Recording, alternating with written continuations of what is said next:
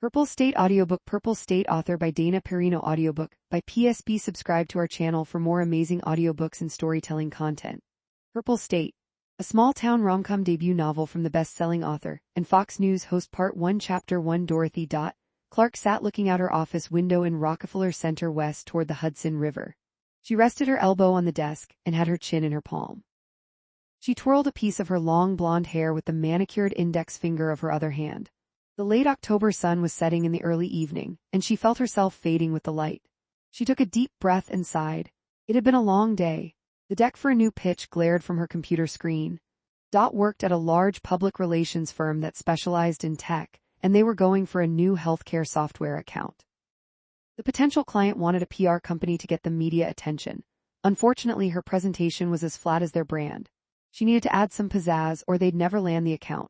Dot's eyes drifted to the arrangement of sunflowers and coral roses sent that morning by her boyfriend Ryan Montgomery. Just because, the card read. It was signed Ryan and had Zoxo right below his name. She wondered if that was his doing or the florist thinking his message was a bit basic. The entry-level staffers in their cubicles swooned as she carried them from the reception area back to her small office. She'd been given that coveted private space, a room with a door, when she'd been the first to raise her hand to work in the office 5 days a week. She blushed as she carried the flowers and playfully rolled her eyes at them. They had no idea that her relationship with Ryan was on the rocks. Then again, neither did he. She'd met Ryan 6 months before on a respectable dating app. He was half a foot taller than Dot at 6 feet even and considered a very good-looking guy, the kind you take home to mom for dinner and show off to friends on Instagram. She was toned from running and Pilates. They made a good-looking couple. He resembled a young, more put-together Harry Styles. His brown hair had that tousled look she'd liked since her preteen years. His eyes were as deep a brown as hers were a light blue, and his chin was strong and smooth. He said he couldn't grow a beard if he tried, which suited her. Facial hair on a guy, hard pass. If a guy's profile pic included a mustache, she'd swipe left in a second. Ryan was athletic, though on the thin side of fit, and had broad shoulders and a flat stomach. He played lacrosse at his high school on Long Island, and his team made it to the National Prep Championship. They'd come in second.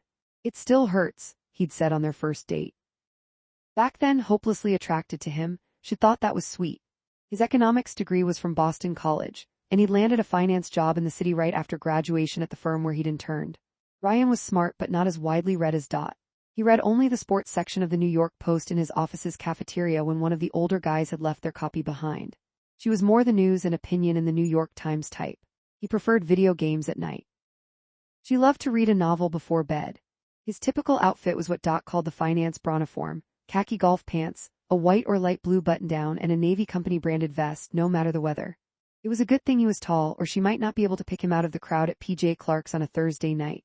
They'd matched because she said she was looking for someone who loved New York, liked travel and good conversation, and wanted a long-term relationship. She tried to tone down the specifics of her life plan: married by 32, 2 kids by 36, and a second home for weekends away from the city, because she was afraid the details were scaring off potential matches. To seem more carefree, she'd added photos of herself skiing in Colorado and having drinks with friends at the Frying Pan on the Hudson River. Immediately after, she matched with Ryan.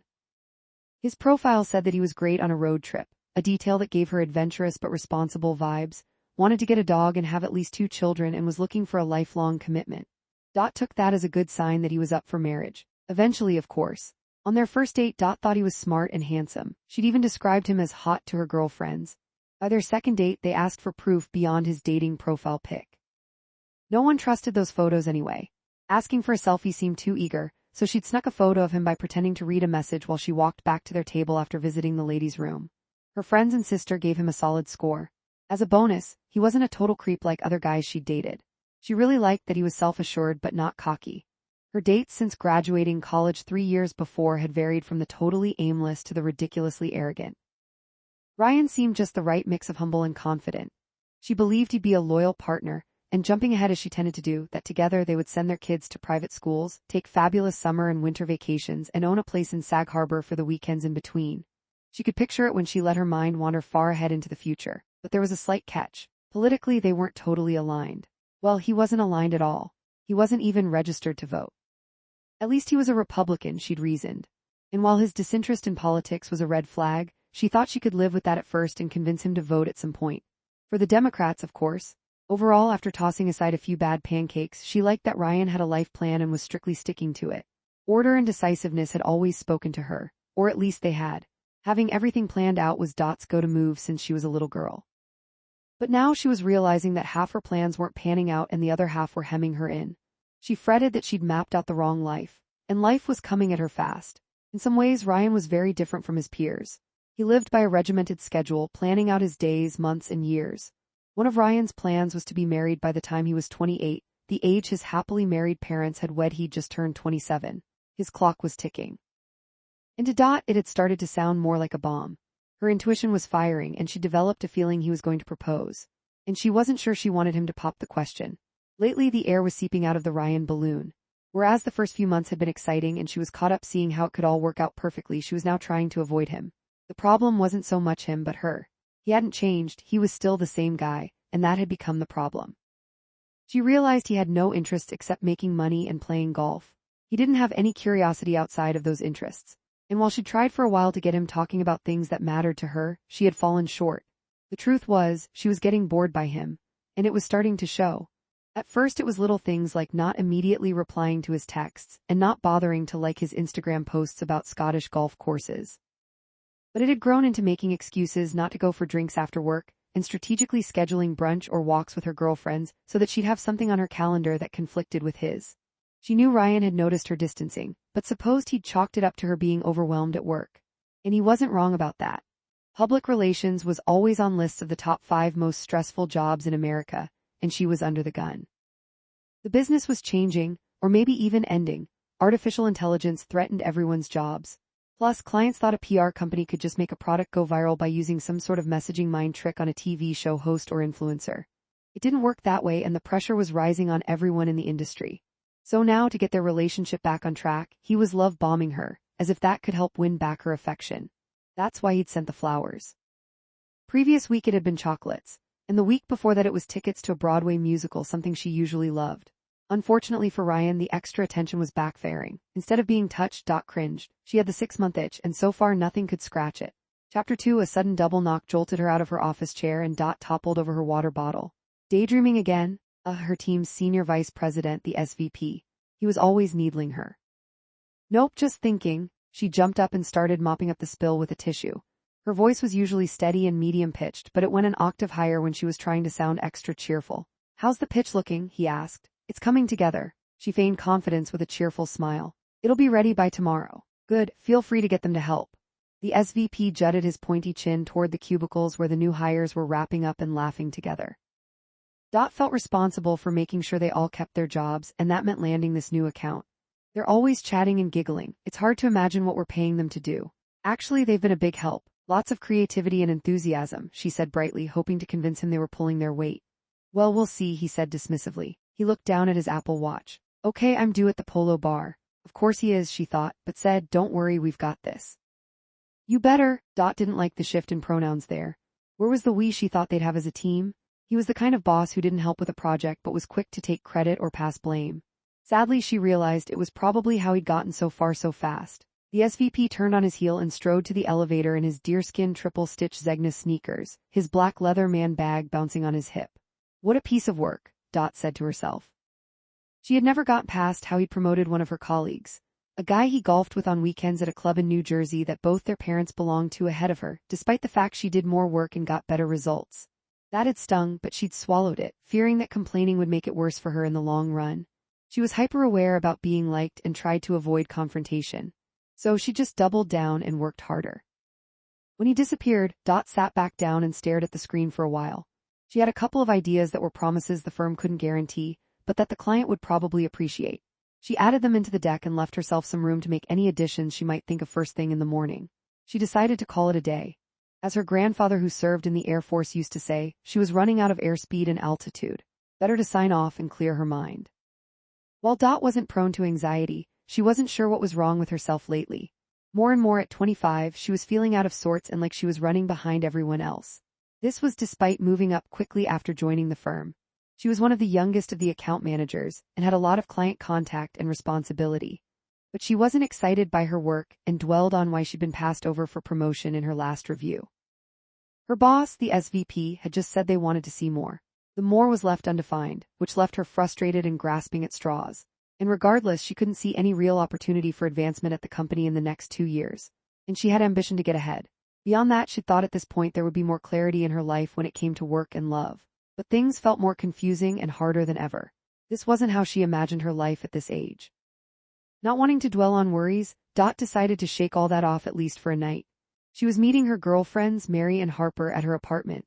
They'd been invited to a big conference call about next year's presidential election and possible volunteer opportunities. And George Clooney was the guest speaker to kick things off, so she had to say yes. Dot had signed them all up and offered to host at her apartment. She didn't know what the call would be like, but it was a good excuse to get together. Dot, Mary, and Harper had met their freshman year at NYU in English Lit 101. They were fast friends and had grown close over the years. The name for their years-long text thread was given to them one late night after an off-campus party by one of the workers at Joe's Pizza. "Check it out, guys, here comes the crew." The nickname stuck and became the title of their group chat. She needed to get moving to beat them to her house, but before she left the office, Dot had to go through her routine. It was borderline OCD, she realized, but she had her personal clean desk policy to keep organized. First, she got her email inbox down to under 20 unread messages. Then she collected her colored pens and highlighters and put them back in her Waverly Diner coffee mug. She gathered the loose papers on her desk and kept only what she really needed. Finally, she separated the trash and recycling, wrote out a fresh to-do list, and reviewed her schedule for the next day. Satisfied that everything was in order, Dot slipped off her black high heels and put them under her desk next to the nude pair she kept at the office. This saved her closet space at home, and from schlepping them back and forth to work. She put on her sneakers and a traditional tan trench coat, belted in front. She pulled a printed silk scarf from her coat pocket and tied it around her neck, Audrey H. style, to ward off the chilly draft whipping through all the Midtown towers. Before she left, Dot glanced at Ryan's flowers. She didn't want to carry them home. She thought about posting a pic on her Instagram story to show everyone what a great boyfriend she had. But in the end, she did neither. Instead, she turned out the light and headed for the elevator. Chapter 3. Dot walked out of her office building onto Avenue of the Americas. She took a right toward Central Park and merged with the mob of commuters and tourists heading to workouts, dinners, first dates, or the theater. While she waited at a light with several others, she fumbled in her backpack for her AirPods so she could listen to one of her favorite podcasts on her walk home. Next to her, a young woman was loudly making plans on her phone. "I'll meet you at Quality B on 54th. 55th, Dot said at the same time as the man just in front of her. The young woman looked at them. "Wait, these two people just said it's on 55th and they don't look like tourists." Dot smiled at her and winked at the guy when he looked back and caught her eye. The lights changed and he gestured for her to go in front of him. Who said chivalry was dead? They snaked through the taxis and limos in the crosswalk and went their separate ways. "Have a great night," he said. "You too." She responded, appreciating how she'd probably never see him again, but they'd had a Manhattan connection. It was moments like those that kept her love affair with the city going. As she walked, she found the Left, Right, and Center political podcast and pressed play. Dot grew up in Providence with politically active parents who both worked at Brown. When she and her sister Anne were little, they'd gone with their parents to New Hampshire to door knock for President Obama's re-election, and they'd cried when Hillary Clinton lost in 2016. Politics was next door to PR, and she was really into the upcoming Democratic primaries. It was an election year, and she was following the horse race closely. There were more than 20 candidates planning to run. It was so exciting. On most days she found she was way more interested in politics than her day job. Podcasts kept her informed on the state of play. The lights changed and she crossed into Central Park, kicking some of the early fall leaves on the path she took to get to her small apartment on the Upper West Side. She passed a co-ed softball game and heard the umpire tease the woman catcher who just botched a throw back to the mound. "Next time just roll it," he said, to which she laughed good-naturedly. For the next play, the self-appointed coach screamed at the man on third base to tag and sprint home. She slowed to watch. Close call, but the runner was safe, and Dot heard them cheering as she turned toward Central Park West. Dot exited the park on 67th Street and could see her building, the Buckley, down the block. It was a well-maintained pre-war apartment block with big blonde bricks and dark green trim on the windows. Her modest apartment, inherited from her grandmother, was on the 3rd floor. She knew how fortunate she was to have it. And since her grandparents had paid off the mortgage long ago, she only had to cover the monthly fees, which were still ridiculously expensive, but at least she didn't need a roommate to help pay the bills. Albert Hawkins, her favorite doorman, was outside the entrance, helping an older woman into a taxi. When she was securely in, he shut the car door and rapped twice on the roof, signaling to the driver he was good to go. Dot had known Albert ever since she could remember. As a young girl, she'd visited her grandmother often on weekends and holidays, and he'd always been there. He was a tall, slender black man with bright eyes and a cheerful smile. He kept his graying hair cropped close to his head. He had excellent posture he'd developed in the army as a young man. He wore his uniform every day, black pressed trousers and a matching blazer, white shirt and a burgundy tie. The only cheat he allowed to his usual work attire was modern dress sneakers, since he was on his feet all day. His wife had died 2 years before, and he told Dot he preferred to keep working rather than sit home and mourn, so at 78 he still showed up every day to the Buckley. "Miss Dorothy, welcome home," he said, opening the door with a flourish. He'd always called her by her full given name as her grandmother had. "Will you be going back out tonight? Beautiful evening." Dot reached up to kiss his cheek. "No, not tonight, but Mary and Harper are coming over. We're hopping on a call about the presidential election." "Another election already? Feels like the last one never ended." "I know, and I was just listening to an analyst who said this one's going to be super close and probably the most expensive in history too." They walked into the foyer and Dot stopped to get her mail from the old-fashioned mailbox. "Just a bunch of junk as usual," she said, leafing through it. Albert reached out his hand. "Give that to me, I'll put it in the bin." "Thank you," she said, handing him the small stack and turning to head up the stairs. She stopped at the first one and turned back. "So let me ask, do you think that the Democrats can win this time around?" "Oh, I don't know," he said, leaning an elbow on the banister. "I try not to get too caught up in it. Nothing much changes either way." "I suppose you're right, I'm just trying not to become a complete cynic." She batted her eyelashes a couple of times. "You're hopeful, Dorothy, and that's why everyone loves you. Now get going." Dot turned and took the wide stairs 2 at a time. "Slow down, Dorothy, you're rushing away your youth." "Ha, don't worry about me, Albert." But she knew he had a point. She was in a hurry to get her life going.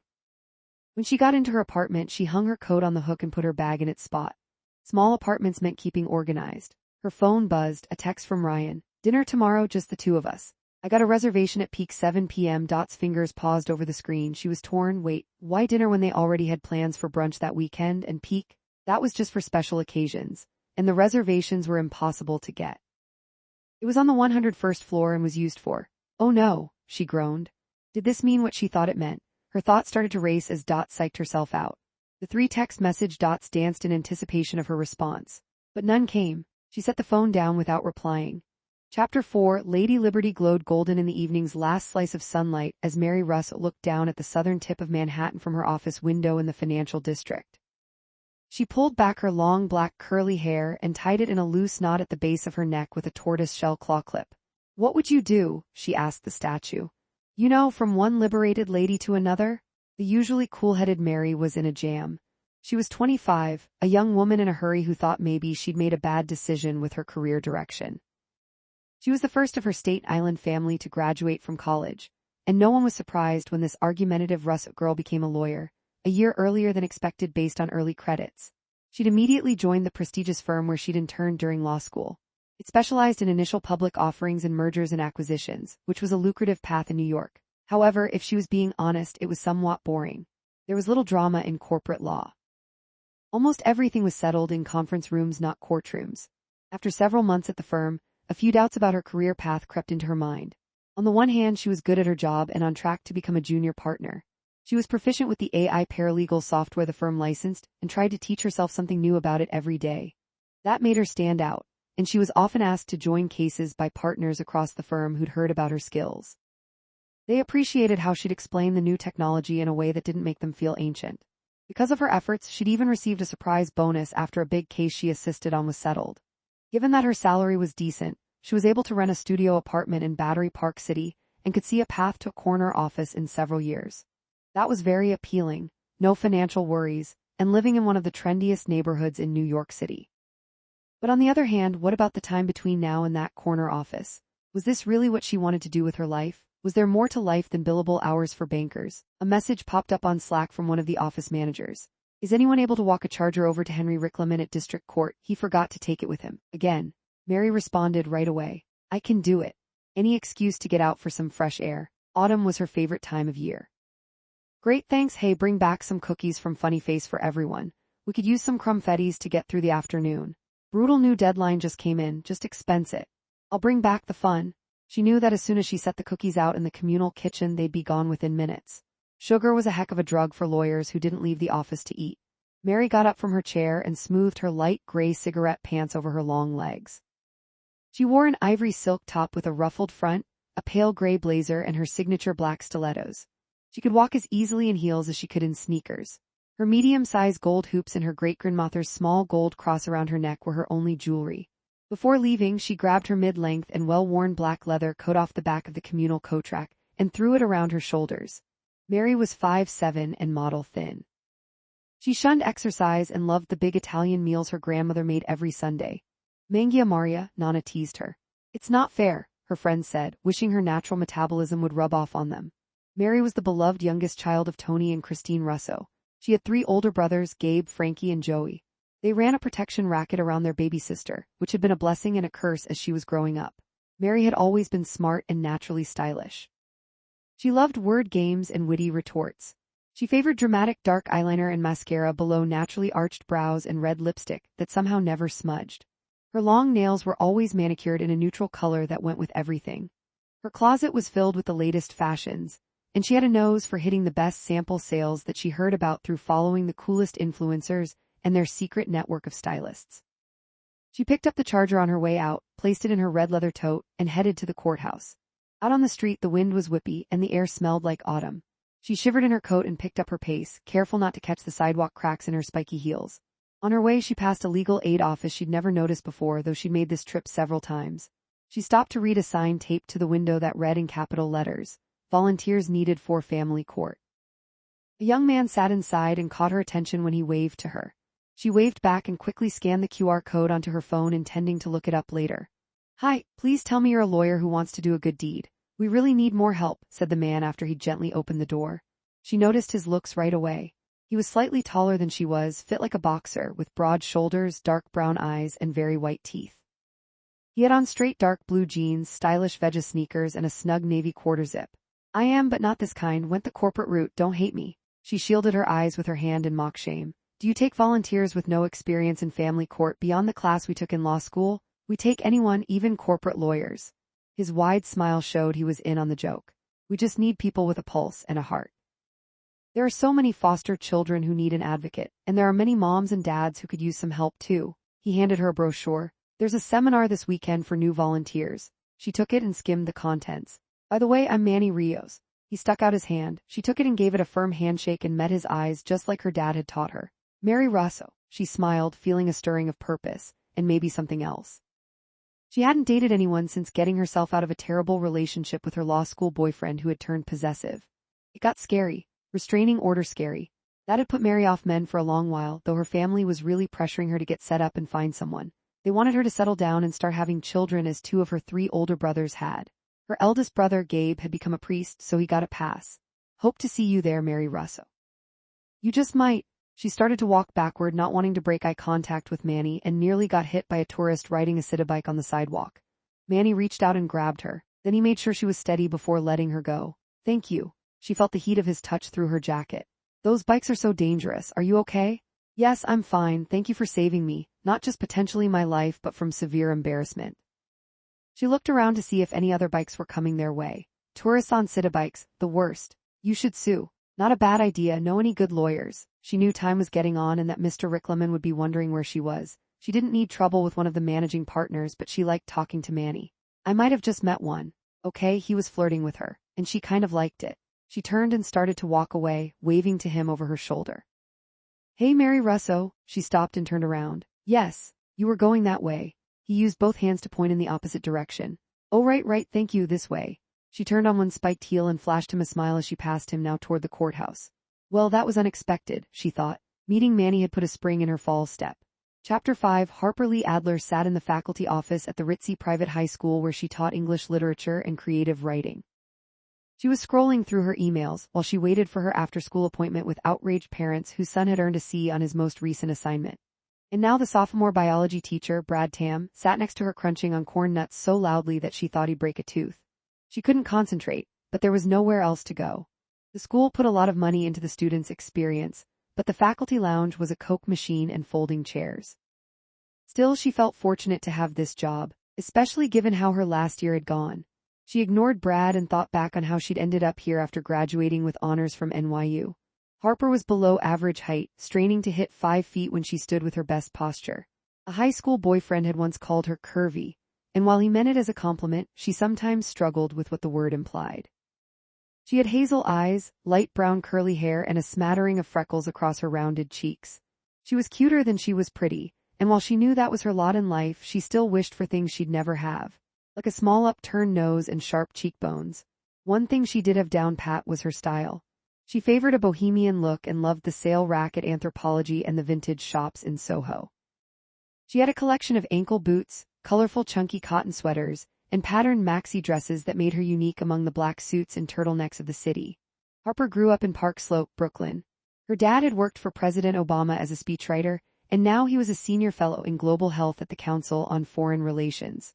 Her mom was a social worker and was serving another term on the board at the food co-op. Harper had the classic brownstone upbringing, made good grades at Berkeley Carroll, and got into the creative writing program at NYU. She had dreams of becoming a novelist, but her dreams were interrupted by Charles Kai Calhoun, a gorgeous surfer from California who came to NYU to study film. He wanted to make documentaries showing volunteer work in poor countries that also happened to be great locations for surfing. He invited her to tag along.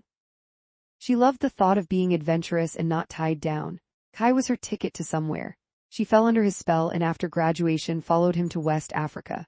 Her parents were more than skeptical. While they cautioned her against the move, they didn't forbid her to go. "If anything happens, you can always come home," her mom had said. "Nothing will happen," Harper assured them, believing it was true. She was wrong. On their so-called mission trip to Senegal, they were meant to help locals build shelters and wells, and she was going to teach English too. Kai planned to document the entire thing on his iPhone and then he'd edit it into a YouTube channel and have 1 million followers. After their first week there, Kai carved K and H and a heart in the trunk of an old tree outside their shack, and Harper was fully in love. Unfortunately, that was about the extent of their romance in Africa. Immediately, Harper suffered from bug bites in the heat. Her curls frizzed out in the humid climate. The food didn't agree with her and she fell embarrassingly ill often. A friend of hers from the NYU School of Public Health sent her a DM on Instagram that said, "You can always eat the fries." And so she did, ignoring the voice in her head that nagged her about the seed oils in which the locals cooked them. Before their adventure, she'd imagined spending full days with Kai. But once they got to Senegal, it wasn't easy to get his attention. He was often with other surfers, checking out sets and breaks instead of pounding nails into new house frames. After a few months, the entire undertaking had gone sideways. Harper knew she'd made a mistake, as had been hooking up with Kai in the first place. Harper had been so blinded by her attraction to this gorgeous surfer boy that she really didn't know much about his background from his California days. She had no idea he'd left a bunch of girls broken-hearted on various beaches. They'd all learned the hard way that commitment, loyalty, and faithfulness weren't high on his value chain. He saved his devotion for the waves that called his name at mid-tide every day. One day, after 3 months of wondering how much longer she could take it, a local woman named Faye, she was teaching English, to stop the lesson and looked at Harper like she wanted to tell her something. "What?" she asked. "What is it? Tell me." The woman's English was not very good yet, but she didn't need to speak. She raised her eyebrows and pointed to a photograph of Kai that was hanging on the wall of the makeshift community center. "Bad." She shook her head. "Bad? No, Kai is good," Harper corrected her. Faye disagreed. She pointed to Harper's heart. "He's not good, not for you." No, he's a good guy." Faye shook her head and said, "Come." She got up and gestured for Harper to follow. They walked down to the beach where Faye's sister ran a little restaurant called Solly Bar. Faye peered through a side window and then grabbed Harper's hand and said, "Look." And there was Kai, Gazelle beer bottles piled around him, and a beautiful Portuguese woman Harper knew from another aid group on his lap. They were kissing in a way that made it clear they'd forgotten they were in public. Harper's heart imploded. She knew that Faye was right to protect her from a cheating boyfriend, but in some ways Harper wished she'd never seen it. And though she wanted to run away, in that instant she decided to put her big girl pants on and confront him in front of everyone. Harper marched up behind him and poked him hard in the shoulder. "Hey," she shouted. "What the hell?" He pulled away from the other young woman and turned to see who just interrupted his good time. "Harper, I thought you were teaching today. And I thought you were here to do good, not to do." To do her, she didn't have a plan and it showed. "Look, Harp, chill." As Kai said this, he gently nudged his other girlfriend off his lap and she backed off a few paces, watching the scene unfold. "I'm not going to chill, I'm going to leave." And in that moment she decided it was high time to get back to America and restart her life. Turning to the other woman, she said in perfect Portuguese, "Boa sorte."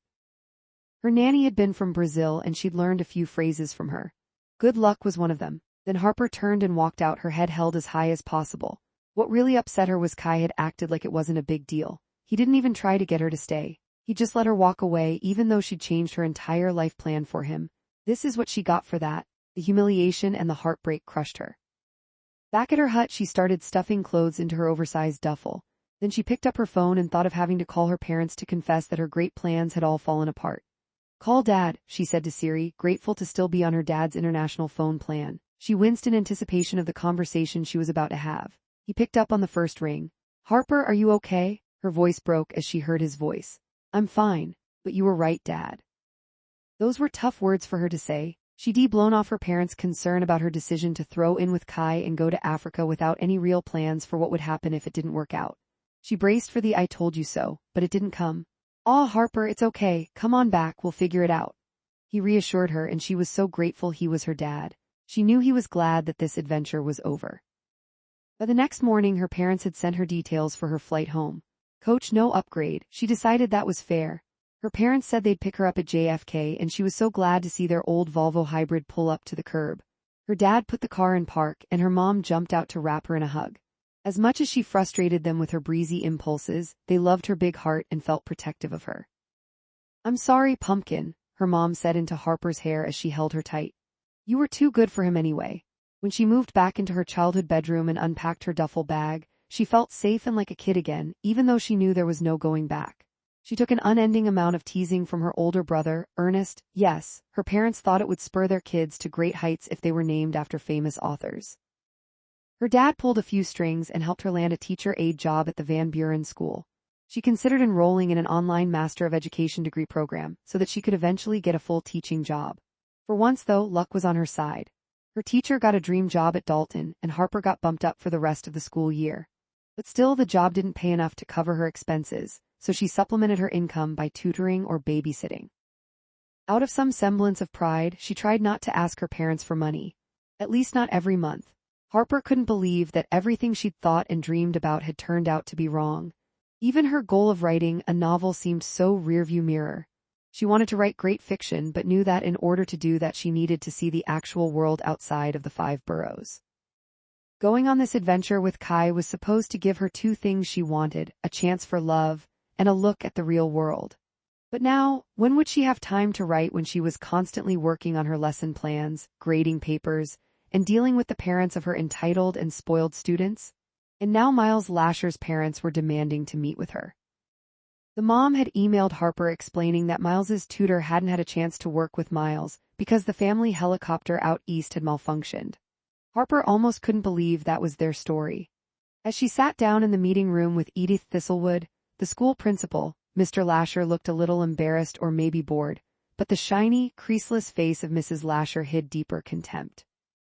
Harper explained why the paper didn't merit an A. The mother went through her litany of complaints and excuses. She had even tried to book the tutor a private helicopter service to get him out to the South Shore, and everyone turned to the principal, who didn't back Harper up. "Can we find a way for Miles to redo this assignment, Harper?" Miss Thistlewood asked, signaling what Harper needed to do. "I'd love to be able to tell the headmaster that this small matter has been settled." Harper felt trapped. She didn't think it was right to change the grade because they gave money and had the privilege to complain. But she needed the job. She looked down and agreed that Miles should have another chance to rewrite. And she knew that that paper would get an A. "That's great to hear." Mrs. Lasher nodded. All her jewelry shook with her. Harper stood as tall as she could and squared her shoulders, mustering any dignity she could find. She thanked the Lashers for their time and gave Miss Thistlewood a fake nod of gratitude. Her poker face lasted until she got to the faculty lounge, where there was no sign of Brad Tam. There, when she was finally alone, she let a couple of tears fall. Then she blew her nose, grabbed her jacket, and walked out of the school. It was just over 2 miles cross down to Dot's place, and Harper had plenty she needed to walk off. Right at 7 p.m., Mary and Harper met at the entrance of the Buckley. They hugged each other and Albert sent them right up. "She's been waiting for you," he said. The 2 of them talked at the same time, and Albert wondered how either of them understood the other. "Oh, to be young again," the doorman said to the empty foyer as he stepped back out into the crisp fall night. Chapter 6. Yelled yay when the doorbell rang and rushed to open the door to her friends. "Welcome," she said, arms wide. "Sorry we came empty-handed," Harper said. "I'll make it up to you when it's safe to have people over to my apartment. My roommates are so messy." "Nonsense. We're past all that. Come in, come in." She took their coats and hung them on the coat tree. Harper and Mary set their bags down on the bench in the foyer. They traded hugs and air kisses all while coming out of the hall and into the living room. Dot had lit 2 candles on the mantel and turned the gas fireplace on low. She loved her tidy bright living room and the quirky kitchen with the tiny stove. She depainted the walls in a creamy ivory and the moldings in a rich camel color. Her grandmother's paintings decorated the place, including a commissioned portrait of Dot and her younger sister, Anne, set at the Bethesda fountain in Central Park. In Dot's mind, it was the perfect place to live, and she had no intention of ever moving. She loved the city and didn't want to live anywhere else. Sit, Dot said, gesturing to the small sofa. Tell me everything. You first, Mary said. How's Ryan? Dot blinked at her. He's fine. Fine, yep, I mean more than fine, Dot couldn't find the words. Just what? Mary had great relationship problem radar. She searched Dot's face. Nothing, he's great. Oh, now he's great, not fine, Harper chimed in. What's wrong? Look, I know everyone says this, but it's not him. It's me. It's really just me. So it's definitely him. Harper tucked stray strands of curly hair behind her ears. Wait, are you going to break up with him? Mary continued the interrogation. Oh gosh, I don't know. No, I mean, I don't know. Dot wasn't ready to say those words. She pleaded, could we talk about this later? You're killing me, but in your words, fine, Mary said. Great, Dot said, relieved. Let's change the subject. Harper, how's teaching? Dot knew it had been a rough transition since her return from Senegal. Oh, you know, same old story. You wouldn't believe how much rich families get away with. Today it was the Lashers. I gave their kid a C- on an essay which he should have flunked, but I was being kind. Then the parents came in to complain. She switched to imitating Mrs. Lasher's posh accent. Oh, Harper, be reasonable. Our helicopter broke down, so Miles couldn't possibly have had time to do his homework. Wow. My parents would have killed me, Mary said. They were old school, the teacher was always right. Same, Harper said. Don't worry, Harp, what goes around comes around, Dot said. They'll be stuck paying his bills for forever, then they'll probably divorce and blame one another for failing at parenthood. Well, I'm not looking forward to the rest of the semester. Miss Thistlewood will be watching me with her big owl eyes. But also, have you seen this? She held up her phone. Ty and his Portuguese girlfriend were hawking some new energy drink. They were trying to be influencers. Unfollow him, Harper. Here, give me your phone. Mary tried to wrestle it from her, but she hid it in the cushions. I will tonight or tomorrow. Dot and Mary made eye contact. Harper was still mad about Kai. Suit yourself, but one day you'll tell me I was right. Mary raised an eyebrow at Harper. You always are, Harper snapped back. Girls, let's have a drink. Dot poured the wine. Her sushi order from Sugarfish was on its way. Mary had offered to treat after her dad had put an extra $150 in her Venmo account when she told him about her evening plans. He texted, tell the girls I said to come see us one Sunday for a real meal. Sushi is for the birds, literally. So what's this all about tonight, Dot? Mary took the bottle from Dot and poured a big glass. She reached over and squeezed Harper's hand. All was forgiven. Some political thing. Yep, remember Kitty Bell from college? Oh yeah, the redhead every guy was crazy about, Harper said. Wasn't she president of the college Dems? Exactly, she was the one who graduated early and made a big show of her move to Washington. Mary remembered liking her. I guess she was cool, not necessarily a girl's girl though. I always got the feeling she thought she was better than the rest of us, Harper said. I sort of remember her that way too. But I have to say, she's really landed on her feet, Dot said. She has this amazing job where she has control of a bunch of money to help Democrats win races across the country. She's kicking off the campaign season with this huge conference call so that she can get people interested and recruit volunteers. And tonight, as I mentioned, she invited George and Amal Clooney as the draw. She's not looking for money, right? Because I'm maxed out for this cycle, Harper joked. Maybe the Lashers can donate, Mary deadpanned. Ha, I can loop them in, that'll be my contribution. They probably vote Republican though, don't you think, Upper East Siders? Dot asked. Good point, that fits, Harper said. Anyway, Dot continued explaining what she knew. I don't think Kitty's group is asking for money from people like us. I get the sense that big-time donors give her huge amounts of money and tell her to spend it as she sees fit. And because it's a super PAC, the original check writers can remain anonymous. My dad was telling me it used to be just the GOP that used dark money to win races, but the Democrats have caught up. In fact, one of our tech clients just started a PAC to help elect candidates who want to build a compound on Mars. They give to both parties because they have more money than they know what to do with. How about helping people get health insurance first? Mary asked. That might come up tonight. Health insurance, housing costs, climate change, abortion rights, maybe other things. Kitty reached out on Instagram to invite me. I think she needs to show a high number on the Zoom count tonight to help justify her job. The doorbell rang. Mary jumped up. I'll get it. Her stomach was rumbling. While Harper and Mary unboxed the shrimp shumai and spicy tuna rolls, Dot positioned the computer in a way that all three of them could see and logged onto the call. Whoa. Over 5,000 people had already joined. Good turnout, Dot said, making sure her microphone was muted. Mary and Harper set the rest of the sushi out on the coffee table and Dot got each of them a small tray to hold on their laps. The buffet was open and the call was about to get going.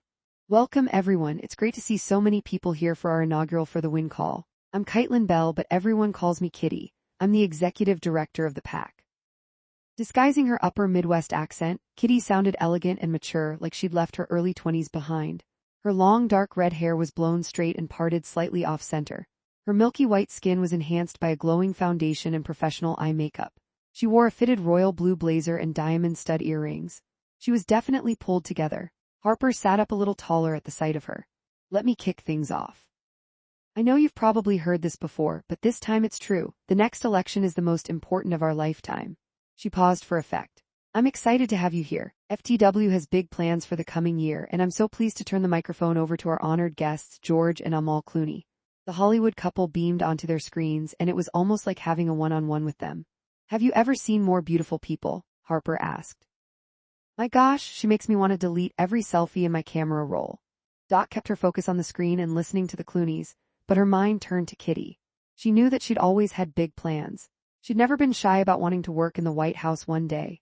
She even used a photo of herself as a child during the Obama administration standing on a stool behind the press secretary's briefing podium as her profile picture on social media. So she'd been building on this dream for nearly 2 decades as Dot was still trying to figure out her next move. While Dot lost focus for a couple of minutes, the Clooneys wrapped up their introduction and turned it back over to Kitty. Their work was done. I wonder how much Kitty had to pay for their appearance, Mary asked. You don't think they did that for free? Harper asked. Nothing in politics is free, Harp. Kitty took back over, gushed about the Clooneys' dedication to the party, and gave an overview of the political landscape. She shared maps that showed the heartbreaking loss Democrats suffered in 2024, and then another with For the Win's projections of how Democrats could capture enough states to take back the White House in the next election. It's pretty amazing that Kitty got through all that scandal in her congressional office when she first got to Washington, Dot said. What scandal? Harper didn't stay up to speed on Washington politics. Oh, you never heard about that. When she left NYU, she got a job working for her home state senator from Minnesota. And not long after she moved to D.C. to take the job, he had to resign after an influencer posted that he was having an affair with a lobbyist. Dot tried to make a long story short. It was a mess. Kitty had to scramble to get a new job, and from what I know, she almost gave up on politics altogether. What happened? Mary asked, intrigued. Well, as I understand it, that's around when she met her fiancé, Casey Morgan. He's a big shot lobbyist. I looked him up today. His firm represents everything from big oil to vaping, the new tobacco companies. He makes a ton of money and gives a lot of it to politicians on both sides of the aisle. And he connected her to these Democratic donors who created For the Win. And so, his name helps her get her foot in the door all around D.C.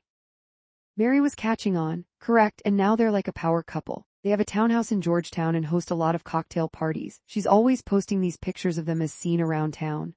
Oh, that sounds awful, Harper said. She wasn't the type that wanted to rub elbows. But Kitty loves it, and she appears to be living her best life, Dot said with a twinge of envy. They turned their attention back to the call. Let me show you what we're up against. Kitty pulled up a county-by-county map of the U.S. The red states for Republican, the blue Democrat. And the purple states switch back and forth between the two. These are your battlegrounds: Arizona, Nevada, Georgia, North Carolina, Pennsylvania, Michigan, and Wisconsin. Of all these, we believe Wisconsin is our best bet for a flip from red back to blue this cycle. Kitty continued her presentation, giving some statistics on the slim margins of the last election. You might be wondering what you can do to help, she said. Then she smiled, signaling she was about to make her pitch. I thought you'd never ask. The Zoom counter was now over 7,500. There are several ways to volunteer. Of course, For the Win will support traditional phone banks plus door knockers and convention helpers. Harper's eyes watered after she accidentally consumed too much wasabi, and she flapped her hand in front of her mouth to try to cool it down. I bet this is where they ask us for money, she said through the pain, but that's not what Kitty needed. She needed something more valuable and complex than donations. So this is the new idea I'm proud to announce. I'm looking for a few good people to move to a purple state for the year, well, 10.5 months starting in January this year. Why? Because I don't believe we have enough real-time information about what's going on in those states, and that's why we lost some very close races, including the White House, the last time around. We need more eyes and ears on the ground sending back observations and intelligence to For the Win, or as we like to call it, FTW. Mary gently rolled her eyes. Doesn't she realize that FTW takes longer to say than For the Win? Abbreviations are supposed to make things shorter. Dot giggled and then double-checked they were on mute. She didn't want to offend Kitty. And For the Win, thanks to our generous donors, will pay for everything: housing, transportation, and living costs. This effort could make all the difference. And as I mentioned, our top target is Wisconsin. It's essential to victory. Without those 10 electoral votes, we'll lose again. Dot imagined that Kitty would also benefit if FTW was able to help deliver the White House to the Dems. Was this ploy part of her plan to land a job at 1600 Pennsylvania Avenue? Dot felt another sting of career choice regret watching Kitty make her pitch. Coming out of college, Dot had thought about following her passion, which was politics, but she hadn't wanted to leave the city, and local politics seemed too small for her. Plus, she thought she'd make more money in tech. Not to mention that living in DC sounded dull. But watching Kitty command a conference call with thousands of people, and being able to wield influence through a democratic organization flush with cash made Dot feel like maybe she'd made the wrong decision. Kitty had put herself on the fast track and had a glamorous, meaningful job. It was everything high-tech PR was not. An impulse came over Dot, and she pushed the raise hand button. Kitty immediately called on her. Dot Clark, my longtime friend from NYU, thank you so much for being on the call. Everyone, Dot's the best, go ahead. Kitty was laying it on a bit thick. Dot started to speak. Dot, you're on mute, Kitty said with mild annoyance. Oh, sorry, hi Kitty, you remember my friends Mary and Harper, they're here too. Kitty waved to them. Of course, Mary, Harper, you look gorgeous. Send me some of your secrets. Mary waved, then collected the lap trays they'd used for dinner to put them away. Dot continued, hi everyone. She wiped her palms on her pants. So, where in Wisconsin would you want people to live for a year? There was a clatter in the kitchen as Mary dropped the trays onto the counter. Dot, are you serious? She yelled from the other room. Kitty smiled like she had a live one on the line. Good question, we've mapped it all out to the county level. The most important place for us is in a suburb of Milwaukee called Cedar Falls. That's a town in the swingiest county in Wisconsin. It's flipped back and forth from red to blue every election since Bush-Gore. And while in the last cycle they went a little to the left, the rest of the state went to the right. But it's a growing county, and with just a few more votes for Democrats in that area, we could have won it. And so, in theory, someone volunteers to move there and sends back information and works on the campaign? Dot asked. Precisely. I truly believe a lack of on-the-ground intelligence held us back. The campaign last cycle relied way too much on algorithms. We lost track of what people actually think. There was silence for a moment and Dot stared into the distance as if she could see Wisconsin from her apartment. Was she nuts to think this would be amazing and maybe just the shake-up she needed in her life? Kitty jumped back in. And to repeat, FTW would cover all expenses. Housing, transportation, and a generous living allowance. We have the funds to do it. Trying to close the sale, she asked Dot, are you interested? Wisconsin is lovely in January, she joked. But you'd be in the heart of the country and the ultimate battleground in the election. Dot quickly shook her head no. Oh, I was just curious. It's a good idea, but obviously not for me. I mean, I'm a New Yorker through and through. Her voice hit a higher octave. She didn't want to be rude, but who would leave the city to move? Anywhere. Well, let me know if you change your mind. It's for less than a year and I think you'd find it much more rewarding than. Kitty's voice trailed off. Ouch, Dot thought, but she's not wrong. Kitty kept the call going. Now let's go to Skylar in Arizona. Hi, Skylar. Dot put the computer back on mute. Is it that bad with Ryan that you're thinking of running off to political summer camp in Oshkosh? You know you can't leave the city? Mary looked shocked. Yeah, you can't leave me here with all these New Yorkers. Harper looked at Dot, trying to read how serious she was. Harper, you're from Brooklyn, Mary said. Exactly, and look where it's got me. I'm not moving to Wisconsin, but I feel like I need to do something. Dot was restless. Then let's go out next weekend. We're in a rut and we need to move with a purpose. Mary liked to organize nights out and she liked the little dig at Kitty. Let's go to the Spaniard Saturday night. I'll text Jimmy for a res. Jimmy was the super hot bartender that Mary flirted with every time they were in there. I'm afraid I'll only be able to drink water. I can't afford to go out. Harper knew that cocktails were about $20 a pop. I've got you, Mary said. Besides, Jimmy will get us the first round. You can't keep covering me. It's not for forever. Just shut up and say yes. Okay, yes. Dot glanced back at the Zoom. Kitty was Polly Girl explaining some more charts. After Harper and Mary left her apartment, Dot dried and put away the plates Mary had washed in the sink. It occurred to her that she still hadn't responded to Ryan's text asking her to dinner. She gathered the trash and took the bag to the chute. She listened for it to hit the bottom and then went back to her apartment, secured the lock, and decided to call it a night. Her last thought before falling asleep wasn't of Ryan. It was of Wisconsin. Chapter 7. The next morning, Dot beat her alarm and woke a few minutes before 6. She brushed her teeth, put on running clothes, and to keep her ears warm, added a hot pink beanie with a hole in the back for her ponytail. 4 times a week she ran 3 miles up and around the Jackie O Reservoir in Central Park. She listened to the Daily. That morning's topic was the upcoming Democratic primary and the steep climb to win the next presidential election. Serendipity, thought. She wasn't the only one thinking about the election all the time. The show's host sounded depressed and she understood how he felt. The struggle was real. Thought of Kitty's election plan to flip some of the purple states. She appreciated the creativity. At least it was a new idea, which is what the party needed. When she got back to the Buckley, she took the stairs to the third floor and made a coffee in her Keurig dupe and added a splash of almond milk. She sipped it while she scrolled through the headlines sent out by the corporate office. Nothing unexpected, thankfully.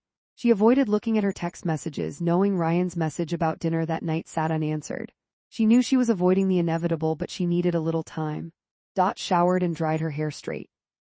She got dressed and by 8:05 a.m. she left her apartment and entered Central Park for the second time that day. This time she walked toward the East River. She enjoyed watching all the dogs run around.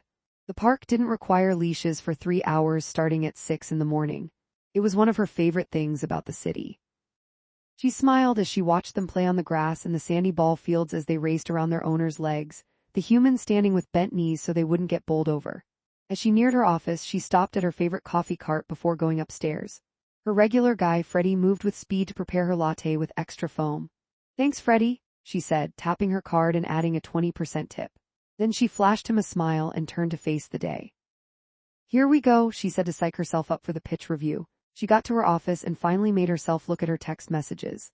"Ryan, call me, are you okay?" she responded in a flush of panic. "Yes, I'm sorry my call went late last night," she texted, convincing herself that wasn't a lie. He answered immediately. "The reservation was hard to get. You can make it, right?" Had a knot of anxiety she couldn't ignore about the location. Peak spelled big time occasion. And while she knew she was probably overthinking things, she asked for a change of venue. "Rough week work stuff, okay to go more casual tonight, save Peak for another time?" His 3 dots came up. He was obviously thinking of a reply. She kind of hoped he'd just say forget the entire thing. But he didn't. "Sure, Joanne, I can meet you there at 7:30. I'll get us a table." She admired his choice. Joanne was on West 68th near the Buckley. Lady Gaga's dad owned the place, and aside from having a great menu with their family's meatballs and arancini, there was always live entertainment that started around 9. Once in a while the famous daughter would drop in for a set. "Sounds great, see you then, maybe we'll see you know who." She didn't use any exclamation points or emojis, which wasn't like her. She was trying to send a low-key message. She knew he'd suspect that something was wrong. But that problem was for later. The new business slide deck was the problem for the morning. She turned on her computer and combed over the presentation one more time. Satisfied that it looked perfect, she sent 3 copies to be printed for the senior partners to review. When she went to the shared office printer to pick up the copies, the printer was jammed. "Typical," she said to herself. She yanked out the crumpled paper, a spreadsheet that seemed unremarkable. But before she threw it away, the heading caught her eye: Talent Review Confidential. It must have been printed accidentally or someone had forgot to pick it up.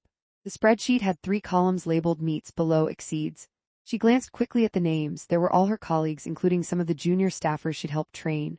Their salaries were noted in another column, and the final column determined their performance. All of them were marked at meets or below. The only ones with exceeds were her and Arturo Rodriguez from accounting. The note at the bottom said, "Reassign client work to." See, her eyes blurred as she stared at the page and realized what was happening.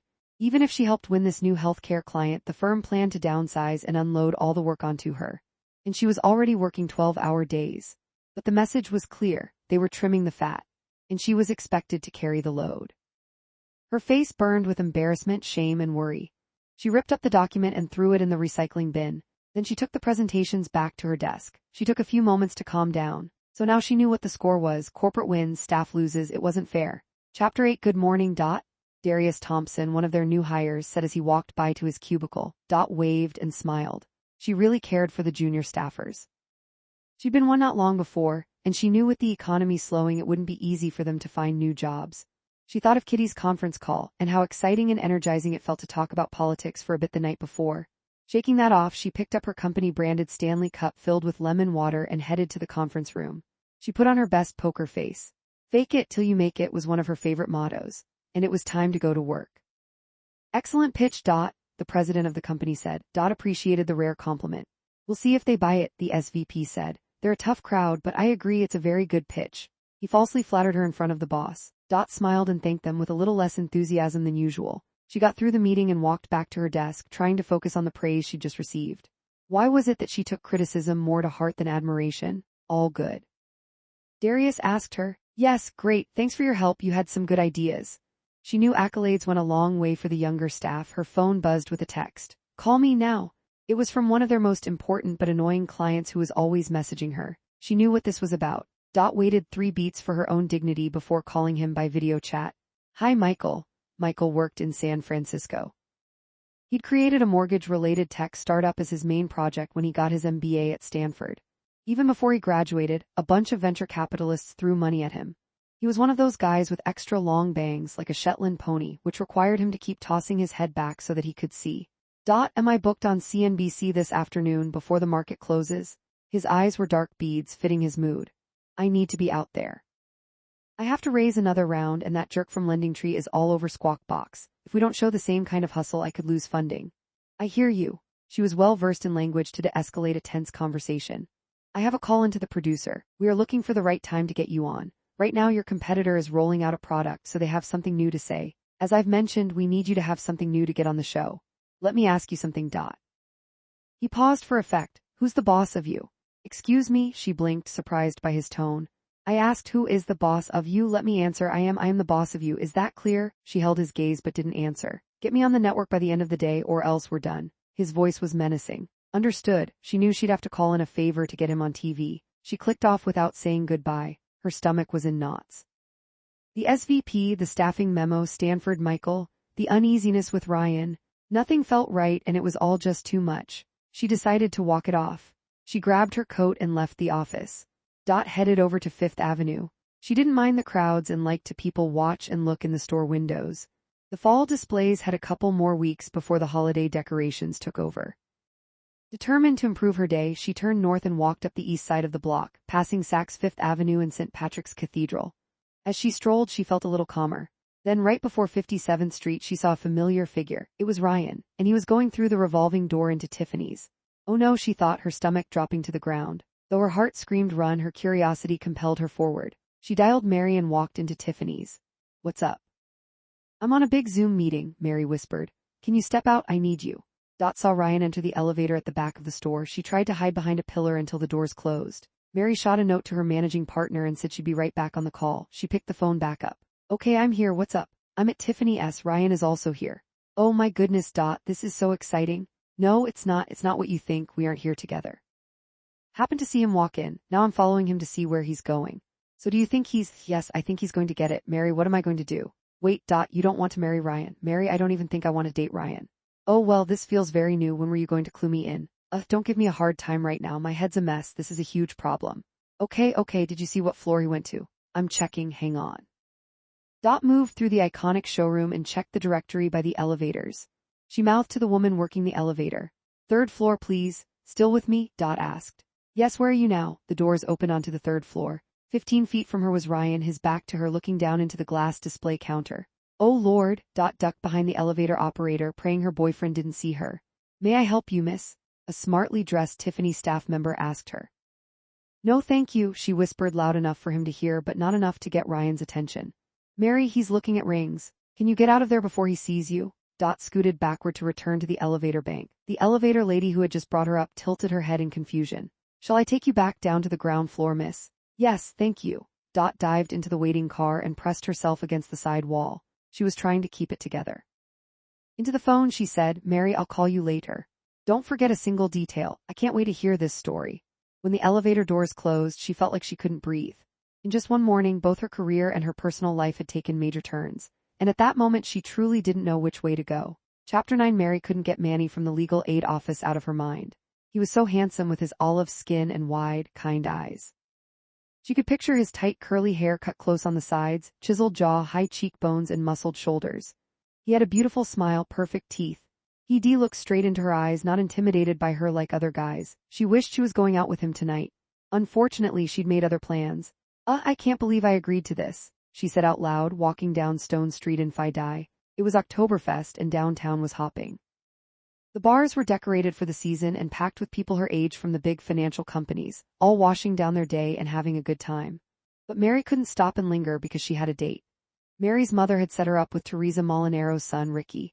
Mary knew Ricky all too well. He'd gone to St. Joe by the Sea with her brother Gabe, the one who'd put his high school exploits behind him and become a priest, forever and ever, amen. Ricky's father owned Paisanos, a huge Italian import business on Staten Island. Ricky was not in charge of that. Instead, his dad had made him manager of his indoor pickleball facility, the Dink Den. "Mary, he's a good boy," her mother had said on the phone.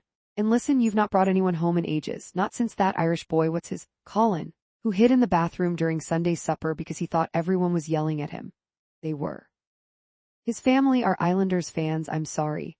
I'm just worried about you. I'm your mother built to worry. I'm afraid you're wasting your youth. Please, Mary, it's just dinner for me." Her mom knew how to press her buttons. Hence a 7:30 p.m. reservation at Adrian's Pizza Bar. She worked at the office until the last possible billable hour before heading over. Her heels clicked on the sidewalk as she turned into the restaurant. Ricky was sitting at the table by the window, wearing a fitted long-sleeved white t-shirt and a black leather jacket. He still had a baby face and was drenched in Drakkar. He was just like every guy Mary grew up with, fun family guys who were not at all her type. They were her people, but they'd never be her boyfriends. Bracing herself, Mary took off her tan leather-belted coat as she walked up to the table. "Ricky, hi, good to see you." She sat and took a sip of ice water, the cold hitting her teeth. "Wow, Mary Russo, you look amazing." He seemed stunned by her. She was in black crepe wide leg pants, a red silk shirt, and silver hoop and charm earrings. "Thanks for coming into the city. I couldn't get away from the office." "No problem, the ferry is still free, baby." He held his hands out wide. "All the best things in life are." She kept her hands in her lap. Mary settled in with a glass of the house Cabernet. "And keep 'em coming," her eyes said to the waitress. Ricky and Mary chatted about the old neighborhood before ordering, but they were interrupted by his gearhead obsession. Every nice car that went by, he had to comment on it. "That's a McLaren, I wonder if it's Aaron Rodgers'." Mary smiled and nodded. "He was the Jets' quarterback for a time." "Oh, I know." Mary barely looked up from the menu, bored by cars and sports. He didn't notice. Finally, they ordered salmon medium rare for Mary, chicken parmesan for Ricky, and a side of spicy broccoli rabe to share. "We could have eaten better at home," Mary teased. At least Ricky laughed at her joke. "There's nothing like our ma's home-cooked meal, but this place is all right." They chatted about their families during the meal. It seemed everyone they knew was getting married and having children except for Gabe and them. About halfway through their entrees, Ricky's phone rang. He looked at it and set it back down. "It's my ma." He rolled his eyes and ignored the call. 2 minutes later it rang again. "Sorry," he said to Mary and picked up his phone. He answered it this time. "I'm at dinner. What? How's it going?" Mary could hear Mrs. Molinaro even though she was not on speaker. She gestured to Ricky that she was going to use the ladies' room. Before going back to the table, she texted the crew, "Please stop me if my mother ever sets me up again. Nice guy, but wow, this is boring." "Let me guess, not your type, doesn't understand you, rarely leaves the island?" Asked. "Exactly, it's almost like my family wants me to date someone exactly like one of my brothers." "Want me to call and pretend to be a work emergency? Some bankers with the SEC at their door," Harper texted back. She loved cooking up an escape route, having needed so many of her own after dates gone wrong. "No thanks, it's almost over, but pray for me." Dot and Harper both liked the message and said they'd catch up with her later. Mary went back to Ricky, who was finally off the phone. "Sorry about that, my ma is a little crazy." "Well, maybe all of them are. Especially the Italian ones," he said. Mary smiled in agreement. "I know the feeling." She got the waitress's attention and ordered a double espresso. "That won't keep you up all night?" he asked. "I always sleep like a baby. I'd be climbing the walls if I had that right now." And Mary imagined him frantic in the night, checking out all the car websites and chugging milk from the carton. Finally, a few beats after dessert, when Ricky told her about what everyone on the St. Joe's baseball team ended up doing in life, Mary thought she could politely excuse herself. "Well, this has been very nice, but I need to get going. I still have some work to do." Mary got up and started to put on her coat. Ricky sat back in his chair and placed his hands on the armrests. "Hey, now if we worked out, you might not have to work at all." He winked at her and gestured widely with both arms. "The Dink Den is packed and I have expansion plans." She tilted her head, raised her eyebrows, and laughed lightly. She leaned over to kiss his cheek. "I'll think about it." She would not think about it. The next day, Mary got assigned a new case. It was tedious work, going line by line through a client's bank records looking for any anomalies that their plaintiffs could use against them. Her firm used AI software for the first look, but it was her job to double-check. Feeling the need for a mental break before she dug into the assignment, she went for a lap. She walked around the 9/11 memorial, which always reminded her to be grateful for what she had. She wasn't born until the year after the attacks, but she grew up learning the stories of so many of her parents' friends who had died that day. Firemen and police officers, secretaries, clerks, people from all walks of life in all parts of Staten Island. The endless waterfall in the footprint of the towers was a perfect tribute to their lives. Someone had placed a red rose over a loved one's name. Mary leaned onto the ledge, said a prayer for the departed, and looked into the water. She thought about what she was doing with her life. She had a good job, but was it going to be meaningful enough, working in corporate law? She started back toward the office but took a detour to walk by the legal aid office where she'd met Manny. She thought she'd stop and flirt while finding out more about volunteering to help foster kids. Two non-exclusive, non-competing positive things. She was wearing a red pantsuit and black patent leather block heels. The day was sunny and warm, so she carried her coat over her arm. Her black hair hung loose down her back, and several appreciative glances came her way. Outside of legal aid, she knocked on the door and gently opened it. A bell rang. There was no one at the front desk and the office was quiet. Hello, she craned her head to see if anyone was around. Be right there. She hoped it was Manny. Mary looked at the bulletin board with notices for children advocates. She'd heard of these volunteer opportunities. It was where you could provide legal aid, helping families know their rights, especially when child services was involved. Starting there could lead to representing parents or children in court as part of her pro bono commitments to the firm. You're back. Manny came into the front office, smiling. It's great to see you again, Mary, right? They shook hands again. She hoped he felt the same spark that she did, the one that had been missing from her date with Ricky. I've been thinking about making my law degree worth something. That's amazing. Let me get Raphael, he organizes all the volunteers. Mary felt her cheeks flush and she did a little turn in her heels. She imagined taking him home for Sunday supper. She was getting ahead of herself, but she had a feeling he'd fit in perfectly. Manny returned a few minutes later with a slim man in a stylish and well-cut navy suit and a white shirt unbuttoned at the collar. Mary, meet our volunteer coordinator and my boyfriend Raphael Hernandez. Hello, Mary, it's nice to meet you. I love your outfit. Raphael shook her hand and gave her suit the once-over.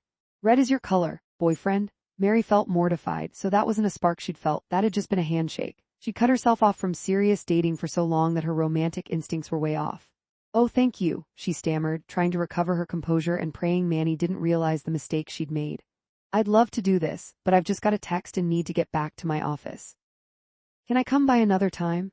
Anytime, you'd be a great addition and we could use you. Great, okay, bye and thanks. She hustled out of the office, face now red with embarrassment. She rushed back to the office, head down, feeling low. Why did she keep stepping on the dating rake and hitting herself in the face? Chapter 10. That same morning in the West Village, Harper was in the bathroom putting on mascara before work when she felt a drop of water on her head. She glanced up and didn't see anything. That was weird. Another drop fell and then another. She stepped to the side and looked up again. Oh no. The drips turned into a steady stream of water as the apartment bathroom above flooded into theirs. Her sleeve got soaked as she tried to rescue her phone before it got deluged. I can't deal with this today, she thought. Help, she called out to her two roommates, praying one of them was home. Libby was a graphic designer into marijuana and her tuxedo cat Elliot, and Megan was a production assistant who worked overnights at CNN. Harper and Libby rarely laid eyes on her. Megan was like a ghost roommate, the best kind. Harper ran to get their one big spaghetti pot to catch the water. I need towels, she shouted. Finally, Libby emerged from her room, taking her AirPods out as she realized what was happening. She scrambled upstairs and banged on the neighbor's door to get them to turn off the water. By the time she got back, Harper had gathered all the spare towels into the bathroom to soak up the mess. Once Harper had mopped the floor, she replaced the pot with the large kitchen garbage pail to give her some time to think through this disaster. How is this my life? She asked herself. She really needed to get it together and move to a decent apartment. Libby looked at her. Laugh or cry? Cry. To Harper, this was no laughing matter. Since Libby worked from home for a composting rights initiative, she agreed to call the super and try to get things sorted out. Harper thanked her, changed into dry clothes, threw her ruined hair into a bun on the top of her head and headed to Van Buren. Her class was reading Great Expectations. How ironic, she thought. Maybe I should write Least Expectations, Life Lessons from a Disappointed Young Woman, she thought. Not a terrible idea. She tapped the idea into her notes app. It had potential. During her lunch hour in the faculty lounge, Harper got a text from Libby. The super said it could be several days before the ceiling was fixed and they were turning off water to the building for a few days. Great, that's just great. She put her head in her hands and imagined how much dry shampoo she'd have to use to get through the week. The biology teacher was gnashing and chomping potato chips like an animal. That sucks. Brad Tam chewed with his mouth open. Harper wondered if that alone would work with the jury as a reasonable defense during her trial for his murder. The school's longtime receptionist poked her head into the room. Harper, the headmaster would like to see you. Uh-oh, Brad Tam spit chip flecks out onto the table. I would say you eat like a pig, but pigs are more polite when they chew. He threw his empty chips bag at her. Lighten up, Miss Adler. She glared at him, pushed away from the table, gathered her things into her cloth tote from the Strand bookstore and headed to her boss's office. The headmaster's door was open and he was staring across double computer screens. The bookshelves included lots of vacation photos with his wife and 3 young children. She knocked gently. "Miss Adler, please sit." Phil Swift was in his 50s, losing his graying hair and going a little soft around the middle. He wore thick-framed, trendy eyeglasses and expensive suits befitting a headmaster. "Please call me Harper." "All right, I will." He folded his hands and rested them on his desk. She put her phone in her bag, crossed her legs under her maxi skirt, and gave him her full attention. "Harper, we have an issue. Anastasia Baldwin's parents called today. They filed an official complaint about you. They say you've been retaliating against their daughter with undeserved bad grades because you're jealous of her." "That's ridiculous." Harper's face burned red. "Why would I be jealous of a girl who cannot even write a complete sentence? I know she can be a difficult student, but the Baldwins, well, I don't need to remind you. Yes, I'm reminded by her every time I try to give constructive feedback. I know her family built this school, but she doesn't even try.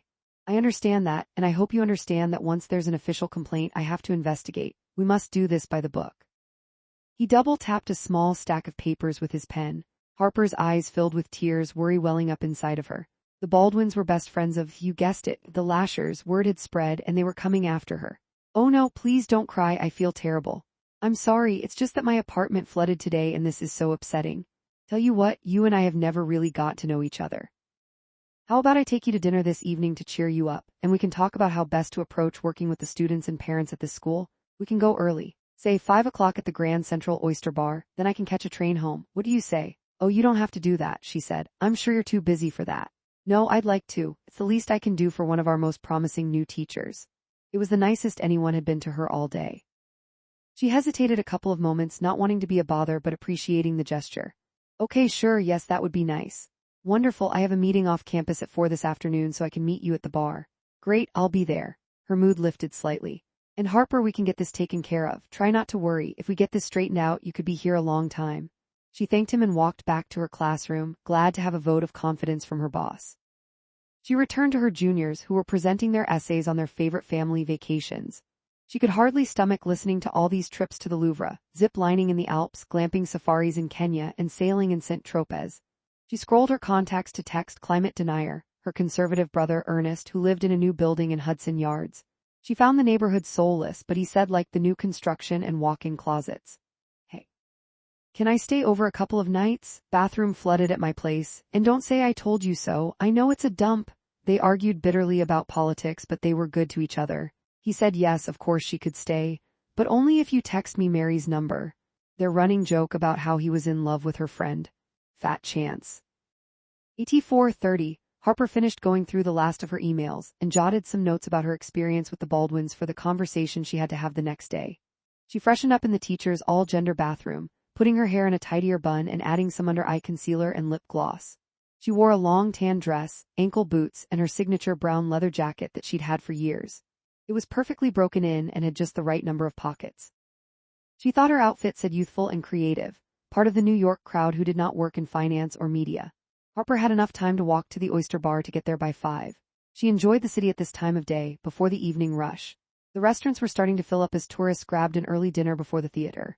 She loved Broadway and made a mental note to enter a lottery to see if she could win tickets for a show. She knew all the tricks to getting decent seats at a good price. Mr. Swift had beat her to the restaurant inside Grand Central. He was at the bar, a martini in front of him and an empty seat to his right. "Harper, you made it. You look beautiful." She was flattered but thought that was a little weird coming from her headmaster. She shook it off and ordered a glass of Sansera, which she thought made her seem sophisticated. He asked the bartender for the special oysters of the day for them to share. "Right away, sir." The bartender was efficient. Harper realized he probably made way more money than she did. Should she consider a part-time job after school? They made small talk for a while. She'd been hired quickly when the previous English teacher had moved on to Dalton. He asked about her upbringing and told her about growing up on the main line in Philadelphia. They ended up talking about their favorite books, which was a topic she loved. She felt warm and happy. She ordered another glass of wine. "So Harper, Edith Thistlewood told me all about the, other situation today, this thing with the Lashers. Yes, I'm sorry that I've caused you a hassle." It's okay, I know how these parents can be. I understand from Edith that you handled it as best you could in the moment, but she's not sure they're completely satisfied." "I'm sorry to hear that. What else can I do?" "Oh, no need to apologize," he said, reaching into his pocket, pulling out a card and setting it on the bar. The logo was recognizable. Hilton, the hotel next door to Grand Central. She stared at it, not sure if he'd meant to get out his credit card to pay the bill before he caught his train. "You know," he continued, "I could talk to the Lashers privately and we can make all this go away. He looked at her over his martini. If you want it too. For the second time in front of him that day, heat rushed up her neck to her face. She was ashamed, embarrassed, and furious. And confused. Was he asking her to sleep with him to keep teaching at Van Buren? Harper's brain set off in several directions at once. She needed this job, but this man was way out of line. Her instincts were firing. Her parents had drilled this advice into her head at an early age. You're the only one who can protect your integrity. She'd made some bad decisions in her life so far, and she knew that sleeping with her boss would be the worst one yet. She had to think quickly. The second glass of wine had been a terrible idea. That's a very interesting proposition, Mr. Swift. She tilted her head and didn't meet his eye. Phil, please. He put his hand on her knee. She flinched. Tell you what, she said. Let me use the restroom and I'll meet you at the front entrance on 42nd. She smiled and met his gaze. He looked relieved, his eyebrows raised in salacious expectation, believing he'd made the right call in exploiting Harper. He dug in his pocket for cash to leave on the counter as she grabbed her jacket, threw her bag over her shoulder, and walked toward the ladies' room. Her heart was beating fast. She ducked behind the busboys' station and peered around the wall. Once she saw Mr. Swift leave the oyster bar, she slipped out a west exit onto Vanderbilt Place and headed toward the Hudson, keeping her eyes forward and her pace steady. She forced herself to look straight ahead, afraid to look back in case he came looking for her. On the street, the only luck she'd had all day came through as a taxi pulled over as soon as she hailed for one. Where to? The Oscar Hudson Yards. The driver nodded. Harper forced herself to take a deep breath. She leaned her head against the back of the seat and felt embarrassed and angry at herself. How did she keep getting into one mess after another? Chapter 11. Took a deep breath and she walked into the restaurant, right on time as always. Joanne's was hopping. It gave her a lift as she looked for Ryan. He waved from a corner table and stood when she arrived. He looked handsome and relaxed, and tried to put the Tiffany visit out of her mind. Maybe he was there helping a friend pick out a ring for someone else. That could be it. That was probably not it. You look beautiful. He kissed her cheek, pulled out her chair, and when she was settled, he pushed it in for her. I put in an order for meatballs and the calamari to start us off. Thank you. My faves. She tried to sound cheerful, but her stomach had been in knots since the Tiffany affair. They settled in to catch up and chit-chat. Ryan's sister and brother-in-law just announced she was pregnant. The family's first grandchild would be born in May. His work was fine, the market up then down, but mostly up. It all felt normal and easy. Maybe she'd incorrectly read this entire situation, until Ryan suggested a weekend away. Hey, I got us a reservation at the Rose Hill Vineyard for next weekend. Won't that be great? Rose Hill Vineyard. How did she know that place? Oh, you're free next weekend, right? She tried to buy herself some time and couldn't think of a convincing reason that would prevent her from going away with him for a weekend. So instead she said, yes, of course, it sounds nice. Oh yeah, it's so nice. Super expensive too, he said, glancing down at his menu. It'll be my half-birthday. Then he cocked his head and raised his eyebrows at her as he reached for his beer. Then it hit her. Rose Hill was where his college buddy Jordan had proposed to his girlfriend, also named Jordan, over the summer. The Jordans were getting married this Christmas at the plaza. Aha, she thought. His half-birthday was a sign. Ryan always said he wanted to be married in his 28th year. She wasn't great at math, but simple arithmetic she could do. Her mind raced with flashes of him shopping for rings at Tiffany. Her stomach knotted thinking about how to get out of going to the vineyard. What could be her excuse? She didn't have to think of one. The conversation took a turn as he abruptly changed the subject. By the way, I think you'll be glad to know I'm finally a little interested in politics. We had an all-hands meeting on the trading floor with the governor from Virginia. Cool guy, might run for president one day. He was so great. I'd vote for him. Wait, what? She asked, knowing exactly who the governor of Virginia was. Especially with his economic policies, he'd be great for the market, he replied. But there's more to life than the market, Ryan. Was shocked. Ryan held up his hands defensively. Hey, calm down, I just thought he had some good ideas. Oh really, like what? She asked, clearly skeptical. Well, he talked about how they have a generous state benefit for stay-at-home moms there. Suddenly set down her fork and stared at him, unbelieving of what he'd just said. Is that what you want for your future wife? Isn't that what most women want? He asked, slightly mocking her. To be able to relax and raise the kids, not have to worry about anything. Oh Ryan, you think raising children is relaxing? My gosh, you sound like, okay, forget I said anything. He tried to surrender, but the damage was done. But could not forget. You sound like a Republican. The mood soured and they ate quickly as the rest of their conversation took a turn to the terse. Leaving Joanne, Ryan fell into step with toward the Buckley. As they got closer, Ryan grabbed her hand. She tensed. Can I come upstairs? He searched her eyes, but she looked away. I don't think so, Ryan, not tonight, I'm sorry. Look, I won't vote for him, I promise. He tried to lighten the moment. Come here. He leaned down for a kiss, but she turned her head. He brought her head into his chest. He smelled so good, but she stayed rigid and wouldn't relax into him. She gently pulled away. Good night, Ryan. Reluctantly, he let go of her. Look, I'm not sure what's changed, but I won't push it, he said. Good night.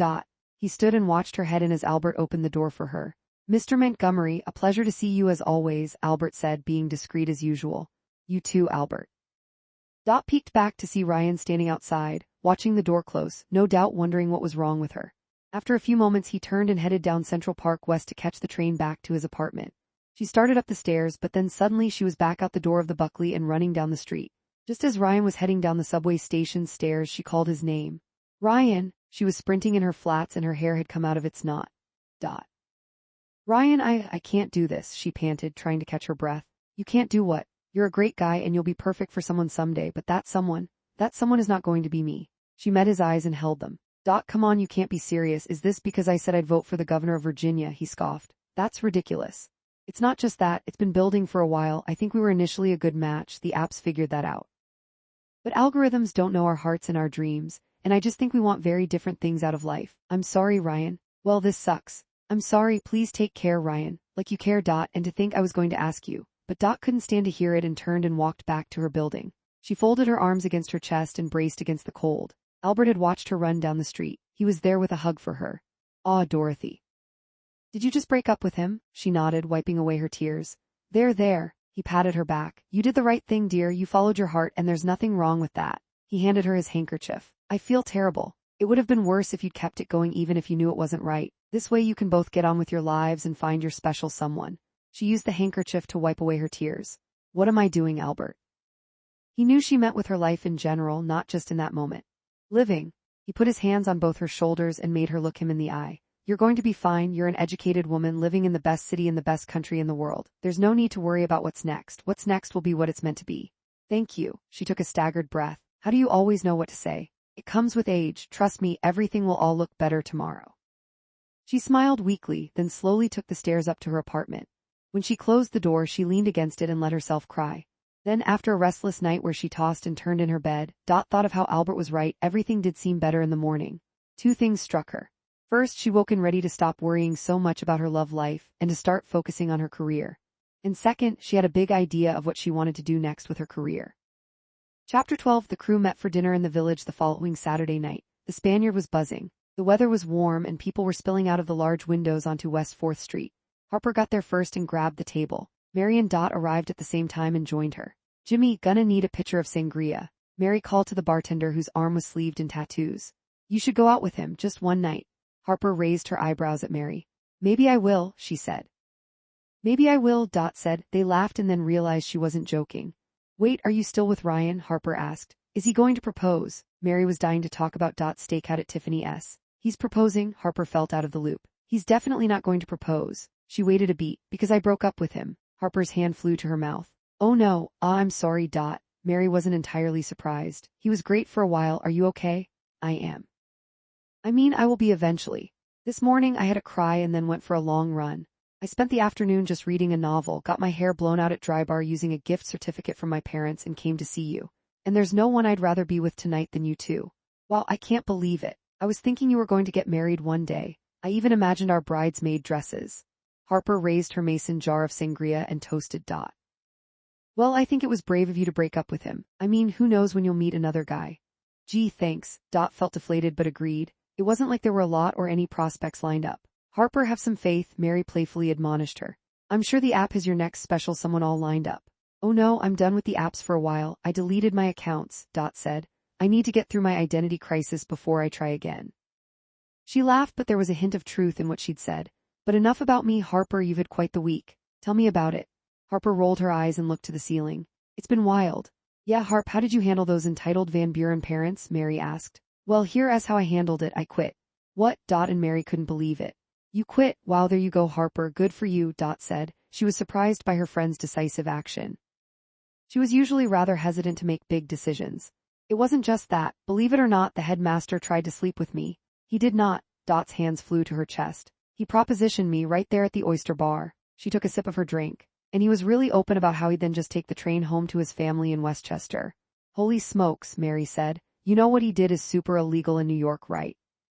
It's not quite bribery, but it's clearly sexual harassment. You could sue, it's outrageous. And this guy works with children? I talked to Ernest about it. He's been letting me crash at his place since the leak at my apartment. We decided that the truth is that I didn't really want to work there anyway. And beyond that, I don't even know what I want to do at all job-wise. It's like I'm stuck between bad luck and indecision. It's not a good look. Harper could be open with her friends about how she was really feeling. It's embarrassing. I'm 25 years old and crashing on my older brother's couch. I should have my act together by now. Hey, you're not the only one doing some rethinking, Dot said. I've been having second thoughts about my PR firm. It's a grind. I'm not inspired at all, and they're about to downsize, which means more pressure, less help, and no raise. Ha, you too. I was feeling the same way this week, but more about my love life or lack thereof than my job. The partners at my firm are great, but sometimes the job is tedious, Mary said, and I'd like to do something more meaningful with my law degree, even if that's volunteering somewhere. I know what you mean, Harper said. It really can add up when you look at what these wealthier parents can and will do to buy their children's way out of having to do any hard work. She sipped her drink. And the truth is, I really do want to write. That's my passion. I just don't know if I can pay the rent with my passion. And with that, Dot found her opening. She rapped her knuckles on the table. So, given that we are all close to capsizing the what the hell am I doing with my life canoe, I want to run something by you. Mary and Harper leaned in a bit. Before I begin, promise me you'll hear me out and not interrupt me until I finish. Promise, Harper said. Mary nodded. Okay. I called Kitty Bell about Wisconsin. I'm thinking of taking her up on her offer to volunteer for the election, like a political gap year, Dot said. She waited a couple of beats before adding the kicker. And I want you two to come with me. Mary had anticipated where this was going. Ha, that's funny. I'm not kidding. No freaking way, Mary said. Wait, you promised to let me finish. Fine, go on, Mary conceded. Mary, your mother keeps setting you up with guys you'd never date but that she wants you to marry. That's not going to change. Can't stop, won't stop, Mary acknowledged. And Harper, you need time and space to write your novel or even do the online course to get your teaching certificate. So listen, Harper's brow creased and Mary crossed her arms in front of her chest. Kitty already has a place for us to live. It's a great old house in this super cute town called Cedar Falls. It's just 30 minutes north of Milwaukee, so it's near the airport. And restaurants. Cedar Falls, are you serious? That's a real place, not a Hallmark movie town? Mary was skeptical. It's in this battleground county that went Republican by just 368 votes last time around. It's ripe for a change. It could make all the difference in the election since it's expected to be so close. But beyond that, it's an adventure. I can't afford to. Harper always worried about money, but Dot jumped in quickly. It wouldn't cost us anything. I've done the math. She pulled out her phone to show them a budget she'd made. With the money that For the Win will give me to manage the year and free housing plus a car, we would be able to handle everything without a struggle. Harper stared into her sangria. I can't take money from you, Dot. You wouldn't be taking money from me. The house and car come with the gig, and it has 4 bedrooms.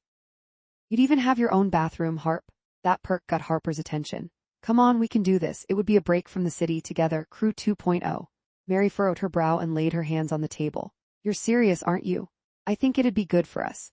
We can do something meaningful, as you just said, Mary, and we can all have one more year together before we finally meet the men of our dreams and settle down back here at home in the city. With that, Dot sat back, letting her girlfriends consider the idea. Harper opened the door to it first. Well, what's the worst that could happen? It's not like my life is on the right track at the moment, Harper said. Maybe I need to shake things up. What's the equivalent of good Italian in Wisconsin? Is it like a bratwurst? Mary said. I'm sure we will find you something to eat, Dot said, taking a playful jab at Mary's appetite. Let me ask, do you think your firm would let you work remotely for a year? Maybe. The senior partner of the firm is a big Dem and often does election protection and integrity work pro bono. She might be cool with it. Suddenly Dot sensed a stirring. It felt like hope. Their pitcher of sangria was empty. Another round, Jimmy. Mary winked as he swung by their table. Anything for you, Benita, he said. How about I add calamari and the kale and artichoke dip on the house? Perfection, Mary said, rewarding his generosity with one of her big smiles. Dot kept pushing and said, girls, you know me, I'm not reckless or spontaneous. I've thought this through. I wouldn't let you down, you know that. She waited several moments as Mary and Harper sat quietly, quizzical looks on their faces. So what do you think? I'm thinking. Mary looked to the ceiling as if the answer were there. Could she picture herself in Wisconsin? Harper tried to break the silence, but no words came out. She closed her lips again and considered Dot's proposal. Dot held her breath, giving them a moment to digest. Let's say we did this. Mary leaned back in the booth, tapped her nails on the table. If I could keep my job and if my family wouldn't want to hold me hostage in our basement, could we make a deal that we're back next year in time for, let's say, the tree lighting at Rock Center? I absolutely can agree to that. Kitty said they only needed people up until the election. We can even book our flights so that we come back on. Dot paused while she looked up the date of Election Day. November 8, 2028, the day after the election. Then we'll know that this is an adventure with a firm end date. Harper let Dot and Mary chew on the details but was thinking about her own circumstances. I hesitate because I truly have no money and I can't ask my parents to help fund another year of finding my way. Not that this is a waste of time, Dot, but that's how they'll see it for me. Even if you told them that by the end of it you'll have written your novel? Dot asked. I guess it's possible they'd believe that. I just don't know if I could even manage to do it, Harper said. But I know I am never going back to that school, not after what happened. And my living situation is a nightmare. I suppose I could find some desperate trust fund baby to take over part of my lease at the apartment. And even if you couldn't, your landlord can't successfully chase you down for rent on an apartment with a giant hole in the ceiling, Mary said. Plus, it might be the best way for me to hit the reset button after the disaster with Kai. I could really dedicate some time to writing. She was saying all her inside thoughts out loud. I'll be honest. I don't hate the idea. Nothing I'm doing right now is turning out the way I thought it would. Maybe a clean break is just what I need, and then I can come back in a better place. That's how I see this. Dot felt hopeful they'd say yes. We all need a little push to get us over these humps. I look at Kitty and think she's really nailed it. Her life looks amazing, like she's got it all figured out. Perhaps a little time away, doing something totally different for a while in a new place, and for something that matters could get us to where we want to be. Mary felt torn. Yeah, but I want to be in the city long term. Me too, Dot assured her. I'm never living anywhere else. It's just for the year, less than a year, I promise. Give me a minute. Mary excused herself to the ladies' room. Dot watched her go and willed her to have an epiphany before she returned to the table. Harper kept wondering aloud about how she'd manage. I want to say why not. She smiled broadly, her eyes shining with new confidence. But I'm lactose intolerant. Don't they eat a lot of dairy there? I think that there are plenty of lactose intolerant people who live in Wisconsin and do just fine, Dot said, hoping that was true. After a few minutes, Mary came back. She sat down and clasped her long fingers with their perfect red nails together, then said, All right, you win, Dot. Really? My mother is going to freak. Mary held up her glass for another toast. So with that in mind, let's go freeze our butts off in Wisconsin. Yes, you'll go. Dot's eyes teared as she looked from Mary to Harper. I think we'll go. Harper raised her glass. Dot, realizing her wild idea was about to become reality, picked her glass up and met theirs in the middle of the table. Well, to Cedar Falls and new beginnings, she said. They clinked glasses. Dot picked up her phone and pushed herself out of the booth. I'm going to call Kitty. Chapter 13. The next few weeks went by in a flash. There was so much to do. In the whirlwind, Dot often pinched herself. Was this really happening? Was she really going to break up with her boyfriend, jump off her career track, and move to the middle of nowhere for a passion project of all things? The impulsivity of her decision to take Kitty Bell up on her offer felt exhilarating, which was certainly not her natural state. She'd always been so methodical, she liked to have everything planned out and just so. That said, the feeling of excitement wasn't unwelcome. To the contrary, she felt invigorated. She felt alive. There were so many decisions to make and things to do before she, Harper, and Mary moved to Wisconsin for the year. To keep track of everything, Dot took to writing and rewriting her to-do list. It felt like every time she crossed one thing off, another two things came up. First up, telling her parents. She agonized about this. She worried they'd think she was cracking up, losing her mind, or even worse, being irresponsible. She tied herself in knots going over the conversation. When she finally got them on FaceTime, she thought she might vomit from her nerves. Her parents surprised her when they immediately said, Good for you, this is so exciting. And a great time in your life to do something like his. We're so proud of you. Chalk that up to another lesson learned. She'd been so concerned about what her parents would think and imagined that it would go badly that she'd wasted all that time worrying for nothing. Subscribe to our channel for more amazing audiobooks and storytelling content. Her sister Anne had a similar reaction. Wow. I didn't think you had it in you to be so adventurous. It's brave what you're doing. And maybe you'll meet some hot guy there. Fat chance, I'm going to focus on work completely, she replied. Dot got a boost of confidence with her family supporting her decision. Her parents even offered to take over the co-op fees and utilities for the year, since they both loved the city, and they already had a long list of things they'd do on the long weekends they planned to spend in Manhattan. Broadway, museums, restaurants, lectures. I can't wait, her mom said. That done, Dot then had to resign from her job. She planned out her side of the conversation and thought it was generous to offer a month's transition through to Christmas. She knew she wouldn't miss her clients or the horrible SVP, but she'd miss her tiny office with the view and the younger staff that looked up to her. The managing director of the firm was understanding and kind. You always have a place here if you want to come back, she said. And while Dot didn't plan on ever returning to high-tech PR, she was glad that she hadn't burned a bridge, at least with the top boss. This is a risky decision, Dot, the SVP said. You know it's not likely to work, right? What's not going to work? The Democrats are hopeless. Their brand is toxic. 80% of the country can't stand them. Dot swallowed her initial reaction to fight back with statistics showing the Republicans were also underwater with public opinion. We'll see. That was her go-to answer to prevent an argument.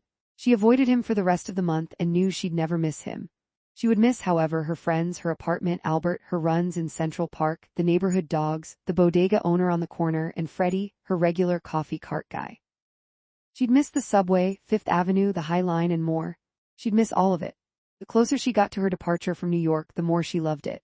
She did one last run the day before they left and stopped at the northern end of the Great Lawn to take a selfie with the skyline of Central Park West behind her. NYC is the best boyfriend, she captioned the picture on her story, making it clear to all she was no longer with Ryan, who'd unfollowed her soon after the breakup. At least she knew the park would be right where she left it. Before returning to the apartment, Dot stopped by Blank Street Coffee and got an Americano for Albert and a latte for herself. She handed it to him when she arrived. Cheers, Albert. Here's to you, Dorothy. You're following your dreams. Your grandmother would be proud. You'll be here when I get back. I'll always be here. And they clinked paper cups and sipped. Harper had so many reasons for wanting to leave New York City, starting with her terrible, leaky apartment. To get that behind her, Mary sent a harshly worded complaint to Harper's landlord. She signed it Mary Russ, Esquire. After she emailed the letter, she called the landlord to confirm he'd received it. To confirm Harper Adler is free and clear of her lease. Yes, ma'am. And you'll be issuing her a check with her full security deposit. Well, I don't know. There's a leak that needs fixing. Mary cut him off. The leak came from the apartment above hers. When will you have her full security deposit available for her to pick up? This afternoon? Is that a yes? Okay, yes. Good, because I was about to call my colleague at the City Department of Housing. There's no need for that. I'm glad we understand each other. Goodbye. Mary hung up and Harper high-fived her. That felt good, Mary said. More fun than going through SEC briefs. What would I do without you? Make it up to me one day, put me in one of your books. You got it, you'll make a great character. No one will believe you exist in real life though, Harper said. Aside from her landlord, Harper just had to convince her parents it was a good idea. To her surprise, it was like pushing on an open door. I think it's great, Harper's dad said. You'll see another part of the country have time to write and help the Democrats win back the White House. He'd stayed somewhat active in the party after his tenure with Obama. And you'll be fine when the year is up. You'll have more of an idea of what you want to do. Even her brother was encouraging. That's cool, sounds like fun. And maybe you'll meet a real man, not like the guys who live in the city. You live in the city, she said. Yeah, but I'm not one of those guys. Harper rolled her eyes and tried to imagine a future sister-in-law. Poor girl, she thought. On her last Sunday before leaving, they all met at their favorite brunch spot in Cobble Hill. Their orders matched their personalities. Her brother got a crispy buffalo chicken wrap while her dad went for the tuna salad. Her mom ordered the egg white omelet with veggies and hot sauce, and Harper chose the chicken Caesar wrap. They shared an order of Greek fries covered in feta, oregano, and lemon. Endless hot coffee filled their mugs. We have a little surprise for you, her mom said. Check your Venmo. Harper picked up her phone and her eyes widened. Her mom and dad had sent her a nice chunk of money. She was shocked. I don't know how to thank you, she said, blinking back tears. Consider it an advance of an advance, her dad said. We believe in you, Harp. Her mom hugged her and kissed her on the head. Knock 'em dead, kid, her older brother said, lightly punching her on the arm. She was touched by his kindness. By the time you get back, you'll be a Republican. You wish. She lightly swatted him with the back of her hand. Maybe by the time I get back, you'll have realized the planet is about to boil over. Tell that to the dinosaurs, he said, signaling to the waitress for more coffee. Exactly, she said. He was infuriating, but she loved him. As Mary expected, her law firm was fine with her plan, and the head partner, a Democratic donor, was highly encouraging. I think it's great. I wish I'd done something like this when I was your age, Sofia Garcia said. She'd grown up in Queens and risen through the ranks to the top of the firm. She'd been in the top 40 under 40 of the national law trade for 10 years until this year when she turned 41. I had a good run, she joked. And you think you can handle all of your work remotely? She asked Mary. I do. I have a plan. I'll be up early and on all the calls. They won't even know I'm gone. I checked with the partners you report to and they said you're hitting all your marks. That's good to hear. All right, you have sign off from me. Thank you so much. There's just one more thing I need. Sure, anything. What's the name of that lipstick? Mary smiled broadly. Big Apple Red. Nice. They shook hands and Mary turned to go, feeling like she really wanted to make Maria Garcia proud. After subletting her apartment to some tech bro, Mary's biggest test was still to come. Her family's Sunday supper was going to be brutal. No one in her family could understand why she was going on this wild adventure with her college girlfriends instead of staying home and working on getting married and starting a family. She'd been bracing herself for days in the lead up to the feast. She got to Staten Island at 3 in the afternoon before the rest of the family arrived. Her Nana had already been cooking up a storm. "Hi Nana," she said, wrapping her grandmother in a hug from behind while she continued to make meatballs. "That smells so good. Special gravy for you tonight, my girl. I'm so lucky." She looked around the kitchen. "Who else is coming? The entire island? There's enough food here for everyone. I made extra, going to send you home with it for your freezer. But I'm leaving on a plane tomorrow, Nana." "I know. That's why I got you an extra suitcase when I was at TJ Maxx." "You've thought of everything." Mary relented. There was no way she was hauling all this food to Wisconsin. She hoped her subletter liked bolognese. Her parents walked into the kitchen with open arms. "Hi, Pop," she said, folding herself into his embrace. "Hi, baby girl." He kissed her head. "I can't believe you're leaving me," Mary's mom, Christine, said. "I'm not leaving you. I'm going on a short-term adventure. I'll be back before you know it." Mary kept a positive attitude the entire night as it went on like that. "Welcome to the Last Supper," her brother Frankie said as he passed the bruschetta. "I'm not dying," she said. "Why do you assume you're Jesus in this scenario? You might be one of the other guys." "Yeah, like a tax collector," the old-fashioned lawyers, Joey, her closest brother in age, said. "Could you weigh in here?" she implored Gabe, the priest, to back her up. "I'm the peacemaker, Mary." She rolled her eyes. "Do you think you'll meet any lumberjacks out there?" her sister-in-law Donna asked, biting into a roasted pepper. "I can hope," she said, imagining bringing a burly man back to Sunday supper and showing him off to her family. After dessert, her dad raised his glass of sambuca. To Mary, he said, "You're our best girl." Emotional, he wiped away a tear. To Mary, everyone repeated in unison, "Salute," and they drank up. Before she left, Mary spent extra time with Nana. "I love you, you know that, right?" she said. "Yes, yes, you know you're my favorite," Nana replied. "You don't tell all of us that." "I do, but with you I mean it. You're my favorite too." She kissed her grandmother's cheek and said goodbye. "I'll FaceTime you tomorrow. I'll be back before you know it." Nana wiped away a tear and said, "Go and know we're proud of you, Mary." "Thanks, Nana, that means everything." The night before they left, Dot sent one more text to the group. "Everyone all set? Got your rides to the airport planned?" "Yes, Mom," Mary texted from her bed. "Car coming at 10 a.m. Meet you at the gate," Harper said. "Don't get cold feet. Remember, you never know who you might meet on the plane." Dot said, "That never happens." Mary was a skeptic. "It does happen. Lots of couples have met on planes. It's where you can sit and talk and just be yourself. It's a great way to fall in love." "Like love at first sight?" "No, love at first flight," Harper chimed in. "I don't have a great track record. Last time I flew, I sat next to a guy who drank 6 screwdrivers on the way to Las Vegas. And it was 6 in the morning," Mary said. "Maybe he saw you and thought he needed liquid courage to start a conversation," Dot replied. "I watched 5 hours of Housewives instead." Harsh blow to his ego. "And to my brain cells. Good night, crew, and thanks." Dot was ready for bed, though she didn't know if she'd be able to sleep. "Sweet dreams." Harper added a sleeping emoji, hoping for dreams a little more stimulating than sweet. Mary was having fun now. "Go to bed, you nut." Dot set her phone down, then picked it up one more time to check she'd set her alarm. She could hardly wait for the morning to come. At the airport the morning of their departure, Harper was pacing. "What's wrong?" Mary asked. "Sit down." "I can't, I gotta get the wiggles out." "Well, you're making me nervous." "Maybe that's the triple espresso you had after we cleared security." "Fair." Dot was checking her bag, making sure she had everything. "What do you always do that?" Harper asked. "Do what?" "Check everything multiple times. You never forget anything." "I guess I'm afraid if I don't check, something will go wrong." "Maybe it's time to start letting go." Dot, Mary said. "Isn't that what this is all about?" "Okay, fine, I just want to make sure I have my charger and then..." "Stop. Your charger is right there." Harper pointed to the white cord sticking out of the zippered pouch. "You're right." Dot kept looking through her bag. "Dot," Mary said. "Dot, look at me." Dot looked up and met her friend's eyes. Mary reached for Dot's hand and then grabbed onto Harper's too. She looked at them both. "This is going to be so fun. It's an adventure. It won't be perfect. Let's just roll with it, okay? We may never get the chance to be this spontaneous again." "Harper, you'll be a best-selling author and traveling the world." "Dot, you'll be the CEO of some major company or running the White House. And I'll be billing hours and going home for Sunday supper for the rest of my life. This is it. This is our chance for one more roll of the dice before permanent life sets in." "Okay," she squeezed their hands. "Okay." Dot visibly relaxed. "Okay," Harper agreed. "Can I come for Sunday supper even after I'm a best-selling author?" Harper asked. "If you play your cards right, I'll set you up with one of my cousins." Now that's something to look forward to. As THUI boarded, they made their way to their seats. Each of them had a window seat on the small jet bound for Milwaukee. Mary sent a text to their group chat. "Wow, Dot, you were right, sitting next to a handsome man." "Nice," Dot typed. "But he's already committed." "Married?" "Yes." Then Mary sent a selfie of her and her seatmate. She looked gorgeous in her black aloe leisure wear, her hair tossed into a messy bun on top of her head. And he looked handsome in his priest's collar. "To God." Dot typed back a series of crying emojis and heard Harper burst out laughing 3 rows behind her. She put her phone away in her backpack and settled into her seat. To her left she could see the skyscrapers of the city in the bright blue winter sun. The plane rumbled down the runway, and the nose tipped into the air. As the pilot climbed out of LaGuardia and banked left, Dot rested her forehead against the window and took in the city. She gently waved and whispered, "Be right back." They were off.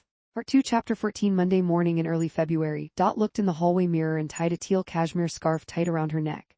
She threw on a long navy Patagonia coat, a Christmas gift from her parents. She added a black "I Love NY" bobble hat and light pink fleece-lined mittens. Her outfit didn't match, but who cared when it was only 2 degrees outside? -12 with the wind chill, she texted her sister, comparing Cedar Falls to Vail. "You win again, it's going to get up to 40 here this afternoon," Anne replied, up early to take a group of winter tourists out on the slopes for the day. Dot always said she wasn't competitive, she just loved to win. Anne played along. That morning, Dot was heading into the local Democratic offices in Cedar Falls. The first Democratic presidential primary debate was just 2 weeks away, and the DNC had chosen the University of Wisconsin-Madison to host, less than a 2-hour drive from the crew's new digs. Through its DC office, For the Win had offered to handle the candidates' greenroom needs. Dot was the team's organizer and she'd recruited Mary and Harper to help. "Think we'll get to meet that handsome governor from California? What's his name?" Mary had asked. "You mean Cal Ashby?" Dot reminded her. It was easy for Dot to remember his name. Soon after he'd won the gubernatorial election, he ran national ads on cable and YouTube. He looked into the camera and winked. "Governor Cal Ashby, it's in the name. California." He so saw himself as a future president. "Oh yeah, Cal, he's pretty hot," Mary said. She always had her priorities straight. Before she left for the day, Dot checked on Harper. The night before, she'd fallen asleep on the sofa while they watched a favorite Grey's Anatomy rerun. Dot thought Harper might still be afraid to be alone in the big house at night, even though they'd been here for just over a month. "It's too quiet," she'd complained when they first arrived. She missed the sirens and sidewalk sounds from the village. She downloaded an app that played city noises, but that made Mary bang on their adjoining wall and yell, "Make it stop." Dot pulled the blanket up to her chin and said softly, "Happy writing, see you tonight." Harper groaned and rolled over into a fetal position. She wasn't ready to get up yet. Dot heard Mary moving around upstairs in her room. Mary always woke before dawn to get a jump on her billable hours. So far, no one from her firm had complained about her working remotely, and she was pretty sure no one would since her managing partner had approved. "Not sure the other lawyers even know I'm gone," Mary had said after they'd been in Wisconsin for a couple of weeks. "Just keep making them money, that'll keep them off your back." Harper wore disdain for corporations on her sleeve, and yet Harper was the first to gush about their plush living arrangements that Kitty had set up for them. Their house on Maple Avenue was filled with well-kept craftsman-style houses that were built at the beginning of the 20th century. The town had strict historic preservation rules. So many of the homes had old-world charm but modern conveniences, like built-in microwaves and central air. The owners of the crew's house had kept the stained glass windows and refinished the oak floors. That family of 5 had relocated to Nashville for the dad's job in medical devices, and they decided to rent it out instead of selling. For the Win had snapped up the lease immediately. Upstairs they had 4 small bedrooms with spacious closets that the crew just couldn't believe. "I can do cartwheels in here." Harper had never had a walk-in closet. The finished basement had a small guest room and bathroom, plus a workout area with a treadmill and free weights. "Dot, you can have this entire spot," Mary had said when they arrived. "I don't plan ever to come down here again." The kitchen had light gray granite countertops, white cupboards, and brass fittings. Its best feature was an island with room for 3 stools where they could eat a meal or work on their laptops. A remote-control gas fireplace made the living room super cozy, and they stood in front of it to warm themselves as soon as they returned home. Harper had struggled with the cold since they'd arrived. "I am chilled from the inside out. It's all up in my bones." They looked forward to sitting on the spacious front porch once spring came. A glider sat under a big canvas cover to protect it from the winter elements.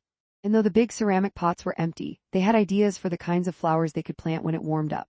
The house was painted a dark slate blue with white trim, and stone facings decorated the columns that held up the frame.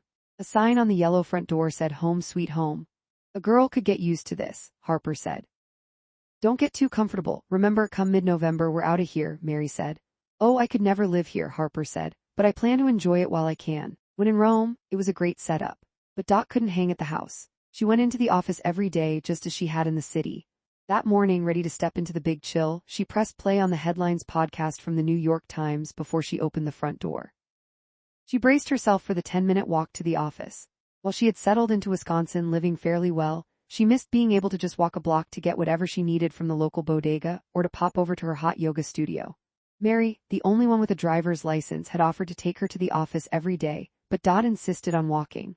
She didn't want to be one of those people who drove everywhere just because they lived in the suburbs. Mary scoffed. "I drive 10 feet to stay out of this cold. Why don't you just wear the Uggs your dad sent? They make my feet look like blobs." Mary had temporarily left New York City, but she wasn't about to give up on her put-together self. Dot had no problem wearing her big snow boots around town. She carried her work shoes in her backpack, cute black patent loafers that gave her a little lift. She wasn't as fashion-forward as Mary, but she wasn't about to clump around the office with hot feet either. She took a left outside the door. Their neighbor, Christy Gunderson, was scraping the ice off her windshield before her hospital shift in the physical therapy department. Christy personified Wisconsin nice. "Hi Dot, good morning, want a ride?" "Good morning, no thanks, I'm going to get my steps in." Dot waved a mittened hand, then glanced up and down the charming street. She stopped and turned. "Congrats on the pack. Awesome night, right?" The Packers had won the Super Bowl the night before. Dot had only been there a month, but she knew what a huge deal it was. The crew had stayed up to watch the halftime show with America's football's Princess Taylor Swift. That was their Super Bowl. Dot headed down the hill to Lincoln Street. Her podcast started, and as she walked, she learned about a major natural disaster in Comoros. She made a mental note to look that up on a map. When she got to Main Street, she hung a right and walked the winding path along Cedar Creek, a river that gave the town's founders exactly what they needed to build a mill on its banks. The wind from the latest polar vortex ran right through town and hit her smack in the face. "Okay, that's cold." She walked faster, almost running down the street, passing a cut-above hair salon. That reminded her to schedule a blowout for Friday afternoon. It cost half the price of a shampoo and dry in the city. "I'm down," Mary said when they'd driven by their first week in town and saw the sign in the window. Finally, she reached her new favorite bakery, Flower Power, to get a box of pastries for the team. "Good morning, Mimi." She made friends with the young baker, Mimi Downey. Small businesses were a big deal in Cedar Falls. Major chains, Dot learned, were banned within city limits, which made rents more affordable for the locals, and small businesses were patronized enthusiastically. A few early birds were in Flower Power already, cozy in unzipped puffer coats, their hats and gloves hanging off the backs of their chairs. Huge arrangements of silk flowers decorated the windows with corresponding small vases of flowers on the bistro tables. The customers were drinking big steaming mugs of coffee and sat reading the weekly paper, the Cedar Falls Gazette, or scrolling on their phones. Wi-Fi always free. "Hi Dot, good weekend."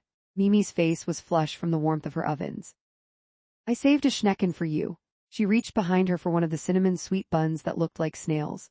"Oh, I love those, they go down well back home," Dot said, thinking Freddie would sell out of them every morning from his cart on 6th Avenue.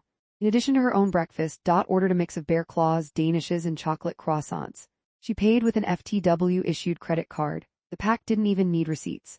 "We trust you," the finance officer said. Dot knew the super PAC was flush with cash, but she was still careful with how much she spent. There would be no red flags on her watch. "Let's take a pic," Dot said. She snapped a selfie of herself, Mimi, and the pastries. Then she posted it on her story saying, "Flower Power, the best in Cedar Falls." She added Mimi's tags and hit send. "I can't believe how many new followers I've gained since you first posted about us," Mimi said. "I appreciate it so much. Even if most of them live over 1,000 miles away. You never know, Flower Power could become a national chain," Dot said, dreaming big early in the morning and putting her mittens back on her hands. Then she picked up her order, waved to the morning coffee crowd, and wished everyone a good day. She hoped for one too, because at 8 o'clock sharp she had a call with Kitty Bell. Chapter 15. When she got to the office, Dot held the box of pastries in one arm and opened the office door with the other. She twirled around and landed inside the warm room. She blinked a few times, stomped her feet to clear them of snow, and shook off the cold. The space held several desks, a couple of printers, and a few signed posters of Democratic memorabilia from all the campaign stops politicians had made in Cedar Falls over the years. "Good morning," she called out. She knew someone was there because the smell of freshly brewed coffee filled the office. She couldn't wait for her first sip. "Hi Dot, be right there." Of course, Rose Perkins was already in the office. Rose was one of the first people Dot met at the local DNC headquarters. She was 82 years old yet seemed a decade younger. She'd volunteered with the Democrats since she was young, and John F. Kennedy was the party's nominee. Rose had been a widow for 3 years. Her children and grandchildren still lived in the area. Along with a wide circle of friends and her work for the party, she was busy as ever. "I brought a few treats for the team," Dot said, laying the pastry box next to the coffee pot and throwing her schnecken in the microwave to warm it up. Rose came around the corner dressed in black knit pants, tall lace-up winter boots, a white turtleneck, and a Green Bay Packers hoodie. The sweatshirt was a gift from her grandson who worked at an AI startup in Milwaukee. "You're an angel." Rose chose a bear claw and grabbed a napkin. Then she poured coffee into 2 of the ceramic mix and match cups that had collected there over the years. No one had the heart to throw any of them away. Brats, cheese, and beers can save democracy was Dot's favorite.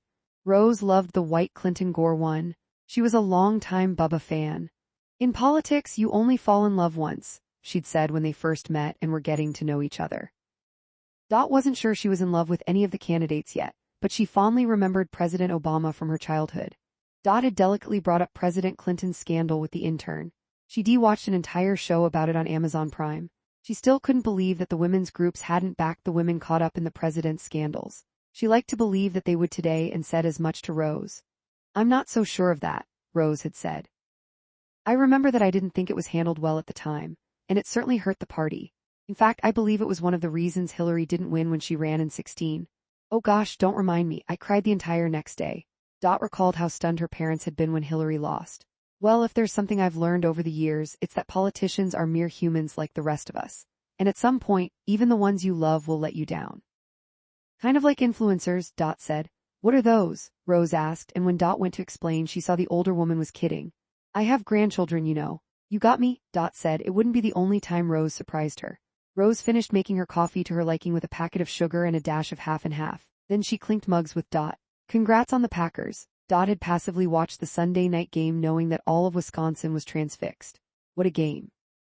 "My family didn't go home until almost midnight. We stayed up to watch all the interviews and the partying. Who knows how the kids will do in school today? It'll be a memory they have forever," Dot said, glad that Rose was a morning person like her. It made getting the day started so much nicer. "Any sign of Fletcher?" Dot started to arrange chairs around the Polycom for the conference call. "Not yet, but we'll hear him coming. That boy sure can make an entrance." Fletcher Abbott was another for the win volunteer doing a year in Wisconsin. A native of San Francisco at 27, he was anxious to head east to New York. But first, he was spending the election season in Cedar Falls. Fletcher was very tall with broad shoulders and a narrow waist. He had a sharp jawline, almond-shaped hazel eyes, foppish light brown hair, and an easy, wide smile. He turned all the girls' heads. Plus, he was friendly and approachable. His parents, early employees when Facebook went public, were donors to For the Win. Given all that, he and Dot found common ground right away. They could easily talk about high-tech or politics. "He's almost pretty," Mary had said when she, Dot, and Harper observed him from across the bar at the Badger Trap the first week they were in Cedar Falls.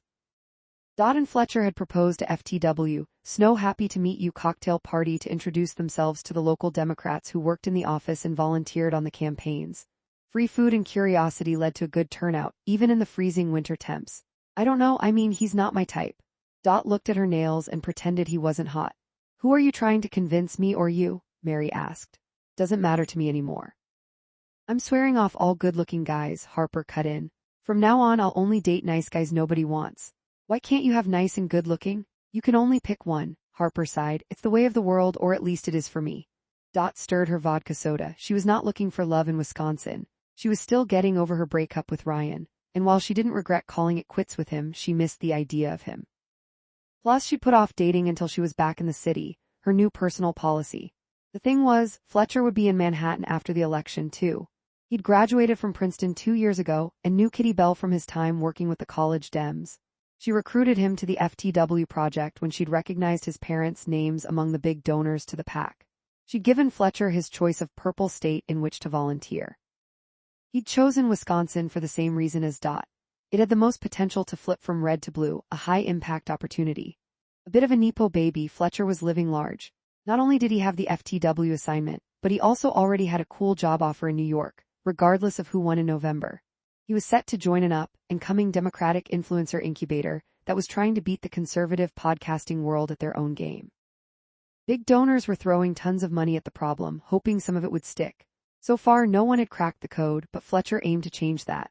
They promised him his own podcast and everything he'd need to create content and build a following. Fletcher's near-term plan made Dot a little uneasy and somewhat envious. Whereas he had his next moves all planned out, she was staring at a blank slate. She had nothing set up for after the election. But when she tried to picture herself as a Democratic influencer, she'd laugh. She liked to listen to podcasts, not rant and rave on them. When she thought about it too much, she'd start a cycle of worry that was hard to stop. She actively had to shove aside thoughts about what would come next and trust that it would all work out. Because for the time being, she needed to prove herself to FTW. She turned on the flat screen monitor on the wall of the conference room and made sure that the Zoom login was working. She hated to have to scramble at the last minute to find she had the wrong link. Yoo-hoo, I'm home. Fletcher came in big and brash and gave Rose a hug. The pack crushed it last night. Rose gave him a high five. Are you ever going to take off that swag, Rose? He asked.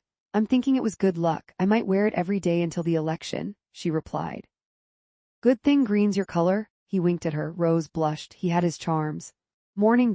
Fletcher called. Thanks for the nosh. He grabbed a Danish and a chocolate croissant and took a seat in the small conference room. He took a bite of pastry and wiped his sticky hands on a paper napkin. Did you hear that we're likely to get another candidate, and just before the next debate? Crazy, Fletcher said. You're talking about the tech guy from Austin. One of the bros said yesterday that Texas is fool's gold for Democrats, but if he's going to throw his own money away, who's to stop him? Asked. Fletcher nodded in agreement. I'm sure the DNC would rather he donate to winnable races. He'll probably throw $100 million of his own money at his home state and still lose by 6 or 7 points, agreed. If he even makes it that far. She checked her phone. It was almost 8. Time to log on to the Zoom and get this campaign going. Chapter 16. And Fletcher invited Rose to join the call since she was the best volunteer the Democrats had.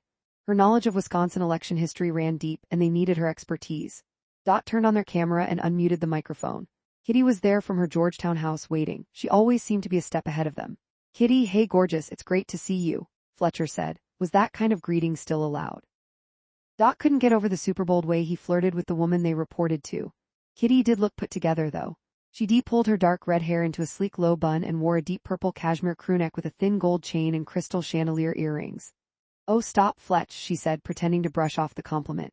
Fletch. Took note of the nickname. They sure were chummy.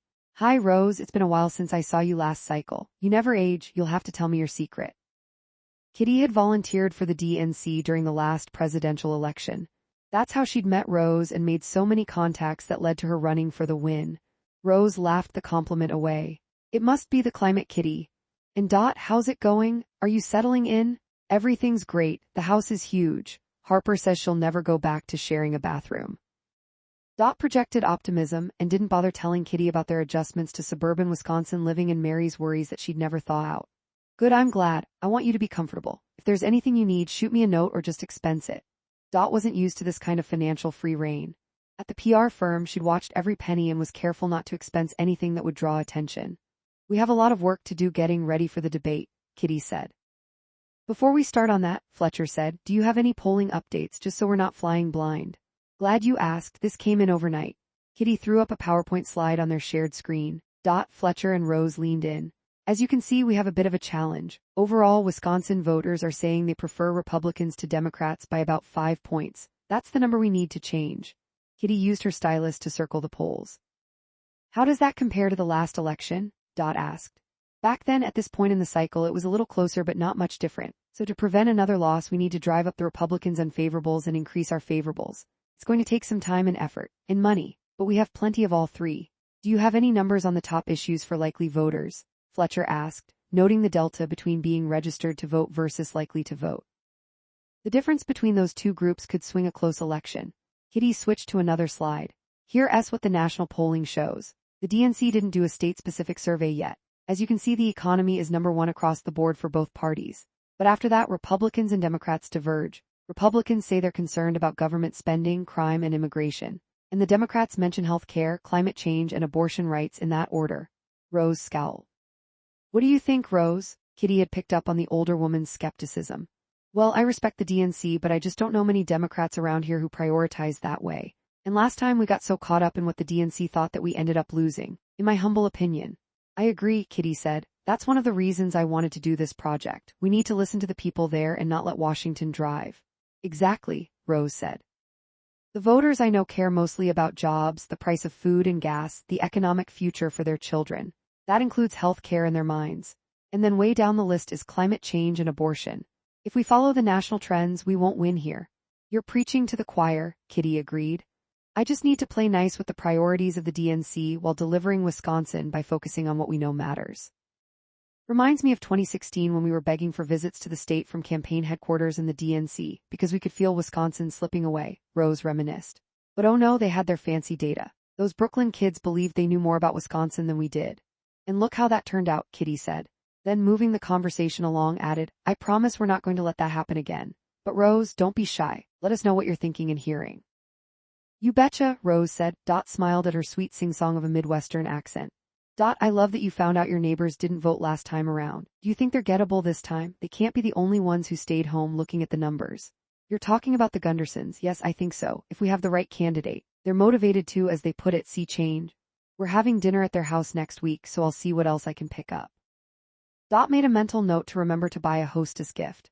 Speaking of candidates, should we switch gears to the debate? Fletcher opened his tan moleskine to take notes. I'm thinking we need 1 or 2 volunteers per candidate. Whatever you think we need, Kitty said. My main objective is for everyone to walk away with good feelings about for the win, so they pass good words back to the DNC and the eventual presidential campaign once we have a candidate. Rose raised her hand. I have several volunteers already lined up. I'll get their contact information to Fletcher today. Great.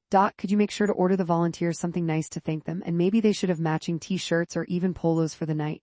With the FTW logo, I like that idea. I'll order them. Oh, and could you organize a nice gift bag for the candidates? Good local stuff that they'll love and not just throw away. Kitty's ideas came fast. On it. Noted her assignments and was amazed again that money was no matter at all. Then, sensing an opening, she decided to throw out an idea she'd had in the shower that morning. So I wanted to run something by you. Since we arrived in Cedar Falls, I've noticed that there are a ton of community events here. There's something every weekend, a potluck, a dinner dance, a festival, live music, fundraisers, that kind of thing. It seemed to there were almost more things to do in Cedar Falls than in New York. What if For the Win sponsored a chartered bus that would take people from Cedar Falls to the debate and back, she continued. We could serve a boxed lunch on the way and have local beer and snacks on the return, and then because they'll have signed up, we'll also have their contact info for future calls and door knocking. Love that. Smart. Kitty beamed at Dot's suggestion. Let me confirm I can get enough seats for inside the auditorium at the debate. How many do you think? 50 or so? Yes, I think so. Kitty often answered her own questions. The DNC will love it. Nodded and started a to-do list. She loved to please. After they wrapped up the call, Rose went to call some of her veteran volunteers and and Fletcher went over their meeting notes to make sure they'd not missed anything. So, you know Kitty pretty well. Asked, trying to casually get some intel. Oh yeah, when we were with college Democrats we hung out with the same crowd at events, he said. She's incredibly driven. Tell me about it. I feel like I have a lot of ambition, but she's next level. Well, she's also highly motivated to win, and not just because she wants Democrats to get elected. How so? Asked. Well, for one thing, there's the money. There's a huge win bonus for her if she can prove that For the Win helped get back the White House. A win bonus? Asked. I've never heard of that. Basically, if the Democratic candidate wins in November, she gets the dough. He made a gesture of rubbing cash between his fingers and thumb. How much are we talking? It's at least $500,000. My dad said that most of these PAC directors won't do it for less. They take a lower salary but have the potential for a big payday if they succeed. That's so much money. I can't even imagine that number in my bank account. Felt suddenly terribly inadequate and naive. But perhaps even more than the money, Kitty really wants to be seen as the go-to Democrat on the Georgetown cocktail circuit. My mom says she's got a great gift for hosting and brings lots of people together to help make connections. People go there to network and gossip, which is the most valuable currency in Washington. So if the Democrats win, she'll get the money and likely a job in the White House. Then everyone will want to come to be one of her guests. And reach all of her goals before she's 30, said, realizing the stakes for Kitty were even higher than she'd known. Fletcher and Rose worked through the afternoon and had a good plan underway for the debate bus charter. Then as the winter sun set around 5:15 p.m. and the sky turned into swirls of pink, felt her phone buzz. It was a text from Harper. Mary's cooking, big scene. She's bringing State Island to Cedar Falls. Home soon? 20 mins. She added a red wine emoji. Harper gave her a thumbs up. They bought a couple of bottles at the local wine shop. Poor decisions over the weekend. Called over to where Fletcher was sitting. Would you mind locking up tonight? Apparently Mary's making a big dinner. You got it, Dottie. Dot's brow creased at the nickname. Perino. Fletcher gave it another shot, but her head tilted to the side. She didn't like it. Too much too soon? He asked. Nodded. How about we go with Perfect, she said. Then she spent the last few minutes handling emails and tidying up the kitchen area. She wanted everyone to know she wasn't above any task. Before leaving the office, she looked at the February picture of her Manhattan calendar. A winter scene of ice skaters at the Woolman Rink in Central Park. A pang of longing passed through her. She always loved getting Mary and Harper to join her for a skate. Even if Mary was a bit like Bambi with her long legs not quite steady on the blades, and Harper held her hand so tightly it cut off her circulation. While she was putting her all into her work for FTW, she very much missed the city. Dot drew her red Sharpie across that Monday's date. They were one day closer to Election Day, and their return to the city. Chapter 17. Mary started the FTW-provided Jeep Grand Cherokee before opening the garage door. 4 degrees, this is insane.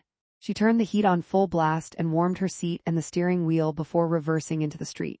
She wondered how people survived before these luxuries.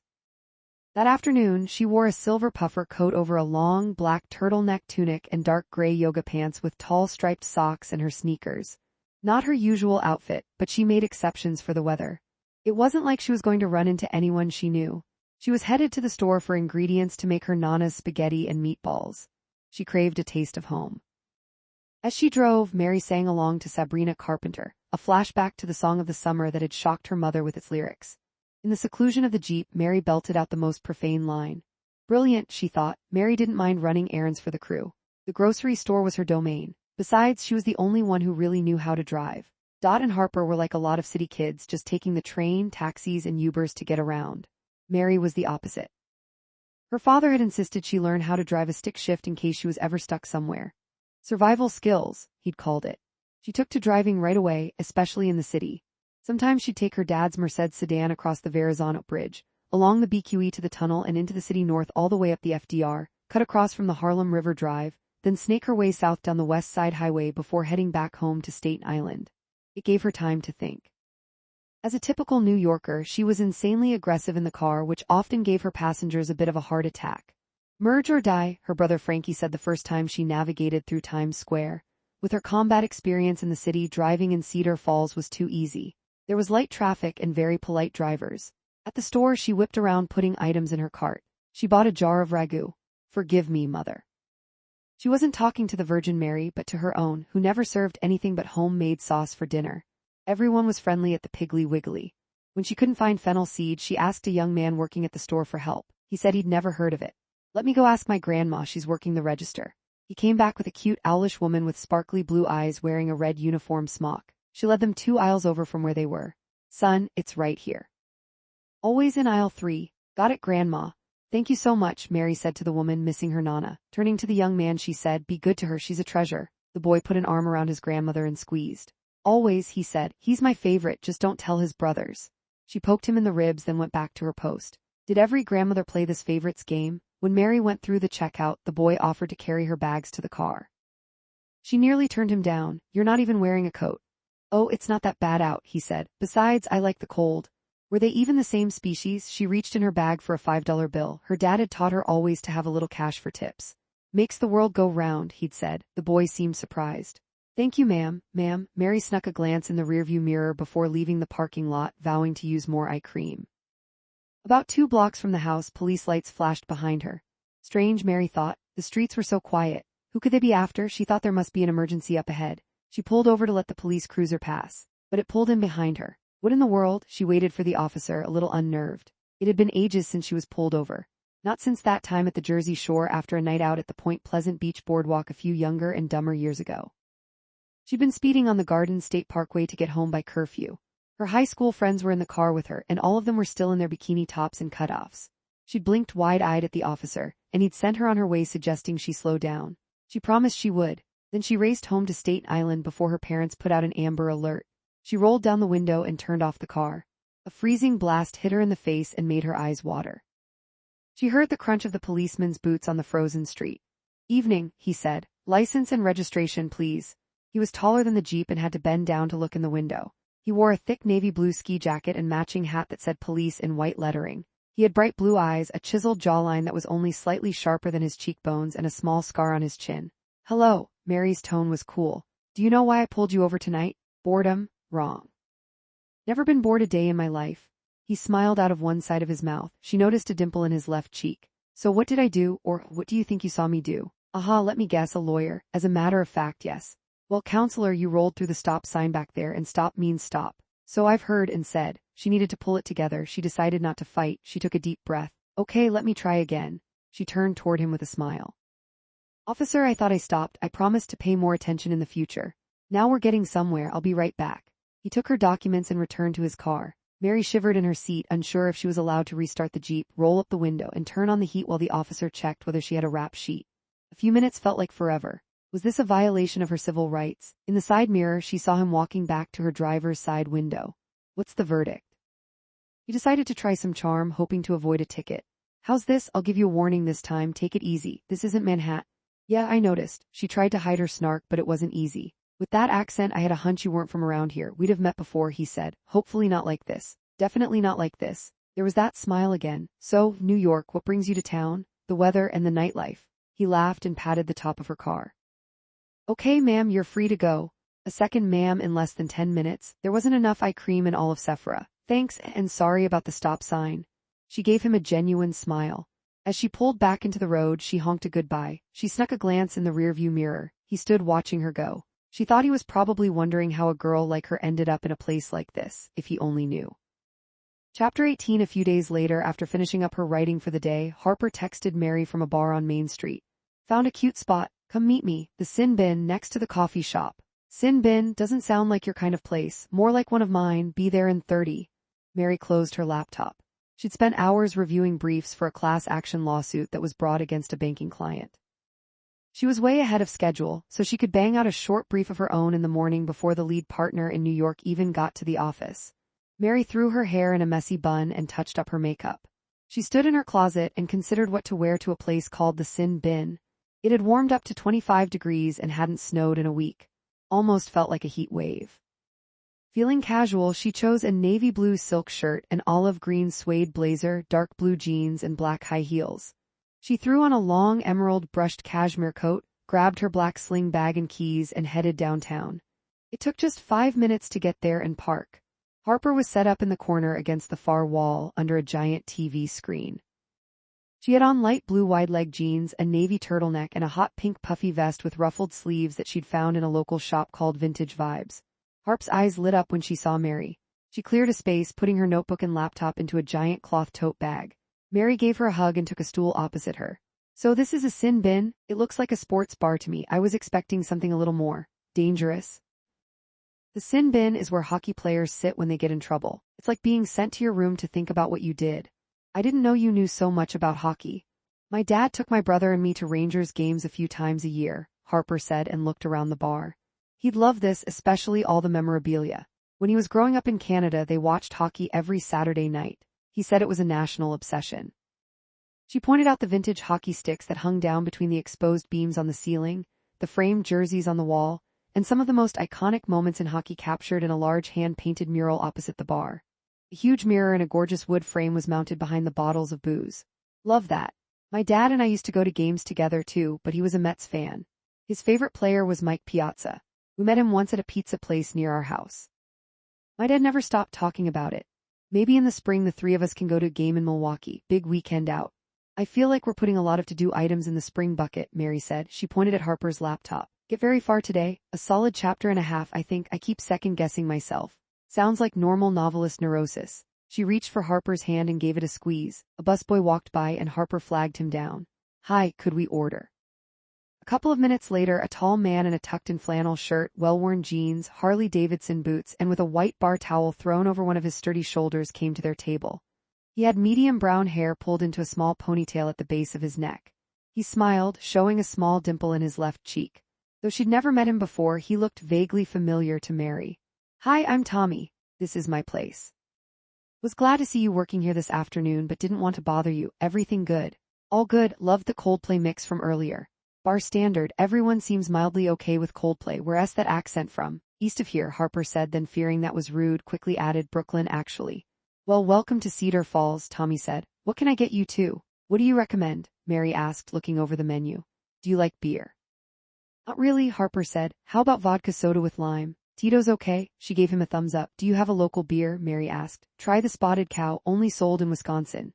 Really? Why? Gotta keep enough stock for the locals. We drink a lot of beer. Well, how can I resist with a recommendation like that? I'll take a Spotted Cow. Now she was curious. He rapped his knuckles on their table. Coming right up, ladies. He was cute, right?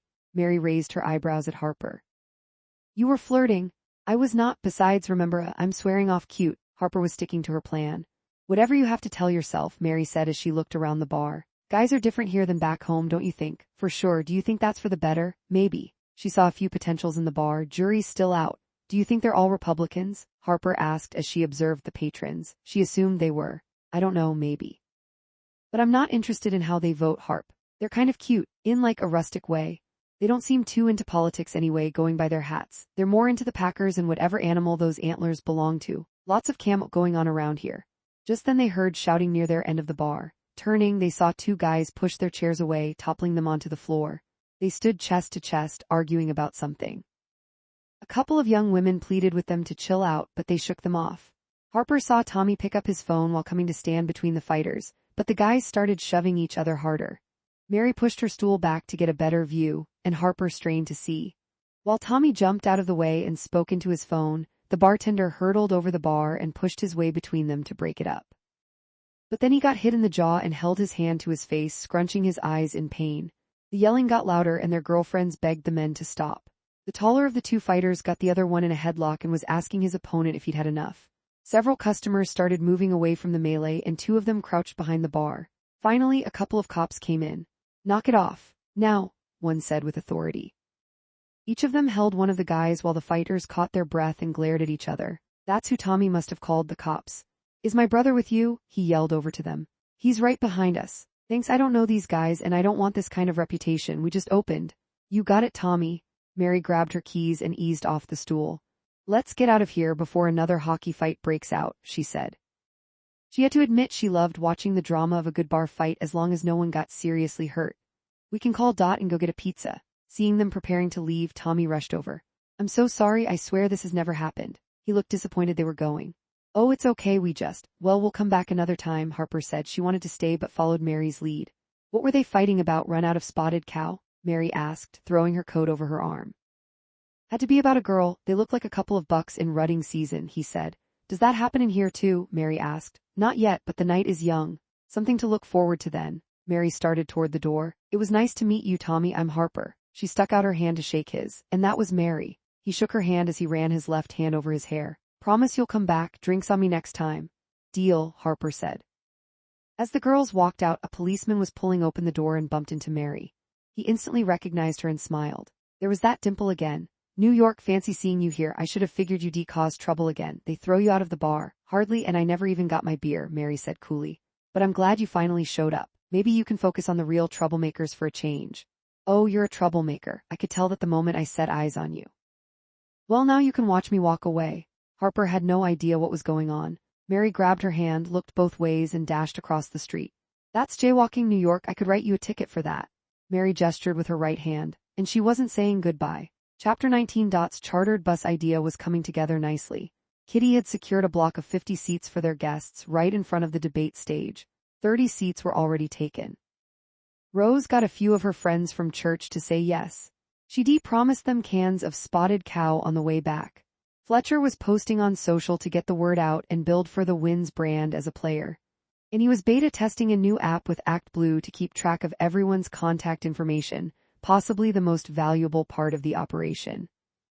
The family-owned, and that's a wrap just off Main on Washington Street, was on board to make box dinners with a choice of buffalo chicken salad, ham on cheddar, turkey with Munster, or roasted vegetables and sprouts. Over at Flower Power, Mimi immediately posted one of the flyers and agreed to make sweet treats for the snack bags. I'm thinking Wisconsin-shaped icebox cookies, frosted with royal blue, Dot suggested. On it. Mimi planned to make lots of extras they could pass out in the green room.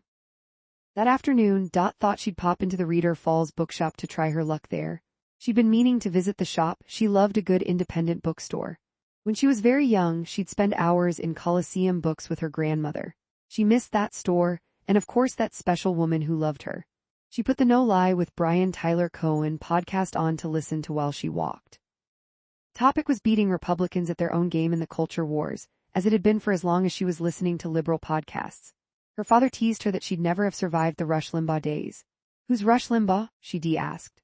Oh my gosh, Google it, he'd said, exasperated at feeling older than his years in that moment. Mercifully, the weather had given them a break from the extreme cold. The sun shone on blonde brick historical buildings that made up almost all downtown Cedar Falls. In some ways, they reminded her of the Buckley. She stopped for a moment on the bridge to look at the frozen Cedar Creek under her, and admired a mural of Wisconsin history called Founded 1862 that covered the entire side of the best clothing stores in town, Mills and Twills. Feeling the chill, she moved along and reached her destination. As she opened the door to the bookstore, a little bell rang and she smelled the moldy scent of old books. The store was warm, a little stuffy, a little dusty. Thick faded antique carpets covered well-worn hardwood floors, and the building's original tin tiles lined the ceiling. The bookcases heaved, and the shelves weren't level. You had to tilt your head more than usual to read the titles on the spines. The store was divided with fiction on the right, nonfiction on the left, with a special section for state and local authors, and the history of Cedar Falls in Wisconsin near the front window. She picked up Raft of Stars by Andrew Graff. She liked the cover. She tucked it under her arm to purchase before she left the store. Distressed leather couches and chairs were placed all around, seats where customers could sink in and stay a while. A reading corner for kids was set up in the back. It had colorful bean bags, and Bucky Badger held a sign for a children's reading hour, 4 p.m. Wednesdays and 10 a.m. Saturdays. Dot noticed a local artwork display on one wall, and a big community board with ads for piano lessons, babysitting, tutoring, and a polar bear ice plunge. Never, she thought. She looked around for someone to ask permission from before tacking her flyer up. A small boned woman of about 60 with blonde hair cut in a short bob and bright blue eyes was standing by the new releases, moving books around. She wore a navy turtleneck under a long-sleeved plaid flannel shirt, jeans, and lace-up boots that looked like they'd been through a lot. "Excuse me, do you work here?" Dot used her quiet bookstore voice. "Not anymore. Spent several years and nearly half of my paychecks on books after high school here, though." The woman laughed and stuck out her hand. "I'm Grace Taylor." "Hi, Grace. Nice to meet you, Dot Clark." They shook hands. Grace had a firm grip for such a small person. "Are you new to town?" Grace asked. "Yes, I'm from Manhattan and working with a Democratic group through the election." "Aha, I've only ever been to Big Appleton." "You've never been to the city?" Dot couldn't believe that. She thought everyone had been to New York at least once. "Oh, you must go. You'd love it." "Well, it's hard to get away with the farm, but I'd like to go one day." She gestured around the new releases. And all these books seem to have a connection to it somehow. "I've read so much about New York I almost feel like I know the place. Seems dangerous and romantic and exciting, of course." "Oh, it is. It's everything." Dot felt personally responsible to make sure everyone loved New York as much as she did. "This town, however, is just totally adorable." "Yes, it's a wonderful place to live. Been here my entire life. We work hard to keep it the way it is. Outside forces are always trying to get their noses under the tent." She gestured toward the front door at the outside forces. "Anyway, was there a book you're looking for? Maybe I can help. I still know my way around." "I'm definitely getting this book," she said, holding up the novel she'd already picked up.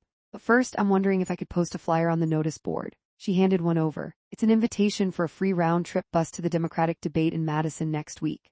"A debate already?" She put the back of her hand to her forehead.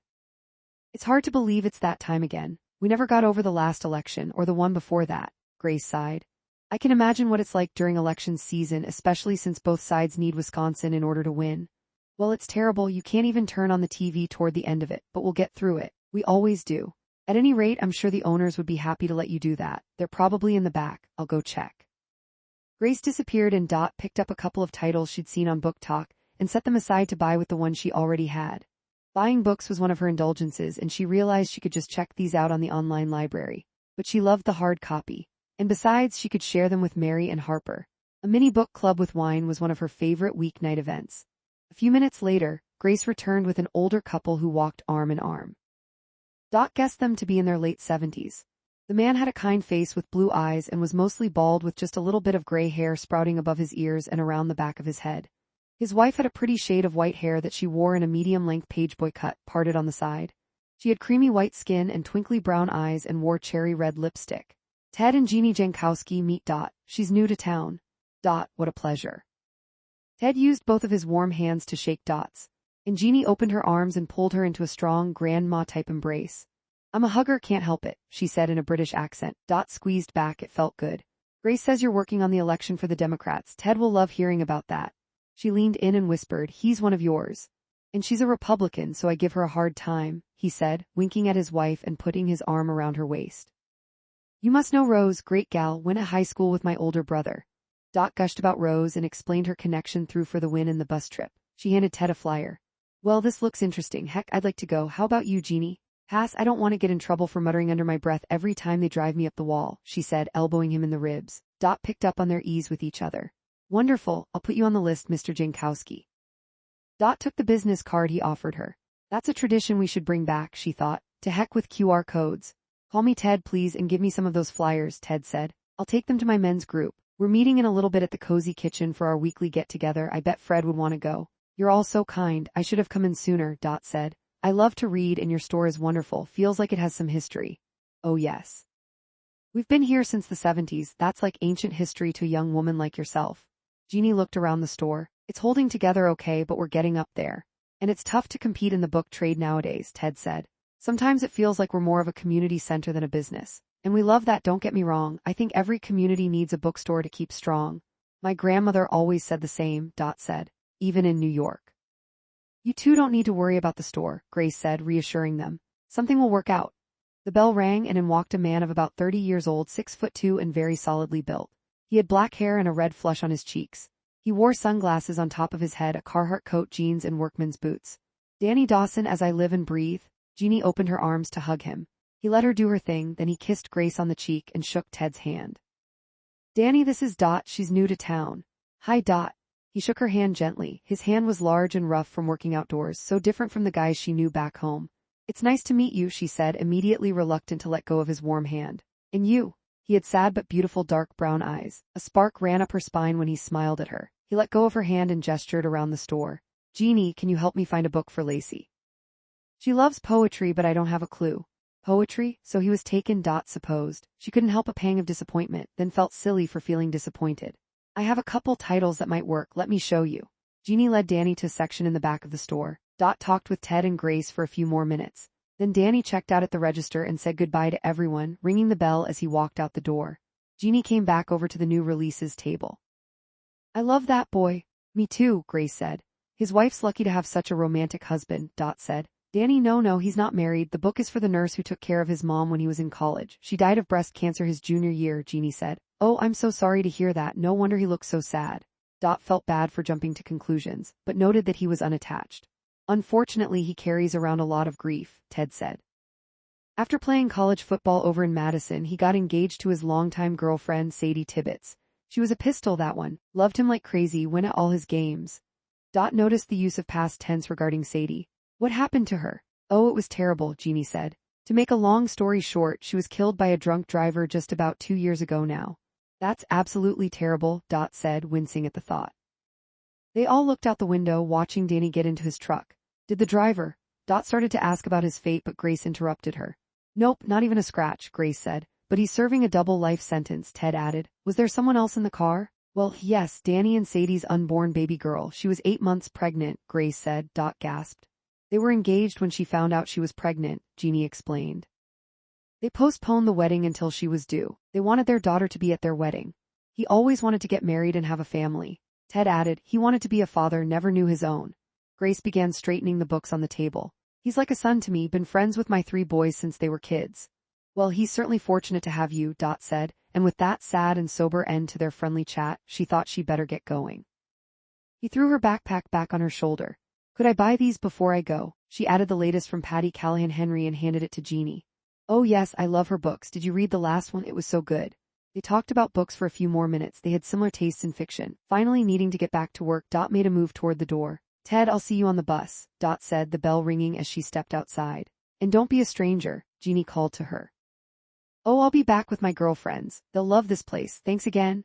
As she went out the door and turned right to head back to the office, she didn't bother putting in her AirPods. Instead, she thought about the new people she just met and of Danny Dawson and what he'd been through. She guessed that you never really knew what people were dealing with on the inside. Something her doorman Albert had told her back in New York came to mind. Everyone is always going through something. Wasn't that the truth? Chapter 20 Debate Day finally arrived. Kitty had flown in from D.C. the night before to ride with her for the Win team to the University of Wisconsin for the event. She'd stayed the night next to the Democratic offices at a boutique hotel called Maple and Main. Sorry it isn't a 4-star, Dot said when she arrived. She wasn't sure why she felt the need to apologize. The inn was adorable. It's perfect, Kitty said, though she eyed the chintz fabric with a skeptical eye. I like quaint. Dot wasn't sure she believed her but appreciated the effort at feigning comfort. She and Kitty had a quick drink at the self-serve bar in the hotel sitting room and caught up. She briefed her on the plans for the bus ride to Madison. It sounds like you've thought of everything, Kitty said. Team effort. Dot wanted to make sure Rose, Fletcher, and the volunteers got due credit. It's appreciated, Kitty said, and if all goes well, we'll win in November. And you'll get a win bonus, Dot said, her hand immediately flying to her mouth in shock that she just said that. Kitty froze for a moment but recovered, a softness coming over her eyes. She nodded slowly and waved her hand dismissively. That's right, it's standard for all consultants though. It isn't something special just for me. Her voice had a defensive bite. Oh, I think it's great, Dot said, trying to recover and lighten the moment. And I sure hope we win, and that you get your bonus. There's a lot more riding on all this than the bonus, which isn't that much money anyway, Kitty said. Dot tried to hide the skepticism she felt. To her, $500,000 was $500,000. Kitty took a sip of wine and continued, after all, we have a country to save. Indeed, Dot said, matching Kitty's grave tone. Kitty laughed, giving Dot's shoulder a small push. Come on, don't be so serious. Dot decided to embrace the moment and laughed too. Tell me more. What else is happening around the state I should know about? Kitty sat back ready to listen to whatever information Dot could share about voter preferences and local concerns. They chatted for another 30 minutes, and then they both decided it was time to get some sleep. On her walk home that night, feeling safe in the quiet suburban town, Dot thought how awkward the bonus talk had been, but admitted how Kitty had been very open about it. And why shouldn't she get paid what other consultants got if they turned in a victory? Dot thought. She vowed to be more like Kitty Bell and not care so much what others thought about her. But she'd have to do that another day. For now, she needed to focus on job one, the debate. The next morning, Kitty sat with Rose at the front of the bus, looking chic and tall, high-heeled boots, a black leather skirt, and a royal blue silk turtleneck and matching felt wool blazer. Her engagement ring was blinding. Is she marrying a royal? Harper asked, sitting next to Dot and well out of Kitty's earshot. Almost. In Washington, he's definitely a princeling, a high-flying lobbyist named Casey Morgan.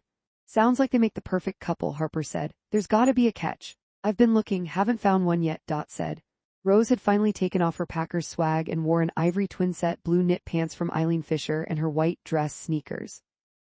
A vintage red, white, and blue donkey pin she'd had since Walter Mondale's campaign completed her outfit.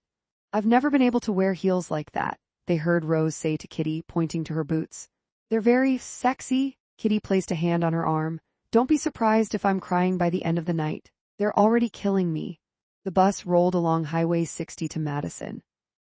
The guests ate their made-to-order wraps, and Mimi's Make Wisconsin Blue Again frosted cookies were a big hit. She'd even thought of bringing wet wipes for everyone so that they didn't smear blue dye on their clothes. After lunch, a local struggling comic who Dot hired for entertainment led a Wisconsin trivia contest from the front of the bus with a microphone. Name the cheese that was invented in Wisconsin but sounds like a European country. It's very holy. Swiss.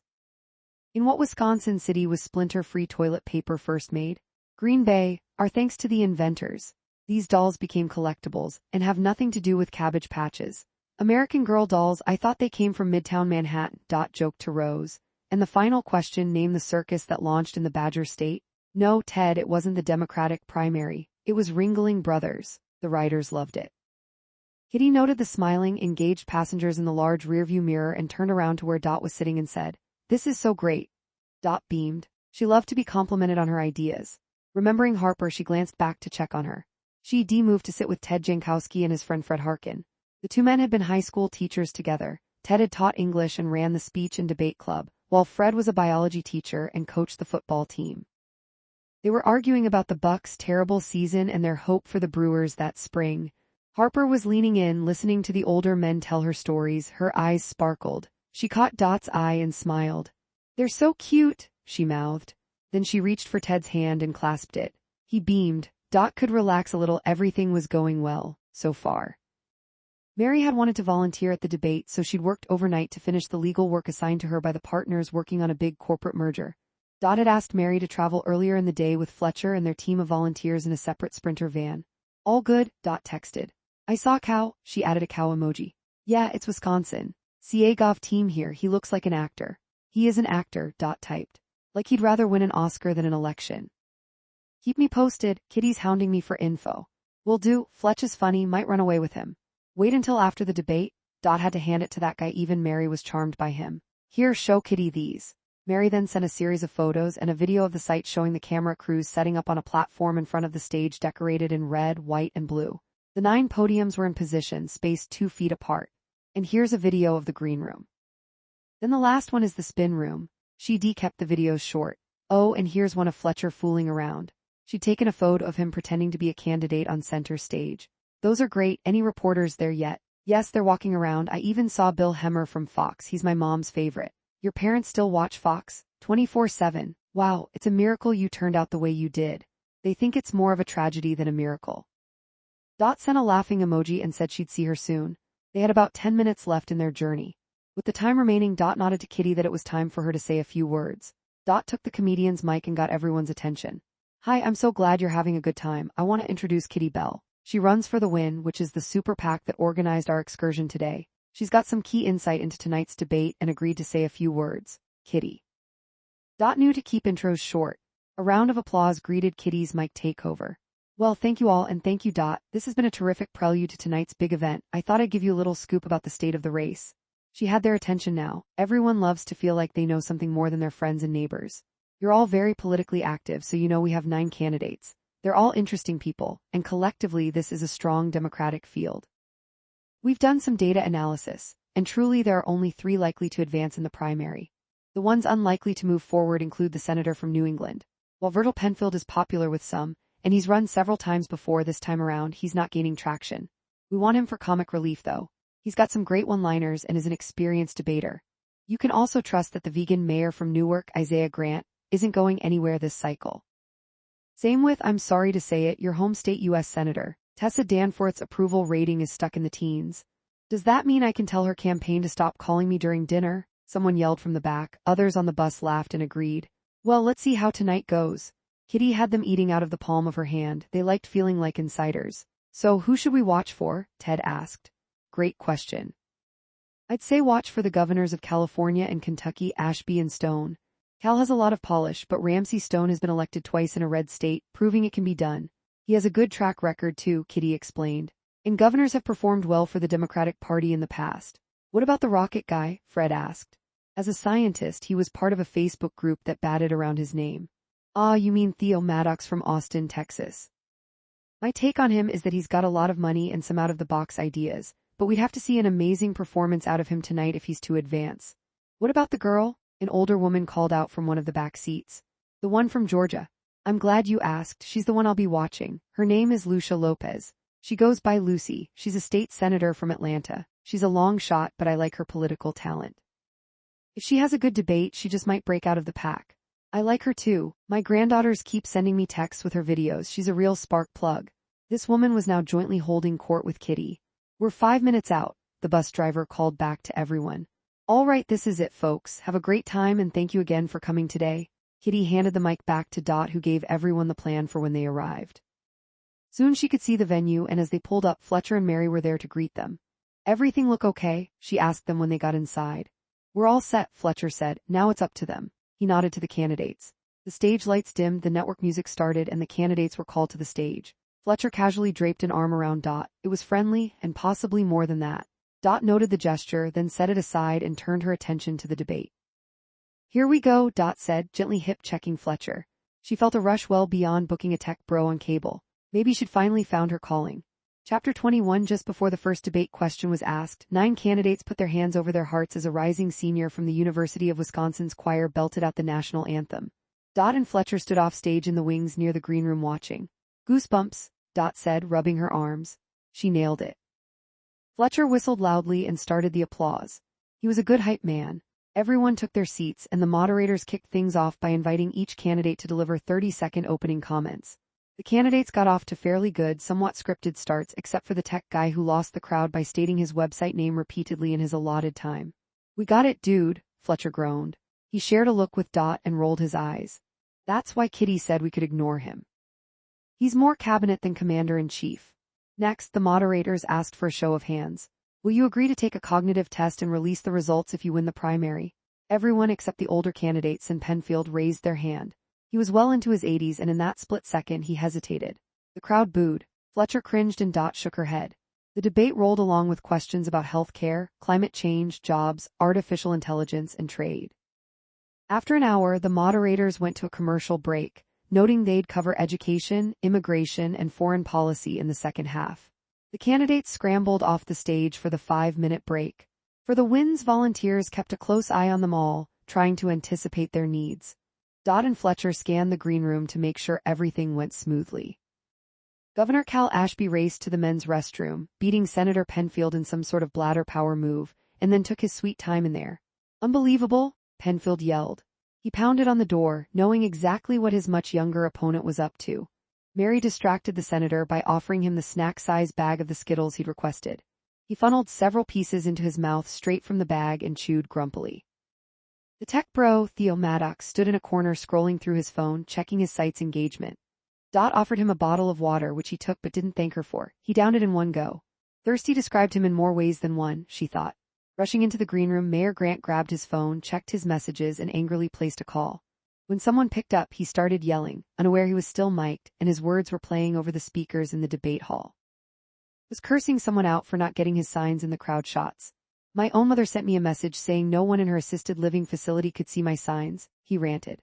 What in the hell do I pay you for? Kitty ran into the green room from the auditorium, frantically waving her arms and pointing at Mayor Grant. Hot mic, Kitty yelled, and Fletcher, quick to catch on, leapt over a sofa and muffled the mic on Grant's lapel. What in the actual? Mayor Grant cursed at Fletcher. Your mic is still hot, sir. Embarrassed, the mayor yanked off the mic and tried to hold his head high, smoothing down his suit as he stomped away. In the meantime, Harper overcame her shyness and approached the young governor of Kentucky, Ramsey Stone. Governor, may I introduce myself? Harper put out her hand and he shook it. Please do, I could use someone to talk to. After just a couple of minutes, Harper came away impressed. He's got his act together, she told Dot. Good to know.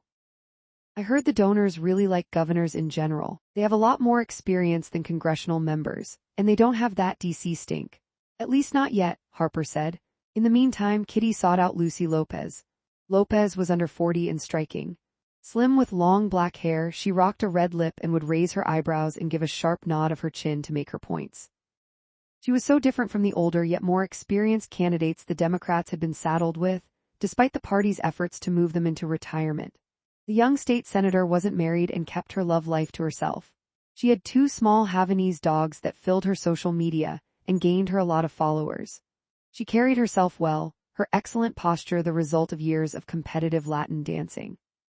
She was a natural in front of the camera, speaking from the heart and without notes. Her dad was an immigrant from Cuba, and her mom had moved from Puerto Rico to Georgia with her parents when she was a girl. Her father had spent his career in the military, and her mom had raised their 3 children while working as a hotel maid. 2 months before the debate, she'd gone viral for a speech about how Democrats needed to get it together or they'd never win again. Her major issue was education. She thought it was criminal that kids in public schools weren't learning to read or write at grade level but being passed along anyway. We are robbing children of their future. It will be our fault when they lose confidence in themselves and don't see any opportunity to succeed. Are you willing to be guilty of that, to take away their chance of achieving the American dream, I ask you? And then in her signature stage whisper, I ask you. Kitty had picked up on Lopez's growing popularity. She had early on sent a note to the entire FTW team. Lopez has potential. People are falling in love, and she's not afraid to take on one of the Democrats' sacred cows, the teachers' unions. Lopez didn't come across as a left-wing Democrat or a squishy moderate. She was independent-minded and blunt when telling the truth. Her authenticity was part of her appeal. Add that to her being a party outsider, a Latina renegade, and she had a shot to appeal to the sliver of independents they'd need to win the election. Chapter 22. At the end of the break, the debate audience found their seats and a bell rang signaling 1 minute until they were back on air. The volunteers herded the candidates back to the stage, but their older New England Senator Virgil Penfield was missing. Where's Senator Penfield? Dot asked, her eyes sweeping the room. How could they have lost him? Fletcher heard a pounding on the bathroom door. He rushed over and opened it. The older man bolted out of the john. That punk locked me in, damn it, out of my way. Penfield pushed Fletcher aside and sprinted to the stage. Wow, he can move, Harper said. The senator with green Skittle tint on his tongue mopped his brow as the second half of the debate got underway. Please tell me someone got that on video. Mary imagined it going viral. I hope not. Dot was alarmed. Kitty would not have liked that. With the candidates back in position, the moderators pressed on, and the crowd got more aggressive in cheering and booing the answers. Toward the end of the second hour, it became a free-for-all, with all the candidates pandering to dairy farmers and talking over each other, and the moderators failing to get a handle on it. The control room finally cut everyone's mics so that they could wrest back control. It was time to wrap it up. They gave each candidate another 30 seconds for a final statement. State Senator Lopez was passionate and gracious. I ask you for your vote. And then more quietly in her deep stage whisper, I ask you. She flashed her smile and looked confidently straight into the camera. Gorgeous, Mary said. Then Governor Stone of Kentucky explained how he was clearly the only one who could beat the incumbent Republican president. I'm the only one who has what it takes to beat him, and unlike others up here tonight, he said as he glanced up and down the row of candidates, I have a record to prove it. Lopez gave him side eye and a lift of one eyebrow. Wow, shots fired, Fletcher said, rubbing his hands together. The Wisconsin senator got a round of polite applause and talked about deer hunting with her boys. She hadn't lit the room on fire. Rose shrugged. She's nice, but even I know she's boring and safe. Theo Maddox reminded everyone he was the only billionaire who could self-fund his race. Then he asked the audience to donate through his website. This guy's killing me. Fletcher put his head in his hands. Senator Penfield told the crowd, it's your last chance to have me as your president. I hope you don't screw it up like last time. That got a laugh. Governor Cal, it's in the name. Ashby went last. He chose to say he was launching a brand new website that would go live as soon as the debate finished. He gave the address out several times in rapid fire. As the debate wrapped up and family members swarmed the stage to congratulate their loved ones and pose for the cameras, Dot finally exhaled. What do you think? Who's the winner? Fletcher asked, catching up with her. Well, I'd put green arrows next to Stone and Lopez. Not Penfield? Fletcher pulled a face and made Dot laugh. Touché, he's going nowhere, except maybe Substack, she said. For the Win volunteers cleaned up the green room while they watched the spin room on the big screen. The governor of California was doing an interview with the female host of the show with the biggest primetime audience in cable. Governor Ashby, we looked up that website you mentioned in your closing statement. It's great, right? Well, I'm not sure you gave out the correct website. I believe you said comeandjoinus.com, but did you mean .org? When we searched .com, we were taken to a, how do I say this, an adult content site. The host used air quotes to make her point. The governor's face flushed. Dot gasped, Rose's hands flew to her eyes and Mary's shoulders bounced up and down as she tried to hold in a laugh. But soon they were all in hysterics. Dot thought of the governor's poor press secretary who'd have to clean up the mess. He didn't exactly nail the dismount now, did he? Mary asked cheekily. Mary Russo. Harper pretended to be offended. Let's get out of here, girls. Fletcher led the way to the bus, which was warm and ready to take them home. Walking out of the venue back to the bus, Dot pulled out her phone to check the headlines. Here's the snap poll results. Lopez and Stone tied, Ashby trailing third and everyone else far below, she said to Kitty, Rose, and Fletcher. I'm not surprised, Kitty said. That trio is the strongest by far. Lopez is a long shot, Kitty, but is she one worth taking? Rose asked. Kitty Bell didn't hesitate to answer. Yes, she said, striding to the bus with purpose. Her Wisconsin team followed quickly behind her. There was so much to do. The ride back to Cedar Falls was lively. Cans of Spotted Cow sponsored the debate about the debate. Consensus seemed to be that Governor Stone had the best night. He reminds me of Bill Clinton. Some cheered, some groaned, but there was also a lot of support for Lopez. She comes off more factory floor than faculty lounge, Ted Jankowski said. Dot told Fletcher to write that down. It was a good line. There was one vote for Senator Penfield. I've supported him for years, Rose's friend said. So you're the one? Someone in the back yelled to laughter, and there was broad agreement that the tech bro had to go. After they got back into town, Kitty sighed, huddled with Dot and Fletcher before she got off the bus. That was amazing, guys, she said. We put for the win on the map. Great job and thanks, but we need to step on the gas. This state is critical and there's a lot to do. Dot flinched inside under the pressure, but Fletcher said, don't worry, we've got it. He exuded confidence, which made her feel more secure. Kitty nodded and got off the bus and into the backseat of the car waiting to take her to the private jet terminal in Milwaukee. One of the For the Win donors had chartered a flight for her. Must be nice, Dot thought, hoping one day she could summon such a ride. As Kitty's car pulled away, Dot let out a deep breath. Fletcher held up his hand for a high five. Dot slapped his palm weakly. Don't worry about her, she's just stressed. He could tell that Kitty had stolen some of Dot's good vibes. Somehow we pulled that off, Fletcher, Dot said. More than that, we crushed it. He reached out his arms to hug her. When she wrapped her arms around his neck, he lifted her up and twirled her around. She let herself feel a little thrill of excitement about how well the day had ended in the face of all the challenges. He set her down gently and she tilted her head up to see his face. We make a great team, Dot. We do. See you tomorrow, he said. Oh, and keep an eye on Mary, she's wild. Dot laughed and glanced at her friends who were waiting for her under the awning of the Democratic office on Main Street. She is, in all the best ways. She waved goodbye to Fletcher. He'd really grown on her. He was good-looking and a good time. Let's go home, girls, Dot said, turning to the crew. So, Dot, is there something you want to tell us about Fletcher? Harper asked. What about him? You two look pretty cozy together, Mary said as their shoes crunched on the light ice that had frozen on the sidewalk and they noticed the frost on the Jeep's windshield had been cleared. Wow, that was nice of someone, Dot said, changing the subject away from Fletcher. She didn't feel like analyzing their relationship. They didn't even have a relationship. But could they stop it, she told herself.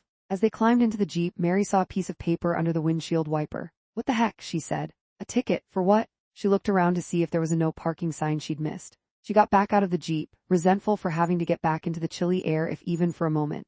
She used a gloved hand to pull the ticket out from under the wiper. A box that said warning was checked, no fine. She turned the ticket over. Strike 2, New York was scrawled on the back. Chapter 23. Mary wondered what Dot had gotten them into. What are we supposed to wear to dinner on a farm? She yelled down the hall from her room. I don't know, I've never been to dinner on a farm. Dot was looking in her closet too. Do you think I should wear something plaid? Harper joined in. I think farmers wear a lot of plaid. I think as long as our clothes are clean, we'll be fine, Dot called out. Now let's go, I don't want to be late. Earlier that week, on a cold, windy day, Dot had bumped into Grace Taylor on Main Street outside of Flower Power. It was now March, and she hadn't seen her since their first encounter at the Reader Falls bookshop. Hi Dot, glad I ran into you. I've been meaning to invite you and your girlfriends to one of our Sunday suppers. My mother used to host, but I've taken over and everyone comes. Family attendance is mandatory and we love having guests. That sounds like a great tradition and a lovely invitation. We'd love to come sometime. Would this weekend work for you? Let me see. Dot pulled out her phone and pretended to check her calendar. As expected, no plans. We don't have the most active social lives here like we did in the city. I bet you find it slow as molasses around here. Oh no, we love it. Dot worried she'd offended her and rushed to make up for it. Cedar Falls sets the perfect pace. If you like small towns and a strong community, it's just about perfect. I agree, and I haven't even been to one of the farms yet. What can we bring? Just your appetites. The GIRLs met downstairs and assessed each other's outfits. Harper had nixed the idea of plaid and had on wide-leg khakis, a white button-down under a Kelly green cotton cardigan, and her well-worn ankle boots to give her some height. She'd put on a little Sunday supper makeup and her hair was held back by a scrunchie. Dot wore skinny jeans tucked into tan knee-high boots with a flat sole and a lavender cashmere turtleneck. She arranged her hair in a sleek ponytail and put a hint of pink gloss on her lips. Not surprisingly, Mary was the most dressed up. She had on black knit leggings over the knee heel boots, a hot pink silk blouse with pearl buttons, a gray suede blazer, and her large gold hoop earrings. Red lips, lined eyes, and defined brows completed her look. What? She asked, noting Dot and Harper looking at her with their heads in a dog tilt. You are definitely dressed for agriculture, Dot teased. And where did you get those skinny jeans from the vintage store? Mary shot back. Hey, these are back in. I'm glad I kept them from high school. Mary looked at herself in the entryway mirror. Do you think I should change? Mary wasn't typically self-conscious. No, you look the part. Let's go or we'll be late. Dot grabbed the bottle of duckhorn they'd bought as a hostess gift and they headed out. The farm's long driveway was lined with sugar maples which were just starting to bud. The afternoon sun filtered through the leaves. The gravel road to the house was bumpy and mud flicked onto the undercarriage of the Jeep as Mary drove slowly to the house. Mary turned off the music. They were only about 30 minutes from their house in Cedar Falls, but it looked like another world. Wow, it's beautiful. So serene, Harper said, sitting cross-legged in the backseat. They passed several cows lining the fence. Look at these cuties, Dot said, pointing them out. The driveway curved in a loop around a big oak tree in front of the Taylors' stone and brick ranch-style home. To the left was a large red barn and several smaller shed-type buildings, about 10 yards from the house. On the right, a large tractor sat just inside a big metal garage that had its doors rolled open. Welcome, Grace called as she came out of the house, waving one arm high in the air and shielding her eyes from the sun with the other. She was dressed as she'd been at the bookstore in a long-sleeved flannel shirt, jeans, and lace-up boots. Two big yellow labs bounded around her as they barked at the Jeep. Did I overdress? Mary wondered aloud before they got out of the vehicle. They said Sunday supper? Oh no, not at all. Dot glanced into the backseat to meet Harper's gaze and winked. I'm sure there's a wedding we can drop you off at later. Puppies. Harper had always wanted one, but her parents had never given in. She got out of the car first, excited to pet the dogs and glad she'd remembered to take an allergy pill before they left the house. Once they were all out of the Jeep, Dot provided introductions and handed the wine to Grace. Why thank you, I'll see if we have a corkscrew, not much call for one around here. Mary realized they should have brought a dessert instead. Ray, Floyd, calm down, Grace's voice carried authority. The dogs stopped barking immediately.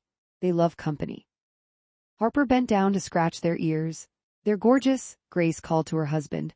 Joe, our guests are here, come in for a bit. She turned to the girls. He never stops working. A trim man about 60 years old came out from the barn wiping his hands on a cloth. He wore a baseball cap, thick denim shirt, Carhartt overalls, and work boots. He took off his hat and tucked it under his arm. His forehead was starkly white compared to the rest of a face that had been hammered by years of sun and wind. He had big blue eyes and the skin around them was evidence that he laughed easily. His salt and pepper hair was still thick, and the girls would later learn that Grace had to trim it every 2 weeks in their kitchen. I've been looking forward to meeting you, he said, shaking their hands. Come, let's get you inside, it's chilly out here with that breeze. They started in, and Joe held Mary's elbow. Careful, young lady, it's muddy as heck around here. Well, it's mostly mud. Mary stepped gingerly, trying to protect her boots. The Taylors' home was warm and inviting. The aroma of a home-cooked meal filled the air, scents of roast beef, pepper, baked apples, and cinnamon. They hung their coats in a crowded mudroom, everyone talking at once as they got to know each other. Staten Island, Brooklyn, Providence, I never met anyone from those places, Joe said. I'm afraid I've not traveled too far afield from this farm. It's hard to get away. I'd never leave if I got to live here. Harper turned on the charm, and Dot gave her a grateful look. She wanted them to have a good time, and she was also interested in getting to know more people in the community so that she'd have better intel to send back to the insatiable Kitty Belle. Grace led them into the family room. A large sofa and 3 recliners surrounded a big television screen. Iced teas were passed around along with a tray holding small bowls of mini pretzels, peanuts, and cheddar cheese Pringles. Harper sat on her hands to avoid snacking and ruining her dinner. How long have you lived here? Dot asked Joe. All my life. I was born in Cedar Falls. Went to school with Grace and her younger sister Mercy, the preacher's daughters. You know what they say about dating one. Joe winked. He leaned back and crossed his wool-socked foot over his knee. I knew I wanted to marry Grace from the get-go. Thankfully, she did me the favor of becoming my wife, even though she knew I'd only ever be a farmer. Grace reached for Joe's hand. Growing up next to the church, we didn't farm ourselves, but we spent a lot of time at friends' houses helping with chores, so it wasn't hard to convince me this would be a great life. We raised 3 sons here, Joe said. The oldest, Mike, farms with us. He's married to a great gal named Kelsey. She's an art teacher at the middle school. They've given us our 2 grandkids. He pointed to a framed photograph of 2 blonde kids, a boy and a girl, sitting on top of a black pony with a white mane and a stripe down its nose. They're at their other grandparents tonight. We trade off Sunday supper with Kelsey's parents. And our younger 2 sons are twins, fraternal, but they look a lot alike. Neither of them is married yet, so they've not given us grandkids, just several heart attacks over the years, Grace said. One is a daredevil and served in the military, and the other one was on track to play professional hockey, but he broke his leg in college and decided to start his own business in town. They're good boys.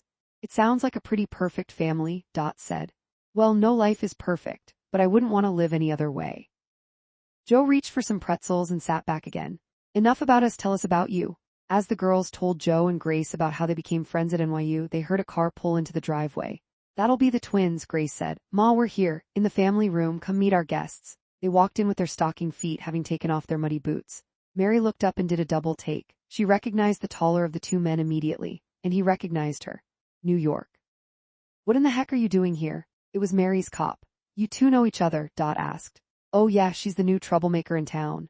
He jutted his chin toward Mary and winked at her. Serial offender. Hardly. Mary's cheeks grew immediately hot. She rarely let anyone get a rise out of her, but there was something about this man. Just behind him, his twin walked in. Harper, Tommy, Mary. Hey, Tommy. Wait, how do you all know each other? Dot was confused. I love writing in bars, and he owns the Sin Bin, the bar that's just down from your office. This is amazing, Dot said. Wow, what a coincidence. Grace loved a small world story. Soon they were all talking. The conversation flowed easily. You 2 really do look alike, Harper said, looking back and forth at Tommy and his twin, whose name was Jake. They both have that dimple that melted my heart the first time they smiled at me, Grace said. But I got the height, Jake said, needling his brother. That's all right, I got the hair. Tommy gave it right back to him. Jake's hair had receded so much that he just shaved it all off. Seems like a fair trade, Mary said, thinking Jake had made the right decision not to fight the inevitable. Boys enough, you've been harping on each other since the womb. Joe then stood up and suggested that they all get the chores done before supper. Jake said he'd do the chickens and challenged Mary to go with him. She accepted, not sure what doing the chickens meant. That left Tommy to handle the cows. Harper offered to join. Boys, get those girls some muck boots and old coats from the shed. They can't walk out there in that. Jake and Tommy left to retrieve the more appropriate footwear. Dot, why don't you join me in the kitchen? Grace said. I just have a few things to warm up. Happy to, Dot said, grateful her assignment didn't include going back into the cold.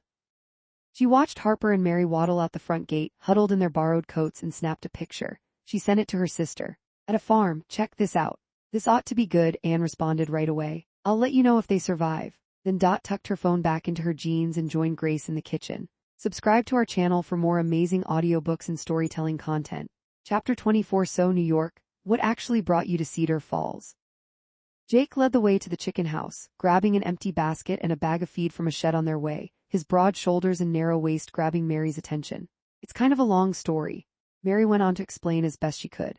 So you left your job and your family to come here to help the Democrats win an election, do I have that right? Yeah. Well, Dot came to work on the election, and Harper and I help her whenever she needs it. She convinced us to come along for the ride. You know, one last big adventure before we all settle down and can't do wild and crazy things anymore, Mary said, watching where she walked. I still work for my law firm just from my bedroom, but it's only until the election, then we go home, back to the city. So it's like a gap year, but when you do after college, he asked. That's a good way to put it, she replied, nodding her head. They stepped into the fenced-in chicken area. Several chickens squawked around their feet and pecked at their boots. Mary squealed and kicked up her heels in fear. They won't hurt you, I promise. They're kind of scary with those red-rimmed eyes. Any worse than the pigeons in Manhattan? Fair point. There's a woman who feeds them near my apartment. I get so mad at her, but she seems to love them like they're her best friends, so I just stay out of her way. Around here, these birds we actually have to feed. Here, you can help. Just take this bag and scatter handfuls of this food into these trays, and I'll get them something to drink. Mary stuck a gloved hand into the bag of tiny pellets of corn, barley, and oats and did as he instructed. Jake refilled the chicken's water tray from a pump. Here's something, you know this chicken coop is haunted? It is? Yes, we have a poultrygeist. You're an idiot. But she giggled. Then Jake ducked into a henhouse that smelled sharp and unpleasant. Came out with several eggs in a basket. Here's breakfast, he said. She winced. The eggs were dirty. Oh, come on, where did you think eggs came from? Trader Joe's. Who's that? A guy I see a lot back home. He's got a killer frozen food section. Mary pointed to a stump with a large red stain. The blade of an axe stuck out of the top. What's that? That New York is where your dinner came from. Mary paled and swallowed. Come on now, do you think your grandma got chicken from a lab?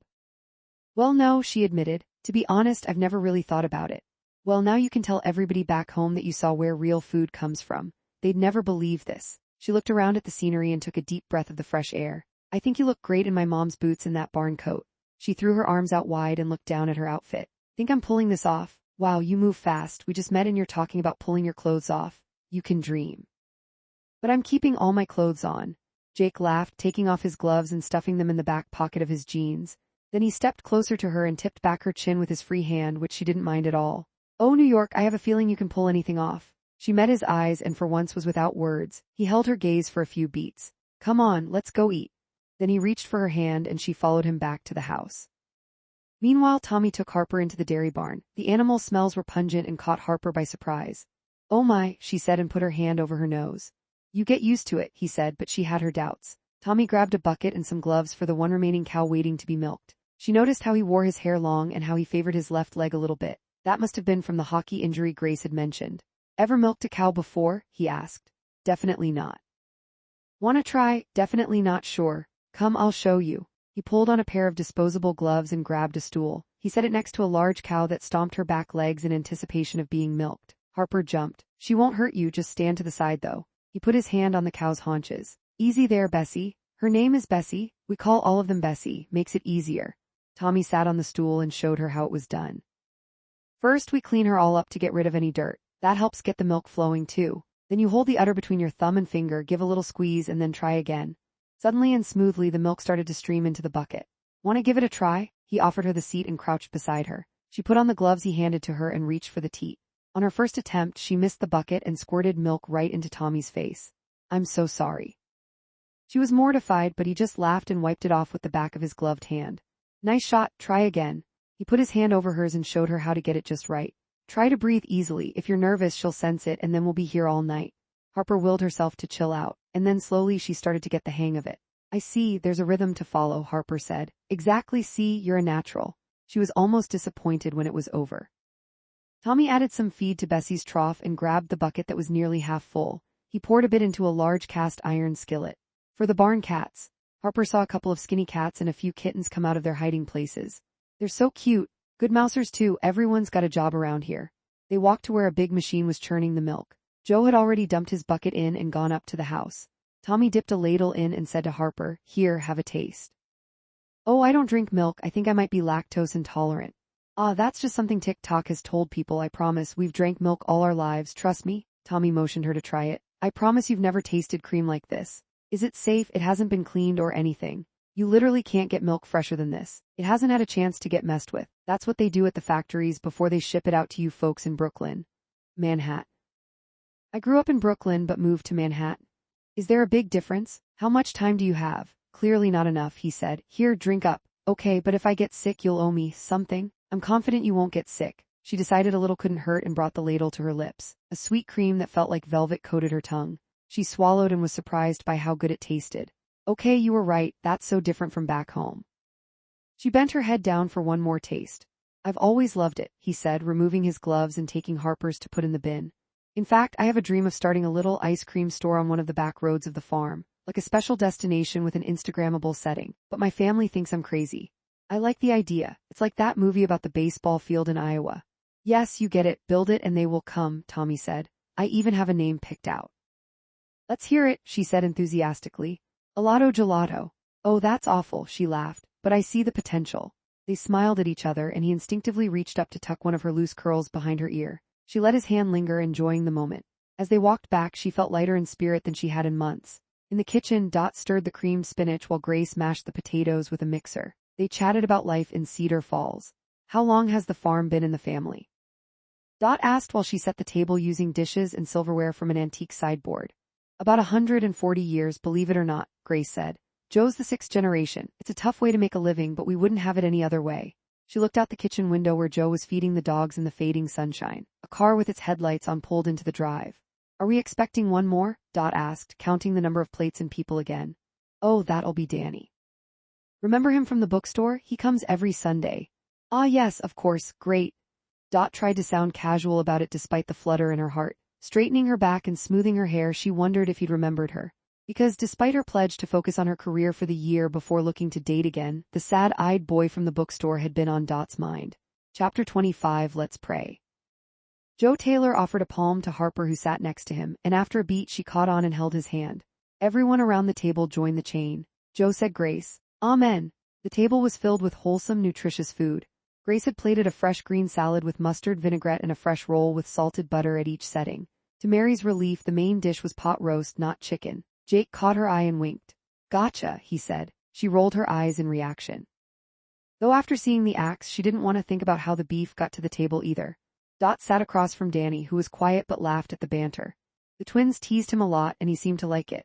They told stories of how he used to fall asleep in the living room when they played video games and how Grace would call Danny's mom and say she'd take him to school in the morning. All my best childhood memories are in this house, he said. And he was always the best behaved. Grace put a hand on Danny's back. Dot liked hearing about his childhood. She was fascinated by his story and curious about, well, him. She tried to put the brakes on her feelings, but someone, maybe Danny, had cut the lines. After dinner, dessert was a platter of scotcheroos. What are these? Mary asked. You don't have scotcheroos in New York, Jake teased. You haven't lived. They're a Wisconsin special, Grace said. A mix of peanut butter Rice Krispie treats with chocolate on top. Always served with homemade vanilla ice cream. Courtesy of Bessie, Tommy said to Harper. Every grandmother in Wisconsin knows how to make these, Joe said. While they enjoyed dessert, Dot asked Joe to tell her more about what rural Wisconsinites were feeling about the election. Oh no, Mom's got a rule. No politics on Sundays, Tommy said. It's all right. Grace nodded for Joe to go ahead. They're here to learn, not to argue. Joe said things had really changed since he was a young man. Growing up, everyone I knew was a Democrat, he said. Now just about everyone outside of town votes Republican. Why do you think that is? Dot asked. It's hard to say exactly. The politics here evolved over time. Certainly, economic issues like trade and energy have affected us a lot. We need more customers to buy our products, but when the cost of fuel gets too high, we can't make a profit. Dot nodded along. And then you've got Washington thinking it knows how to take care of this land better than we do. I say, this farm's been in my family since the 1800s. You think we don't know how to care for it? Joe said, stopping to take a sip of iced tea. But also, to be honest, there's been a lot of the cultural issues that drove people to the right. I agree, Grace said. It feels like politicians took all of us for granted all those years and just went for the city vote instead. Dot took it all in, making mental notes. She didn't offer a defense of the Democrats, feeling it wouldn't be polite, and that she didn't know enough to be persuasive anyway. They were making some good points. But there's pressure coming from all sides against us farmers now, Joe said. You see, when these boys were growing up, and that includes Danny here, Grace took them to the Future Farmers of America and the 4-H clubs. That helped build character, and for youngsters to learn some skills. And now I think about the kids in those clubs today and don't know if they'd have anywhere to farm in the future. Why? Mary asked, leaning in. I'll give you an example. You see, our farm here is large by Wisconsin standards, just over 1,200 acres. How big is that? Harper had no idea how big an acre was. I'd guess it's about the dimension of Central Park, so a good size, not the largest by any means, but for this area it's a fair size.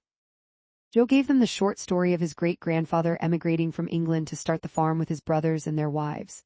It's a great all-American story, Harper said, almost like Little House on the Prairie. It was a bit like that in the beginning, that's for sure. Over time the farm grew and matured, we have good soil too, and yet we're dangerously close to losing it all. His words caught the crew by surprise. Wait, how? Dot asked. Well, right now we're in a dispute with the governor's office and the president. Don't get me wrong, I agree with them on creating more jobs and fulfilling campaign promises to get the economy going again. Heck, I'm a Republican too. But they want to build some big manufacturing factory here, and they've determined that our farm and 2 neighboring properties are the best place for it. Why your place? Dot asked, listening closely. Seems like there's a lot of farmland out here. Oh, we're just outside of town, so the utilities would be easy to hook up. They wouldn't have to put new electric lines in. Plus, they're claiming this so-called public-private partnership will bring 300 manufacturing jobs to the area, and the nearest housing is in Cedar Falls. They want us to sell, and they say they're offering a fair price. And if we don't take their offer, they're willing to shut us down and make us move. It's happened before. My high school buddy lost his farm in the same type of thing. Now he's selling RVs over in Appleton. But isn't there any way to fight back? Dot asked. Well, I could sue, and I've got a lawyer looking things over, but I'd like to solve this without having to resort to court. I've been in touch with the Secretary of Agriculture. I've known the guy for ages, and he loves farming and farmers. At least I thought he did. Heck, he grew up on a farm. But every time I manage to get him on the phone, it seems like his hands are tied. Joe looked through the big picture window out toward the barn. And once they make that determination, it's hard to beat it back. But will they up their price and make it worth it to you? Harper asked. They can try. In fact, they came in a few months ago with what they think is a good deal. It's supposedly fair market value, but they don't consider that a lot of the value in this place is the history of it. My ancestors built all of this from scratch. They even held on during the Great Depression. I'll be damned if I lose it to the government for what could be a boondoggle. Bunch of guys south of Milwaukee got burned by this same argument about a decade ago. They lost their farms to eminent domain when a foreign company said they'd start making some big TV screens. Those jobs pay well in theory. But around when COVID struck, the company was already in decline, and they used the pandemic as an excuse to walk away. Not a single manufacturing job was ever created. It makes me so mad. He pounded the table once to make his point. Dot flinched. It's hard to believe that they didn't learn the lesson that time, Grace said, placing a hand on her husband's forearm to calm him, even though she shared his anger. Those farms would still be in business today if they hadn't been pressured to sell. So what can you do about it? Dot asked. Well, sometimes you can't do anything. You see, both Republicans and Democrats fall for these big plans. Then they use the government power to try to buy your farm, and if you don't want to sell, well, sometimes they just take it. How can they do that? This is your land, Harper said. Yes, I learned about this in law school, Mary said. These disputes come up from time to time and get a lot of attention. It's like David versus Goliath, and America loves to root for the underdog. But they also like new highways and sports stadiums. As I recall, the lawsuits can drag on for years and even end up at the Supreme Court. Yep, that's right. But that's what I'm trying to avoid. I'd like to get them to back down based on the fact that we run a productive historic farm. And I don't want to look out onto my fields and see some big ugly factory spewing Lord knows what into the air. I don't want to fight with them, but I will if I have to. We're with you, Dad, Tommy said. So do you think you can get the government to back down? Mary cut to the chase. Great question. It depends on who has better lawyers, Joe said. Who do you think has better lawyers? She asked. Well, that remains to be seen. There's a hearing in a few weeks. Our guys better be ready. Everyone around the table let that sink in. And it's unclear who the real investor is. I've got my suspicions, Joe said. And what are those? Mary asked. I think there's some foreign entity behind it. Probably China. They've been trying to do this for years, started with farms near military bases, and now it's all about energy. The mood in the room had taken a dive with the thought of the Taylor farm being lost. Okay, enough of this. Let's change the subject. Grace sent the twins in to do the dishes, and the rest of the guests moved into the family room for coffee. With the dishes done, everyone gathered in the sitting room around the large television. The Big Ten basketball tournament played on the big screen. Danny caught Dot's eye. How do you like Cedar Falls? He asked, making a side conversation for just the two of them. Oh, it's very charming. Why did she suddenly feel so formal, like she was in 19th century England? It is. He nodded, a man of seemingly few words. I just want it to warm up so that I can get out and run like I used to in the city, she said. Come on, it's not that cold. I run all the time. You do. It's freezing. I love to run in the cold. Clears my head, he said. He was quiet a moment. Dot didn't fill the silence. Finally, he broke it. Tell you what, when it warms up a bit, I'll show you my favorite route. Goes up by the covered bridge. I'd like that. Dot had tired of running on the treadmill at their rental, and running with Danny would make her stick to good form. Danny served her a coffee. How do you take it? No sugar and a dash of almond milk if they have it. Almond milk. You know that's not milk, right? It's milk, it says so on the carton. Milk comes from mammals, not nuts. Then why do they call it milk? To fool you into buying it, Danny said, looking around. Don't tell Joe you call it milk, he has thoughts on that. I bet he does. Okay, let me change my order, she said, catching herself flirting. No sugar, dash of real milk. That's more like it. He poured her a cup and handed it to her. They clinked their mugs, nodded to each other. They each took a sip while maintaining eye contact. Dot was the first to break the gaze. By the way, I really love the bookstore in town, she said. The Jankouskas are so nice. Harper's going to start reading for them during the Wednesday children's hour. They've always been very good to me, he said. I really want to try to help them figure out what they're going to do with the store. Do you think they're going to have to sell it? I hope not, but if they do, I'm afraid it won't stay a bookstore. That would be a shame. Well, maybe they'll think of something. Danny's knee moved and touched the side of Dot's leg. A spark shot through her, sharp and undeniable. I've been mulling over an idea for them, Dot said, looking away, getting a hold of herself. And it's something I think you'd be perfect for. It's a way to fix up the store and make it a little more contemporary. I'm all ears, he said. Feeling bold and excited about her idea, she decided to throw caution out the window. Should we get together for a coffee and I can run it by you? He pulled out his phone and handed it to her. Absolutely, okay for me to have your number? Dot's heart skipped a beat as she typed her number into his phone. She handed it back to him with a smile. Grace and Joe noticed and made eye contact over Dot's and Danny's heads. Joe waggled his eyebrows. Grace nodded. Another successful Sunday supper in the books. Chapter 26, March turned to April. As the days got longer, the ice melted into mud season, and the crew started to venture out a little more. I am starting to feel my fingers again. Mary had never gotten used to the cold. To take advantage of the warmer weather, Dot mapped out walking routes and used Manhattan landmarks as a guide to explain how far each was. Imagine going from the High Line at the Standard up to the Javits Center and back. Or, if you want something longer, we could do one that's like going from Columbus Circle up and around the Great Lawn and over to the Plaza. And then we have brunch, Harper asked. Yes, with endless mimosas, Dot replied. Then I'll do either one, Mary, you choose. The Plaza, I had to take the bar exam at the Javits. Awful. Around their neighborhood, yellow daffodils and orange tulips sprung from the ground, and the pink cherry blossoms, dogwoods, and redbud trees punched through with bursts of color. Gradually, then suddenly, there were more people outside their homes, getting their spring and summer landscaping in place. Cedar fallers took great pride in their yards. Everyone waved at them as they passed by. Nice weather, eh? Beautiful day. Have a good walk. The crew wasn't used to this much friendliness, but after dropping their initial suspicions, they enjoyed it, waved back, and even hollered return compliments. Gorgeous flowers, pretty tree, love the porch swing. As much as she welcomed the warmer weather, Harper's allergies acted up terribly. She carried tissues everywhere she went. Bless you, Dot and Mary called out to her throughout the day. Thank you, she said, it's nothing. She refused to complain about allergies when there were so many other problems in the world. She avoided allergy medicine because it made her sleepy and wired at the same time, and she wanted to stay sharp to write. While Dot was busy from morning to night with the election, and with Mary working remotely for the law firm, Harper had to figure out how to keep busy. She'd never had so much free time, and sometimes, well, most of the time, she didn't feel motivated to write. She'd read in his book on writing that Stephen King wrote every day, no matter what, and even when he didn't feel like it. So needing a kick in the rear, she took his advice to heart and found a routine that worked well for her. She got up around 7 a.m., poured herself a coffee that Dot or Mary had brewed, and read the Daily Skim and Apple News on her phone. After that, she put her phone in the closet to avoid distractions, and took her laptop up to a loft area in the house where she wrote for a few hours without interruption. On some days the words flowed out of her imagination and onto the page. On others, she would stare at the blinking cursor for a while, hoping that an idea would come to her. All in all, she was making some progress. But she still didn't feel confident enough to share her pages with anyone. At noon, Harper would stop writing and go for a walk.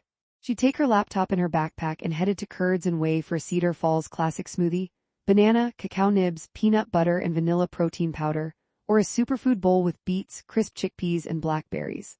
After lunch, she'd often pop into the Democratic offices where the For the Win team was parked until the election to chat up Dot, Fletcher, and Rose.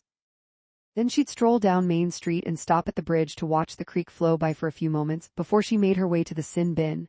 Once there, she'd set up in the back corner to write for a couple more hours. She liked the afternoon hum of the place. It helped to have something going on around her.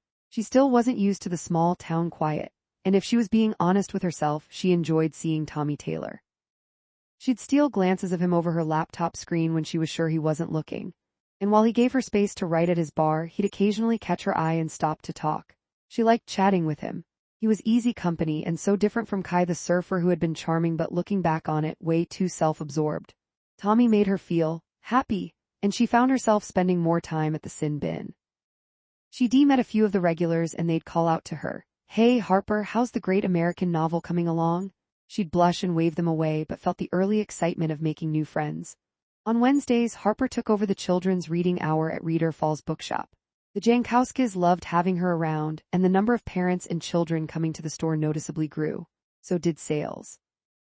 Harper chose books that she loved as a child, including Charlie and the Octopus, The Pigeon Wants a Puppy, The Adventures of Pippi Longstocking, Alois, and all the Beverly Cleary books about Ramona and Beezus.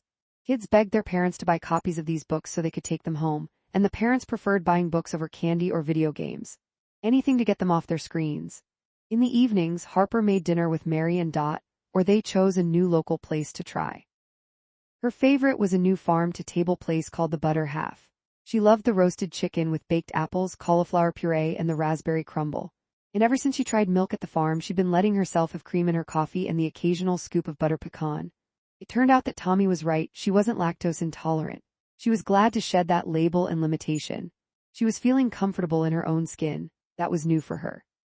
Life in Cedar Falls was being good to Harper Lee Adler. One Wednesday, Tommy texted her, "Hey, will you be at the sin bin tomorrow? I was planning on it, what's up? I have something to show you."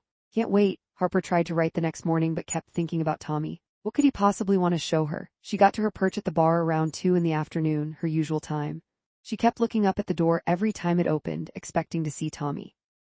Suspense was killing her. Finally, around 3, Tommy arrived, carrying a medium-sized cardboard box from one of the bar's vegetable deliveries. "Hey Harper," he called to her. "Hi, howdy, hello. Would you mind coming back to the office? I need to set this down back there." "Sure." She shut her laptop and decided she could leave everything at her high top. She'd never risked that in the city, but Cedar Falls was a different kind of place. She walked past the bathrooms toward the sin bin's back offices. Paperwork was strewn everywhere. Tommy certainly didn't ascribe to Dot's clean desk policy. On the wall across from his desk chair was a bulletin board pinned with order forms and schedules. A packer's calendar hung on the wall next to his computer. She took a glance and saw Harper written in blue and underlined twice on that day's date. Her eyes widened and her heart skipped a beat, but she pretended not to have noticed. "What's going on? You sounded so mysterious on the phone," she said. He set the box on top of the papers on his desk. "Before you say anything, let me explain." She nodded and ran her closed index finger and thumb across her lips to zip them shut. "Last night after closing the bar, I was in a hurry to get home. When I was backing out of the parking lot, I almost hit a small dog." Harper's eyes widened. "Oh no, it jumped out and almost went under my tires. Poor little thing was very skinny and her fur was matted. Looked like she'd been homeless on the streets for a while. Is she okay? I took her to the emergency vet. They say she needs medicine and someone to take better care of her. They think she's around 2 years old, some sort of tiny doodle mix. She wasn't wearing a collar and there's no chip to tell us who she belongs to. I've put up some flyers around town and posted on Facebook to see if anyone lost her, but so far no one has come forward." "Oh goodness." Harper pointed to the box.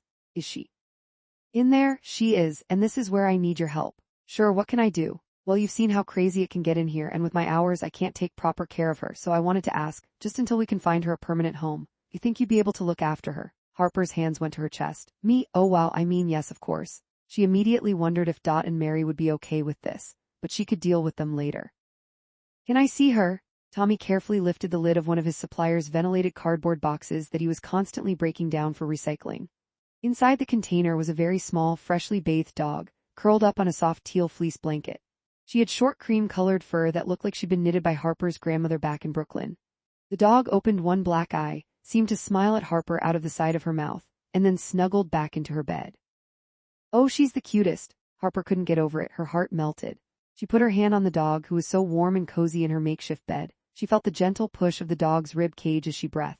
"Isn't she? I just can't take her to the shelter. I'm afraid of what may happen to her there." He picked the dog up and held her to his chest. "I'd take her out to the farm, but you saw my mom's labs. Ray and Floyd play so rough. How long do you think it'll take to find her owners?" "Hopefully not long, and if no one steps forward, I'll think of a plan B." He didn't have to ask her twice. "I'll do it," she said. "Thanks, Harper, I'll make it up to you."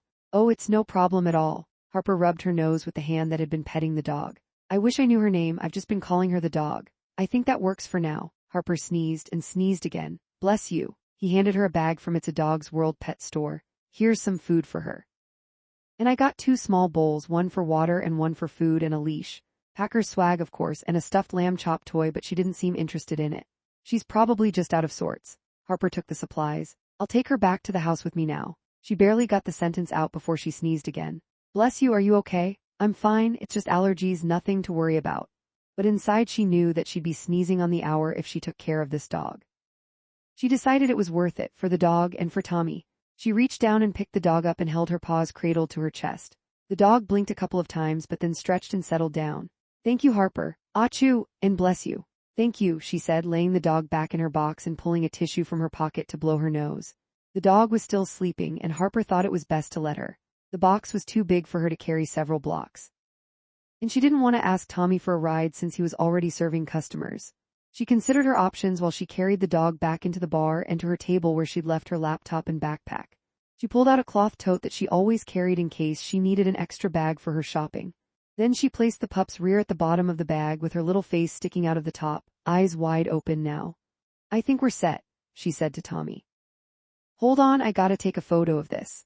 Tommy grabbed his phone and took a few different angles. You two are adorable. Harper latched onto that compliment and said goodbye to Tommy. They agreed to catch up later so she could say how everything was going when she got home. Then Harper left the sin bin and carried her new charge down the street toward Maple Avenue, the bag gently hitting her hip with each step. What am I supposed to call you, little one? Harper asked. She only got a blink in reply. We'll have to come up with something better than that. Harper sneezed, patted the dog's head, and started for home.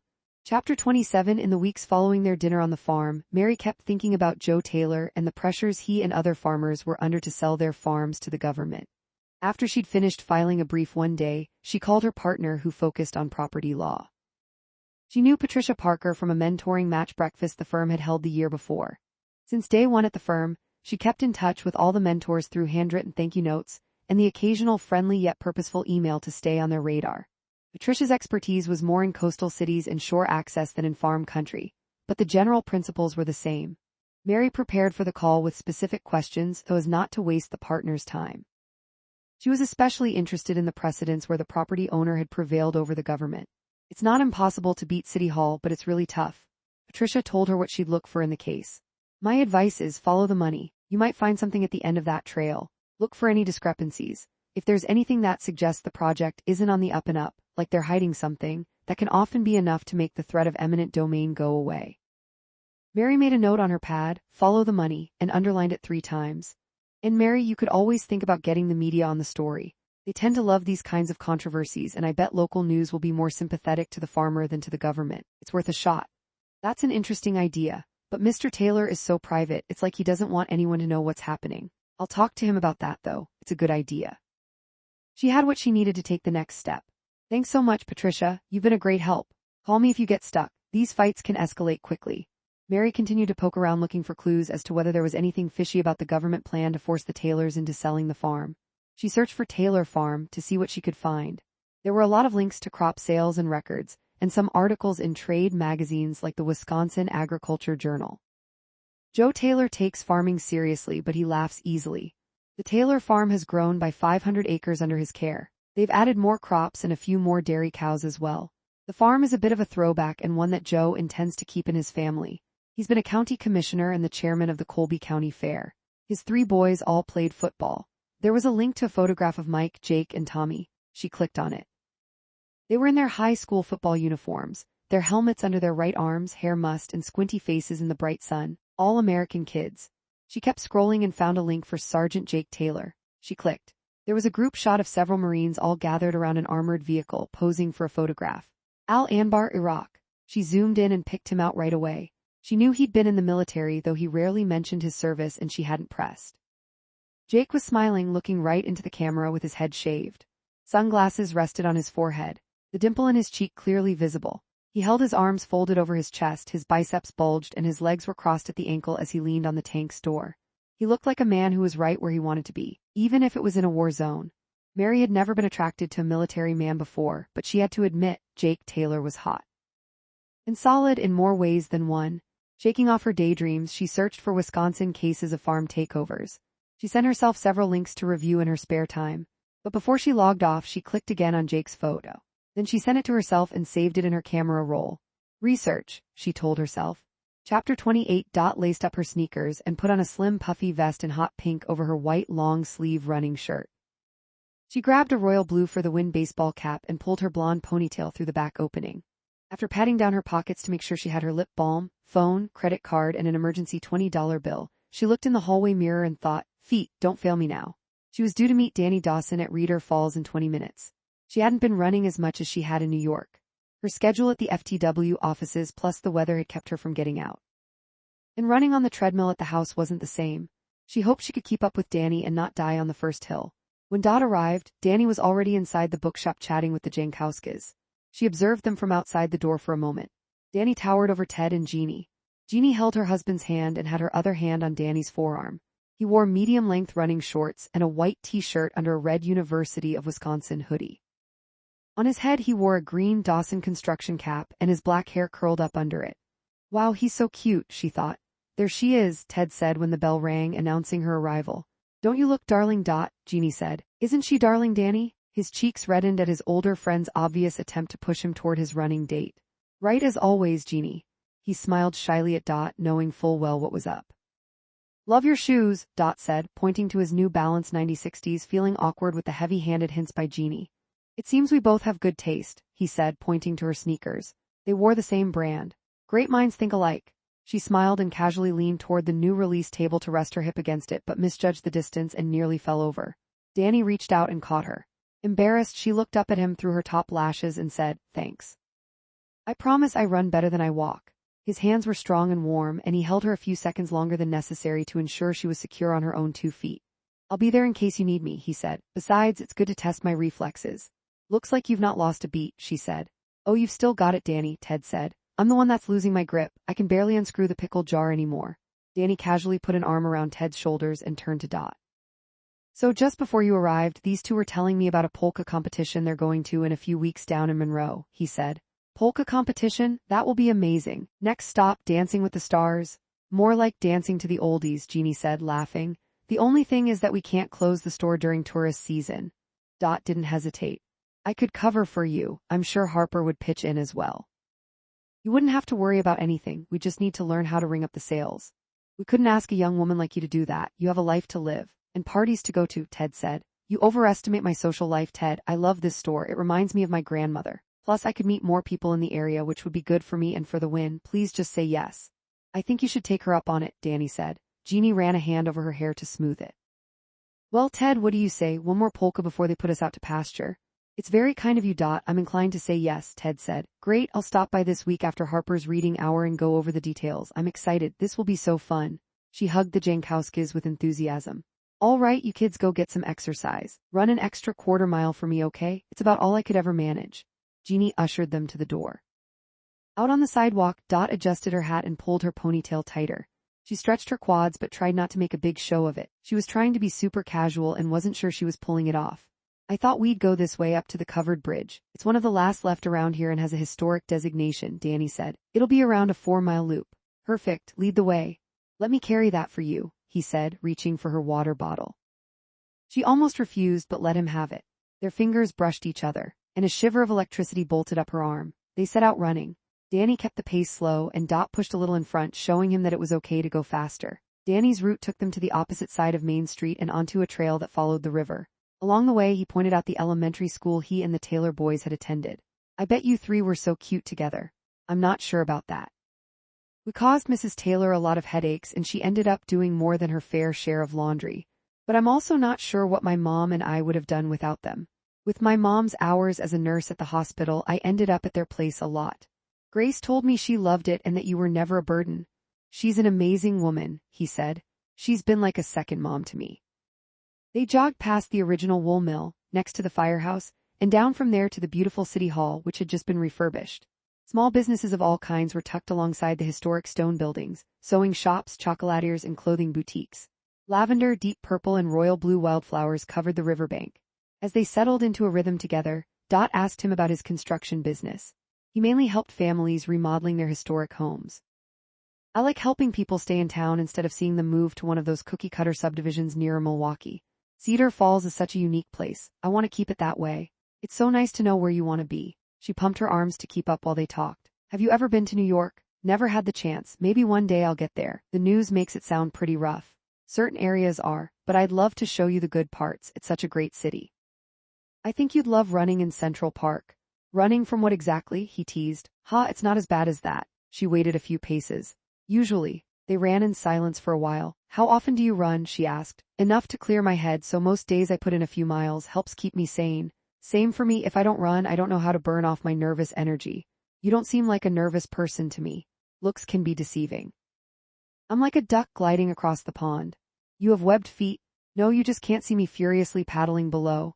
You're a pretty cute duckling though, he said. She smiled at the surprising flirtation. He thought she was cute. She felt she could run a few more miles after that. They turned right toward the river. That's the bridge ahead, Danny said. It was built in the late 1800s. When I was a kid, you could still drive on it. Now it's only for pedestrians. They slowed to a walk as they came to the historic site. It's gorgeous, she said, like out of the Notebook. The stream ran into a lake and all the trees were budding with new spring leaves in light green. A few families with young children were there with fishing poles and picnic baskets. Here, let me take your picture for you, Danny offered. Something you can send to your friends back home. Oh, okay, sure. Dot stood in front of the bridge, hands on her hips, feeling a little awkward. Danny snapped a few photos from different angles like he knew how to be a good Instagram boyfriend. All for the gram, Dot joked, taking back her phone and texting the shot to the family chat. I wouldn't know, I don't have any social media. You do? She asked, surprised and impressed. Nah, I tried it for a while, I just never got anything out of it, and I just really don't like comparing myself to others. I've got enough pressure without trying to keep up. Dot took that in. She thought about what Jeannie told her. How Danny had suffered such heartbreak when his fiancée and unborn baby girl were killed in that accident. You're right, that's the awful part. Compare and despair, my grandmother would say, but I use it for work a lot, and I send my sister tons of funny dog videos. I've seen some of those. If there was only dog content on the internet, we'd all be better off. Agree. They smiled at each other and held each other's gaze, lingering past the point of casual. Thanks for bringing me here, it's beautiful, Dot said, forcing her eyes to look around. You bet. I figured if you're only going to be here a short while, you should see the sights.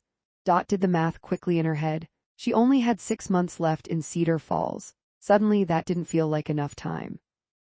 Chapter 29. In late May, Dot and Fletcher headed to Milwaukee for the annual Wisconsin Democrats State Convention. As the election neared, it was clear that Wisconsin was the must-win state for both sides. Its 10 electoral votes could literally be the difference maker for the presidency. There was a lot on the line, and Kitty Bell wanted for the win to be up front and center at this meeting. Since the convention started early on the Saturday morning, Fletcher suggested they go the Friday night before and visit one of the restaurants his parents had told him about. Dot had never spent time in Milwaukee, so she agreed. In an instant, she envisioned them together at their table sharing a bottle of wine, her head thrown back in laughter, him looking sharp in open collar and blazer.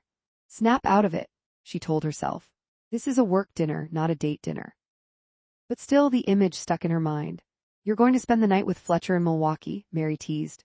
You should do something I would do, have some fun, he's gorgeous. I'm not spending the night with him, Mary, we're going to a work function and leaving the night before because it starts early. That's all, she said. Oh, okay, keep telling yourself that. She threw a piece of popcorn Dot's way. Exasperated and blushing, Dot took her beige Madewell trench out of the closet. Tell her she's crazy, Pippi, Dot said to the dog sitting in Harper's lap. No owner had ever come forward to claim the little dog, so Harper had kept her. She named her after her favorite character from her childhood bookshelf. Pippi, she said whenever a passerby asked her name. As in Longstocking, Harper had become very attached to the little dog, despite being allergic. She told Mary and Dot that she was getting used to it, but she'd succumb to taking a heavy dose of Zeotech every day. Aries definitely crazy, Dot. How can you leave me here alone with her for 2 days? We'll probably end up in jail. That's the spirit, Harper. It's about time you got into trouble, Mary said, raising her Stanley to toast the moment. Well, Mary wants to get into trouble so she can have a reason to call hot cop Jake, Dot said. Sometimes you have to break the law, Mary said, looking out the big kitchen window and thinking about it. A horn honked outside. That'll be Fletcher. Okay, be good girls. See you Sunday. Dot hugged them both, grabbed her wheelie bag, her backpack, and her light blue Tory Burch tote and headed for the door. Next stop, Milwaukee. In the car, Fletcher and Dot talked shop for a little about how the contest was coming down to the governor of Kentucky versus the young state senator from Georgia. Those are two very different visions for the party, he said. Which one do you prefer? She asked. I just want to win. Fair enough, so did she. They turned on the Al Franken podcast and listened to the episode about how the Democrats needed to communicate better with younger people. How old is Al Franken? Fletcher said, hitting pause. Dot searched on her phone for the answer. Wow, he was on Saturday Night Live when Bill Clinton was president. Exactly, it's time for some new blood. The older folks need to clear out, he said. I know, though it seems to be happening more and more. A lot of our candidates are younger this cycle. At least that's what Kitty said about the House and Senate races this year. Did you see the new Pew poll? Twice as many posts from influencers are still for the Republicans. We've got problems. He started the podcast again without waiting to hear Dot's opinion. Dot tried not to be put off by Fletcher's know-it-all tendencies. The Democrats did need to kick their communications into higher gear, but she believed slow and steady would win the race. She decided to put it out of her mind and just listen as she watched the scenery. Al Franken kept talking, but Dot's mind kept drifting to someone else. Danny Dawson. Chapter 30. The traffic into Milwaukee was heavier than they expected. Fletcher suggested they go straight to the restaurant before checking into the hotel. The reservations are hard to get. I don't want to be late or my mom would be mad. Dot was fine with that, and even thought it was nice that he was close with his parents. And that they could get them reservations to nice places and go to Europe for 2-week vacations. It certainly wasn't the way she grew up. They were more of a let's go to our local place for clam chowder type of family. Fletcher's parents were lawyers and had met during the early days of Facebook. As some of Zuck's first employees, they had made a lot of money and then invested it well. In his college days, his dad had played basketball for Cal Berkeley, and Fletcher had inherited his dad's height. His mom was the daughter of Mexican immigrants who'd worked the fields in the San Fernando Valley. He'd inherited her slight build, dark eyes, and high cheekbones. As Mary said, he definitely won the genetic lottery. At 7, they pulled into Dan Dan, an award-winning Chinese-American restaurant on Erie Street. One of the owners had been on Top Chef. Perfect timing, he said, flashing Dot a smile. They checked in with the maitre d', and as they sat down, their waiter came over. What a beautiful couple, he said. Oh, we're not, Dot started to say, but Fletcher put his hand on her knee. Thank you, she'll have a community effort and I'll try the Freddy's on fire. He returned the cocktail menu to the waiter and then turned back to Dot. I studied the menu last night so I'd be ready to go. She was surprised he ordered for her rather than asking her what she wanted, but it turns out that is what she would have ordered, so who was she to complain? Right away, sir. Fletcher looked sheepishly at Dot. Don't worry, I know we're not a couple, but we'll get better service if they think we are. Oh sure, okay. Dot thought it was a little weird and controlling, but she was also hungry. Over the course of the meal they ate several small dishes. The smashed cucumber dim sum was Dot's favorite appetizer and Fletcher's was the chicken and dill dumplings. They ordered 2 entrees, salt and pepper shrimp and kung pao chicken. For dessert, they shared the mango creme brulee. Throughout dinner, Fletcher made her laugh with stories from his childhood, and she found him very entertaining and charming. He was smart and well-read. They had a very similar vibe on political issues. After her cocktail, she wondered if they could be a couple after all. Believe it or not, I was an awkward child, he said. He'd switched to non-alcoholic beer since he had the keys. I find that hard to believe. I grew tall so quickly that everyone thought I was a lot older than I was. So it was kind of hard to be a little kid. I had to grow up kind of fast. You consider yourself grown up now? She teased. Ouch, but I'll allow it, he said. What were you like as a young girl? I bet you were cute. Oh, I was a big troublemaker and was always in detention and had to go to juvie for a bit. No way, totally not, she said. I don't know, I was normal, had a lot of good friends from different groups. I was in theater and worked on the yearbook. That kind of thing. Did you ever think you'd be here today? At a gourmet restaurant with a guy working to get Democrats elected in Wisconsin? Definitely not. Same, but I'm glad we're here. She raised her glass to his. Me too. They finished the last sips of their drinks. I'm so full I won't need to eat it all tomorrow, she said. That might be a good thing. Can you imagine how bad the food will be at this? Don't be a snob, Fletch. I know you love cheese curds as much as I do. Admittedly, they're delicious. Hey, let's quickly go over what we want to show them tomorrow about the FTW effort so far in Cedar Falls. I was thinking I could point out the new social media post ideas they could copy across the state. Our engagement for Get Out the Vote was solid last week. I like that, and I can show them how I'm using AI prompts to get better results from the contact spreadsheet. I've literally got it down to a science. Perfect. I'll send Kitty a note in the morning detailing our plan. Have you noticed she's been irritable lately? A little, but she's just under her own pressure. She's got the $500,000 win bonus and the cover of Washingtonian on her mind. Ignore her when she gets snappy. You're doing an awesome job. You think so? Dot asked, seeking reassurance. I know so, I see it every day. We have great new volunteers who only signed up because of you, and the office is cheerful and productive. Can't ask for more than that. Thanks, Fletcher, I needed a boost of confidence. You're the most confident person I know, Dot. If you only knew. Come on, let's end this night on a high note. Shots? Absolutely not. I was kidding, I'm driving, remember. They walked out of the restaurant together and went to their respective doors of Fletcher's car. Before getting in he said, Hey, who said you can't mix business with pleasure? This was fun. And she had to admit he was right. It had been a fun dinner. And date, Chapter 31. After dinner they made their way to the Pfister Hotel. Hi, checking in, one room for Dorothy Clark and another room for Fletcher Abbott. Dorothy, ha, that's such a grandma name. Fletcher covered his face, trying not to laugh. Being a good sport, she chuckled too. I'm sorry, I only see one room for Mr. Abbott. I don't have a reservation for Dorothy Clark. There must be some mistake. Can you check under Clark? The clerk typed into the computer. No ma'am, there's no reservation for you, only one for a one-night stay for Mr. Abbott. Well, can I get another room? I'm afraid we're fully booked. The state Dem convention is in town, good luck with that. He laughed. The desk attendant was definitely not voting blue this year. Let the dig at the Dems go as she was more worried about what she'd do about getting a room. Her heart sank. This was terrible. Where was she supposed to sleep? Fletcher stepped up. Tell you what, is there a couch in the room? There is. We have you booked in a junior suite, sir, so there's a small living room separate from the bedroom. But the couch isn't a pull-out. I could see if we have a roll-away mattress for you if you'd like. No need, I'll sleep on the couch. You can have the bed. Oh no, you can't sleep on the couch. Maybe I can just find another hotel. It's late and we have an early start. Please just say yes, and then we'll find an additional room tomorrow.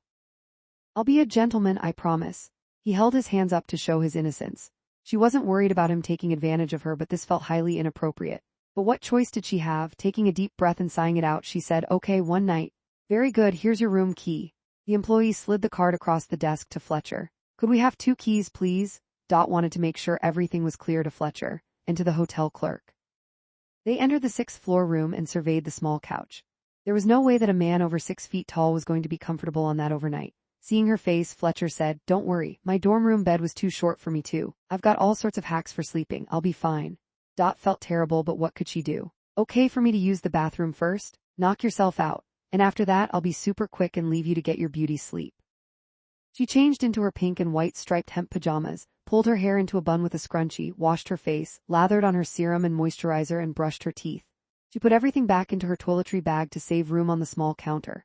All yours, she said. Then she sat on her bed cross-legged, pulling her novel out of her bag. He entered the bedroom and she noticed he'd changed into men's joggers and a gray fitted t-shirt. Good book? He asked. It's okay. Everyone is reading it, so I thought I'd find out what the hype was, she said, closing it to look at the cover. Her face reddened when she realized he'd seen the title, All Fours. I mean, it's fine, not my typical read. Noted, he said. Then he closed the bathroom door behind him and she heard him brushing his teeth. He was humming a Morgan Wallen song they'd heard on the radio just before arriving at the hotel. They'd sung along as Fletcher drove through downtown Milwaukee. After just a few minutes, Fletcher opened the door to go back to his couch. He stopped and leaned against the doorjamb. I like you without any makeup, he said. Clark, all-American girl. I was worried you were going to start calling me Dorothy. She blushed despite herself. They looked at each other, the air charged with the possibilities provided by a hotel room in a new city, neither of them having an attachment now. So I guess I'll be in there. He pointed to the TV room. If you want me, I mean if you need me for anything, I'll keep it firmly in mind. She tapped her temple with her forefinger. Yeah, okay, He ran his right hand over his hair and pointed to the couch. Yep, a silence hung suspended. They stared into each other's eyes for a moment longer than normal, but neither made the next move. Right, good night, Good night, Fletcher. He gently closed the door behind him. After the latch clicked, got up from the bed and went to the door. She leaned her head against it, wondering what would happen if she turned the knob. On the other side, Fletcher rested his head against the door too, hoping she would turn the handle and make the first move. Several moments passed. Ultimately, decided it was more responsible to go to bed. She tried to read, but after going over the same paragraph 5 times, she decided to call it a night. She turned out the light and could hear Fletcher already snoring in the other room. Chapter 32. Fletcher had been true to his word and slept without complaint on a couch way too short for his long frame. He cranked his neck to the left and right to loosen it after being cramped on the sofa. I'm sorry about that, said, pointing to his neck as they got ready to leave for the convention the next morning. Hey, it's nothing. Easy, he said. A cup of coffee and 12 Advil and I'll be good to go. Was aware that they'd likely be seen leaving the hotel room together by someone going to the meeting. She braced herself for the questions and the judgment. But to her surprise, no one was in the hallway. Still, she felt guilty about something. Later that day, another room opened in the hotel, and Fletcher moved into that one for the second night. The convention went smoothly, and the Democrats were feeling good about where they stood at that point in the cycle. Fundraising was near record-breaking, and For the Win got several shout-outs on panels and breakouts for its creativity and organizational skills. In addition to their content and plans, the state director specifically asked Dot and Fletcher to explain their new system to track voter interest. And then, trusting her instincts, Dot raised her hand and was called up to the microphone on the makeshift stage in the large ballroom. Hi, it's me again. I promise this is the last you'll see of me. She tried a little self-deprecation and mustered her strong voice to make another pitch to the group. I just wanted to take this opportunity to underscore that while we have been a little better and creative in targeting younger audiences, we can't forget Wisconsin's rural voters, especially the farmers. She relayed the story Joe and Grace Taylor had told her about their votes being taken for granted over the years. So, in the end, if we want to win the state decisively, we need the farmers' votes. We shouldn't write them off and think they'll never vote with us again. They're open-minded, though we can't just say we want their votes, we must explain to them why we intend to earn their votes. She got a generous round of applause led supportively by Fletcher. She noticed he liked to be the first one to clap for others, and that was a nice quality in a person.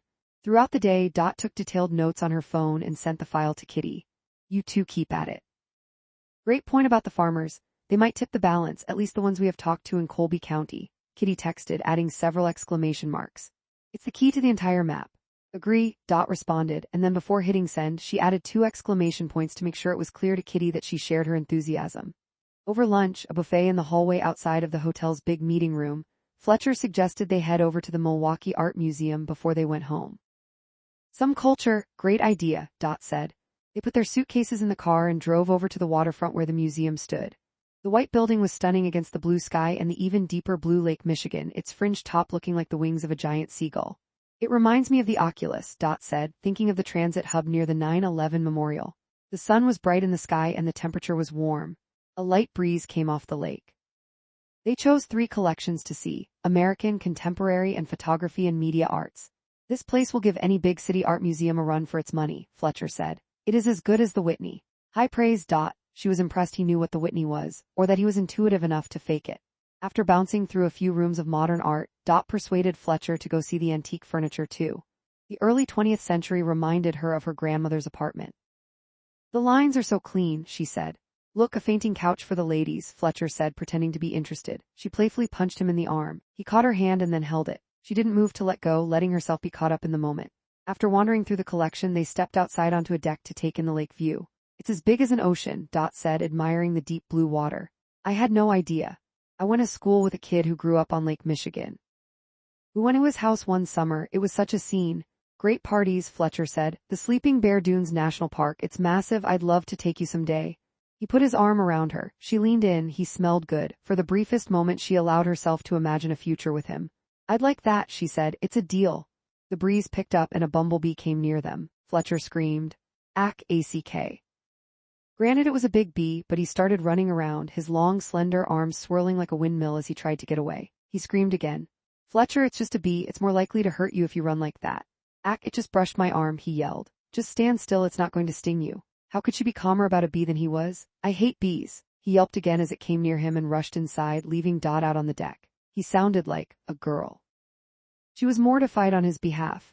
And just like that, any thoughts of Dot's future with Fletcher disappeared. She took another look at the beautiful lake and calmed down before following him back into the museum. She said. Chapter 33. Back in Cedar Falls. Dot set her suitcase by the staircase. Hi, I'm back, she called. We're in the family room. Come, tell us everything, Mary hollered from the back of the house. Dot grabbed an orange cream poppy from the fridge and joined Mary and Harper in the family room. Harper paused the latest episode of Love Island and patted the cushion next to her and Pippi. Sit. Dot sat down and patted her lap. Pippi hopped into it. She'd become a part of the crew. So how was it? Mary asked, tucking her legs underneath her, settling in for a good story. It was great, lots of energy in the room. We got some credit for being super organized, met some nice people. Wisconsin is going to be tough, but GOTV and, no, not the meeting, the weekend away with Fletcher. Oh, that. Dot looked to the ceiling as if the answer was written on it. Well, it was fine. Fine, I mean it was good. He's very nice, charming, and handsome, plus we agree on just about everything. So what's not to like? Harper asked. Well, right before we left Milwaukee to come home, I got the ick. Oh no, what did he do? Mary said. Wait, let me guess. Okay, you can try, but I don't think you'll ever get it. It was something I've never seen. Did he try to use a coupon? That was Mary's opening bid. Or does he play air guitar when talking about songs? Harper joined in and she and Mary ping-ponged Dot with questions. The crew had a long list of icks. Analyzed the bill for too long at the restaurant. I hate that, Harper said. Did he check himself out in the mirror too much? Mary hated that. Oh, I know, he was mean to the waiter. Harper threw in one more guess. No, it was none of those things. It was worse, Dot said. First, she explained what had happened with them having to share a hotel room. He was a perfect gentleman, which surprised me and, to be honest, kind of disappointed me at one point. I was almost ready for more, but we stayed apart that night, which was probably for the best. So if that didn't happen, what did? Harper asked. Well, we went to this great art museum. You can't believe it's in Milwaukee, it's amazing. Before we left, we popped outside for a view over Lake Michigan, which is gorgeous. Anyway, when we were outside, he ran away from a bee like a girl. A bee? Mary blinked wide and threw her head forward, making sure she'd heard that right. Like a wasp? No, it was a bumblebee. Oh, ick, Harper said, pulling a face of second-hand embarrassment for Fletcher. Yeah, that's what I said. Dot started laughing, covering her eyes and shaking her head to get the image out of her mind. Mary was doubled over laughing. Is he allergic? She asked. I don't know, but that ick's gonna stick, Dot said. Poor Fletcher. He had no idea he'd been icked. I need to get some exercise, Dot said. She wanted to stretch her legs after the long weekend and to get the feel of the Milwaukee trip off her. Though if she were being honest with herself, what she was really hoping was that if she took the trail up to the covered bridge, she'd run into Danny Dawson. Chapter 34. Dot was up and out early the Saturday of Memorial Day weekend. This was for the Wynn's big summer kickoff at the county farmers market to help register more Democrats and increase yard signage, post support on social media, and get out the vote. It was still chilly that spring morning as Rose, Fletcher, and Dot all arrived at their booth before 8 a.m. They wore their FTW vests over long-sleeve T-shirts. Dot snapped a photo for their story, then texted it to her sister in Colorado. It's cold here too, we're expecting a foot of snow this weekend. Late spring snow. So great? Her sister had a weird idea of what great weather was. Their booth, Dot and her team worked together to hang up their banner and set out their supplies while chatting with their farmers market neighbors. One was a young mom who made the town's favorite flavored popcorn, and the other was a farmer and his wife who sold pickles in lots of flavors like classic, spicy, cherry dill, and German mustard. Garlic parmesan or beer cheese popcorn. The lady from Pop It Like It's Hot offered the FTW team while tossing a handful of it into her mouth. Wow. How nice. Dot didn't want to be rude, but it was a little early for that combo meal. Oh, I just ate, but thank you. I'll buy some to take home, that's for sure. She gave her a bright smile along with that little white lie. Mimi from Flower Power came by with a box of hot coffee and some pastries that FTW would hand out to anyone who stopped by. Oh nice, you're my new best friend, Mimi, Fletcher flirted. He winked at her and Mimi smiled shyly. Dot thought they'd make a cute couple. She had cooled on Fletcher since the bumblebee incident. Maybe Mimi would be good for him instead. The sun started to warm up the temperature, and the early birds out walking their dogs and babies came through the middle of the pedestrianized street. Everyone had their groceries, with heads of light green lettuce, big bags of cucumbers, boxes of tomatoes, and bundles of radishes. There were strawberries, blueberries, and cherries, plus hunks of cheese, Colby, Munster, and Dot's favorite, buttermilk blue. Big bouquets of fresh flowers spilled out of carts, and everyone carried a hot drink of some kind from one of the carts selling cappuccinos, matcha, chai lattes, and hot chocolate. A local musician tested his sound system, getting ready for a few hours of entertainment.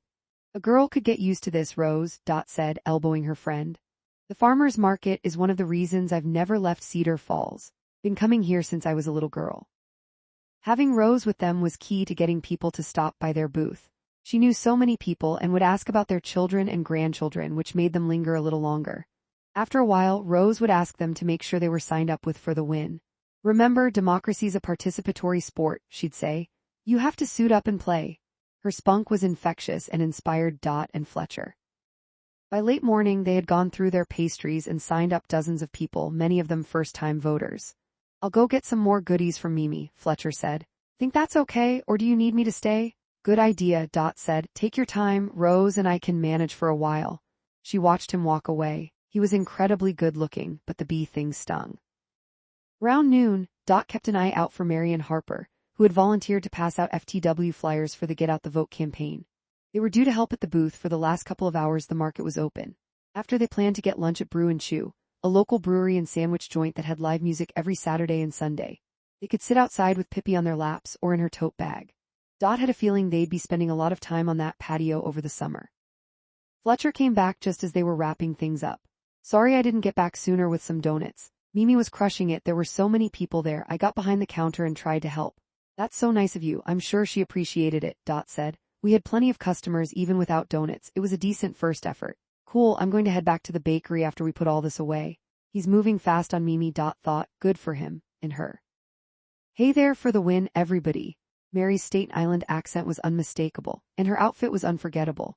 She wore dark gray leggings, tall beige leather boots, a white button-down, a tight red sweater, and a faded jean jacket with the sleeves rolled up. She had a navy NYPD baseball cap on and her dark hair tumbled down her back. Hi guys, we're almost done here. Dot was so glad to see them. She was ready to kick back for the afternoon with her girlfriends. We ran out of flyers, Mary said, showing her empty hands.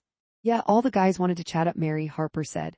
Well, thank goodness for that, Rose said. We'll have to keep you two around. Sorry we're running a little late, Harper said. She had on a long cotton-printed dress with a rope belt, white sneakers, and Pippi in a cloth Reader Falls bookshop tote bag. We stopped and got some doggy macaroons and venison jerky. She held up her bag of goodies for the dog. We've had a great day so far, here, Dot said. Can you put this spicy buffalo popcorn in your bag? I bought it from the lady next door. Sounds delicious, Mary said. Give me some of that now. She opened the bag and took a handful. The crew and the For the Win team finished cleaning up their booth, formed a line, and carried everything back to the offices. See you Monday, Dot said to Fletcher and Rose. We have a call with Kitty at 9. I think she'll like our update. And soon we'll have an actual nominee. Whether it's Governor Stone or Senator Lopez, I'm ready, let's effing go, Rose said. Rose, Dot laughed, a little shocked by Rose's profanity. It wasn't like her. Sorry, I got that from my grandson, she said. Hey, you kids work hard. Thanks for letting this old lady be a part of it. You're our secret weapon, Rose. We couldn't do it without you, Fletcher said. Dot agreed and gave her a hug goodbye. She hooked her elbows through Mary and Harper's arms and said, I'm starving, feed me. We've got you, girl. Mary led the way. On their way to lunch, Dot stopped on the sidewalk. Mary, I think Hot Cop Jake is over there. Mary's head shot up. They looked over at the Bethesda Lutheran Church stall selling fruit, vegetables, nuts, cheese, baked goods, and fresh flowers. Jake and Tommy were hauling boxes into the back of a large pickup truck bed. Oh, Tommy's there too, Harper waved. Hey, Tommy. Tommy shielded his eyes from the sun and looked for the source of the voice calling for him. Oh, hi, Harper. Mary and Pippi, how's my girl? Tommy walked over and patted the dog's head. Cute dress, Harper. Oh, thanks, Harper said. She wasn't used to getting compliments. It has pockets. New York, Jake sang as he walked over to join them. Why are you loitering out here, up to something, huh? Still deciding, Mary said. I like to strike when it's least expected. What are you all doing today? Tommy asked as he wiped his hands on a cloth. Just heading to lunch at Brew and Chew. Want to join us? Harper said. We would, Jake said, but we're helping our parents with their stall at the market. Hey Mom, Dad, look who we ran into, Tommy said as Grace and Joe Taylor came around the corner. They gave the crew hugs. So nice to see you girls, Joe said. Oh thanks, we talk about our fantastic night out on the farm all the time, Dot said. Well, you gotta come back out. It's real nice out now with all the fields planted. Mr. Taylor, I've been wanting to come talk to you about the farm, Mary said. I've got a little information that might be worth sharing. Jake looked at her, grateful that she cared about his parents' worries about holding on to the farm. I'd love to get your thoughts, Joe said. There's a big hearing come up on it in a few weeks and our lawyers aren't optimistic. Dunkin's Donuts and Diner on Tuesday. It's just off Washington Street. I have a fairground meeting at 10 a.m. that day. I could meet you before. I love a breakfast date, she said. My favorite kind. Heck, if it's a date, maybe I'll come along, Jake said. Hey now, I asked her first. Joe playfully elbowed his son in the ribs. You know, I was thinking, Grace said. You boys should take these girls out to a traditional Wisconsin supper club. They can't go back to New York until they've gone at least once. That's a great idea. Tommy nodded. Maybe I can get somebody to cover for me at the sin bin one night. We can recruit Danny to come along. Dot's ears perked up on hearing that idea.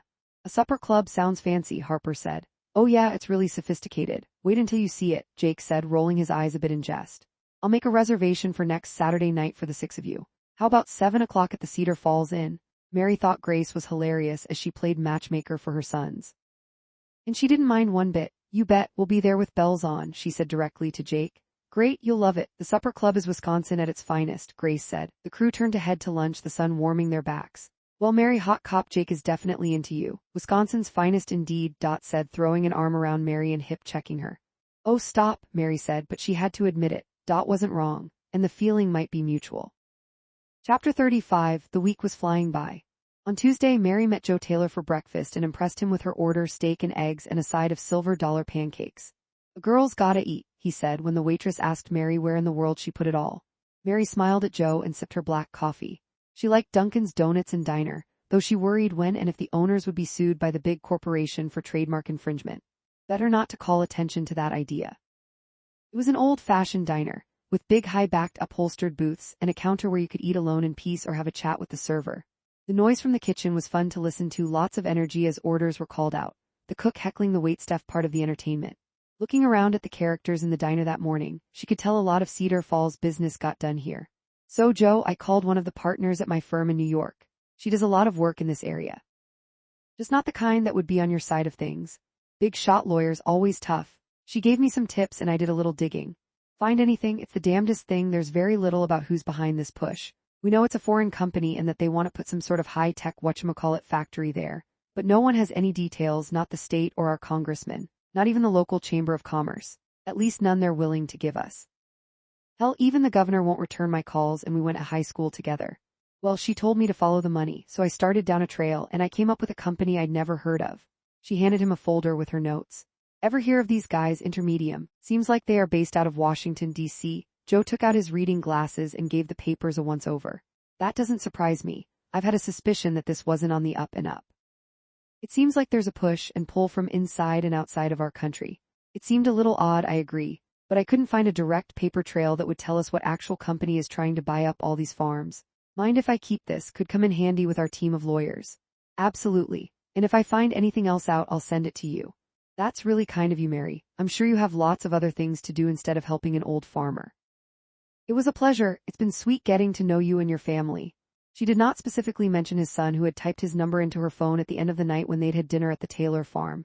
She had laughed when Dot changed his name to Hot Cop Jake in her contacts after she'd left her phone unlocked on the kitchen counter. Joe signaled for the check and handed a $50 bill to the waitress. Keep the change, Peg. Thanks, Joe. Give Grace my best. You bet. They got up to leave and Joe held the door for her. On the sidewalk they enjoyed a few more moments together in the sunshine. Another beautiful day in paradise, Mary said. When we start the corn harvest, we'll have you all back up to the house for a party. I'd love that, she said and leaned in to kiss his cheek goodbye. She started to walk away when she turned back and called out to him. Mr. Taylor, one question, what would I wear to a corn harvest? Joe looked at her. She was wearing a navy pencil skirt, a white silk blouse, a red scarf, and nude heels. Something casual, so I'd say, not that. Got it. Mary nodded. They both laughed and went their separate ways, her billing hours and him tilling fields. Chapter 36. That week, Dot hosted a Democratic get-together at the Cedar Falls Community Center to watch the results come in from the Virginia primary. The race was still coming down to two candidates, Governor Ramsey Stone of Kentucky and State Senator Lucy Lopez of Georgia. Kitty Bell had predicted this back in February at the Democratic debate in Madison. Stone was widely considered the more traditional and thereby safe choice, while Lopez was seen as more exciting but riskier. Governor Cal Ashby of California had flamed out in April, failing to win enough delegates to keep going. His fundraising dried up, and so did his ideas. He'd finally thrown in the towel and announced he'd be pursuing a career in acting. That sounds like an excellent decision, Lopez had said at the time. I wish him well. She knew how to needle her opponents. After Virginia, only New York was left on the primary schedule. All right, time to put your cards on the table, Fletcher said to Dot. Who do you want to win? I'm torn. I think both have strengths. Stone's got experience and credibility, but Lopez has passion and energy. If only we could meld them into one candidate, it'd be a lock. All I'm worried about is who can beat the Republicans. The country will be in huge trouble if we don't win this time, Dot said, echoing what most Democrats were saying across the country. Then turning to her own concerns, she added, not to mention what I'm going to do after the election. I still have no plans. You worry too much, Fletch said. Story of my life. Dot knew it was true. She just didn't know how to turn off the worry spigot. I don't think you need to worry, Fletch said, scanning his phone for the latest polling numbers. We can win. People are tired of the current administration. They want something new. Dot wasn't so sure Fletcher was correct. She read the polls too, and yes, a majority people said they were ready to turn the page. But when it came down to the Electoral College, did enough of those people live in the states where they needed the votes? What she and Fletcher agreed on, however, was that the key to an electoral win, and Kitty Bell's $500,000 win bonus, was Wisconsin. Things would be easier for us here if the Democrats on the coast weren't having total meltdowns, she said. What consultant told them it was a good idea to ban cows because they're bad for the environment? Policy ideas like that makes us look unserious and out of touch. I know what you mean. And our senior leadership is still, well, senior. They won't retire. Oh, I know, half our senators are over 75. Dot shook her head. Yeah, explains why AARP is more powerful than the oil and gas lobby now. Fletcher had a way of making her laugh. The workday flew by when they were side by side. Sometimes when she looked at him, the image of him running away from the bee in Milwaukee came into her mind and she'd try to erase it. While she'd settled on not being into him romantically, she was 2 thumbs up on working with him. They made a good team and he kept things light around the office with his quick wit and cheerful moods. Her phone buzzed and she glanced down at a text from Danny Dawson. They'd been going back and forth with flirty but harmless texts for a few weeks. She knew he liked her but seemed skittish. Give me a call, he said. Be right back, Dot said to Fletcher, pointing to her phone then gesturing she needed to go outside. Hi, it's Dot. Everything okay? Hi, yes, sorry, everything's fine. I just don't like to text that much. Phone calls are easier. For sure, what's up? She asked, curious what was on his mind. Remember that idea you had for fixing up Reader Falls? Yes, I think it would help the store so much. It's a little rusty. Well, I couldn't sleep the other night and came up with some plans for a surprise for Ted and Jeannie when they go out of town in for the polka competition. You're still up for watching the store that weekend, right? I am. What do you have in mind? I'd love to show you. Can you meet me at the Sin Bin tomorrow for lunch if you're not too busy saving American democracy, that is? She vibed with his light tone. Suddenly she didn't care what was happening election-wise. I think the Republic will stand while we have lunch. Let me check my calendar. Hold on. She pretended to look at her schedule. I think I can move some things around. What time? Noon. I could stop by your office and we can walk down together. How about I meet you there at 12? Great, see you then. Dot smiled and thought about what she'd wear the following day. She might have to raid Mary's closet. After she hung up with Danny, Dot headed back to the primary party. The results were starting to come in. It looked like Lopez was going to prevail. Dot stood next to Fletcher trying to concentrate on the Virginia vote tally, but she was daydreaming about lunch with Danny. When the DJ played Georgia on My Mind, they knew it was a lock. Lucy Lopez had won. The Democrats were really going to roll the dice on this one. A young, single Latina as their nominee. It was equal parts exciting and terrifying. Dot's phone buzzed again. Kitty Bell was texting her Wisconsin FTW team. Got insider info that Stone's backing out before New York primary. Lopez will be nominee. Oh my gosh, that's amazing. Think she can win in Nav? Dot responded. Huge challenge, but she's a winner. I can feel it. Talk in an hour. Kitty was raring to go. Fletcher and Dot looked up from their phones and waved Rose over to them. We better get going, Fletcher said, noting they had information that no one else in the community center had. Yes, let's head out, Dot said, feeling invigorated by the news. She was drawn to Lopez and wanted to help her win the White House. We have more history to make. Chapter 37. The crew called an Uber and arrived at the Cedar Falls and just as Jake, Tommy, and Danny were walking in from the parking lot. Wisconsin was experiencing an oh crap what happened to spring heat wave, and all of them were anxious to get inside the supper club's cool air. Jake held the door for them and shook his head. New York, you are trouble with a capital T. What makes you say that? Mary asked, walking right past him in her red strapless short summer dress and 5-inch tall black sandals. She carried a white cotton cardigan in case she got cold or there was a need for a touch of modesty. They walked to the hostess stand and were greeted by the owner and her son.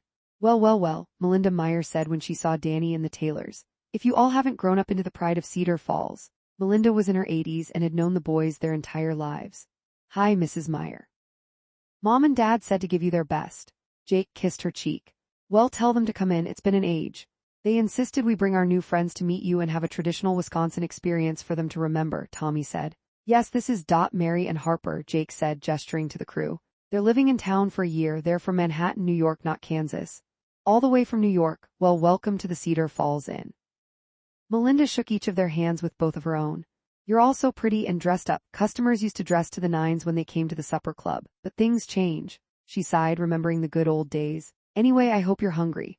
I'm always hungry, Mary said. What's your specialty? Prime rib, but the walleye is fresh tonight too if you want fish. Oh, and we have Jack Zarnicki performing tonight. He can sing just like Frank Sinatra. Close your eyes and you'll think it's Frank, who actually sang here when my grandfather opened this place. Sinatra, I never thought I'd get to see him live. Dot was charmed by the proprietress. We'll make sure you have a nice night, Melinda said, putting an arm around Mary's waist. My goodness, aren't you just the tiniest thing? We need to feed you. Oh, don't worry, I'll eat, Mary said. Melinda excused herself as another family she knew entered the restaurant. Okay, let's get a drink and order. Follow me, Jake said. He took their cocktail orders, got himself a non-alcoholic beer and picked up menus from the bartender. Mary commented on his beer choice. My dad loves Athletic, said he always wanted a non-alcoholic version that actually tasted like beer. Well, I'm driving tonight. Dad loaned us the Suburban so that everyone can fit. Our hero, Tommy said, and slapped his brother on the back good-naturedly. The crew consulted each other on what they'd order for dinner. Everything's good, can't go wrong, and everyone gets the salad bar too.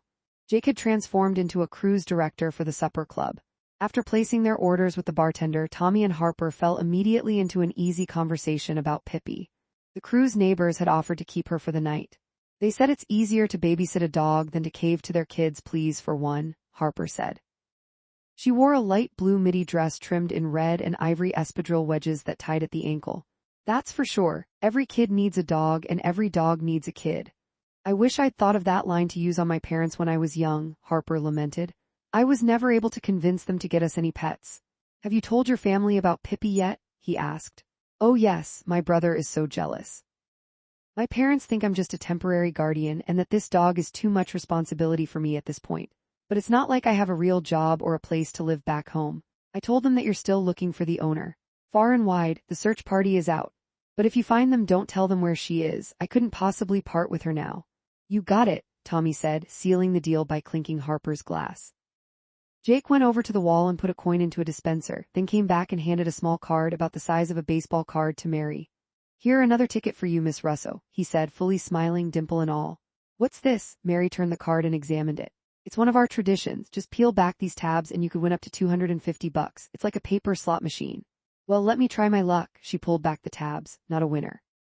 Bummer, she said. I'll keep it as a souvenir, or maybe it's my get-out-of-jail-free card in the future. Smart, I'm sure you'll need it someday. I don't plan on causing any trouble, at least not any that I can't get out of. You're kind of a smooth criminal, New York. Meanwhile, Danny and Dot talked about their plans for a major remodeling surprise of the Reader Falls bookshop. How did it go when you talked to the Jankowskis? Dot asked. When they'd met for lunch at the Sin Bin, Danny had showed her his plan for remodeling the shop in a 3-day sprint. He had it all organized with the construction workers he employed and several volunteers in town. I didn't give them any details, didn't want them to have an excuse to say no. I just asked them, do you trust me? And Jeannie said of course they do. Then I said leave it with Dot and me. I can already see the new shelves, a fresh coat of paint, clean rugs. It's going to be great.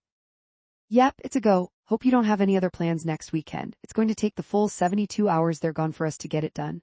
No other plans. I told Fletcher and Rose and they're going to cover for me Friday. I can check my phone regularly and respond to anything, especially if Kitty rings any fire alarms.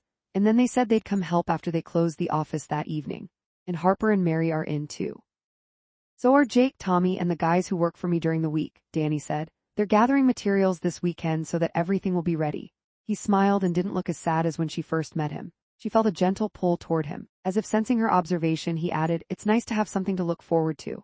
Always, Dot said and raised her glass to him. Cheers. Cheers.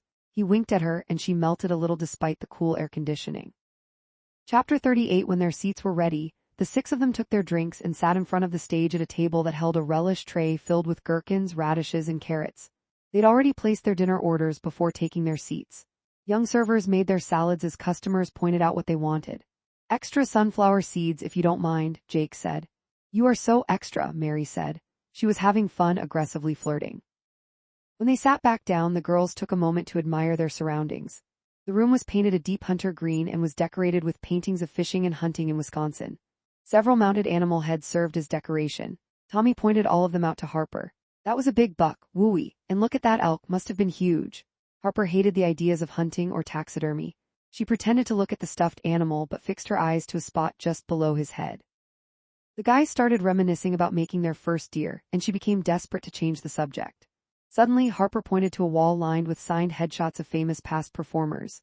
Look at that, Harper pointed to the wall behind the stage.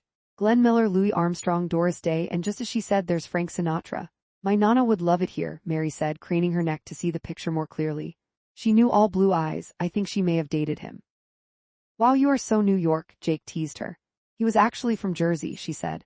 Remind me to take you to my next old crooner trivia night, he said. If you want to win, I'm your gal, Mary winked. This place is so cozy, Dot said. I almost feel like I've been here before, Tommy agreed. I know what you mean, we love this place. When we were kids, our dad wouldn't eat the entire day because he knew we'd be coming here for supper. Then he'd put away a whole lake of fish.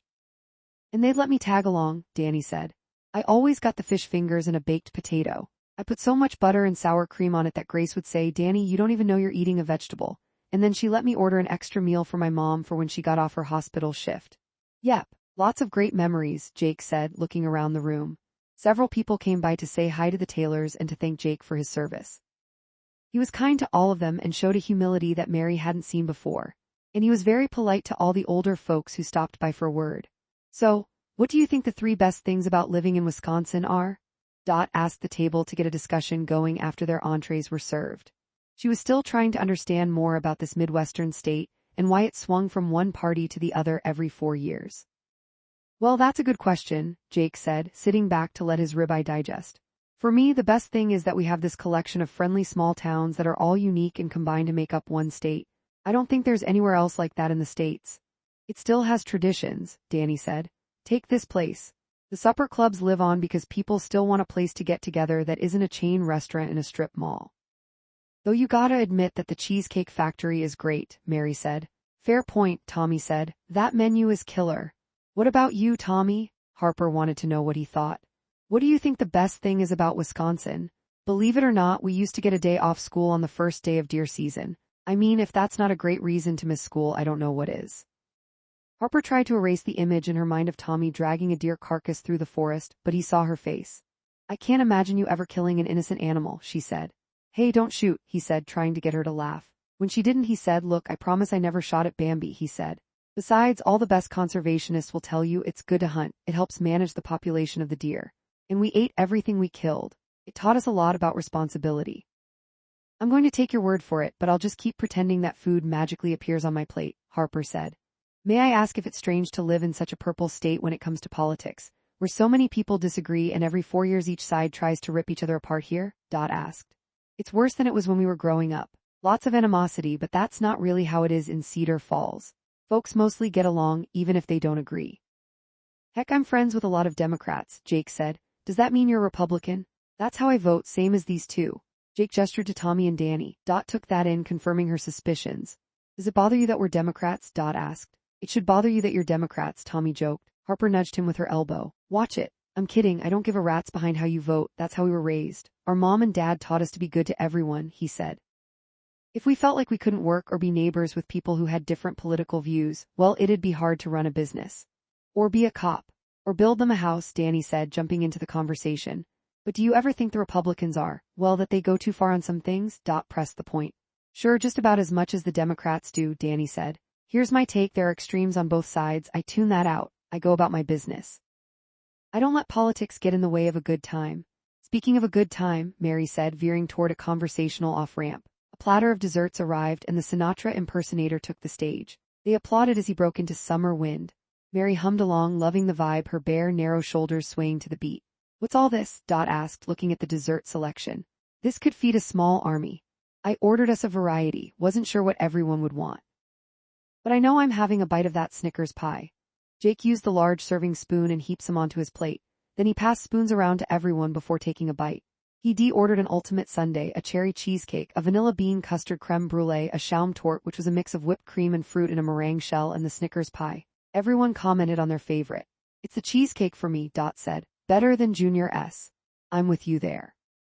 Danny took another bite as the singer softly sang Strangers in the Night. But the creme brulee is hitting, Mary said as she took another scoop. I like the cheesecake, Harper said. Told you that you weren't lactose intolerant, Tommy said. I have to rethink my whole dessert game. What about you guys? What's so great about living in New York? Danny asked. Oh, I love this question. Give me a second. Let me think of the best thing, Dot said as she licked her spoon one last time and imagined her walk to work in the morning. Okay, I love Central Park. I used to walk through the park to get to work and back. In the mornings, all the dogs are there running off the leash, having the best time. It really is the greatest park in the world. And then I'd run there in the evenings and on the weekends. There are people from all over the world there, and you always see something interesting, or crazy. Harper chimed in. I love that you have all these interactions with people through your day, like the woman next to you on the subway making her way to work at a hospital, or the barista making your coffee. And there's the hustle of figuring out how all these people are going to live together on this little island. It's a huge city, but in your neighborhood you can feel like it's a small town. Kind of like Main Street here, but with a lot more bagels and neurotic people. They looked at Mary. What do you think? Dot asked her, as if on cue the impersonator struck up Sinatra's New York, New York. It's interesting to think about, because I grew up there and never wanted to live anywhere else. My family is a big part of that, but it's also inspiring to see all these people doing something, creating, building, dreaming. It's not a place to sit still, it's a place to do things, anything. Well, I'd love to visit one day, I really want to see Times Square, Tommy said. Oh my gosh, Tommy. Anything but Times Square, Harper said, and the crew laughed. No one went to Times Square. Subscribe to our channel for more amazing audiobooks and storytelling content. Chapter 39. Outside the Cedar Falls Inn, the evening sky was still light, but the temperature had come down a little bit. Mary struggled to put on her cardigan and Jake stepped in to help. Well, that was really great, Dot said. Thanks for taking us. The night is young, Tommy said. What do you guys think about taking them over to the White Horse Saloon? They've got karaoke tonight. We have a White Horse bar in the village too, Mary said. Do you think it's the same White Horse? Jake asked. Better than your High Horse, officer, she teased back. Mary can sing, Harper shouted. Mary shot her a look. All right, New York, you're full of surprises, Jake said. I say we do it. Fine, one round, one song, that's it, Mary said, climbing into the front seat of the Suburban. Harper and Dot scrambled into the far back, telling Danny and Tommy they were happy to sit back there. About 15 minutes later they pulled up to the bar. It was in the middle of nowhere, surrounded by huge pine trees, and there were several pickups and SUVs in the parking lot. "Oh yeah, this is my kind of place," Jake said, pulling into an open parking spot. Inside, the bar was hopping. It was a casual spot with men dressed in jeans and t-shirts and women in light summer dresses or shorts and t-shirts. The crew stood out. A large man in a plaid shirt and jean shorts came over.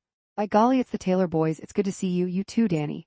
"Ladies, this here is Big Keith," Tommy said. "We went to school with his daughter. Keith, this is Mary, Harper, and Dot. They're from the Big Apple. Thought we'd bring them to a real bar." "Welcome," Big Keith said in his booming voice. "Ladies, you're doing me a favor. This joint could use a little classing up. First rounds on me." The walls of the place were wood paneled in rough planks, and a long bar stretched across the entire length of it. Stools that swiveled lined the bar, and several bartenders stood ready to serve. They poured beer from the tap or mixed vodka and sodas into plastic cups. Whole peanuts were given away for free, and customers were free to throw the shells onto the floor. Long tables with benches filled the rest of the bar, and a makeshift stage took up one of the short ends of the building. At the other end, a few guys played darts. They definitely weren't in the Big Apple anymore. Danny snagged a table and Jake took their drink order up to the bar. Tommy wrangled them some peanuts and shelled a few for the girls. A group of women in their 40s were having a birthday party there, and one of them was up singing Before He Cheats by Carrie Underwood. "I imagine there's a story behind that choice," Tommy said. "Oh, definitely." Harper winced, thinking of being humiliated by Kai in Africa. Why did that still sting so much? Here she was with her friends, a good-looking guy that she liked. She didn't know why she tended to self-sabotage any possible good opportunities. She vowed to just let herself have fun for the rest of the night. "Who's getting up there?" Jake asked. "Danny, should I put your name in?" No, I'll just watch," he said, trying to get out of it. "Not allowed, but I won't make you go first." He looked around. "Okay, Tommy, it's you and me." Jake put their names on the list and they waded through a 70-year-old man singing Free Bird and a young woman who gave Taylor Swift's Shake It Off a try. "Yikes," Mary said. "What, you don't think they'd make it on American Idol?" Jake asked her. "I mean, you've got to have standards." Finally, the twins were called. Crew and Danny cheered them on, and while they did their best with Don't Stop Believin' by Journey. "Crushed it," Danny said to Jake when they'd returned. "If this cop thing doesn't work out, maybe Tommy will let you sing at the bar." "I could work for tips," Jake said. "You'd starve. No one is paying to hear you sing." Tommy loved to tease his brother. The night was going well, but Dot thought of a way to spice things up. "I have an idea," she said. "You always have an idea," Mary said. "No one can keep up." "Ignore her, Dot. Tell us." Harper elbowed Mary. "Let's try this. Karaoke roulette," Dot said. "We split into 2 teams. We'll pick 3 songs and you 3 pick 3 songs, then we'll take our chances for who has to sing what." "I'm down," Tommy said. "Sounds like it's boys against the girls," Jake said. "I love it," Harper said. "Well, I'm not very competitive," Mary chimed in. "But we will win." "Well, let's see what you've got, New York." Jake couldn't wait to hear her sing. Dot found a napkin and borrowed a pen to divvy up the challenges. They were on another round of drinks, and Jake also brought a big pitcher of ice water for the table. "Everyone needs to hydrate," he instructed. Mary admired how he took charge. She downed a glass of water. They turned in their picks, and the DJ got a kick out of this game. He got to choose the song and who would sing it. Up first was Harper. They gave her Since You've Been Gone. "Seriously, you guys." "Kelly Clarkson, please forgive me for what's about to happen." She covered her face with her hands. Mary shed her sweater and she and Dot got up to sing backup to help Harper out. "You were wonderful," Tommy said, hugging Harper. She felt embarrassed but let herself be squeezed tight. Tommy was chosen to sing Sweet Caroline, which was what the entire bar wanted to hear. And then Jake went for it with the Folsom Prison Blues. Then the 3 guys were challenged by the crew with No Sleep Till Brooklyn. "How am I supposed to sing about a place I've never been?" Danny laughed, having more fun than he'd had in ages. Dot cheered him from her seat. When they finished, they clasped hands and Dot praised him. "You were so good," she showered him with praise. "You're crazy," Danny said as he leaned in to kiss her cheek. She felt his lips on her skin long after he'd pulled away and took his seat. Next was Mary. "Song choice is everything," Jake called. She went up and found out what they'd chosen. "You have to be kidding me." But she knew she couldn't get out of it. She looked to the ceiling to gather herself. Then she belted out Tina Turner's Proud Mary. Everyone in the White Horse Saloon was on their feet, dancing and singing. "Rollin' on the River," Mary finished, threw her arms in the air and curtsied twice before handing back the mic. In a surprise move, the DJ called up Danny and Dot. "Shallow." "Oh my gosh," Dot said, instantly realizing what this was. A setup. She wondered if Danny would be okay with this while she shot the group a look, wondering which of them had dared to do this. At first, they didn't look at each other while they sang. But then Danny reached for Dot's hand and she lifted her eyes to meet his. The crowd roared their approval and gave them more confidence to keep going. Dot knew she was no Lady Gaga, but she also knew that Danny gave Bradley Cooper a run for his money in the looks department. They made a striking couple. Mary leaned over to Harper. "We're far from the shallow now, that's for sure." Harper raised her eyebrows and nodded. Danny and Dot's chemistry was undeniable. They finished and smiled at the crowd, put their arms around one another and took a bow. That wasn't terrible," Danny said when they'd sat down again. "No. Not at all," Dot said, reaching for a glass of water to cool down. The last song of the night was one for the entire bar to sing. Friends in low places brought the house down and everyone settled up with Big Keith. Suddenly it was 2 a.m. "I haven't been out this late in ages," Harper said. "Who needs the city that never sleeps when you can have Cedar Falls?" Tommy asked. Jake, sober all night long, drove the crew home. Everyone got out of the Suburban and gave each other hugs goodbye. Dot and Harper started toward the house and Danny and Tommy got back into the vehicle. Jake and Mary stood alone on the sidewalk. She'd taken off her heels and carried them in one hand, her clutch under her arm and her sweater tied around her neck. He reached for her free hand. "Can I see you tomorrow after my shift, New York? You won't leave me hanging? Save room for dessert. I'll pick you up at 8. Mary counted down the time. 18 hours until she'd see hot cop Jake again. This was so impractical, she thought, knowing their stay in Cedar Falls was only temporary. But still, she could hardly wait. Chapter 40. Danny had everything ready for his big bookshop refurb. Dot met him there early in the morning and together they saw the Jankouskas off for their weekend polka competition. "Have a great time," Danny said. "Don't worry about a thing. And break a leg," Dot said, then wondered if that was a bad suggestion for people in their 80s. "I mean, knock 'em dead." Oh gosh, was she making it worse? She settled on, "Show 'em how it's done. There's life in the old girl yet." Dot, Jeannie called from the passenger seat. "Let's see if we can come back with a trophy for the mantle." "And thanks, kids, we appreciate you so much," Ted said. Grateful, silly tears welled in his light blue eyes. "Come on now, Ted, let's get going before the traffic builds up." Jeannie still had her British stiff upper lip, but she looked at them tenderly as Ted rolled up his window and pulled away. Danny and Dot stood on the sidewalk waving as the Jankouskas headed off to Polka Glory. Danny looked at Dot. "Thanks for being here. No place I'd rather be. Even if you could be back in New York. Well, you can't beat a bacon, egg, and cheese for breakfast, but this weekend is all about Cedar Falls and redoing the shop for Jeannie and Ted. Then let's do this." He whistled and gathered his construction workers who were milling around their trucks in the parking lot. He hopped into the bed of his truck as the team gathered around it. He reached for Dot's hand and helped her up. "Welcome, everyone. Thanks for coming," Danny said. "This is Dot Clark. She's a friend of mine and the Jankouskas. Her friends Harper and Mary are going to be helping us out, along with some volunteers we've recruited. Fellas, we have 72 hours to remodel a bookstore that opened in the 1960s. It's going to be a huge challenge, but I've planned for that. And heck, if they can do it on TV, we can do it in Cedar Falls." "Heck yeah," one of the guys yelled. "First, we need to pull everything out of the store, then we'll sand the floors and restain. We'll let that dry overnight. See the guy in the orange cap over there? That's S. Preston. He's my second in command. Any questions, just ask one of us." That was Dot's cue to weigh in. "And as we move everything out back, we have a big dumpster it can go in," she said. "I'll be there with Harper to note anything we need to keep and we'll put those items into the empty storefront next door. The landlord said we could use it." "All right, let's go," Danny said. His team sprang into action. They were up for the challenge. While the guys started moving everything out, Mary, Harper, and Grace Taylor chose books to sell that weekend outside of the shop. "It's the annual Cedar Falls sidewalk sale this weekend, so it's perfect timing," Grace said. They selected a variety of books to display outside. New releases, Wisconsin history, cookbooks, young adult series, and children's books, plus Reader Falls bookshop totes and t-shirts. Harper, with Pippi in her tote bag to tag along, made a sign that the weekend's children's hour would be at the pavilion in Liberty Park. She drew her best picture of a dog and wrote, "Pippi will be there." Harper knew her small dog was a big draw. Those tasks completed, the girls started pulling books off the shelves and putting them in boxes. Grace Taylor labeled the cartons so that they'd know what went where when the new shelving was up. It was Dot level organized. Meanwhile, Joe Taylor and his sons pulled out the rugs and furniture. Dot considered the piles and decided what was staying and what was going. Grace took the rugs to the cleaners where they were prepared for the rush job. Dot decided which sofas and chairs were staying and going. "It's hard to let these plush couches go, but they're really past their prime," Dot said. "When in doubt, throw it out." Grace patted the back of one of the sofas. With that advice and realizing they needed to move more quickly, Dot got more decisive. "Out," she said, pointing to an old leather sofa that was missing a foot and several of its buttons. She had to be ruthless. There was no time for sentimentality. "I'll take that one for my office at the bar," Tommy said, pointing to one of the deep leather chairs with a matching ottoman. "It's perfect for all the deep thinking I do back there." "Sold," Dot said, pretending to wield a gavel. A while later, Fletcher and Rose came by after for the Wynn's offices closed. Wow, you weren't kidding when you said there was going to be a transformation. Fletcher surveyed the debris coming out of the shop. Ted and Jeannie would have heart attacks if they saw this, Rose said.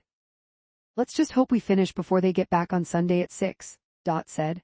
Then she asked Rose to help Harper with the outside display for the weekend and assigned Fletcher to help the guys who were taking down the plaster off the side walls. Danny had a feeling they'd find beautiful blonde bricks that matched the historical facades of the buildings on Main Street. Sure enough, they were in perfect condition. You called it, Dot said, and Danny gave her a high five. At 8 o'clock, several pizzas arrived from Slice of Life. According to Danny, it was the best Italian pie in town. Mary and Rose teamed up to set up a buffet line with paper plates and rolls of Bounty for napkins. Mimi arrived with cupcakes she'd made that afternoon. They were decorated with the Reader Falls Bookshop logo. Sweet, Dot said, handing a cupcake to Danny. When he took a bite, she bopped his hand and green frosting covered his nose. His eyes widened in surprise. Okay, so we're doing this, huh? Better watch out, Miss Clark. I'll take my chances. She was in an open flirt with him now. I'm sorry I just got you so good on that. The team worked until about 10 that night, then called it a day for everyone except the guys there to sand, level, and stain the floors. The plan was to let the floors dry overnight and then everyone could gather again at noon the next day and keep going. Danny dropped off the crew at their house. Get some sleep. We're going to need it, he said. It's been so fun. I can't wait to see how it turns out, Dot said, feeling happy and glad to have the election off her mind for a day. She reached up and kissed his cheek and he ran his hand down her neck to her collarbone. She shivered from the sensation. As she tucked herself into bed just before midnight, Dot meditated on Danny's command of the project and how he'd caught her eye in the middle of the controlled chaos and smiled just for her. She rewound the scene over and over in her mind. And as she was falling asleep, she realized she was also falling for Danny. Chapter 41. Over the next 2 days, Dot and Danny's team painted, put up the bookshelves, relayed the carpets, brought in the new furniture, and restocked the books. Mary and Jake took on painting the frames for the front 2 bay windows. I'll tape you roll, Jake said. Deal. Mary had on short denim overalls, a hot pink crop tank, and white canvas sneakers, and had her hair in a high ponytail. At one point, Jake ran a white paintbrush up one of Mary's legs. Watch it, Jake Taylor, she said, fully putting on her Staten Island accent. I have 3 older brothers, you know. Yeah, but one's a priest. That's no use to you. He'll only pray for you after kicking your butt. She tried to dot his dimple with her paintbrush, but he caught her hand and they wrestled for leverage. By Sunday morning, everything looked a mess. I don't know how we'll possibly finish by 6 tonight. This place is a wreck, Dot fretted as she looked at the piles of books to be shelved. We haven't even hung the paintings up yet, and the children's section is under a pile of scrap. Danny caught her shoulders and said, We've got this. Then he pulled a list from his back pocket and took a pencil from behind his ear. Look, I've got it all planned out. You don't have to worry. Let me run point here and I give you my word it'll be done. She realized she'd been trying to control everything. Maybe he was right, she should trust him and follow his lead. I just want it to be perfect, she said. It'll be perfect, I promise. Danny held her gaze for a beat longer than normal. Then he pulled her into a hug and kissed her forehead. While she was distracted, he brought his hand around and poured a small cup of water over her head. What in the world? She shivered and shook her head. Droplets flew around her. That's for the cupcake. He backed away before she could playfully swat him. Hey, you too. Tommy walked in with coffees from the Roasted Rooster coffee shop. Black coffee for Danny and a vanilla latte for Dot. He handed a cup to her. She was glad for the interruption. Dot admonished herself, get your head in the game. This was no time to get sidetracked. Over the next few hours, Dot could see that Danny was right about it coming together. After just 3 days of work, the floors gleamed with a new oak stain and the rugs perked up in color after their cleaning. New shelves filled the store and were straightened, polished, and packed neatly with books. The children's section now had colorful plush cushions, cozy chairs, and a small table for crafts. They de-painted the walls a creamy ivory and added sconces to bring in more light. Slimmer yet comfortable seating was placed strategically to get people to sit and stay a while. And one of the best features was a table Danny had made himself that was perfect for displaying new releases, which would help draw customers to check out the latest stock. While it was shiny and more modern, Reader's Falls still felt warm and inviting. It smelled fresh, like new paint and sunshine. I love it when a plan comes together, Danny said as he gathered everyone outside. He'd had a new awning made for the store and it was time to mount it before the Jankowskis got back. I just want to say on behalf of Dot and myself that it really means a lot to us that you'd give us one of your summer weekends to do this for Ted and Jeannie. They're special people, and this community really needs this bookstore. The team clapped their hands at that. I love how it turned out. Well, I love you all, thank you for being here. Danny blushed and looked away. He wasn't used to giving speeches. Jake saved him from showing any more emotion. Let's go Reader Falls. Everyone cheered as Tommy and Fletcher, the two tallest men there, hoisted and affixed the new sign to the front of the store. Is it centered? Fletcher yelled to Harper, who was on point to make sure it was placed correctly above the door. A little to the right, now a little to the left, down a bit, okay there, it's perfect. Harper gave a thumbs up from across the street. After Tommy and Fletcher came down off the ladder, Dot climbed up a few rungs to say a few words. Well everyone, we did it, look at this. She gestured to the sign above and toward the shop. It's even better than I imagined. Dot looked around at all these new friends in this temporary home she'd only been in for a few months, and she really couldn't believe her good fortune. The work with For the Win had been rewarding, challenging, and fun. But the people she'd met in Cedar Falls, well, she hadn't realized she was building a community too. Let's give Danny a round of applause. His design, donations, and ability to manage a major project made it all possible. Calls and hoots for Danny rose up from the crowd. And in just 15 minutes the Jankowskis will be here. So, are we ready? Yes, the crowd answered. Tommy and Jake popped bottles of champagne, and Mary and Grace passed around plastic flute glasses for when Ted and Jeannie pulled up. A few minutes later they saw the Jankowskis' royal blue Ford Escape turn onto Main Street. Here they come, Danny called out. Then to Dot more quietly he said, pray that they like it. They'll love it, how could they not? She elbowed him in the ribs and they went to meet the older couple in the parking lot at the corner. Welcome home, how was the competition? Dot asked as soon as Jeannie opened her door. We came in second overall, look. Jeannie held up a big red ribbon. I'm over the moon about it. Ted danced like he was 20 years old again. We had a great time, I've never seen Jeannie look prettier. Ted put an arm around her shoulders. But we rushed back, we can't wait to see what you've done. Well, Ted and Jeannie, if you'll allow us, we have some blindfolds, Dot said, handing one of the blindfolds to Danny. They started to put them on the older couple who were giggling at the fuss. We'll guide you over. They walked down the block and Dot signaled to the small crowd of helpers to get ready. They stopped across the street from the shop. This is how Ted first surprised me when he bought the bookstore, Jeannie said. We know, Ted told us all about it. We wanted it to remind you of that day and all you've done with this place since then, Danny said. Jeannie reached for their hands and squeezed. Ready? Dot looked at Danny. On 3, 1, 2, 3. They pulled off the blindfolds and Jeannie's hands flew to her mouth. The workers and volunteers cheered. Oh my gosh, I can't believe it, Jeannie said. Ted hugged Danny. My boy, look what you've done. Dot could tell it meant so much to them both, the man who'd never had a son and the son who'd never known his father. Grace handed Ted and Jeannie a flute of champagne. Come see, the crowd applauded and flanked either side of them as they went into the store. Ted and Jeannie were amazed. Jeannie's hand again covered her mouth. I almost don't recognize the place and yet it still seems like our store, just better, Ted finished Jeannie's sentence. Harper and Grace showed them the refashioned children's section and Ted tried out the new couch. Wow, comfortable, he said, pleased as he could be. Danny caught up with Dot over by new releases. Well, mission accomplished, I couldn't have done it without you. We make a good team. We do. He winked at Dot, and she rewarded him with a joyful smile.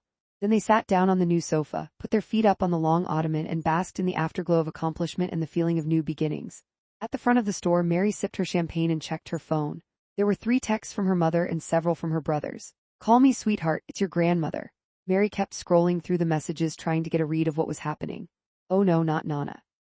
Jake saw her face fall. What's wrong? He asked, gently touching her shoulder. It's my Nana, she's in the hospital, she may have had a stroke. Mary scrolled through the messages from her mother. I need to go home, my mom says there's an 8:50 flight tonight. Let's go get you packed, I'll take you to the airport, we can get you to New York tonight. I don't think we'll make it in time. He looked at her like she didn't realize who he was and who he worked for. We will. And so she let him drive her to their house in his police cruiser so that they could push the speed limit. At home, she threw a few things in her carry-on and then they sped off to the airport. Jake and Mary arrived at Milwaukee Mitchell International Airport with half an hour to spare. He got out of the car and grabbed her suitcase from the trunk, pulling out the handle so she could roll it easily into the terminal. Thank you. She stood on her tiptoes and lifted her face up to Jake. Her lips found his and she felt a pull of longing to stay and a dread to go home in case Nana didn't make it. Go on now, New York. I'm not sure when I'll be back, she said. I'll be here whenever that is. And she knew she could trust him, and she realized that trust in a man was a different feeling for her. She turned to go into the terminal then stopped to look back. He was waiting until she was safely past security. He nodded, she nodded. See you soon, Mary whispered and waved. Chapter 42. 2 weeks flew by before Mary returned to Wisconsin. Her grandmother had recovered relatively quickly from what proved to be a minor stroke and miraculously hadn't lost any movement or language. We were lucky, Mary's mom said as they gathered around the makeshift sofa bed in their living room. You have to slow down and rest, Ma. She smoothed her mother's hair back from her forehead. Nana blew that off. You won't be rid of me for a while yet, she said. Besides, I'm going to be around for Mary's wedding, and to hold the grandbabies she's going to give me. She gauged Mary's reaction, but Mary just smiled and quickly looked away. She couldn't stop thinking about Jake but hadn't told anyone she'd met someone. In Wisconsin, of all places, she didn't want the third degree about any of that. To change the subject, Mary went into the kitchen and shoved her head into her parents' refrigerator. Is there anything to eat around here? Of course there was. Mary took out containers of meatballs and red sauce, and her mom started boiling water for pasta. It was good to be home, but she missed the crew. They'd grown closer in the last few months by spending so much time together. And instead of tiring of each other's company, they'd bonded more than ever. While in New York, Mary checked in at the firm's office and made the rounds with her associates and the partners. All of them said they missed her, but admired her work even from afar. She hadn't missed a beat and had even troubleshot a major problem in a brief that saved their client hundreds of thousands of dollars. Thank goodness for your sharp eye, Sofia Garcia said when she stopped by to see her. And I'm glad it's all worked out. You proved my point that you could be trusted to work remotely. Thank you. I've missed being in the office, but it's been a great experience so far. Interesting to be in another part of the country, especially during an election year. Tell me what's the word on the campaign trail? I've maxed out my Democratic contributions to the House and Senate candidates, and I keep refreshing Real Clear Politics to stare at the polling averages. It's still so close. Mary gave her the take as best she understood it from Dot, Fletcher, and Rose. So you're saying there's a chance? Maria asked, tilting her head. Definitely. Mary wanted to leave on an optimistic note. Thanks for making time for me today. You were the bright spot in my afternoon. She stood to shake Mary's hand. Keep me posted on the election, and we look forward to your return. It felt good to be missed. Before she left the office, she popped down a floor to also see Patricia Parker, the eminent domain expert. She told her she'd been trying to follow the money to find who was behind the effort to push the Taylors to sell their farm. Keep digging. Sometimes the best clue is hiding in plain sight, Patricia advised. Mary made a mental note to look through all the paperwork again.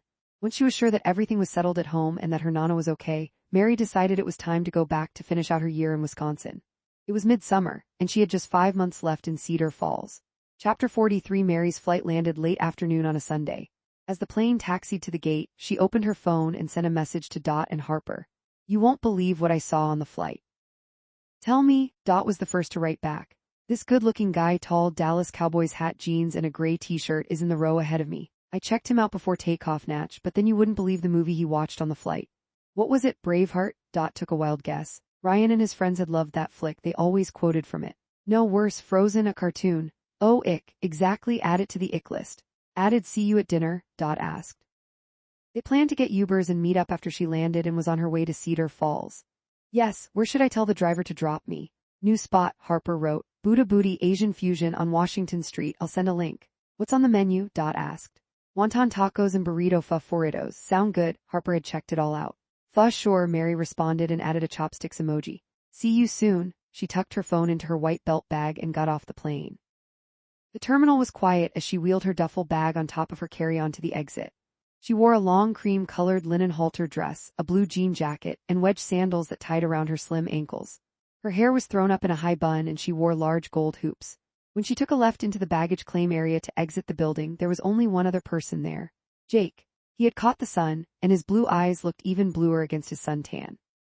He wore sneakers, khaki shorts, a white t-shirt, and a light blue long-sleeve cotton button-down with the sleeves rolled up. He held a poster board sign that said, in big block letters, New York. She shook her head at him and walked to where he was standing. She pushed up onto her toes to find his lips, and he put his arms around her and she snuggled into his chest. They stood there for several moments. I can't believe you're doing the airport pickup, she said. I couldn't leave you to fend for yourself in Milwaukee. Besides, I missed you. You did? Yeah, crime is way down in Cedar Falls. I kept wondering what sort of trouble you were getting up to back home. So you were fantasizing about me? She cocked her head and winked at him. Troublemaker. He took her suitcase and duffel bag and started toward the exit. So what do you want to do? He asked. She was quiet for a moment. She'd been thinking about the answer to this question on the entire flight from New York as she looked out over the small towns, rivers, lakes, and fields on her way to Wisconsin. She had rested her forehead on the window and daydreamed about the future. On the one hand, she pictured herself in a corner office at the firm, having made partner by the age of 30. She'd have a gorgeous apartment in a high-rise with a great view, beautifully decorated by a hotshot designer, and a closet full of modish clothes. She'd throw dinner parties, donate to the Met, and still make it to Sunday's supper at her parents' house. In this scenario, she wouldn't have any financial worries and she'd be the best aunt to all her nieces and nephews.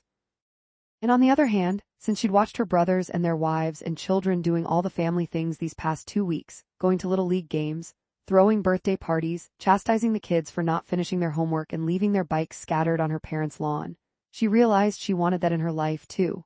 What she couldn't do was merge the two pictures. She just didn't see how she could have both the career she wanted and the family she dreamed about.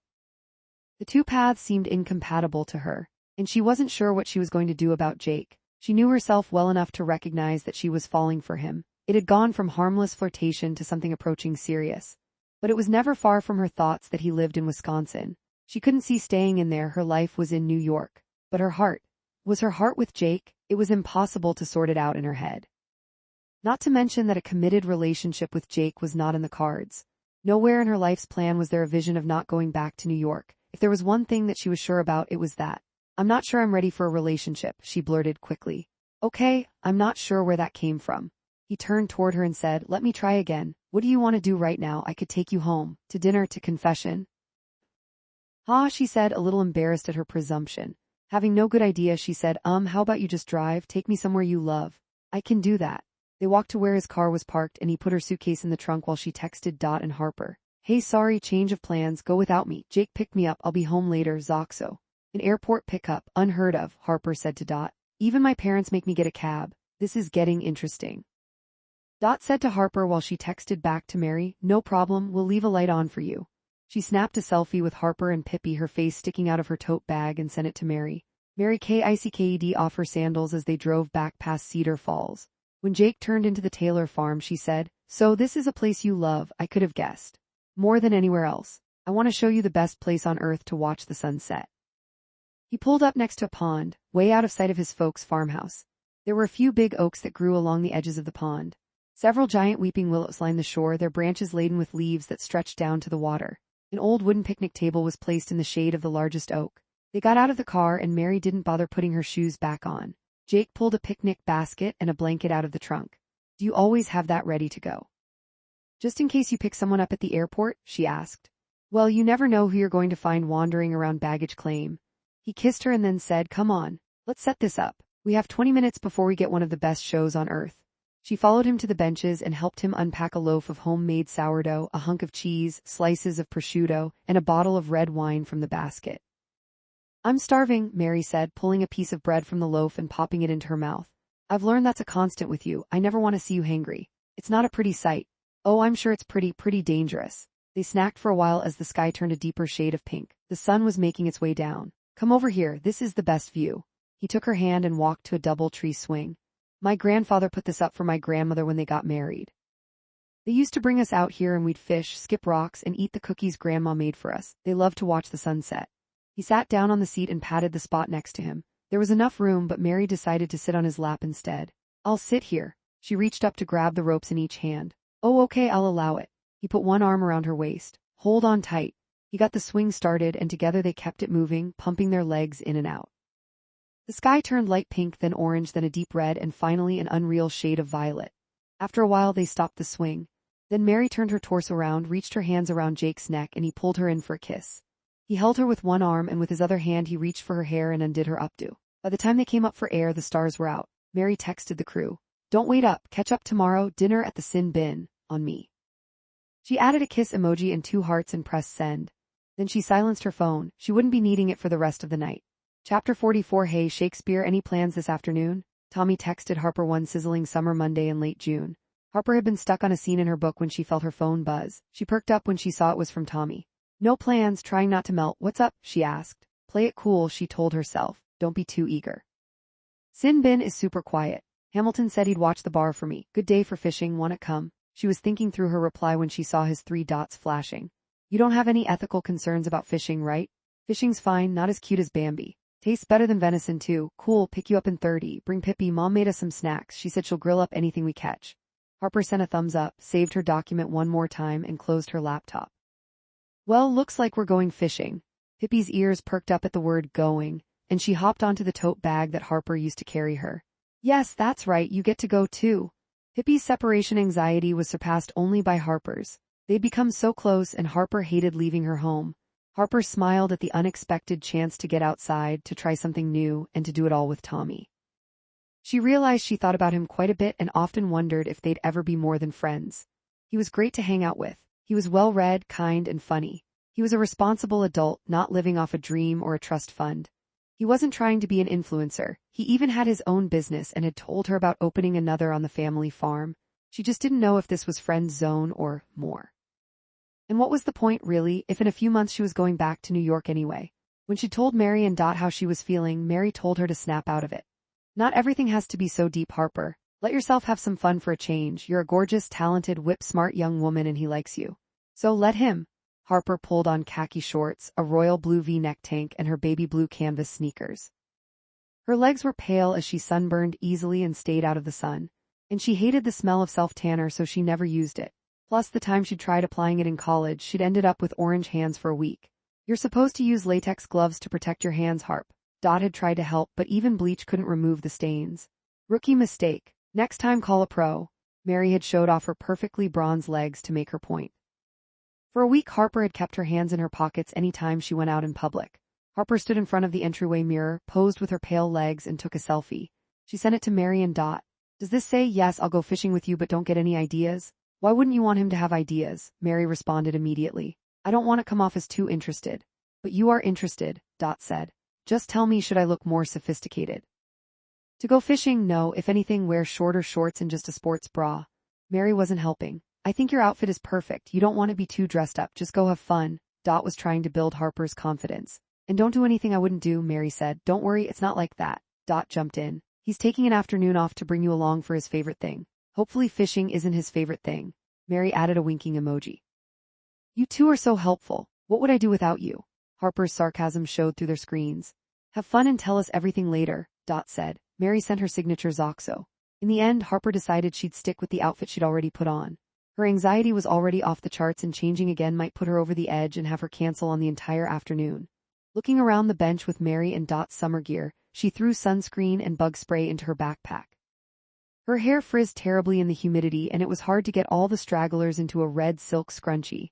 She pulled a floppy sun hat with a string to hold it in place down over her head. She looked at herself in the mirror one last time. She turned from side to side to get a sense of how she looked. Not so bad, eh, Pip? She said, grabbing her sunglasses. A horn honked and she raised onto her tiptoes to peek out the window. Tommy arrived in his old, black F-150 pickup that pulled a 14-foot Lund with an outboard motor.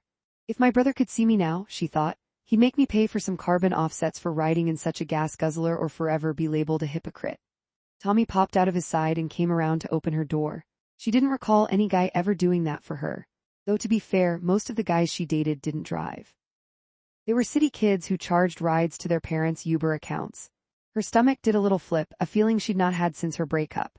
Hello, she called, waving to Tommy. She climbed into the pickup, settled Pippi on her lap, and buckled her seatbelt. Tommy made sure she was fully in her seat before he gently closed her door. You look great, Tommy said through the open window, and for a moment Harper believed him. Once they were on the water and Tommy had found a spot he liked to drop anchor, he grabbed the tackle box and handed Harper a fishing pole. So how do I do this? Well, first you need some bait. Please don't tell me you actually use some of these. He pulled out a small bowl and took the lid off. Tommy, that's so gross, she said as she spied night crawlers writhing around in some muck. Might be gross to you, but it's lunch for them. He pointed to the fish below the surface of the pond. She tried not to gag. I'll do it for you, don't worry. He took her line and started baiting the hook. She turned her head around and tried not to look. After the worm was on the hook, Tommy wiped his hands with a cloth and then came behind her on the boat. Now let's get these little suckers in the water, he said, putting his hands over hers and showing her how to cast a line. She was glad when the squiggling night crawler was out of her sight. He repeated the routine for himself and they both sat down and looked around the lake. The water was clear that day, the sun a bright blue with some puffy white clouds for decoration, and the tree-lined shore hugged the narrow sandy beaches. This is like being in a postcard, Harper said, grateful for the breeze that cooled her skin. One of my favorite spots, Tommy said. He reached into the cooler and brought out some flavored seltzers. A cocktail, madame? He asked, faking a British accent. Don't mind if I do. She tried to mirror his attempt. Have you thought of everything, Mr. Darcy? She surprised herself with a flirtatious tone.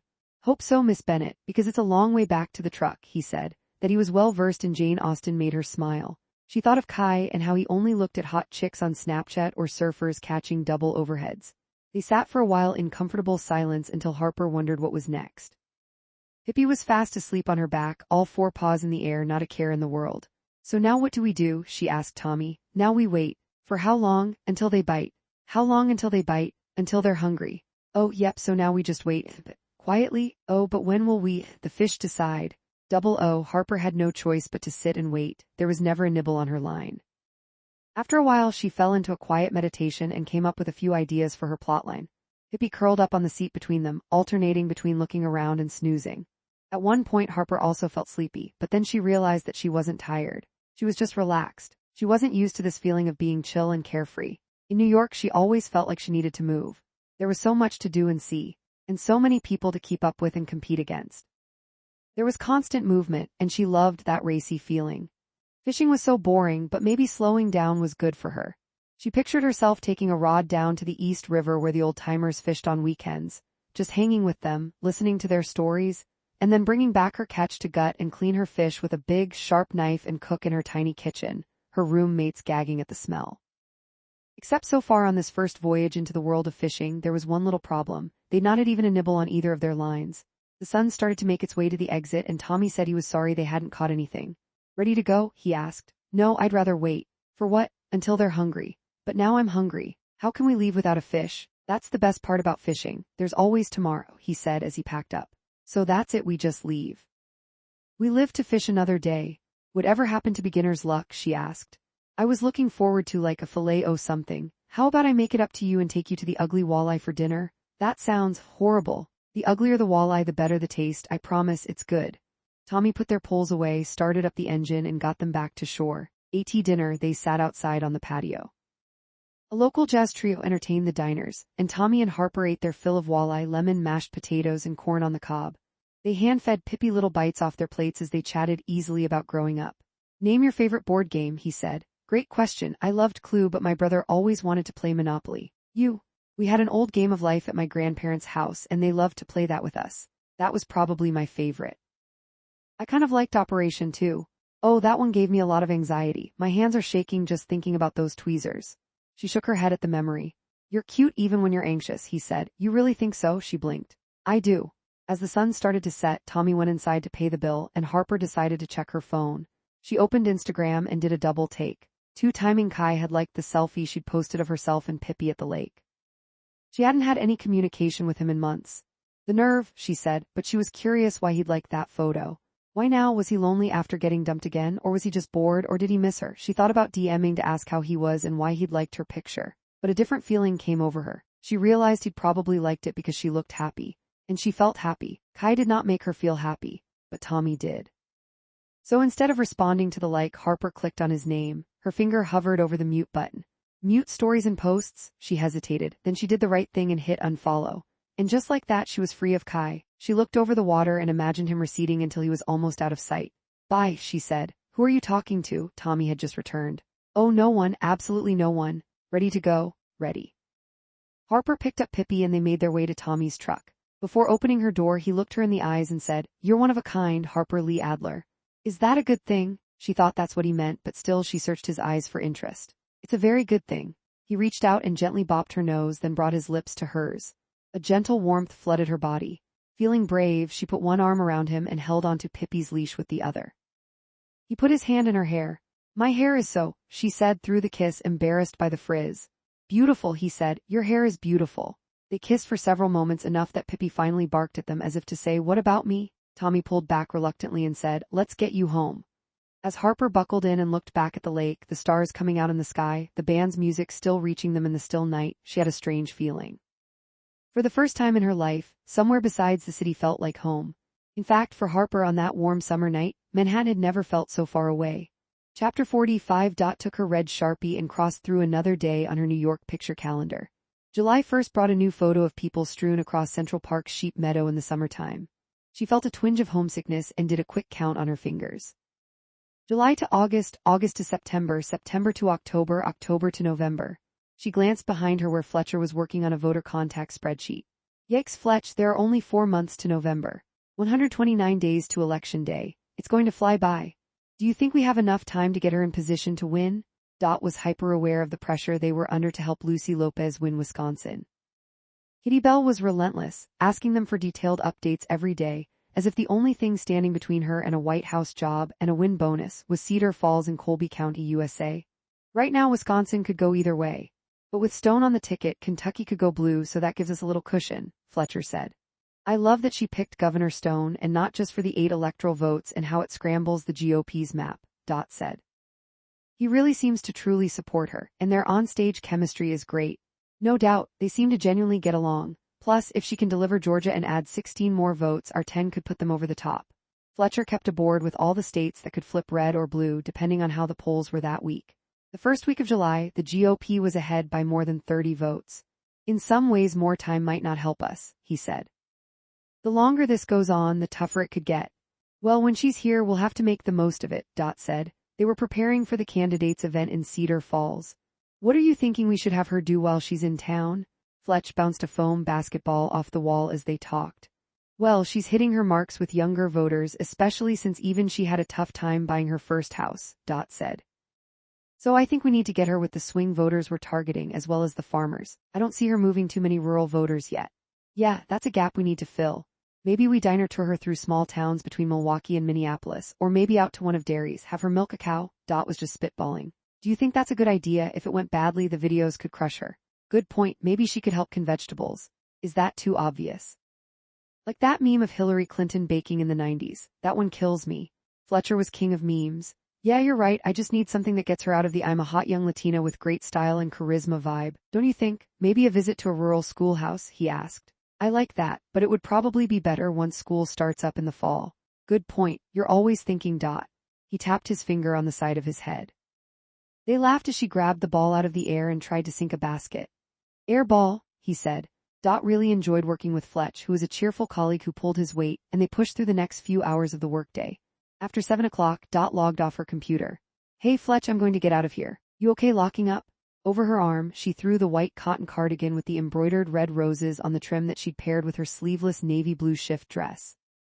She didn't mention she was meeting up with Danny Dawson. He asked her to dinner to celebrate Reader Falls Bookshop's amazing month since the remodel. No problem, want to meet up for a drink later? He asked. Dot hesitated long enough that he jumped in before she could answer to fill the space. There's a bunch of us going to the Sin Bin to watch Yankees Brewers, he explained. Mimi is going to go over after she gets the bakery set for her early morning. Is that baseball? She bantered, relieved he wasn't asking her for a date and seemed to be spending more time with Mimi. Soccer actually, he teased. I'll pass, but let me know how many touchdowns they make. It's baskets, Fletcher teased back. 3-point homers from half court. Good to know, I'll file that away for trivia night. She waved goodbye and searched in her bag for her light pink lip gloss. The humidity hit her fully in the face. I won't be needing this, she said, swinging her sweater over her shoulder. The sun was still warming the air, and blooms were spilling out of the flower baskets that decorated the shops and restaurants on Main. Summer looked good on Cedar Falls, and the walk helped her transition from the workday to her evening as it had in Central Park. All the polling, voter preferences, and the demands of Kitty moved to the back burner for a few hours. It was Danny time. Chapter 46, Want to share a dessert? Danny looked over the barley and bone menu. The upscale farm-to-table restaurant had a long list of homemade treats. Sure, what are you thinking? Dot leaned in to look at their options. Her meal of wood-roasted cod, field greens, and fresh green beans had been delicious. She'd left room for the sweet course, having checked out their website earlier in the week in anticipation of their date. I'm torn between the citrus olive oil cake or the chocolate espresso tart, Danny said. Wow, tough choice. Dot took her time deciding. It was cherry season, and she narrowed her choices down to 3. The chocolate pot de creme with cherry compote, the Door County cherry cheesecake with a ginger snap crust, and the cherry Danish kringle, which had to be good. I'd usually go for chocolate, she said. Noted for the future. There's a future, if you play your cards right with this decision. Then I'll place my bets on the cherry cheesecake this time around, she said. And we have a winner. Danny signaled to their server and ordered. Excellent choice, I'll bring 2 forks. The waiter took the dessert menus with him as he turned on his heel, gracefully balancing a tray of cocktails for another table. I love getting complimented by a waiter. Dot refolded her napkin over her lap. I like learning these things about you, he said. You do? I do, tell me more. Oh, okay. She thought for a minute what was worth telling him. Well, I mentioned I have a younger sister, Anne. She's in Colorado working as a hiking and skiing guide. She's incredibly good at skiing and prefers powder to ice. She couldn't wait to get out of New England. Anne's the family favorite, and I'm not even mad about it. She sounds great. I'd love to meet her one day. What else? Well, I think you know I like to read. Fiction mostly. I consume so much news during the day for work that I like an escape at night. My mom was a reader. She loved historical fiction. That's one of my favorite genres. I love reading about Tudor England. Who's he? He said, kidding, I know the time frame. Henry VIII had a lot of wives, unfortunate end for most of them. She liked how he made her laugh so easily. I should read more, he said. It's just that after the long days working on houses, I keep falling asleep when I read at night. Without fail, I'll read the paragraph I left off on the night before, a new paragraph, and start another before I find my eyes closing. Then the next night I do it again. It takes me ages to get through a book. Ever tried listening to a book? I love it. It's like story time. I should give that a shot. I'll set up an account for you. She made a mental note and already had a couple of books she could put on his list. Okay, I've got another very important question. Danny looked very serious as he held a forkful of dessert near his mouth. Dot braced herself. Sure, ask me anything. Dog or cat? He asked, taking a full bite of cake. Dog. She didn't hesitate. Good answer. Is this a girlfriend screening? She thought, not that she minded. They bantered a bit more, and when they got down to the last bite, Danny put his fork down. It's all yours, he said. Oh, why couldn't you have it? I insist. Around the Taylor's farm we called the last bite on a plate the shame, and we usually fought over it. But someone's gotta eat it. She realized he wasn't going to budge, so she bent down and made a show of having the last bite. She closed her eyes, swallowed the cake, and raised her fork in triumph. Oh, the shame, delicious, she said. I have to say the food in Wisconsin has been a wonderful surprise, she said. Glad to hear it. What else surprised you? That's a good question. I've been so busy with For the Win that I haven't explored as much as I'd like. But my biggest takeaway is that no matter who you meet, people act like they're already your friend. Wisconsin nice is a real thing, he said. Yes. You get instant connections here. A lot of people in New York have an edge, they kind of have to, it's a game of survival. But here, people you meet for the first time invite you to dinner before you say goodbye. That's how I felt about the Jankowskis and the Taylors. The Jankowskis adore you. They've started to think of you as the daughter they never had, Danny said. That's really sweet. It's too bad they don't have anyone to pass the store to once they retire, Dot said. The community has really rallied around the shop since the remodel. It's true, Cedar Falls really is a great place to grow up, and it's a great place to raise a family. He winced in pain and Dot caught it immediately. She was sensitive to his past heartbreaks, and she let the silence hang for a respectful moment. Danny was miles away in an instant, the sorrow she'd first noticed in his eyes back in a flash. She let a few moments pass, not sure how to fill the silence. Finally, she decided to ease back into the conversation. Are you okay? She asked gently, reaching out to let her fingertips touch his forearm. He was slow to look at her, his eyes deep and dark and sad in the moment. I know Grace told you all about what happened to me and my fiancé and our daughter. He took a breath and caught himself before tearing up. It's been a few years, but even so it's not easy. I admit that it's still sometimes hard to close my eyes. I'm afraid of what I might see. She focused intently on him, letting him talk.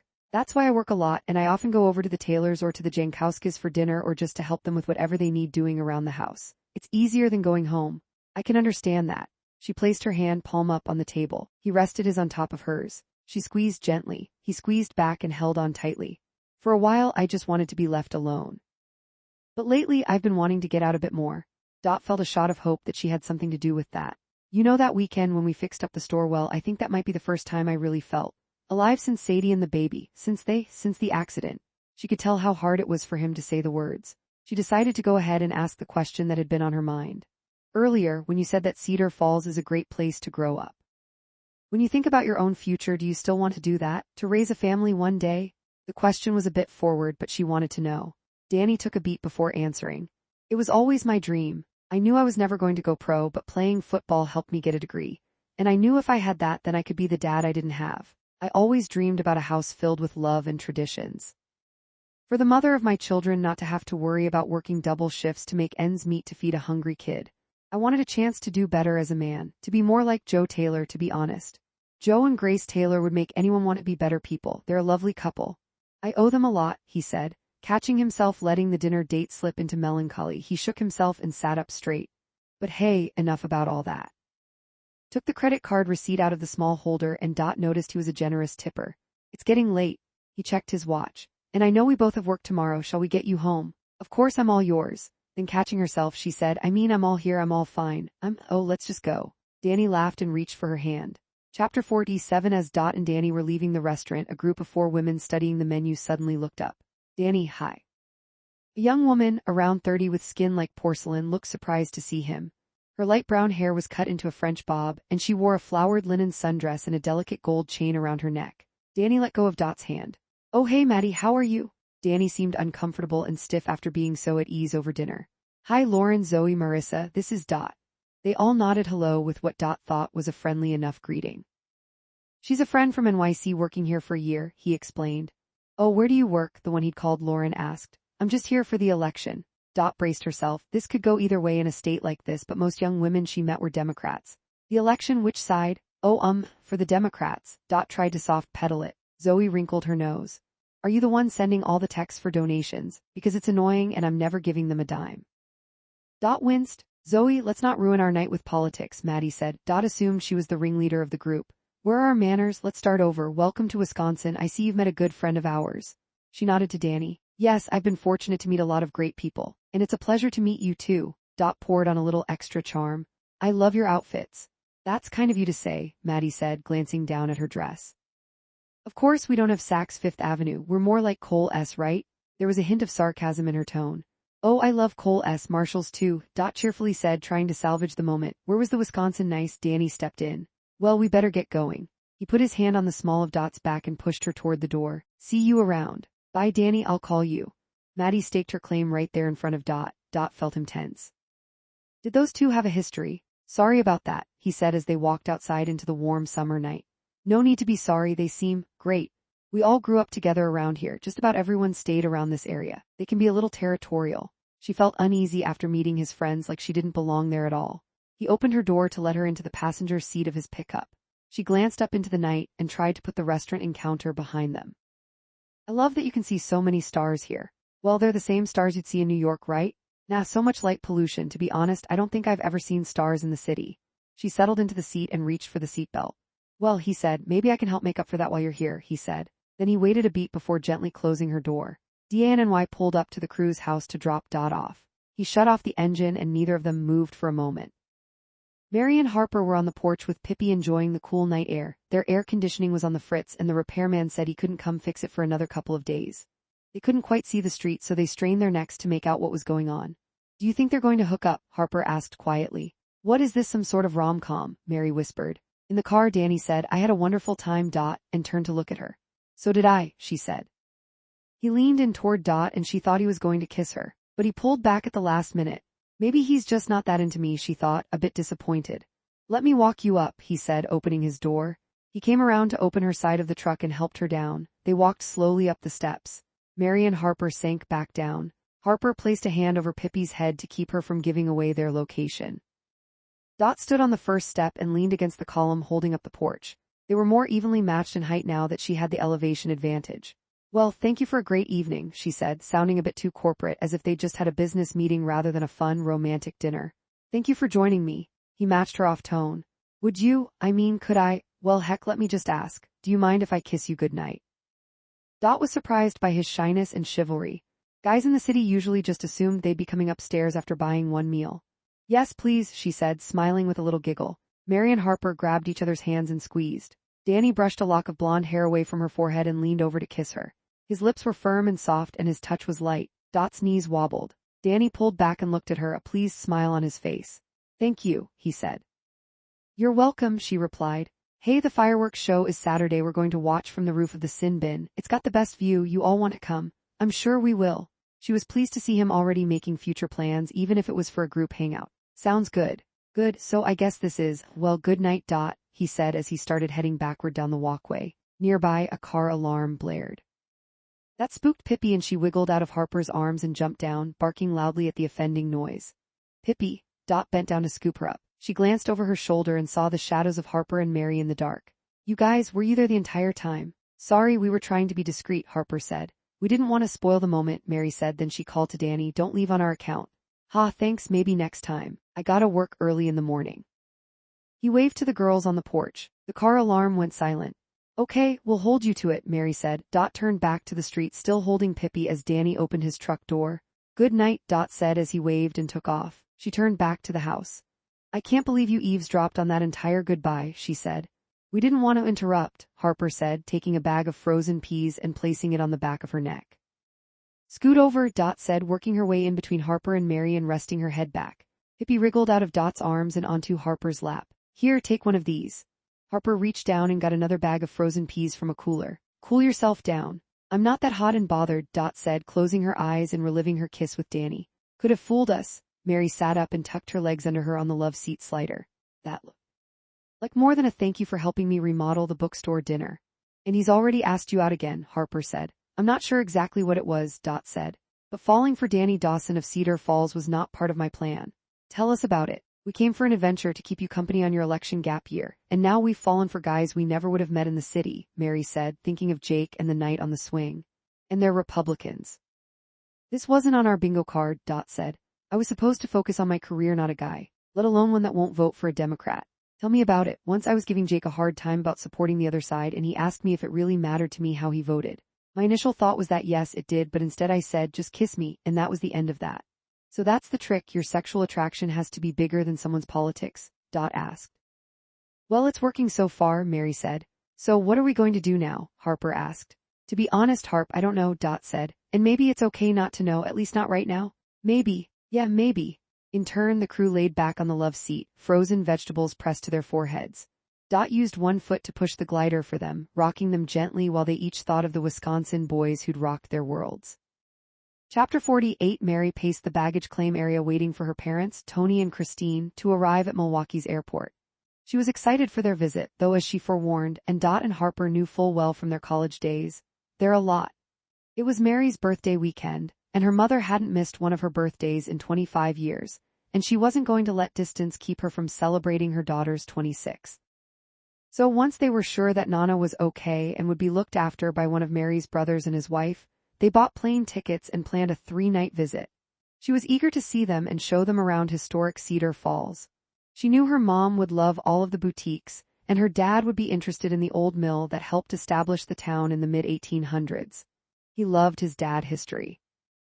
Dot and Harper had helped plan the entire weekend, which included a visit to the Taylor farm for a barbecue one day, and then back to the Cedar Falls Inn Supper Club the next for her birthday. Mary was also determined to demonstrate that she hadn't completely lost her mind when she decided to come with Dot for a year to the middle of the nowhere, though she was already bracing herself for the lectures from her mother about finding a man and settling down. When she was back home for those couple of weeks in June, her mom couldn't help herself one night at dinner. Soon you'll be on the other side of 25. You're going to be left behind, Christine Russo had said. Ma, that's a little extreme. No, it's true. You remember Veronica Conti? She just married Vinnie Gallant last winter and they're having twins any day now. They bought a house over in Silver Lake and they're redoing the basement so they have a mother-in-law's suite. She looked at her sons to telegraph she thought this was a very good idea and that they should think of doing the same. And then there's Erica Morty, she continued. Remember she dated your brother in high school? She's having her third baby this fall and they got a second house down at LBI. Can you imagine? They already have a second house and it's at the shore. The traffic to LBI is horrendous. They'll spend years of their lives on the parkway. Mary wasn't biting. Come on, Mary. It's happening all around you, and it's not good to wait too long. You must think about getting married as if it's part of your job. But I have a job, Ma. Besides, you're doing the work for me. Don't get me wrong, we're so proud of you, but you don't want to be an older mother trying to catch up to everyone else. Yep, Ma, you don't have to worry. I've always got my eyes and ears open, she said, smiling and acting like she was taking it all on board. She raised her eyebrows at her favorite older brother, Father Gabe, to get him to change the subject. As the conversation turned to what in the world her cousin Gina was thinking having a destination wedding, in Mexico of all places, her Nana said, Mary let her mind churn on the question of her personal life. First, she couldn't bear her mother's obsession with her future. It wasn't that she didn't think about it, she just didn't fixate on it. And second, she hadn't told them about Jake. She wasn't even sure what she'd tell them about him. That he was a hot cop who was fun to be around, and that he was intelligent, generous, responsible, and funny, or that she was falling for him. The way he made her knees buckle when he walked in a room and how he matched her game of wits and made her feel more alive and understood than she'd ever felt in her life.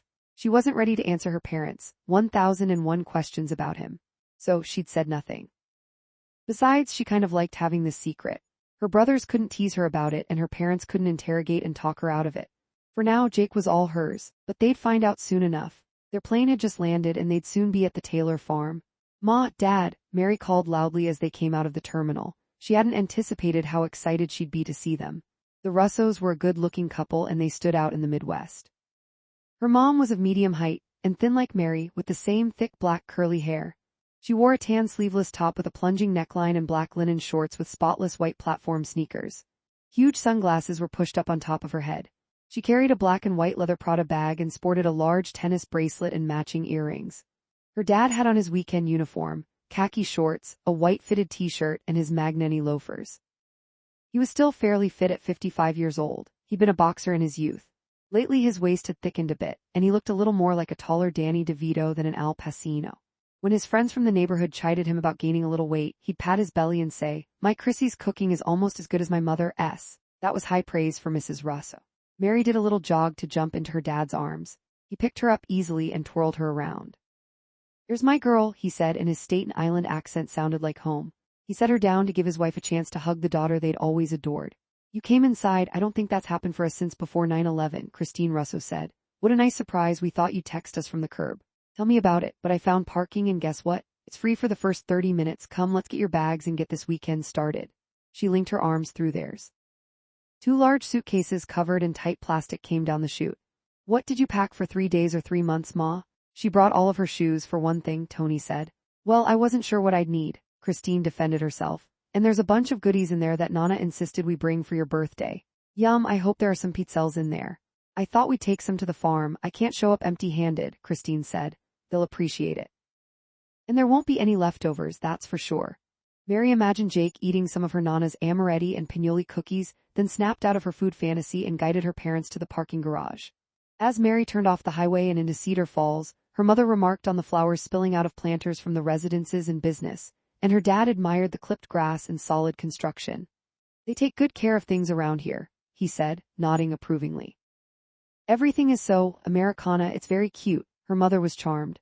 "And they have so much storage with these 2-car garages. We could have an entire extra refrigerator and freezer with space like this. Their Costco's must be gigantic. Can you imagine that, Tony?" "Yeah, hun," Mary's father agreed with his wife no matter what. Mary parked the Jeep outside the house and helped her dad get the bags out of the back of the compact SUV. "Who lives here?" "Ted Kennedy," her dad said, rolling his eyes at the Lopez stone signs in the yard as he carried the suitcases up the sidewalk. "Don't start, Dad." "What? I didn't say anything," he said. "Yes, you did, not another word," Christine said. His wife wasn't going to let politics get their weekend off to a bad start. Mary always suspected her mom was a little more liberal than she let on. "Fine, but don't come crying to me when everything goes to hell if they win." Was watching the 5 and Greg Gutfeld was saying, "Dad, sorry sweetie, I'll stop." "Thank you, but I'm right." "Tony," Mary playfully pushed him down the hallway. "Come on, your room is this way." Tony and Christine complimented the place and noted their daughter had thoughtfully put water bottles and a little chocolate piece on the bedside tables. Their little girl was growing up. "I'm so glad you came." Mary had her hand on the doorknob before giving them a moment to unpack and freshen up. "We're going to have the best time." Mary prayed that would be true. Chapter 49. First time in Wisconsin, Tony? Joe Taylor asked while he manned the grill in the front yard of the farmhouse. The smell and sizzle of hamburgers and hot dogs filled the air. "Yep, with my construction business I haven't traveled much. But me and Christine, we've been to Chicago. Now that's my kind of town, if you know what I mean." "I know what you mean. We love Chicago too," Joe said. He'd already taken a liking to Tony. "Well, then we're going to get along just fine," Tony said and clinked his beer bottle with Joe's, and they both took a sip to mark their new friendship. The sun was shining and the humidity was low for late July.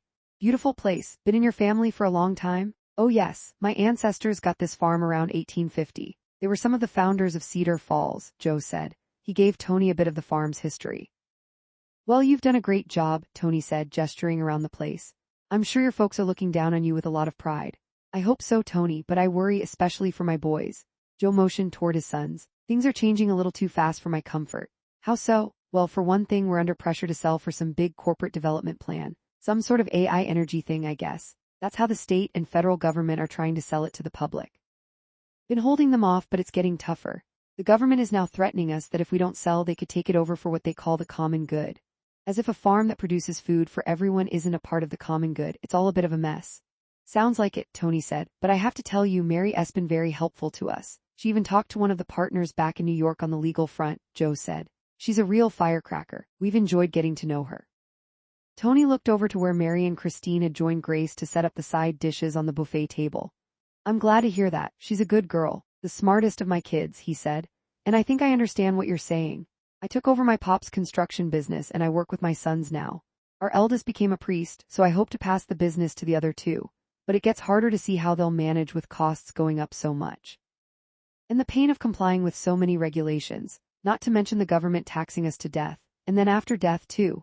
Damn right, death tax is the worst idea. We may come from different worlds, but we speak the same language, Tony." Joe gestured to Grace. It was time to ring the bell. "Come on, let's eat." Could I ring the bell?" Harper asked Grace, having heard Joe from across the yard. "I've always wanted to. It's like a scene from Little House on the Prairie." "Go for it, Harper," Grace said. Give it a good tug and we'll get everyone fed before the 4-H kids arrive to practice for the fair. What are 4-H kids? Harper asked. You don't know about 4-H, it's been going for over 100 years, Tommy said. Think of it like the Scouts, you have the Scouts out your way, don't you? Joe asked. Yes, I don't know a lot about it, but there's this dating app that lets you filter for Eagle Scouts. Tommy laughed. Well, I don't know about Boy Scout Tinder, but I think it's fair to say that 4-H is like Scouts in rural America. But do you have Scouts too? She asked. We do, and all my sons are Eagle Scouts. Joe leaned in closer to Harper's ear, in case that's of interest. Harper's face reddened. With everyone wanting to eat, Harper handed Tommy her phone and asked him to take a video for her Instagram. Then she went over and pulled down on the bell 5 times. Come and get it. She yelled enthusiastically. Oh my gosh, does she think this is the Wild West? Mary asked Dot as they sat and watched their friend pretend that she was out on the plains. She yelled, Harp, this is Wisconsin, not Dodge City. Hey, don't look now, but your parents just sat with Jake and Tommy, Dot said. Mary whipped her head around. Do they know anything about you too? What's there to know? Mary asked, feigning innocence. Let me see if I can handle this, delicately. Good luck with that. Dot said, grabbing a plate to go through the line. Danny met up with her, brushing her hand with his in a subtle way of reconfirming his interest. They'd been spending as much time together as possible given their busy schedules. Dot lit up whenever he was around, and even Grace had said she thought Danny was looking more like his old self. I love to see him happy, Grace had told her in private that afternoon. Dot kept stopping herself from letting her mind wander too far into the future. She wasn't sure what would happen when she went back to New York in a few months. She decided to push those worries to the side and live in the moment, or so she told herself every 5 minutes. It's a pleasure to meet you, Mrs. Russ. But wow, you could be Mary's sister, Jake said to Mary's mother, his dimple deepening and blue eyes twinkling. He could pour on the charm. Oh, stop. Christine blushed, cherishing the compliment. So Jake, your dad says you're a police officer, Tony said, and he told us about your military service too, thank you for that. He stood and put out his hand and Jake shook it firmly. It was my honor, learned a lot, made good friends, saw a bit of the world, parts I don't ever need to see again, he said. That's right, one and done. Tony was warm toward him. And I always wanted to be a policeman. Now I'm living the dream. I can be near to my mom and dad, help them when they need it, and serve the community. Plus, my mom insists we be here for Sunday supper. I insist on Sunday supper too, Christine said. So did my parents and their parents. I expect all my children and grandchildren to be there. Mary was given a 1-year pass while she's here, and then I need her back on gravy duty. Jake and Mary met eyes quickly. Her mom, who missed nothing, clocked the something that passed between her and Jake. Sunday is my favorite day of the week, Tony said. It can be a bit chaotic with all the grandkids now. Our family isn't known for being quiet. That's the truth. One time Mary brought home a boyfriend from college. What was his name? Aston or something like that. Colin, Mary said. She looked at Jake. It didn't last. Ha, it lasted exactly one night, Tony said. I'll never forget it, Christine said. So this kid Colin, he'd never been to Staten Island or even to an Italian-American house. He came all dressed up, even wore a tie. Poor kid was so uptight too, but polite, very polite. Anyway, our family likes to talk and we talk loudly. He thought we were all fighting and got so upset that he locked himself in the guest bathroom. My mother had to go coax him out of there. The Russos laughed at the memory. We never saw that kid again, Tony said. My family can be brutal on anyone I bring home. Mary remembered feeling sorry for Colin. They had mutually ghosted each other after that night. I bet I could handle it, Jake said, nudging Mary's knee under the table. She pressed her leg firmly back against his and held it there, grateful for his support under her mother's scrutiny. I think you'd be a good match for my brothers. They could use a challenge. She smiled at him, then took a not-so-dainty bite of the steamed corn she'd scooped onto her plate. Tony and Christine nudged each other under the table, too. They looked at each other, a wordless question asked between them. Is she seeing him? You'd be welcome anytime. It's a shame you live so far away. We'd love to have you over, Christine said. Thank you, I'd be honored to visit. Maybe one day I'll get over there to see the Big Apple for myself. Jake pressed his leg harder against Mary's. Do you plan on staying here forever? Christine tried to sound casual, but Mary knew that her mother was digging for clues on whether they were a serious item.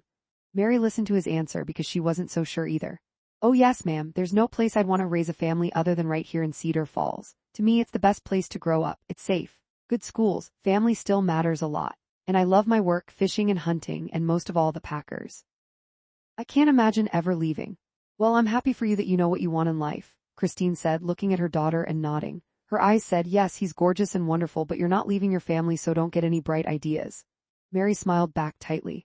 Packers will be good again this year, Tony said, jumping at the chance to get Christine off the young man's case.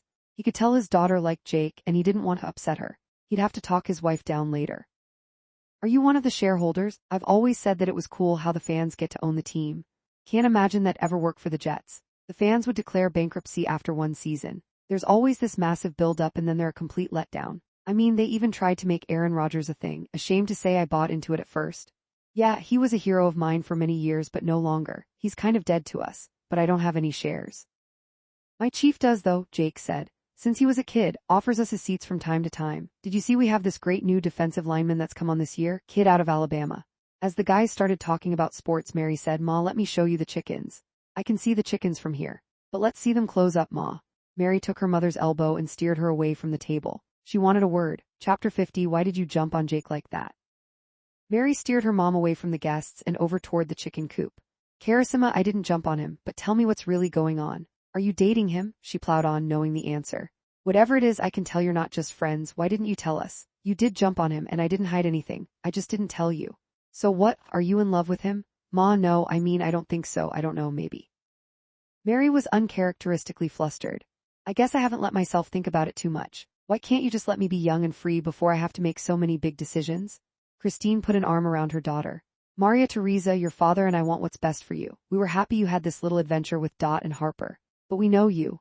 You're going to want to raise your children near your family, and making everything more complicated doesn't make sense. Christine sighed heavily, breathing out the worry she always had for her kids. Look, Mary, I know he's good-looking, charming, fun, strong. I mean, believe me, I get it. The guy's hot.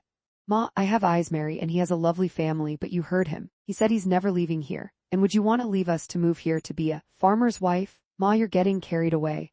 First, he's not a farmer, he's a police officer. Second, we haven't ever talked about whatever this is, as you say. And third, you always undermine my decisions and I need you to trust me, and to be there for me whatever I decide. Please, Ma, enough already. She leaned her head on her mother's shoulder. Christine turned and kissed the top of Mary's head. Okay, don't be upset, I trust you. You're the most brilliant girl I've ever known. You're beautiful, a successful young woman, you have a very bright future. She put an arm firmly around her daughter. But do me a favor, don't waste time. Life goes by fast, Mary. I don't want you to look back and wish you'd taken my advice. I'd hate to have you say, you were right, Ma. Ha, there's nothing you'd like more than for me to say that. Mary laughed, wiping a tear away and lifting her head to look at her mom's face. Not on this one, kid, not on this one. They both put their arms around each other and hugged tightly. When she pulled back, Mary said, the thing is, I really like him. From the moment we first met, I feel like myself when I'm around him. She had tears in her big dark brown eyes. But I know it's complicated. All right, we can't have him see you upset. Mary blotted her eyes. Okay, I'll pull myself together. That's my girl, now let's step away from all this chicken crap, Christine said, lightening the mood but seeing what was plain to everyone willing to admit it. Her daughter was in love. After everyone ate, the 4-H kids arrived on a small school bus, and it was time for them to practice their presentations for the upcoming livestock show at the fair. The Taylors did this every year since their boys were young. Grace had run the 4-H club and anyone under her tutelage always swept up a lot of ribbons. Joe doled out assignments to the adults. Mary and Jake were given the sheep, Dot and Danny the cows, and Harper and Tommy the rabbits. He and Grace took the pigs. The crew had dressed more appropriately for this visit to the farm, old sneakers, cut-off jeans and tank tops. This is not a pretty business, Mary said to Jake as he helped a young girl set her lamb in the right position for when the judges saw her the following weekend. She wiped her cheek and the mud transferred from her hand to her cheek. At least she hoped it was mud. I don't think I've ever seen you prettier, he said. She looked up at him and smiled. Christine and Tony saw the exchange. Oh boy, Tony said, reaching for his wife's hand. She looks happy, Christine said. In fact, Tony, they all do. It's like getting out of New York for a few months, reset their circuits. Must be all this fresh air. Dot doesn't seem as stressed out by having to be perfect. And Harper isn't depressed about that surfer boy anymore. Well, let's see what it can do for us then, Tony said, pulling his wife over to Harper and Tommy with the rabbits. Harper was sneezing like crazy because she'd forgot to take her Zeotech that morning. Bless you, the kids yelled out after another one of her attacks. Christine handed Harper a new tissue and gave her a hug. It's good to see you, Harper, you seem happy. Thank you, Mrs. Russo, Harper beamed. I really am, she sneezed again. Come on now, show us how you're going to win this thing next week, Tony said to a young boy feeding a carrot to his rabbit. Tommy explained to everyone what the judges would be looking for. So the judges look at the rabbit's eyes, they need to be bright and clear. They need to be the correct weight and can't have any sores or injuries. Healthy fur matters a lot, he said. And what about our little camper, Tony asked. Does she get judged too? Yes, that's a big part of it. He gestured for the young girl to get ready to handle her rabbit. What are some of the things you need to show Josie? And use your big girl voice, okay? The young girl squared her shoulders then confidently said, I need to be able to handle my rabbit well and to know all of his parts like the loin and dewlap. She pointed to the bunny's parts correctly. What else? Tommy asked. I also need to explain how I feed and house him and keep him safe from disease. Good girl, that's it. Tommy was proud of her. He told her she was free to put away her rabbit. After Josie had him inside, Harper helped her secure the cage. She'll do well, but the rabbit competition is tough. Tommy wiped his hands and turned back to Tony and Christine. First place blue ribbon, I can feel it, Tony said. Can you say that again? Josie asked. Tony said it again, then asked, could you not hear me? Oh, mister, I could hear you just fine. I just wanted to hear you say it again, Josie said. You talk funny. You little rascal, Tony said, pretending to chase her. Josie ran off to play with the other kids. As the demonstration practice ended, Joe Taylor found Tony. Hey, before you head out, want to give my new John Deere a spin? Mary told me you love to drive. It was a new row crop to replace one he'd had for years since the boys were still in high school. We're getting ready to break it in at harvest time. Now we're talking, Joe. You think I can handle it? Tony joked, and he gave the big green farm vehicle a once-over. No doubt about it. Hey, Christine, get over here. Let's take this thing for a ride. Christine had been holding one of the steers with a leather rope and chatting with some of the parents who were loading up the livestock to take back to their homes. If you'll excuse me, she said gently. Then in her typical voice she yelled, don't you dare leave without me, Tony Russo. She jogged over to the tractor and shimmied her way up onto his lap. Yee-haw, let's go. She pretended to swing a lasso as Tony started down the road. The Taylors watched them go, and Mary had her hands over her eyes. I can't watch, she said. Please don't hit the barn. Jake laughed and put his arm around her, and suddenly Mary didn't worry anymore if her parents knew that she had fallen for him. After the 4-H rehearsal, the Taylors called everyone over for homemade ice cream. They had a choice of vanilla bean, strawberry cheesecake, and maple bacon. All 3 for me, Tony said, having the time of his life. Christine playfully swatted his belly but talked herself into a scoop of vanilla bean. Joe Taylor ducked into the house for a moment and came back with an envelope. Mary, do you have a minute? Mary finished her ice cream cone and wiped her hands on a napkin. Sure thing, what's up? I got this in the mail yesterday. Grace and I wondered if you'd look at it. Some big law firm from Washington, D.C., we've not heard of before sent it. It's an increased offer. It's a serious number, but we still aren't selling. Our neighbors got one too, and I'm not sure how strongly they're committed to holding out. You bet. Mary glanced at the letter and took her phone out of her back pocket. She snapped a photograph of the letter. I'll take a look at it later and send you a note. Thank you, Mary. Happy to. Hey, your parents are a real kick in the pants. There's something else, that's for sure. Thanks for having us. Thanks for brightening up the day. We like having you around, Mary. He glanced over at Jake. And so does our son. Mary smiled and tried to hide her blush. Chapter 51, the countdown was on, for the Wynn had worked for several days on the upcoming candidate visit. The Lopez Stone ticket was making a stop in Cedar Falls, and Dot, Fletcher, and Rose had been working around Theklock to help with stage, crowd, and message management. They'd split up the duties, Rose on ticketing for interested visitors and Fletcher on logistics with the candidates' advance teams. Meanwhile, Dot was working with a local reporter on a large profile of Lucy Lopez with the Milwaukee Journal-Sentinel that would run the morning of her visit. Dee also set up a panel of Wisconsin-based influencers so that they'd get as much as possible out of the hours Lopez would be there. In the lead-up to the big day, the 3 of them took a midday shift at the Democrats' fair booth. I wonder if she's giving them a piece of her mind, Dot said to Fletcher as they observed Rose talking to a group of local Republicans who had their booth across and down from their section. Hope she's picking up some good intel. She comes off as so innocent, but she's stealthy. Could have been a CIA agent, Fletcher said. Think we should go over and extract her like I have to do with Mary when guys won't leave her alone? Well, if one of those guys hits on Rose, I'll allow it. Fletcher stole glances at Rose and tried not to make it obvious he was keeping tabs on her. The fair was hopping that Saturday afternoon in mid-August, and they'd been lucky with the weather. There wasn't a cloud in the sky, and a gentle breeze had picked up.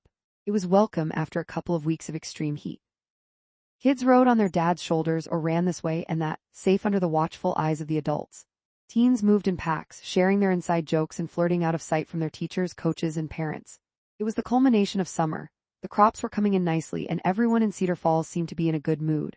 Later that afternoon, the crew was meeting up with the Taylor boys and Danny at the Midway, and Dot was getting anxious to see them. Well, specifically to see Danny. The pair had been dating for several weeks, mostly casual dinners, runs out to the covered bridge and back, and a few late nights talking and making out on the porch. Danny was running through her mind on a loop, and it had become her favorite daydream. Dot jolted out of her daydream and turned to a young woman carrying a small boy who had reached toward the treats on their table. Rose had nailed it. They literally needed eye candy to lure people over so they could get them to talk. Mimi had made individualized flower power cream puffs, packaged in cellophane and tied with blue and white ribbons. Hi, what a beautiful boy. Are you registered to vote? Dot asked. Oh, no, I'm not into politics, the woman said, a bit shy about her son wanting the cream puff anyway. I can understand that, Dot said as she handed her the treat. She'd heard this reply often at their Get Out the Vote events. Though with your little guy there, I'm sure you're taking more of an interest. And if you're a Wisconsin resident, your vote matters more than ever this cycle. Why is that? She set her toddler down, then opened the bag and tore off some bites for him. Dot explained Wisconsin's unique value in that year's electoral college map. Then she encouraged her to come back the following day to hear Lopez give a speech at the fairgrounds. Oh, I've seen some of her videos pop up in my feed, the woman said. What do you think of her? She's amazing, and I think she's got what it takes, Dot said. She's a state senator from Georgia, not a Washington insider. And she's different compared to the party's more recent candidates, young, smart, beautiful, and funny. Her passion is education, women's rights, and making life fairer and more affordable for working people. I think you'd like her. Maybe I'll try to make it tomorrow, I just have so much going on. She wiped her child's hands and mouth with one of the wet wipes and took a flyer from Dot. Then she scooped up her son and set him on her hip. He's a cutie, Dot said. The woman smiled warmly, appreciating the compliment. Thanks, he's also a handful. I know you want the best for him, come tomorrow if you can. Her speech is at 2 just before the championship steer round. Wouldn't want to miss that either. She hoped her fair barn pitch would be the closing argument. I'll give it a shot, she said as she got her son to say thank you for the treat and wave goodbye. When the woman and child had walked away, Fletcher said, Nice job, Dot, light touch, focus on the future, he said. Who could say no? We'll see if she comes back. I know it's not easy to make time for politics when they're just trying to get through the day. And babysitters are so expensive, Dot said. But we need these moms to vote for Lopez. Otherwise, we have no hope of winning in November. Or any time after that, the way things are trending. The state of the race had Dot nervous. That week, a new poll from a reliable outlet showed the Republicans had pulled ahead nationally and in Wisconsin. Kitty was in meltdown mode and crushing Dot and Fletcher. On their video call that week, Kitty had been a minute late. Dot immediately sensed something was up. What are we all doing to get these numbers back up? Kitty implored. I'm counting on you to make this work. Fletcher had jumped in to calm her down. Hey, that poll could be an outlier. There's no logical reason that they're ahead by that much. He made a good point. It was the only poll that had them down that much. Then Dot had used her PR climb-down tactics with Kitty. We hear you, Dot had said. The good news is the fair's a big deal and we've got a plan.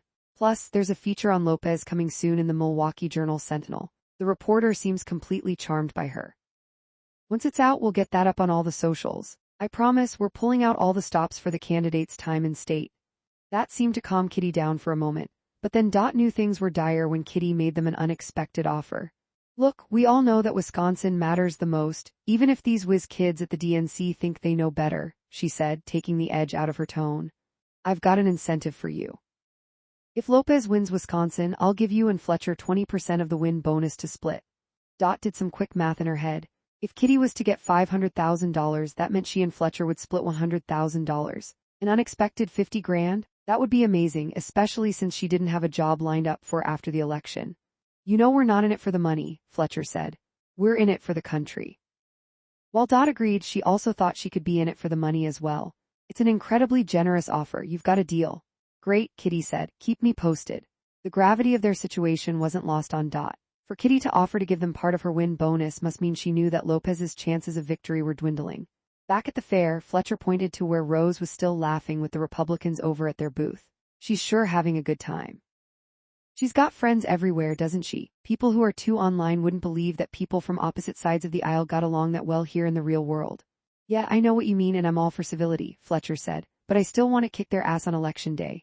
Same, Dot said, nodding sharply. It's going to be so close. Yep, too close for comfort. Rose walked back to them smiling. Get any dirt on what the Republicans are up to, Rose? Fletcher asked. From Charlie Cooper, heck no, we're just friends from way back. He and my late husband used to play tennis over at the club. I haven't seen him in a dog's age. It was good to catch up. How are they feeling about their chances in November? Fletcher asked. I don't know, I didn't ask. You did? Dot asked, incredulous. No, I didn't. I vowed long ago never to let politics get in the way of a friendship. Dot and Fletcher looked confused. You two see me every day, and you know that I'm a true blue Democrat. I've never voted for a Republican. Politics is what I do, but it's not who I am, she said. And some of my best friends are Republicans. Charlie and the other guys over there, well, they didn't ask me how we're doing either. We just live our lives respecting each other. It's always been that way around here, at least for the folks our age. Sort of like the Jankowskis at Reeder Falls, Dot said. She'd long admired how their mixed political marriage had worked out perfectly for them. She couldn't help but think of Danny then. She knew Danny voted Republican, but he rarely brought it up. And even if he was conservative, he'd never held her politics against her. He was the most supportive guy she'd ever dated who understood her passion for politics and didn't give her a hard time for working evenings and weekends. More important, she realized to her surprise that her attraction to him and how she'd come to care about him meant that she didn't really care how he voted. She just loved being around him. It made her realize she didn't really like Ryan all that much after all. And then her mind flashed to how he'd held her the night before when they had slow danced to one of Dierks Bentley's latest tracks in front of the headlights of his truck. Snap out of it, she told herself. She had too much work to do to daydream about Danny. Rose, I have a lot to learn from you, Dot said, bringing herself back to the here and now. Oh, stop, Rose brushed off the compliment. Senator Lopez's visit tomorrow is going to be critical. The stakes are as high as the corn. We need to have a good turnout. Yep, that's on our minds too. Dot tapped her fingers on the desk. We're on it, Fletcher said. We've got a bunch of folks already signed up and I just hit social media one more time.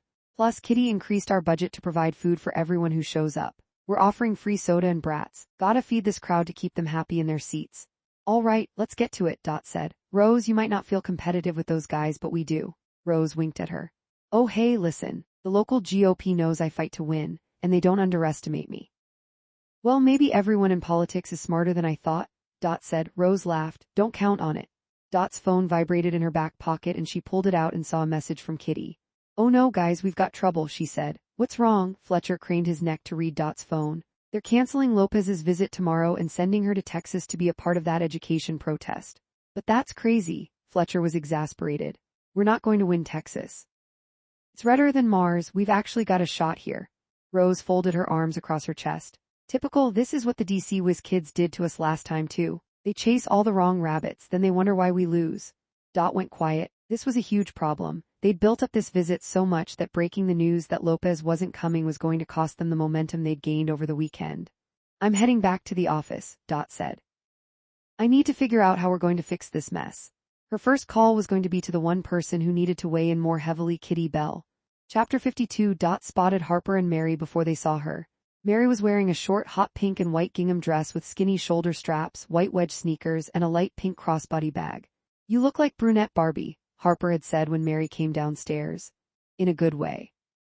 Mary tossed back her hair, put her hand under her chin, and flashed a smile. Thanks. Harper wore jean cutoffs, a white button-down with its sleeves rolled up, and the red cowgirl boots her parents had sent for her birthday in May. Those are hot, Mary had said when Harper opened the gift. Yeah, these don't seem like me.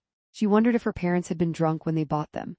But she'd put the boots on and checked herself out in the full-length entryway mirror. Which is exactly why I'm going to make you wear them one day. Gotta get you out of your comfort zone, Harp. The fair was just the place. Hey girls, Dot called to them, feeling drab in her royal blue FTW t-shirt, white shorts, and dusty sneakers. She wished she'd brought a change of clothes. You look great, I should have upped my game. Come here, let me fix it, Mary said. She pulled Dot's t-shirt out of her waistband and knotted it, exposing some of Dot's stomach. That's a little much, don't you think? Dot asked, feeling a little self-conscious. She never thinks it's too much, Harper said. Look, this might be the only fair we ever go to and I aim to make it a memorable night. Mary fussed with Dot's hair and then added some lip gloss. There, that's better, it's giving more sexy dem than political volunteer. There was no mirror for Dot to check herself out in. I guess I'll have to trust you. When has that ever steered you wrong? Harper asked. I have no idea what you mean. Mary looked at them innocently. Come on, I want to find the guys and see if any of them can win us a prize. WHAC a mole is my specialty, Dot said, challenging them all to a round. I like the confidence, Danny said, but I've been playing since I was a kid, I don't lose. It's on, Jake said, handing over cash to buy a game. Go, go, go. Each of the girls and guys banged their mallets frantically down on the moles. No one held back. Wow, competitive group, the carny said. And the winner is this young lady right here. Harper looked shocked. Me, you pick your prize. Oh wow, I'll get that little panda for Pippi. I'm not sure that's a dog toy, Tommy said. Yeah, he just wants you to give it to him. He still sleeps with his stuffed animals, Jake said, and Tommy play tackled him. Let's try another game, Danny said. You choose. Okay, she said, looking around. How about that one? She pointed to a football game where you had to throw a spiral into a small hole. You three compete. Great call, boys, you up for it? Danny handed over the money and he, Tommy, and Jake grabbed a football each. Okay, play nice. The carny started the clock. The guys talked smack to each other as they tried to show they still had it. Come on, Danny, didn't you used to be on scholarship for this? Jake jeered. Jake, you're embarrassing yourself, his twin said. Shut up, Tommy, you throw like a girl. No offense, ladies. None taken, Mary shouted, cheering him on. Subscribe to our channel for more amazing audiobooks and storytelling content. In the end, Danny won by a point. The carney asked them if they wanted to go one more time to try to win a bigger prize. Challenge accepted. Danny blew them away this time and Dot was impressed. She felt like she was in high school and dating the quarterback. Which one of these beauties do you want? The carney asked. I'll take that one, Danny said, pointing to a black and white stuffed cow with big blue eyes. He gallantly passed it to Dot. My hero, she said, hugging the cow and acting like it was best gift she'd ever received. She shot up on her tiptoes and kissed him. It was a little surprising to publicly display their affection, but they'd gradually become much more open about their feelings for each other. Mary and Jake looked at each other in a way that said, this is getting interesting. Let's eat. Tommy said, pointing toward the food court. Jake led the way. Tommy bought them a bunch of things to try. Deep-fried mashed potatoes on a stick, enormous barbecued turkey legs, glazed donut ham sandwiches, cheese curd tacos, and flash-fried lemon bites. The guys washed it down with solo cups of spotted cow beer and the girls had margaritas. I'm throwing in the towel, Dot said. I'm going to need a juice cleanse from this fare. Don't give up on us now. The night is still young, Danny said. Their chemistry was so obvious it practically radiated, impossible for anyone to miss. Hey, I want to go on the Ferris wheel, Mary said. Ferris wheels are for girls, Mary, Jake said. Perfect. Send the three of us up and you can wait for us on land. Deal. Jake stood in line for their tickets and then they climbed on, sitting three across. Dot held her stuffed cow on her lap in between Harper and Mary. The ride operator checked they were securely in. Danny snapped a picture and sent it to Dot for her Instagram. She posted it right away. 3 Gotham girlies making the world go round in Wisconsin. The operator turned up the country music, and away they went to American Kids by Kenny Chesney, climbing high over the midway. The sun had gone down and the lights of the fairgrounds came on in the most magical way. The wind gusted up and blew their hair around. I ate so much crap, Harper said, putting her head in her hands. I don't feel well. Come on, Harp, this is a very gentle ride, we're barely moving, Mary said. You'll be okay. She gave Dot a sideways glance, rolling her eyes at the latest gastrodrama. Oh guys, I'm not so sure, I think I'm going to be sick, Harper said. Well, make sure to puke over the side, not on us. Mary was still joking, but Harper was. Then Dot realized. Wait, Harper. Did you take an allergy pill before we left the house? Yes, I had to with all the animals and dust out here. But then we had those margaritas, and they were strong, Dot said, reality becoming clear. Oh my gosh, Harper groaned. You're right, no wonder I feel sick. Take some deep breaths, Mary said. Focus on one thing in front of you, there in the distance, see the lights at the fair entrance. Just look there, not all around. We'll get you some water as soon as the ride stops, Dot promised. They were still going around and around. Each time they passed ground level, Jake, Tommy, and Danny waved to them. Mary waved back while Dot held tight to her cow and Harper held on for dear life. At one point the ride stopped while they were on top. Dot assumed it was because the operator was letting some people off and bringing others on for their turn. It's almost over, Harp. The poor girl's face was nearly green. After a bit, when they hadn't moved, Mary started wondering if something was wrong. We should be moving by now, right? I'm sure we'll get going any minute, Dot said. Harper moaned in discomfort. Suddenly the wind picked up and a siren blared, then the lights of the fair all went dark at once. What's happening? Harper asked, panic rising in her voice. Hold on. Mary fumbled in her pocket to get her phone. She texted Jake. What's going on? 3 dots danced on Mary's screen waiting for Jake's reply. Seems like the power might be out. They're working on it, just hold tight. What's the siren mean? She typed. Tornado warning doesn't mean a tornado's coming, it's just a warning. Jake was getting updates from emergency management on his work phone. His texts to her were calm, but her adrenaline was racing. The wind picked up, lightning flashed, and the thunder roared. Dot was holding her stuffed cow tight with one hand and held Harper's hand with the other. They could hear cries for help from others on the ride. They saw people on the ground running for shelter. You guys. I'm scared, Harper said. She was taking big gobs of breath, her head hurt and she felt like she was falling. It'll be okay, Dot said, trying to convince herself as much as Harper. I love you guys, you mean so much to me. Now Harper was crying. Hey, please, we're not going out on a Ferris wheel, Harp, Dot said. Mary reached over and grabbed Harper's knee. Hang on, we're fine. But she wasn't sure she believed that. The wind howled and dirt flew in their eyes. Dot tried to shield them behind the big stuffed cow. Then as suddenly as the wind started, it stopped. The sirens still wailed and then gradually tapered off. The crew picked their heads up to look around. The fair was still dark save for some of the emergency lights. The Ferris wheel hadn't moved to bring them down. Mary looked down trying to see Jake. Oh my gosh, they're bringing a huge ladder over to us. Holy smokes, Mary said, envisioning how they'd have to get down from the top of the ride. Dot and Harper craned their necks to see. A few moments later they heard Jake's voice. He was nearly to the top of the ladder. Fancy meeting you here, he said, trying to lighten the mood. Then more seriously, are you all okay? He placed a hand on Mary's shoulder. A little freaked. What happened? A tornado touched down about 3 miles from here. We got lucky. Why wasn't there any warning? This is crazy, Dot said. It can happen, but let's get you unstuck. Do you think you can climb down the ladder to the ground? You just hold on tight, always having one foot and one hand on the rung to steady yourself. I can do it, Mary said, but Harper is sick. I don't know how we're going to get her down. Let's try this. You go first, then Dot. I'll bring Harper down with me. Okay, what about him? Dot pointed to her cow, only kind of joking. She wanted it as the prize Danny won for her the night they almost died in a tornado in Wisconsin. Give it to me. Jake took the cow and called to Danny. Heads up. He let the cow fall and Danny leapt to his right and caught it with one hand. Show off, Jake said as he unlocked the bar that held the girls in place. Okay, Mary, you're up. Just don't look down. Keep your eyes on me and then look straight ahead. Got it? She nodded. Bravely, she turned and made eye contact with Jake and slowly made her way down the ladder. About halfway down, she looked straight ahead and then she was on the ground, wrapped in a hug by Tommy. Next was Dot. She did the same, looking at Jake until he was out of sight. Danny was ready for her as she reached the ground. He put his arms around her. You're shaking, he said. I'm okay, I'm okay. She let herself collapse into him and looked up to see Jake below Harper, his hand guiding her as they slowly made their way down.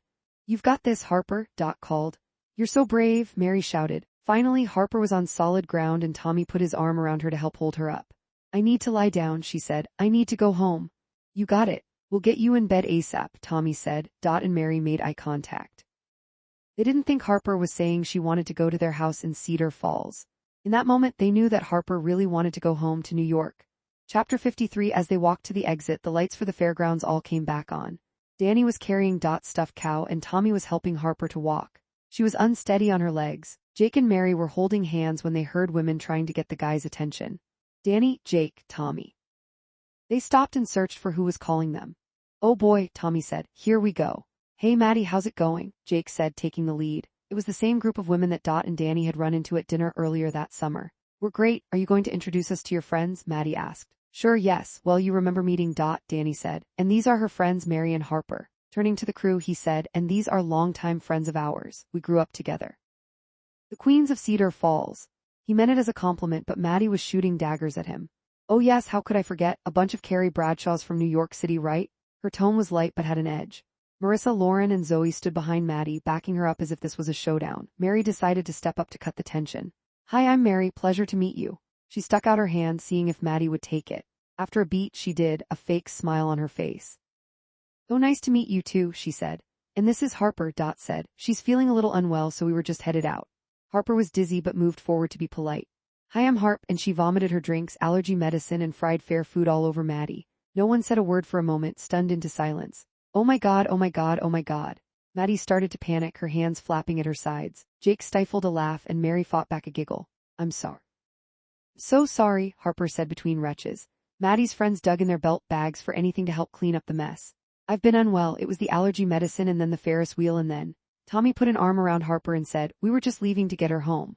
Let's go get you cleaned up, Marissa said to Maddie. She took the lead and the Cedar Falls girls scurried away. I'm so embarrassed, Harper said, drinking the water Dot handed to her as they walked to their vehicles. I haven't been sick like this since college. Well, Harper, it could have been worse, Mary said. How so? It could have been me. And everyone laughed despite themselves. I think the fair has done us in, Dot said, realizing that her night with Danny was not happening. She looked longingly at him and he returned her gaze with a steely intensity. I'll call you tomorrow, he said. The next morning, Harper didn't rise until 10. Hello, sleepyhead, Dot said, bringing her some electrolytes in a large Stanley cup and a mug of coffee. Behind her, Mary held a tall glass of lemon water and 2 aspirin. They were going to make her drink all of it. How are you feeling? Mary asked. Like I was put in a tumble dryer, Harper said. Pippi was curled up next to her on the bed. You basically were. Here, drink this. Then take a shower and I'm taking us to the Brady brunch for breakfast, Dot said as Mary laid out clothes for her. She chose a white tank, a pair of navy joggers, Harper's favorite NYU hoodie, and her Birkenstocks. The perfect cozy Sunday outfit. Come on, Pippi, lazy girl, you need to go outside, Dot said, picking up the dog who grumbled but then settled her head on Dot's shoulder. We'll leave at 11. At brunch, Harper held Pippi on her lap in the tote bag and fed her bits of waffle. She'd recently asked a favor from a cousin who worked as a psychologist in Brooklyn to have Pippi designated as a companion dog. That way she could take her anywhere. It was just a harmless little lie, she told herself, hoping the negative karma wouldn't be too harsh when it came. We're lucky to be alive, Mary said. Jake said that sudden weather like that can happen this time of year. I'll never forget being up there and feeling so helpless. Dot held her coffee mug with both hands. Especially when all the lights went out, it was so eerie. And I will never mix allergy medicine and margaritas again, that's for sure. It's like I roofied myself. The color was slowly coming back to Harper's face. That's a good lesson for all of us, Harp, Dot said. The crew continued to rehash the night, and by the end of breakfast, they were finally laughing about what happened. After paying the check, Dot said, "Oh no, no, no, no, no, no." "What?" Mary asked, then looked in the direction Dot was facing, and there were the Cedar Falls queens having breakfast. They had no choice but to walk by their table on their way out. "Oh gosh, I'm going to have to apologize again," Harper said. She stood up and pushed her chair back under the table, then walked to the other table. "Hi, Maddie, right?" Harper said, smiling shyly. Maddie jumped as if Harper was going to throw up on her again. "I'm terribly sorry about last night. I will happily pay for the dry cleaning of your outfit." "Are you kidding me? I threw it away, it was ruined."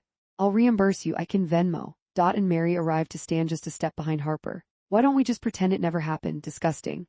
Harper felt like she'd been slapped in the face. She'd not gotten sick on purpose. And she felt terrible about what happened. Sensing tension, Pippi started to scramble out of her tote bag.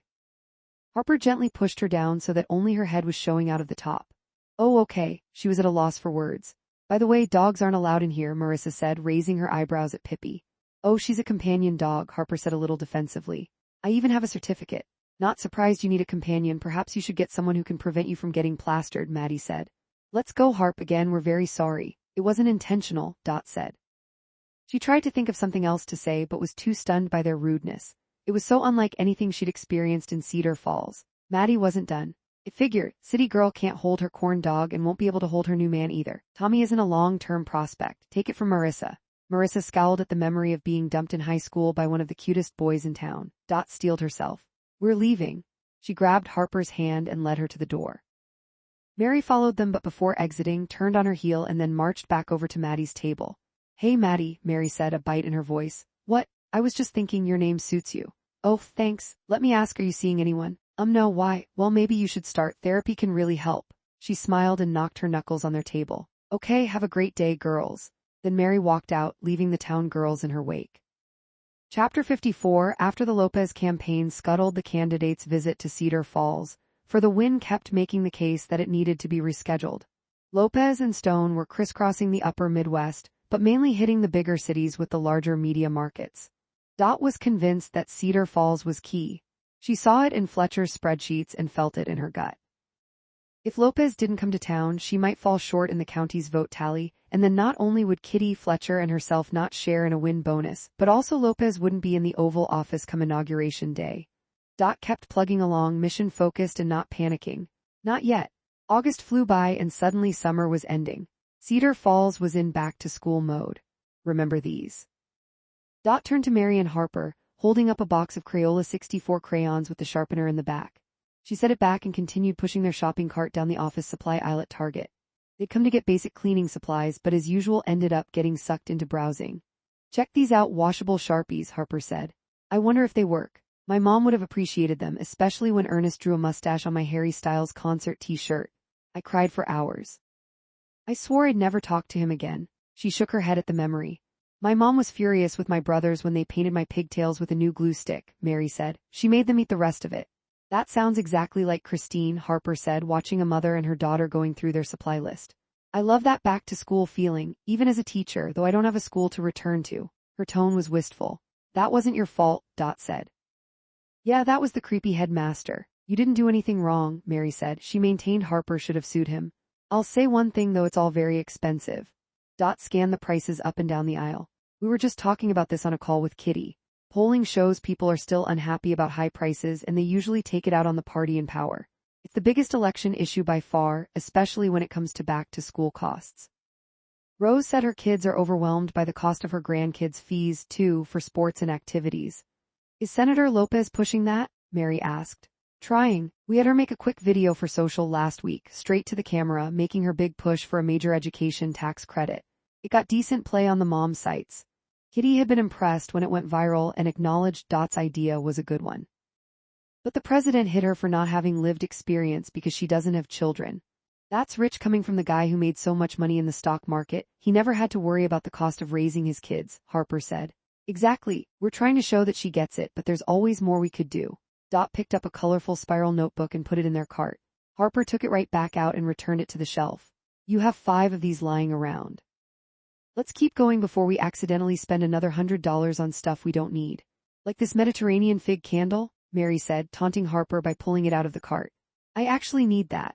Harper laughed and grabbed it out of Mary's hands and returned it to the cart. Dot's phone buzzed and she looked down to find a text from Kitty Bell to her and Fletcher. Oh, what's wrong? Harper always worried something bad was going to happen. It's from Kitty. Dot read the message out loud. Emergency, hit job coming, conference call at 8 tonight. Whoa, hit job, any idea what it's about? Harper's imagination ran wild to the worst scenario. Not sure, must be bad though, Dot said, feeling her pulse race a bit. Let's go then, Mary said. We can check out and be home just in time. She took over the cart and headed to the register. I'll pour you a glass of wine in a Yeti and you can pretend it's water. Love that plan. Make it the one with a straw, Dot said. Then she replied to Kitty that she'd be on the call. At 2 minutes before 8, Dot pulled her hair into a ponytail and logged onto the video conference. She thought better when her hair was off her face. Darn it, Kitty was already there. Hi, Dot said, waving to the screen and noting Kitty's light makeup and hair in a top knot. Kitty wore a sleeveless navy blue top and small diamond earrings. This must be her Sunday casual look, Dot thought. Did this woman ever just throw on a t-shirt? Kitty was in her office, a bookshelf behind her where everything had been arranged by a decorator who never intended for the shelves to hold books useful in an office. Dior and Bloom wasn't exactly something you'd need for reference in political communication. But she had to admit the aesthetic was on point. Hi there, thanks for getting on. Where S. Fletcher? He just texted me, should be on any second. Dot prayed that was true, hoping his tardiness wasn't a reflection on her. And right on cue, Fletcher beamed in, unaware that early is on time. Hi there, this must be good, Kitty, or bad. Well, it's not great. The DNC got word about a story that's going to hit soon. Super negative about Lucy's personal life, Kitty said. Dot clocked the first name reference. The two women must have grown quite close. What did they find? Dot asked, cringing at how bad this was going to be. Have Oppo research about a disgruntled former boyfriend of hers from years ago, and apparently he's willing to talk. That's what got the New York Times to bite. Does the DNC know which reporter is on the story? Dot ran through a mental list of political reporters on the election beat, wondering who it could be. Not yet, working on it. Chances are I'll have crossed paths with them, especially if they're DC-based. What do they get out of digging up an old boyfriend from years ago? Fletcher asked. What's their angle? I imagine it's that she's single, unreliable, unable, or unwilling to commit. A frenzied mess. Apparently they'll plant seeds of doubt about her because she's never been married. They couch it as just asking questions. But we all know that's code for a childless woman who can't hold on to a man, and someone who doesn't have the right temperament to be commander-in-chief. They're going to throw it all against the personal wall, Dot said.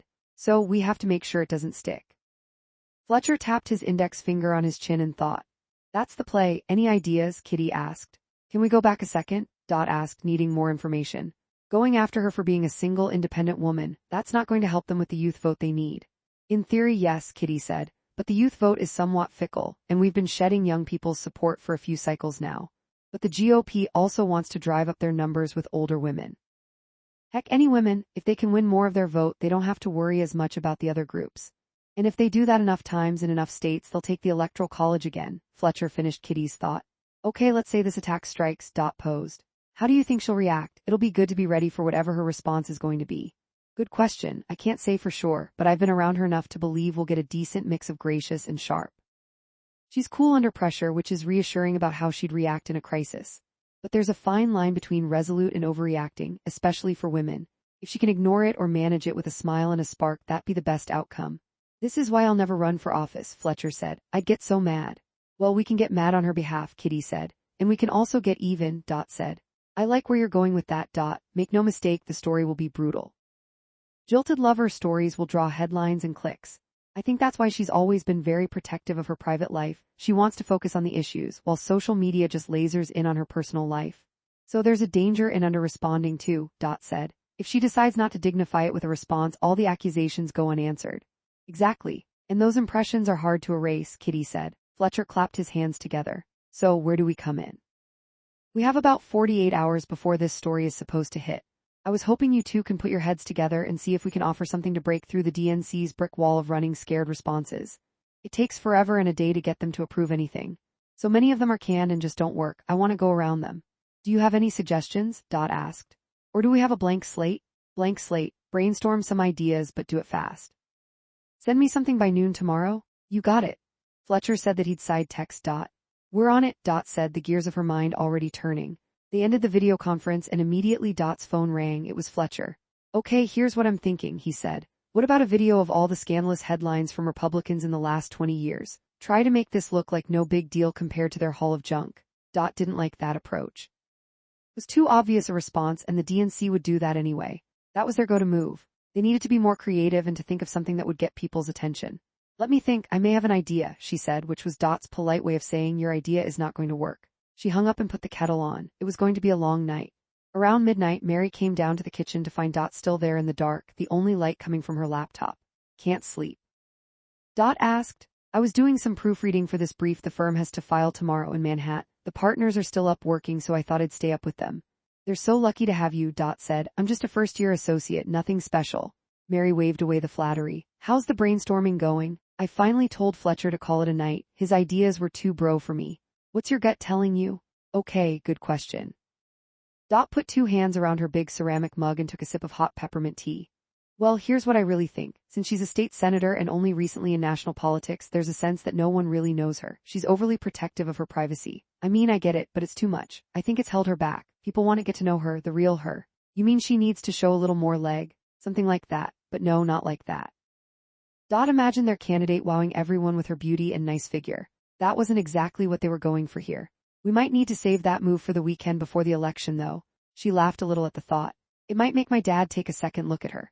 Yeah, but he still wouldn't vote for her. True. Okay, go on. I think she needs to let her guard down, let people hear from her in her own words what she's like beyond what they see on the screen.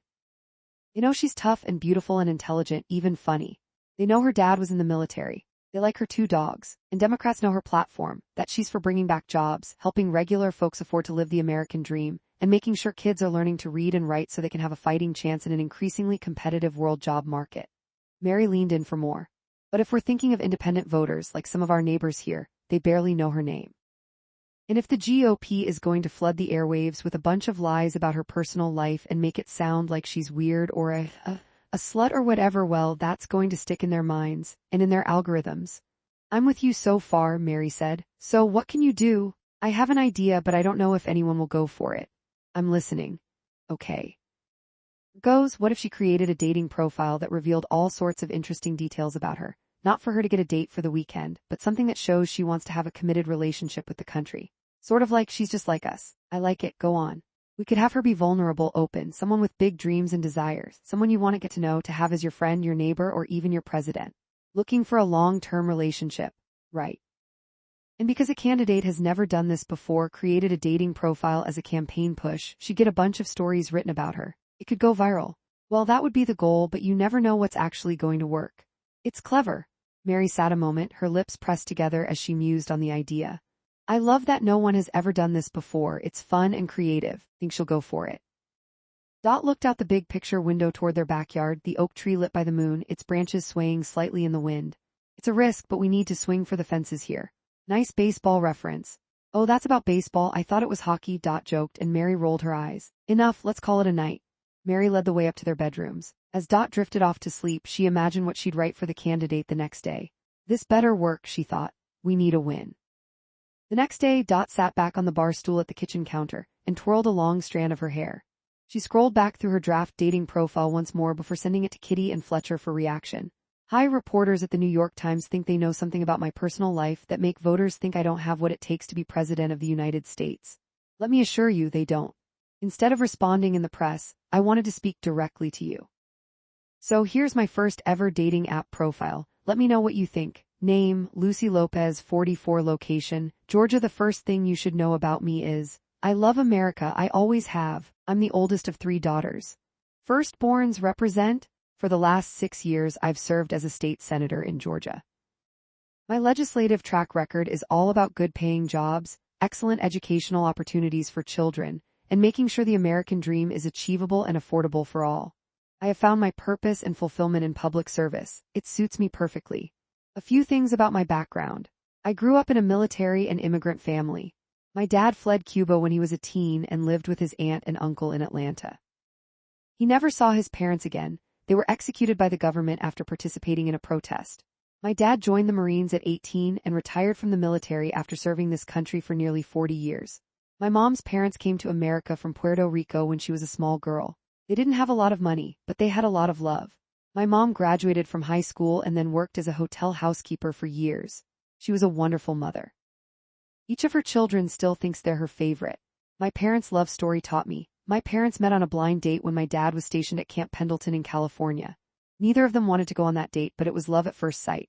They married 3 months later and then my dad deployed. I was born while he was away. My favorite photograph is of him holding me on the tarmac when he was home on leave, the first time he met me. My parents have a great love story. Unfortunately, I have not found my soul mate yet. But I keep my heart open in the belief that one day I too will find the love of my life, just like they did. While that search continues, I am open to a strong commitment, one with this country. I want a long-term relationship based on mutual trust, respect, patriotism, faith, and joy. I want to fully dedicate myself to America for the next 4 years. What makes me different? I am not a creature of Washington, D.C. I have experience that mirrors that of most of our country, and I believe we live in an exceptional nation. America is bold, free, strong, and a beacon of light in this world. I believe that we all deserve a leader who is fully committed to our great country, one who isn't beholden to the richest of our country, one who fully understands the dire situation at our nation's schools and is determined to make tough changes to policies and to surge resources so that every child can read and write at grade level. If you like what you're reading, if chosen to lead this great nation, I promise you my full and undivided attention. And if you're looking for that kind of relationship, too, double tap to like this profile, and I'll see you soon. Pet personality test. P.S. I love dogs, but if you need me to like cats to get your vote, I'll get a cat. Here's a picture of my 2 best buddies, Javier and Jaime. Don't you think they'd make great White House pets? After the last read, added the line about the pets. The candidates' dogs had been popular on social, so why not use them to get a little attention, and maybe garner some sympathy after this Times hit piece came out. She took a deep breath and sent the email to Kitty and Copid Fletcher. Hippie had been sitting on her lap while she typed. I hope they like it, said to the small dog, and then she sat and waited for their reaction. A few minutes later, Dot's phone rang. It was Kitty video calling her. Dot considered her casual dress and no makeup look and wished she'd at least thought to brush her hair and throw on some under-eye concealer that morning. Hippie hopped off her lap at the interruption and went to find a quieter spot. Hi, Kitty. Dot was nervous to get feedback. She didn't need to be. This is genius. Did you come up with this? There was a hint of disbelief in Kitty's tone. Dot decided to dismiss it and take the rare paisa. Yes, it was my idea last night. It's so good. Thank you. I just felt like voters don't know the real her and this might be a way for her to break through. Well, I love it. Love it. It talks past the story without reacting to her ex-boyfriend, and it really could go viral. Dot felt the rush of creative satisfaction that had led her into communications in the first place. Okay, hang tight, Kitty said. I'm going to run it by her. Dot gave a thumbs up. I'll be here. And she looked down at her old t-shirt, dressed. Kitty laughed lightly and ended the call before Dot could say goodbye. Chapter 55. While Dot waited to hear back from Kitty's call with the candidate, she poked her head into the living room where Mary and Harper were watching the Kardashians and scrolling through TikTok. Hippie had moved to Harper's lap during Dot's call with Kitty.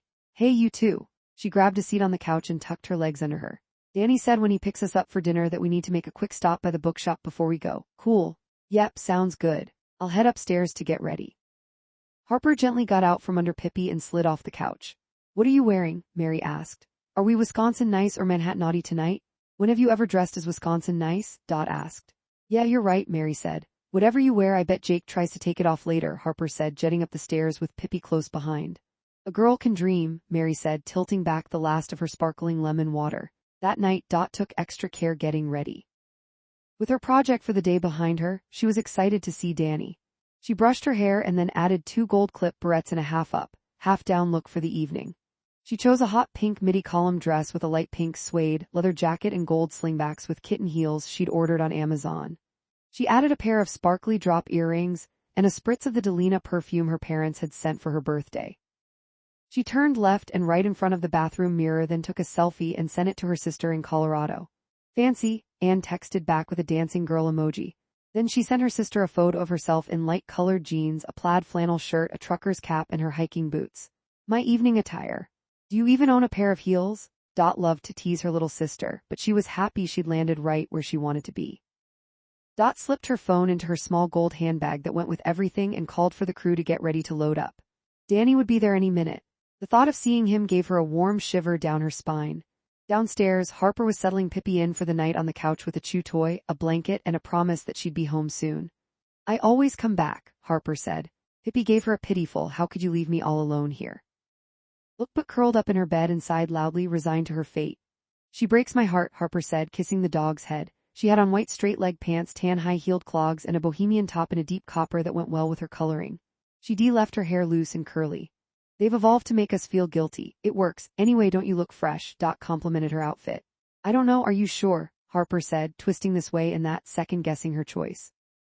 It's great, reassured her, then called upstairs. Mary, Danny's almost here. Coming. A few seconds later, Mary came down the stairs in a black mini halter tiered dress and silver spiky heels. She wore chandelier earrings and a stack of silver bangles on her wrist. She carried a black leather jacket over her arm and swung a new sleek black bag with a chain over her shoulder. Are you trying to give Jake a heart attack? Harper asked. Yes, Mary said simply as she applied one more coat of Tay-Tay's favorite Pat McGrath red lip gloss. She play-kissed the mirror and ushered them out and closed the door behind them. They walked onto their porch and waved to Danny as he pulled up in his 4-door pickup. As they were getting into the truck, felt her phone buzz in her handbag. She pulled it out and saw the message from Kitty she'd been waiting for about the dating profile. She loves it. No edits. Post any time, then send me the link, Kitty said and added a star emoji. Oh wow, said. What's up? Danny asked as he pulled his truck onto the street to head to the bookstore. Long story, just a work thing. I've got one more thing I need to do tonight. Need to stop at the office, he asked. Nope, I can do it right here. Waggled her phone at him. She read her Lopez dating profile one more time just to make sure there were no typos. Okay, here we go. Her finger hovered over the send button. This was so risky, but it was also exhilarating. She hit post and said a silent prayer that it would work. Chapter 56. Danny pulled up outside of Reeder Falls and parked. Are you okay to stop in for a few minutes before we meet Jake and Tommy for dinner? Danny asked. The Jankowskis said it should be quick. Sure, I love them, said. They all climbed out of the truck. I could pick up a new novel too, Harper said. Another one already. Mary said, it's my one indulgence, Harper defended herself. Give me the one you just finished. I've been dying to read it, said. You two need to watch more TV. Mary couldn't keep up with and Harper's insatiable reading habits. Danny got to the front door of the bookshop first and held it open for the girls to walk through. The lights were off and asked, is anybody here? Surprise! The lights came on and the crew was shocked. The entire bookstore was decorated for a party, and all their Cedar Falls friends were there. Grace and Joe Taylor, Ted and Jeannie Jankowski, Mimi from Flower Power, Fletcher Rose, the florist from the farmer's market, and a few of the guys who worked at the Sin Bin. There were little white fairy lights hanging from the ceiling and a big We Love New York banner hung over the register. What in the world is this? Asked, hugging Ted and Jeannie. We wanted to do something nice for you. You've been such a joy to have around, and the bookstore has done so well this summer after the remodel thanks to you all. We thought it was time to have a party, Ted said. And even though you've become honorary Wisconsinites, we thought you might like a little taste of home, Jeannie said, gesturing around the store. So we roped the boys in to help us create this night in Manhattan just for you. I can't believe it, Harper said. She found Tommy and hugged him. Tommy took her hand and twirled her around. Welcome to New York, Harper. This is amazing. Mary spotted Jake at a makeshift bar. Manhattan, he said, holding a plastic martini glass for her. Don't mind if I do, she said, kissing him fully on the lips. Grace elbowed Joe. Oh boy, they're an item, aren't they? She whispered to her husband out of earshot of Jake and Mary. We'll see, he said, putting an arm around her. Joe was glad to have a night to get away from his worries about keeping the farm. The pressure was mounting as another one of his neighbors had just agreed to sell. He was nearly the lone holdout. We put Tommy in charge of food. We even got you some New York-style pizza, Ted said to the crew. I've never liked thin crust over deep dish, but for tonight I'll enjoy it on your behalf. And your mom pitched in with something special, Mary, Grace said. She did. Mary wondered what it could be. How about some of her Sunday sauce? Joe said. You're kidding me. Mary went over to the buffet line and breathed in the gorgeous aroma of roasted tomatoes, garlic, and her mom's special touch. It smells just like home. It was Jake's idea, Grace said, as if she needed to help her son pursue this young woman. Mary thought her mom must have been impressed with Jake for the ask. And I got you a banana pudding and cupcakes from Magnolia, Danny said, holding the special desserts in his hands. There's one right by my apartment, said. I can't wait to take you all when you visit. She smiled widely, though every time she thought of leaving Cedar Falls she felt a pang of regret. The fact that their time in Wisconsin was coming to an end was at the periphery of their minds. Still, the party was humming and everyone was having a great time. After enjoying a plate of food, sought out the Jankowskis. Wow, you too, took their hands. You didn't have to do this, but we're so glad you did. Then she turned to Danny. You're pretty good at keeping a secret, aren't you? Indeed, he said, leaning down to kiss her. She took his hand and led him to the cocktail bar. Ted pressed play on his Bluetooth speaker and started the playlist that he'd had the boys put together. All the songs had to have a New York connection. There was T. Swift, Billy Joel, Alicia Keys, J-Lo, and many more. In a fitting tribute to the season, Ella Fitzgerald and Louis Armstrong kicked it off with Autumn in New York. Seeing Mary sway to the music, Ted asked her for a dance. She accepted. He took her hand and started a foxtrot in the children's reading area. She was graceful even in spiked heels. My, you can dance too, Ted said. My Nana taught me when I was young, said it was a tradition that couldn't be lost to the generations. Your Nana is a wise woman, you'd love her. And Mary wished she could bring her entire family here to experience the warmth of the people she had befriended in Cedar Falls. When the music turned to the Beastie Boys, Mary and Ted took a break and the twins started rapping along to Jay-Z's Brooklyn's Finest. Harper danced in the middle of their circle. What's Brooklyn like? Danny asked Dot. When you're in the city, Brooklyn feels far away. Like you need a passport to go there. People who live there love it. That's where Harper grew up. I went to Brooklyn once. I visited a friend from England who had moved there to work at a publishing house in Manhattan, Jeannie said. They have the cutest bookstores. I should go check them out, Dot said. When I was young, I always thought about owning a bookstore one day, a place where I knew everyone that came in and could help them find the perfect book. I even wrote that down in my 3rd grade career day workbook. You never told me that, Danny said. I thought you'd have grown up wanting to work in the White House. If only the White House were in New York, she said. Dot only wants to work for Democrats, but maybe we'll talk some sense into her in the next couple of months. Jeannie winked. Ted poked Jeannie in the ribs. Don't think you can get a tiger to change its stripes. The girl's got a big mind and an even bigger heart. Hey now, no politics at this party, Dot said. That's the new rule, let's have dessert instead. She led the way back to the buffet. The Jankowskis had invited Fletcher and Rose from the FTW office, and of course Mimi from the bakery. They were already in line, ladling Christine Russo's Sunday sauce onto bowls of rigatoni that Grace had cooked. I saw you posted the dating profile, Fletcher said. I have a bunch of texts from friends saying it's awesome. Thanks, let's hope it works. Or that it doesn't flop, Dot said, nervous about how it was playing. She was dying to check her phone in the back where it wouldn't look rude to their hosts. Harper walked up to the table. She leaned into Dot and whispered, Did you have the pizza? I mean, it was sweet of them to try. Oh yeah, it's not Joe's, let's just pretend to love it, Dot said quietly. She looked for Mary and said more loudly so that Ted and Jeannie would hear her, Mary, your mom's sauce is unreal. And we love the pizza too, right? Catching on, Mary said with a wink, oh so good. I had 2 pieces. She had not had 2 pieces. Mary could play poker against seasoned professionals. Frank Sinatra was playing through the speaker and Ted and Jeannie started dancing again. Hey, we should all meet up in New York after we go back, Harper said, thinking that sounded like great fun. Let's not talk about going back to New York, Tommy said. I mean, I know you're going, but we'll miss you, I'll miss you. Harper blushed and leaned into him. You're right, forget I said anything. It's a good idea, Harper, Mary said. But we're here for a couple more months and we're going to make the most of it, aren't we? Jake put a protective arm around Mary. Danny looked away, worry crossing his already sad eyes, and Tommy scrunched up his mouth, thinking of something to say to change the subject. Let's not think about goodbyes, Grace said. Come, let's have some cheesecake. I picked one up today from Piggly Wiggly. She wielded the knife expertly and placed narrow slices on small paper plates for everyone. Harper took a bite. This slaps. Remember when you were lactose intolerant? Tommy laughed, and she playfully punched him in the arm. Think of what you were missing. Dot smiled, but she took Tommy's sentence and put it in the future tense. Think of what we will miss, she said to herself.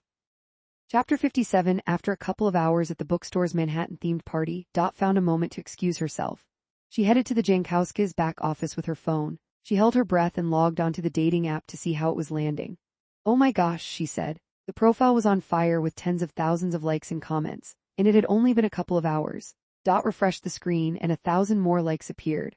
A text from Kitty was in her inbox. Dot, it's absolutely blowing up, and it's almost all positive. The Republicans will be spitting mad, we beat them to the punch. She followed up with another message, call me tomorrow, we'll debrief. And thank you, this is incredible. For a woman who rarely used exclamation points, it was clear to Dot that Kitty was excited and pleased. Dot scrolled down and quickly scanned messages sent to Lopez's new dating profile. I love this. You're amazing. You've got my vote. You're hot. To date, Madame President, you're my role model. I have a Havanese too. Let's do this, Democrats. The positive reactions went on and on. Fletcher, Dot called out toward the main room. He came running. What's up? Is something wrong? He looked worried. It worked. She handed him her phone. His face changed as he realized what he was looking at. Dot, it's totally going viral. You did it. He hugged her and they did a little tap dance of excitement. Dot blinked back tears. She felt so much relief that her idea hadn't backfired. It's so great. I can't wait to see what happens next. Fletcher put an arm around her shoulders and squeezed. She threw an arm around his waist and beamed up at him.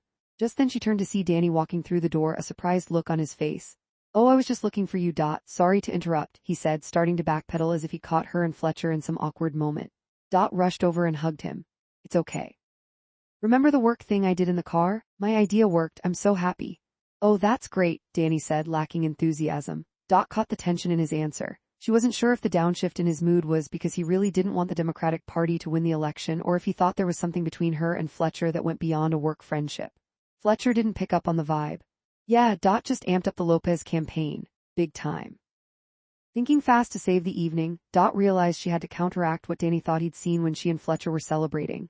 She transitioned into a more work-like posture to prevent Danny from thinking she had any attraction to Fletcher.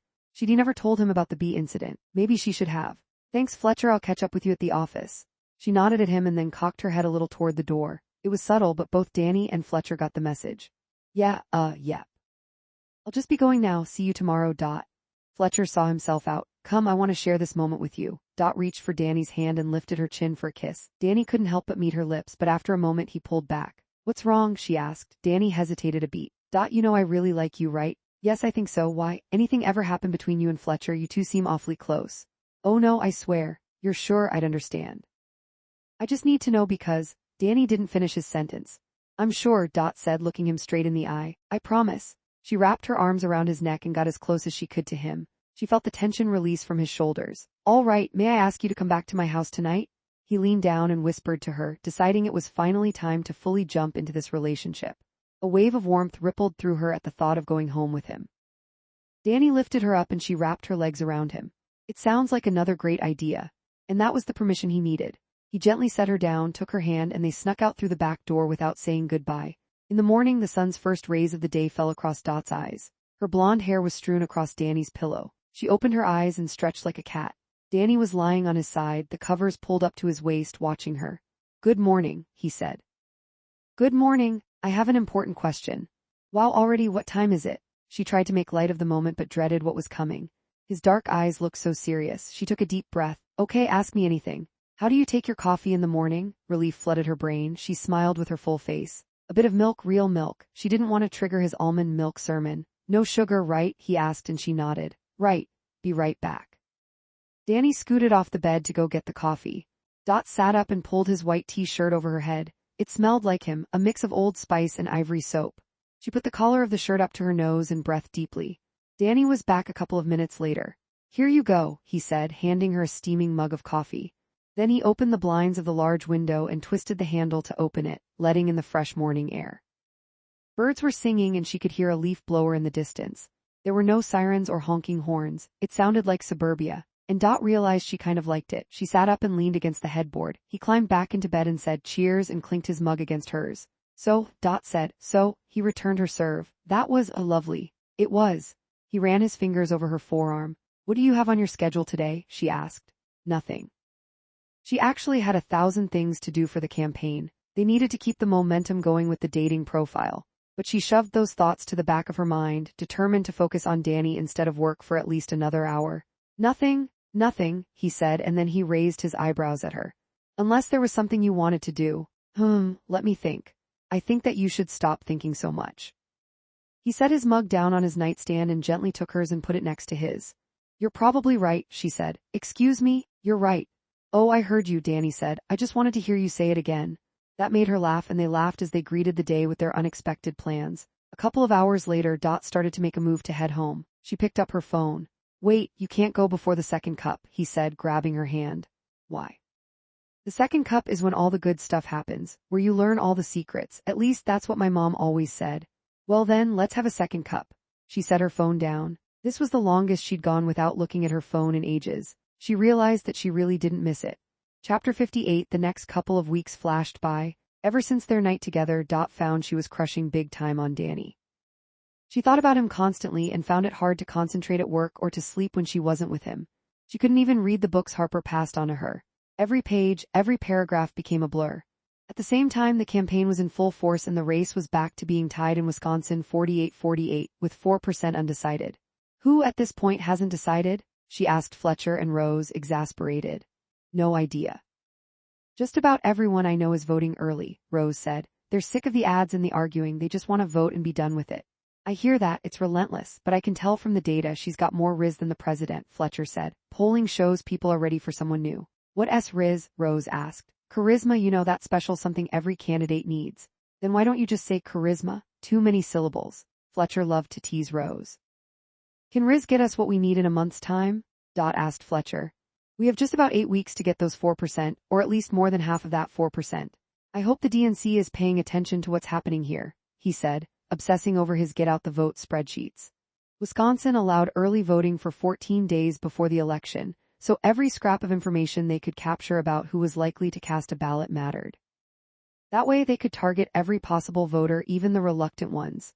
We really need that Lopez visit, Rose said. We're pressing. I almost want to drive to D.C. and confront those campaign pros in person, Fletcher said. I don't think Kitty gives them a moment's rest, said. But she's one of those people you want on your side. It's not good to have that kind of energy working against you. She had to admire Kitty's diligence. She'd even arranged a surprise for after the dating profile was a huge hit. The FaceTime had come one day when was in the office. She didn't recognize the number, but she answered the call anyway.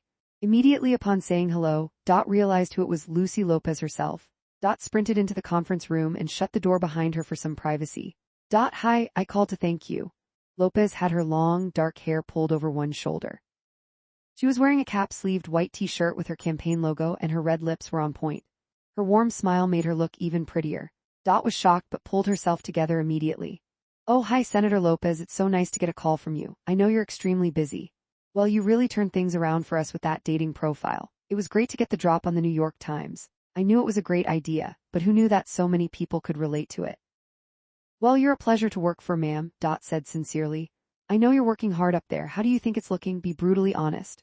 I truly think you've got a great shot of winning here. Our get out the vote is strong, and we're slightly ahead of the Republicans in new voter registration. In addition to that, it feels good out there. We have more energy than the president's team.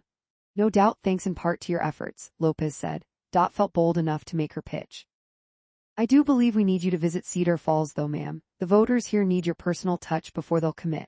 When your campaign canceled in August, it blunted our momentum. Got it, I agree. That was an unfortunate outcome, and that trip to Texas was likely a waste of time. Thanks for being clear. I like that in a teammate. I'll talk to my scheduler to see what we can do. Watched her write down a note. So what are your plans after the election? Oh, me. Didn't have a ready answer. Actually, I'm not sure. I mean, I'm going back to New York. That's where I live, but I don't have a job to go back to yet. Well, let's keep in touch on that. You never know how things are going to turn out. Wow, okay, thanks. Yes, I'd be glad to let you know what happens. And before you go, I just want to say that I believe you're going to win, and that you'll make for an amazing president. Well, thank you. I'm realistic. That keeps me motivated. I know it's really tight, but we're hitting all our numbers, and we need a bit of luck too. These next few weeks will be brutal, but I'm with you. I also have a good feeling about the grind. We'll keep at it, said. Then she got the courage to ask her something that had been on her mind. Senator, may I ask you something kind of personal, off the record, of course? It's just something I've been wondering. Of course, shoot. Well, when I was writing the profile, I wondered. Have you ever been in love? Wow, that is a very personal question, Lopez said. Cringed, worried she'd overstepped. But I don't mind at all. Lopez looked away for a moment, then turned back to the camera. Yes, I was in love once. I dated a wonderful man for several years. He adored me. We were very happy. What happened? Well, it kind of sounds ridiculous now, but we were on very different career paths. He was an international businessman, a successful architect. Our lifestyles weren't compatible, and after a while of trying a long-distance relationship, we finally called it quits. He got married about a year later and has 2 children now. Oh, that must have been hard. It is. Lopez went quiet for a few moments. And the thing is, it didn't have to be that way. What do you mean? I mean that we could have worked it out. I realized now that I could have made a different choice. Choosing to be with him didn't have to be a career-limiting decision. It just might have been a different career, but he'd have been with me and I wouldn't be facing this alone. They let that sit there for a moment. I appreciate that, thank you, said, and then out of respect for the candidate's time decided it was time to wrap it up. Is there anything else I can do for you? Just help us win, keep up the good work. Oh, and if you happen to have a chance to be loved, don't pass it up. Tucked that advice into her pocket. Thank you, ma'am. Pulling out all the stops for you in Wisconsin. Don't worry, I'm not worried. She winked, flexed like Rosie the Riveter, and waved goodbye. Sat for a while thinking about what she'd said, and while Lopez's advice made her feel a little smarter, it left her with more questions than answers. Could she and Danny stay together and have a long-distance relationship? Would he move to the city? How could he? His entire life was here. His business was here. And she didn't even have a job in Wisconsin. Not to mention she couldn't imagine living anywhere but New York. Plus, was she falling in love with Danny? What would her friends think if she didn't go back to New York? How could she stay here without a job? How could she ever choose? And what if she didn't have a choice? Her mind was jumbled and she leapt from thought to thought. She felt her next set of decisions were big ones. It would matter.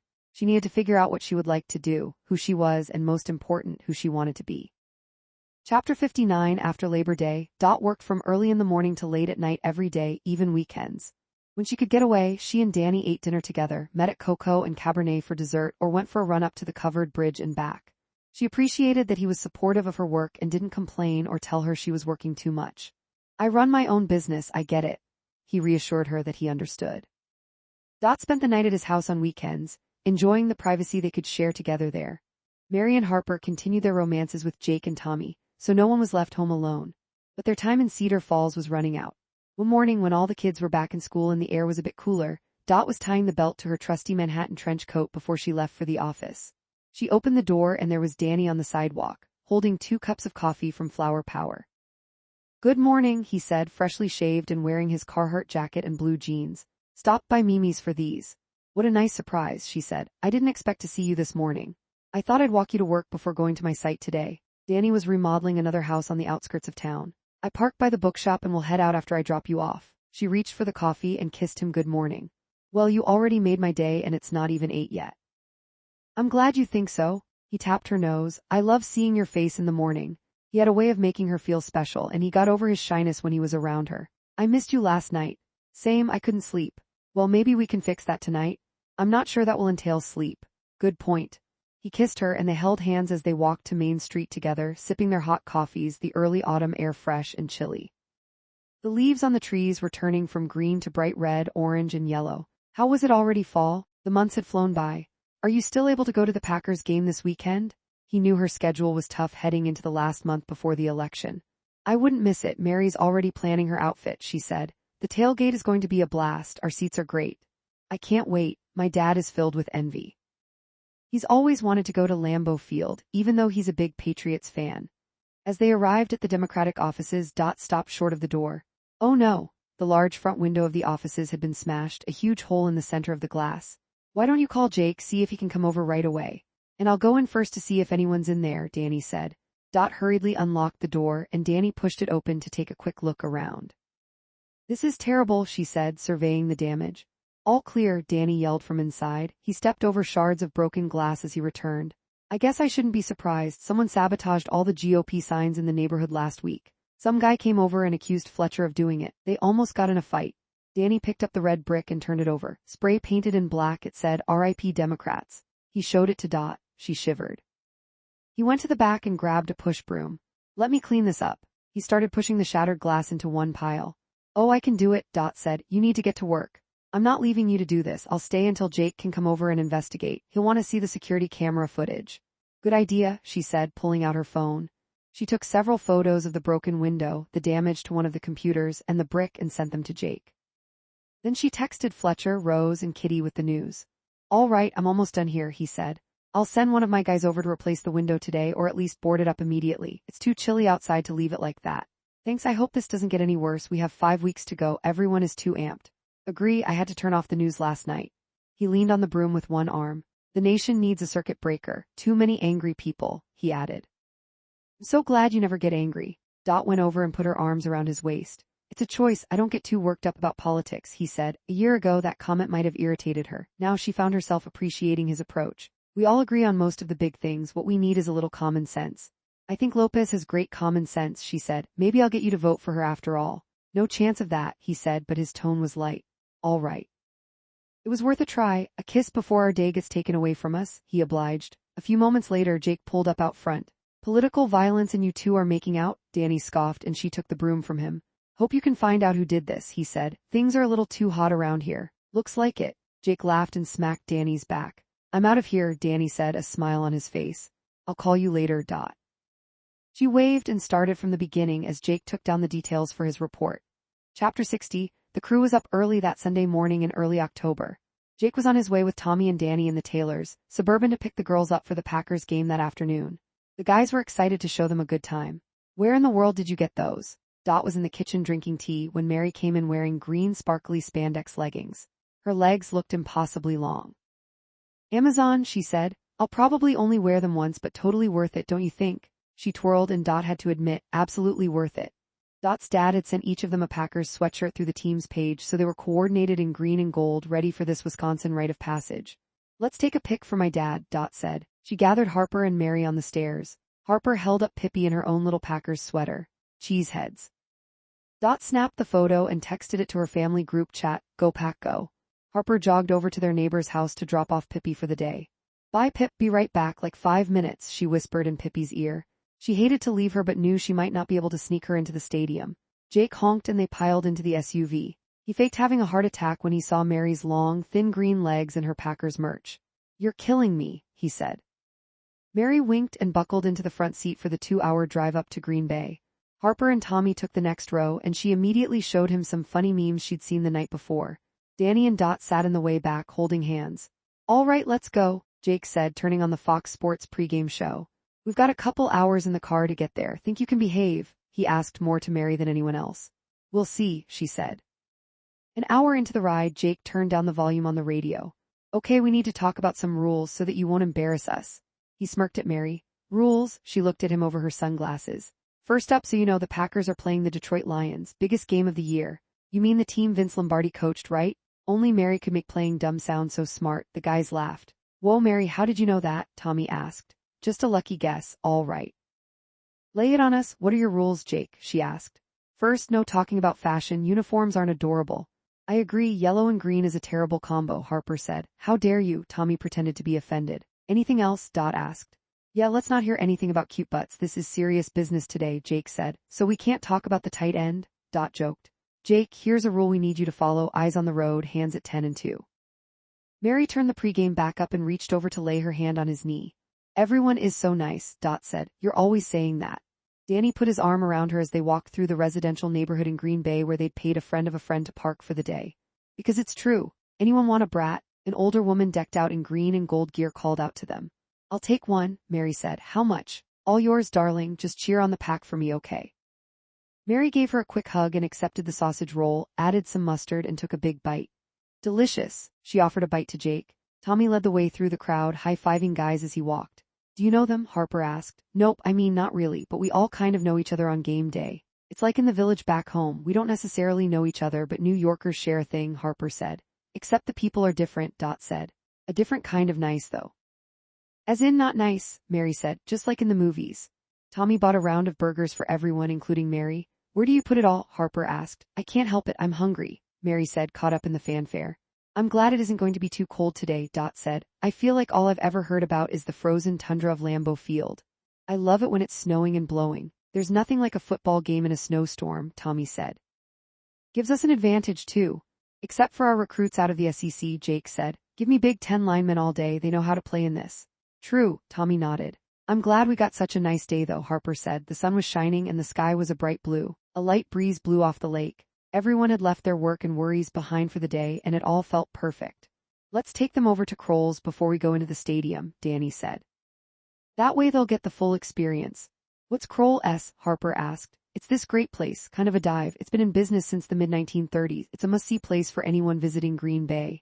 They arrived and the diner was already packed with the pack. Jake led the way and muscled his way up to the bar. The others crowded in behind him. They had to yell to hear each other. Spotted cows for everyone, okay? He asked. Dot didn't like beer too much but nodded.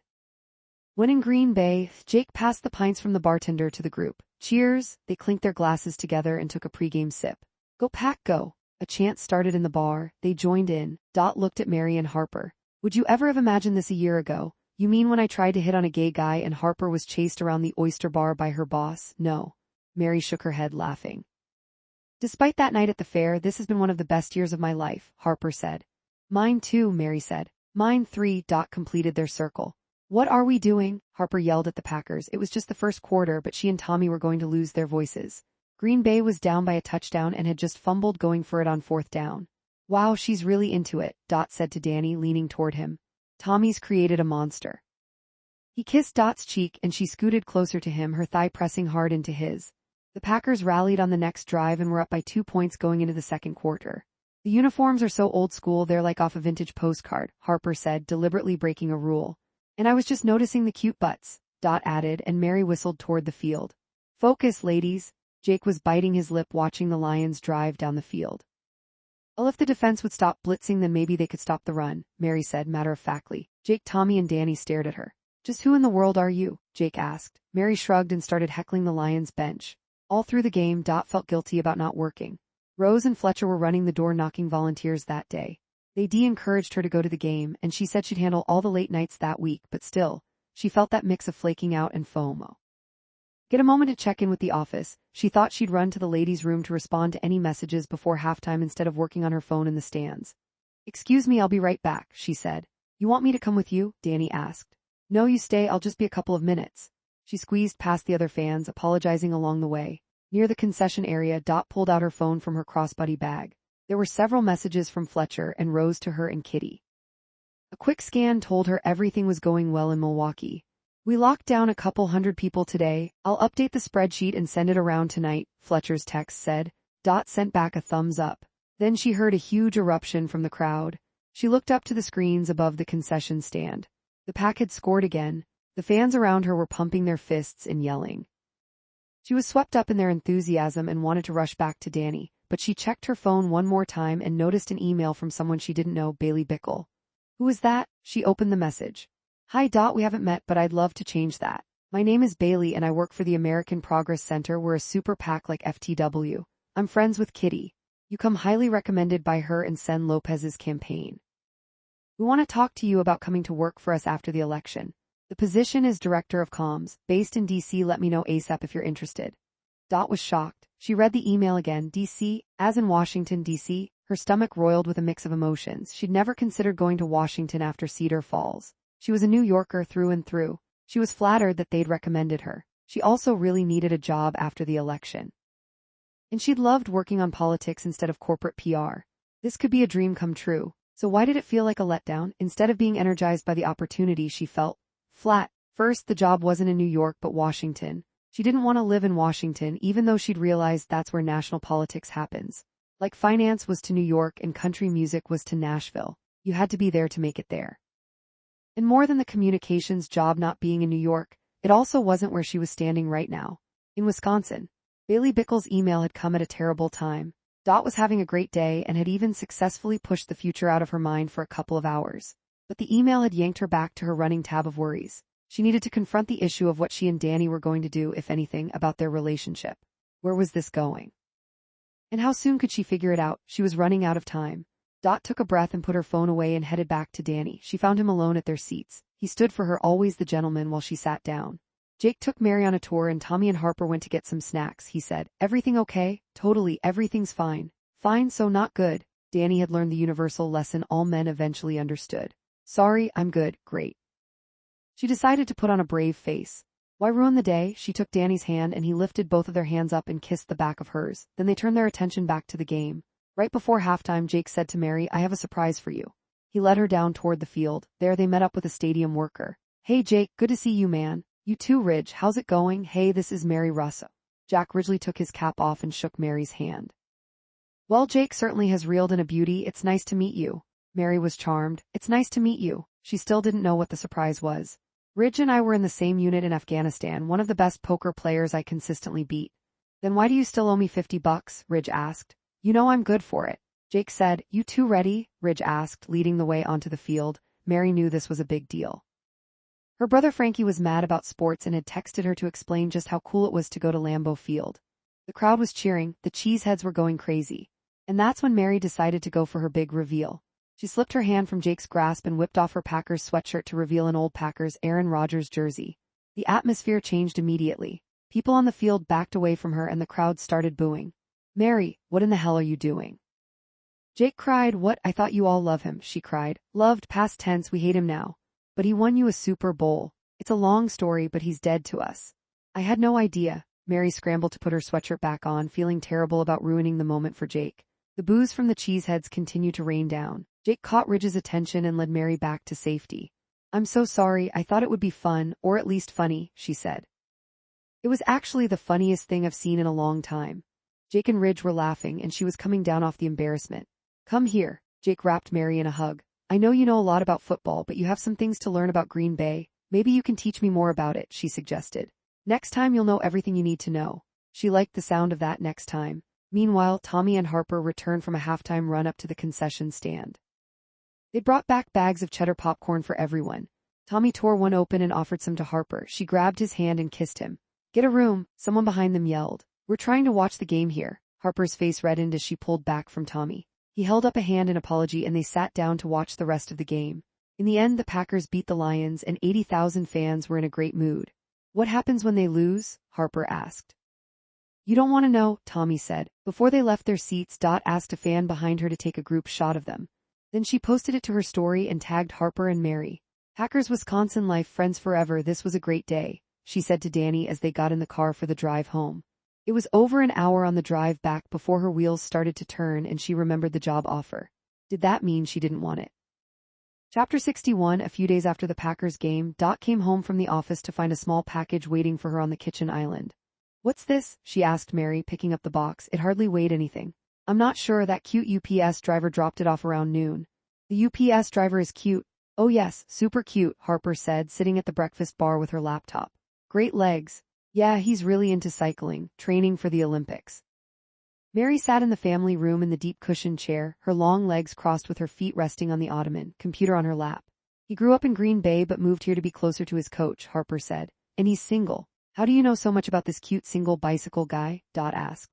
"Research," Harper said. "Aha, is that what your book is about? Hot delivery cyclists?" "Nice try. Come on, Harp, when are you going to share this book? We're dying to read it." "I'm superstitious. I'm afraid that if I let you in on it, it'll fall apart." "Whatever it is, definitely work in the hot cyclist somehow," Mary said. "You know, like the UPS driver with a very special delivery."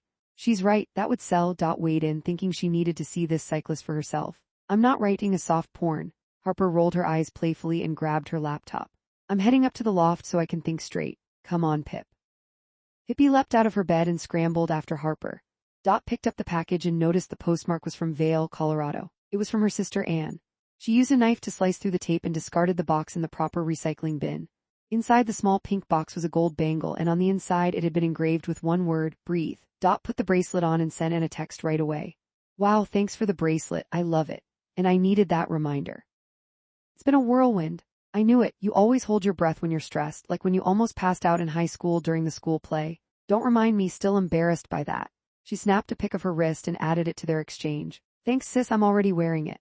Maybe you can visit after the campaign and ski for a few days. We already got a good snow." "I'd love that." She added suitcase and skis emojis and then she put her phone down. Just thinking about what would come after the campaign was making Dot feel anxious. Plus, she didn't have time to concentrate on what was next, because with just a month to Election Day, the race was back to 49-49 in Wisconsin, about 51-48 nationwide. The Republicans had a slight edge. The Democrats hadn't been able to break out with a lead for more than a day or two at a time. And even when they got a small lead in the battleground states, it evaporated quickly. The pressure at the win was mounting.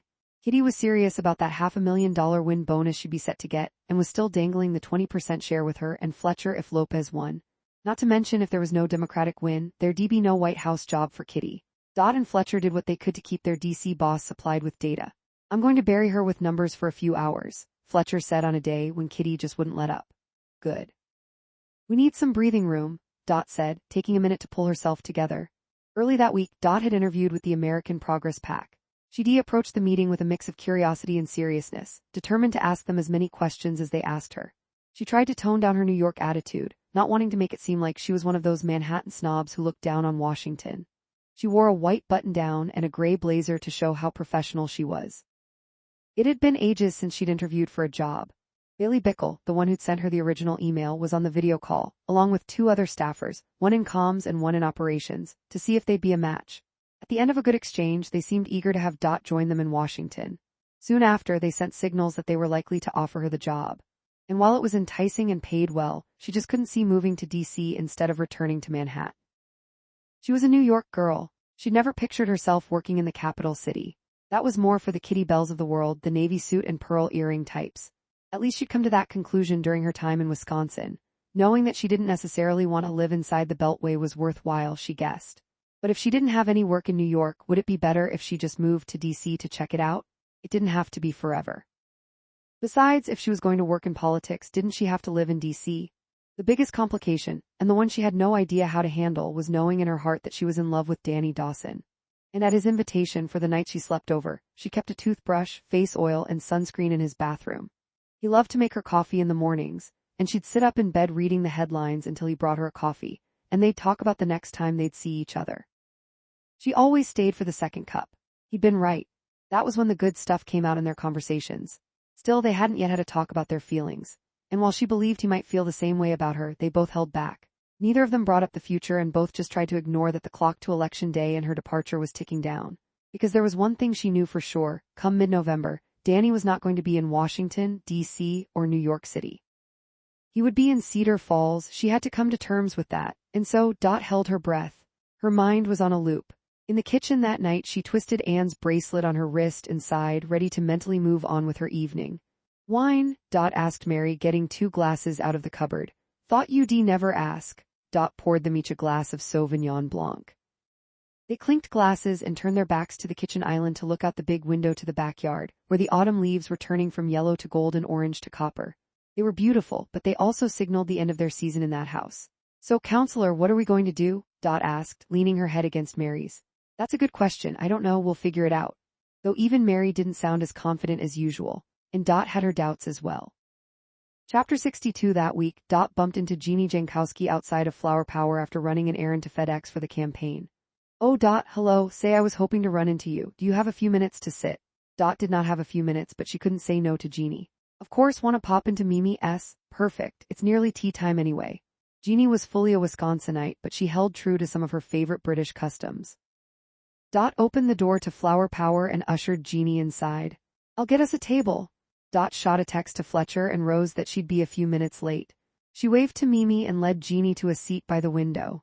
It was chilly outside but cozy in the bakery. Jeannie unwrapped her burgundy shawl from around her shoulders and peeled off her bright blue puffy jacket. It was that time of year when you left the house with an extra layer but then accidentally left it behind because the temperatures rose higher than expected. Mimi called over to them. English breakfast? Nodded enthusiastically and turned to Jeannie. It's so good to see you. How are you and Ted? Oh, we're great. We have our aches and pains, but we can't complain, she said. And the shop is doing very well. Ever since you and Danny redid the store, we have so many customers that we can't keep up. Books are flying off the shelves. After a few lean years, that's been a welcome development. I love to hear it, said, pausing a moment before asking what was on her mind. Have you thought any more about what you might do, in the future? She didn't want to use the word retirement because Jeannie had said that she believed the best way to stay healthy was to keep working. Not really. Mostly we just avoid the subject, though we will have to figure all that out soon. We either sell it or close it at some point. Ted wants to have things organized for when. Jeannie didn't finish the sentence. Instead, she changed the subject. Anyway, he's at the diner with his men's group this afternoon. They sit around and try to put the world to rights. He took Danny with him today. They're trying to get younger people to join them to carry on the tradition. Danny mentioned that. He was looking forward to it. Mimi brought them each a hot cup of tea and freshly baked shortbread cookies.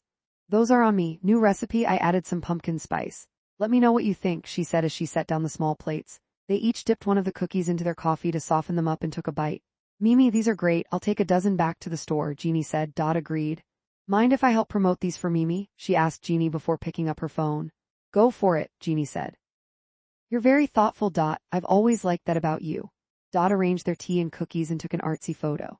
She immediately posted it to her story. New shortbread recipe at Flower Power. Pumpkin lovers run, don't walk to get yours today. She noticed 2 unread messages from Fletcher, but she put her phone in her pocket so she wouldn't be tempted to look at it while she caught up with her friend. So how are you and Danny? Jeannie asked. I haven't seen him this happy since. Well, since Sadie was in his life, if I'm being honest. Took that in. She and Danny hadn't talked about his late fiancé much. They took the long way around conversations to avoid the subject.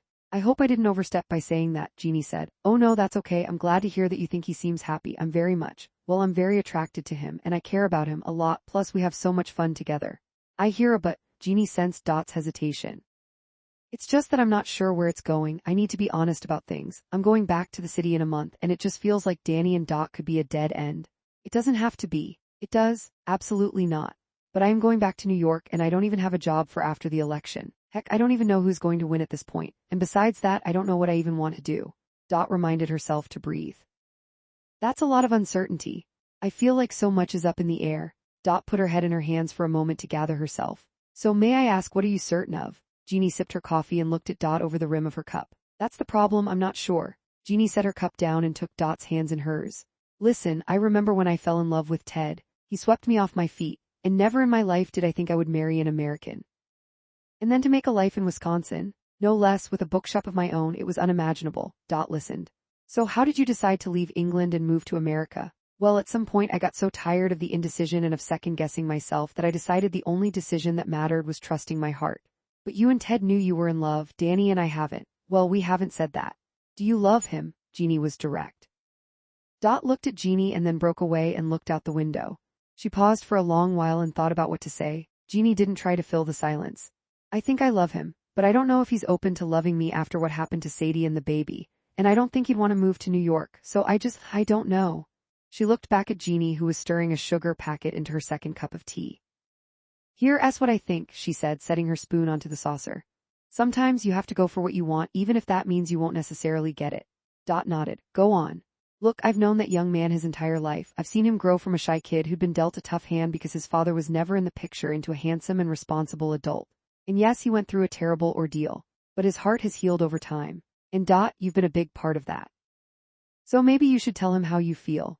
And how do you think he feels? Asked. I think he's head over heels, she said, but I think he needs a little push. Stomach fluttered at the thought. Chapter 63. With Jeannie's encouragement, thought about the little push she might give Danny to see if they were going to take this to the next level or, well, she didn't want to think about or just now. Danny was planning to have her over for dinner at his house on Friday night. He was going to cook for her.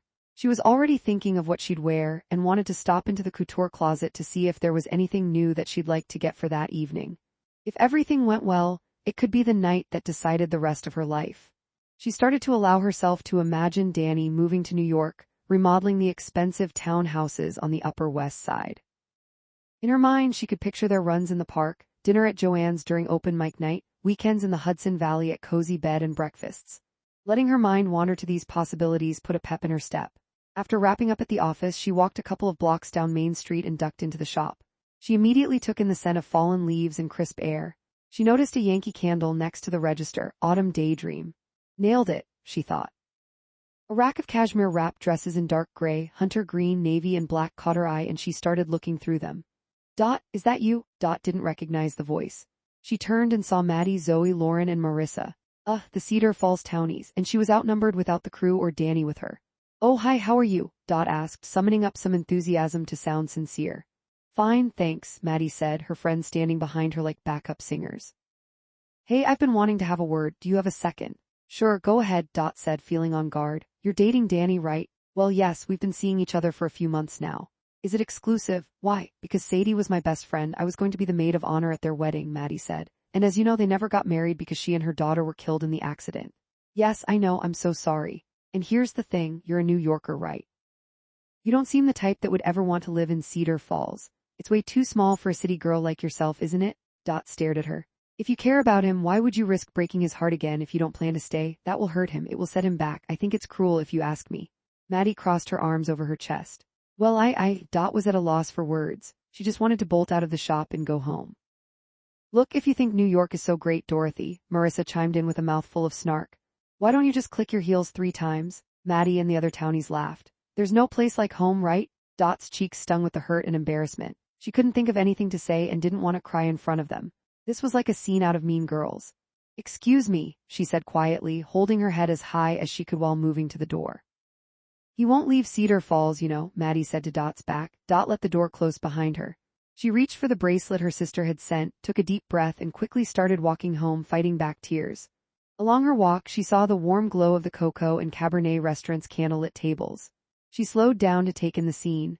When she tilted her head to look inside, what she saw made her catch her breath in shock. At a table with a single tall candle sat Danny and a very pretty brunette.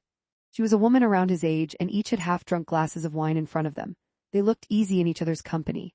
Danny was laughing and she had a hand on his forearm. She was obviously telling him a great story or joke, and he looked comfortable and relaxed. Dot felt her heart slice in two. She backed away from the restaurant and scrambled for her phone. She texted Harper and Mary.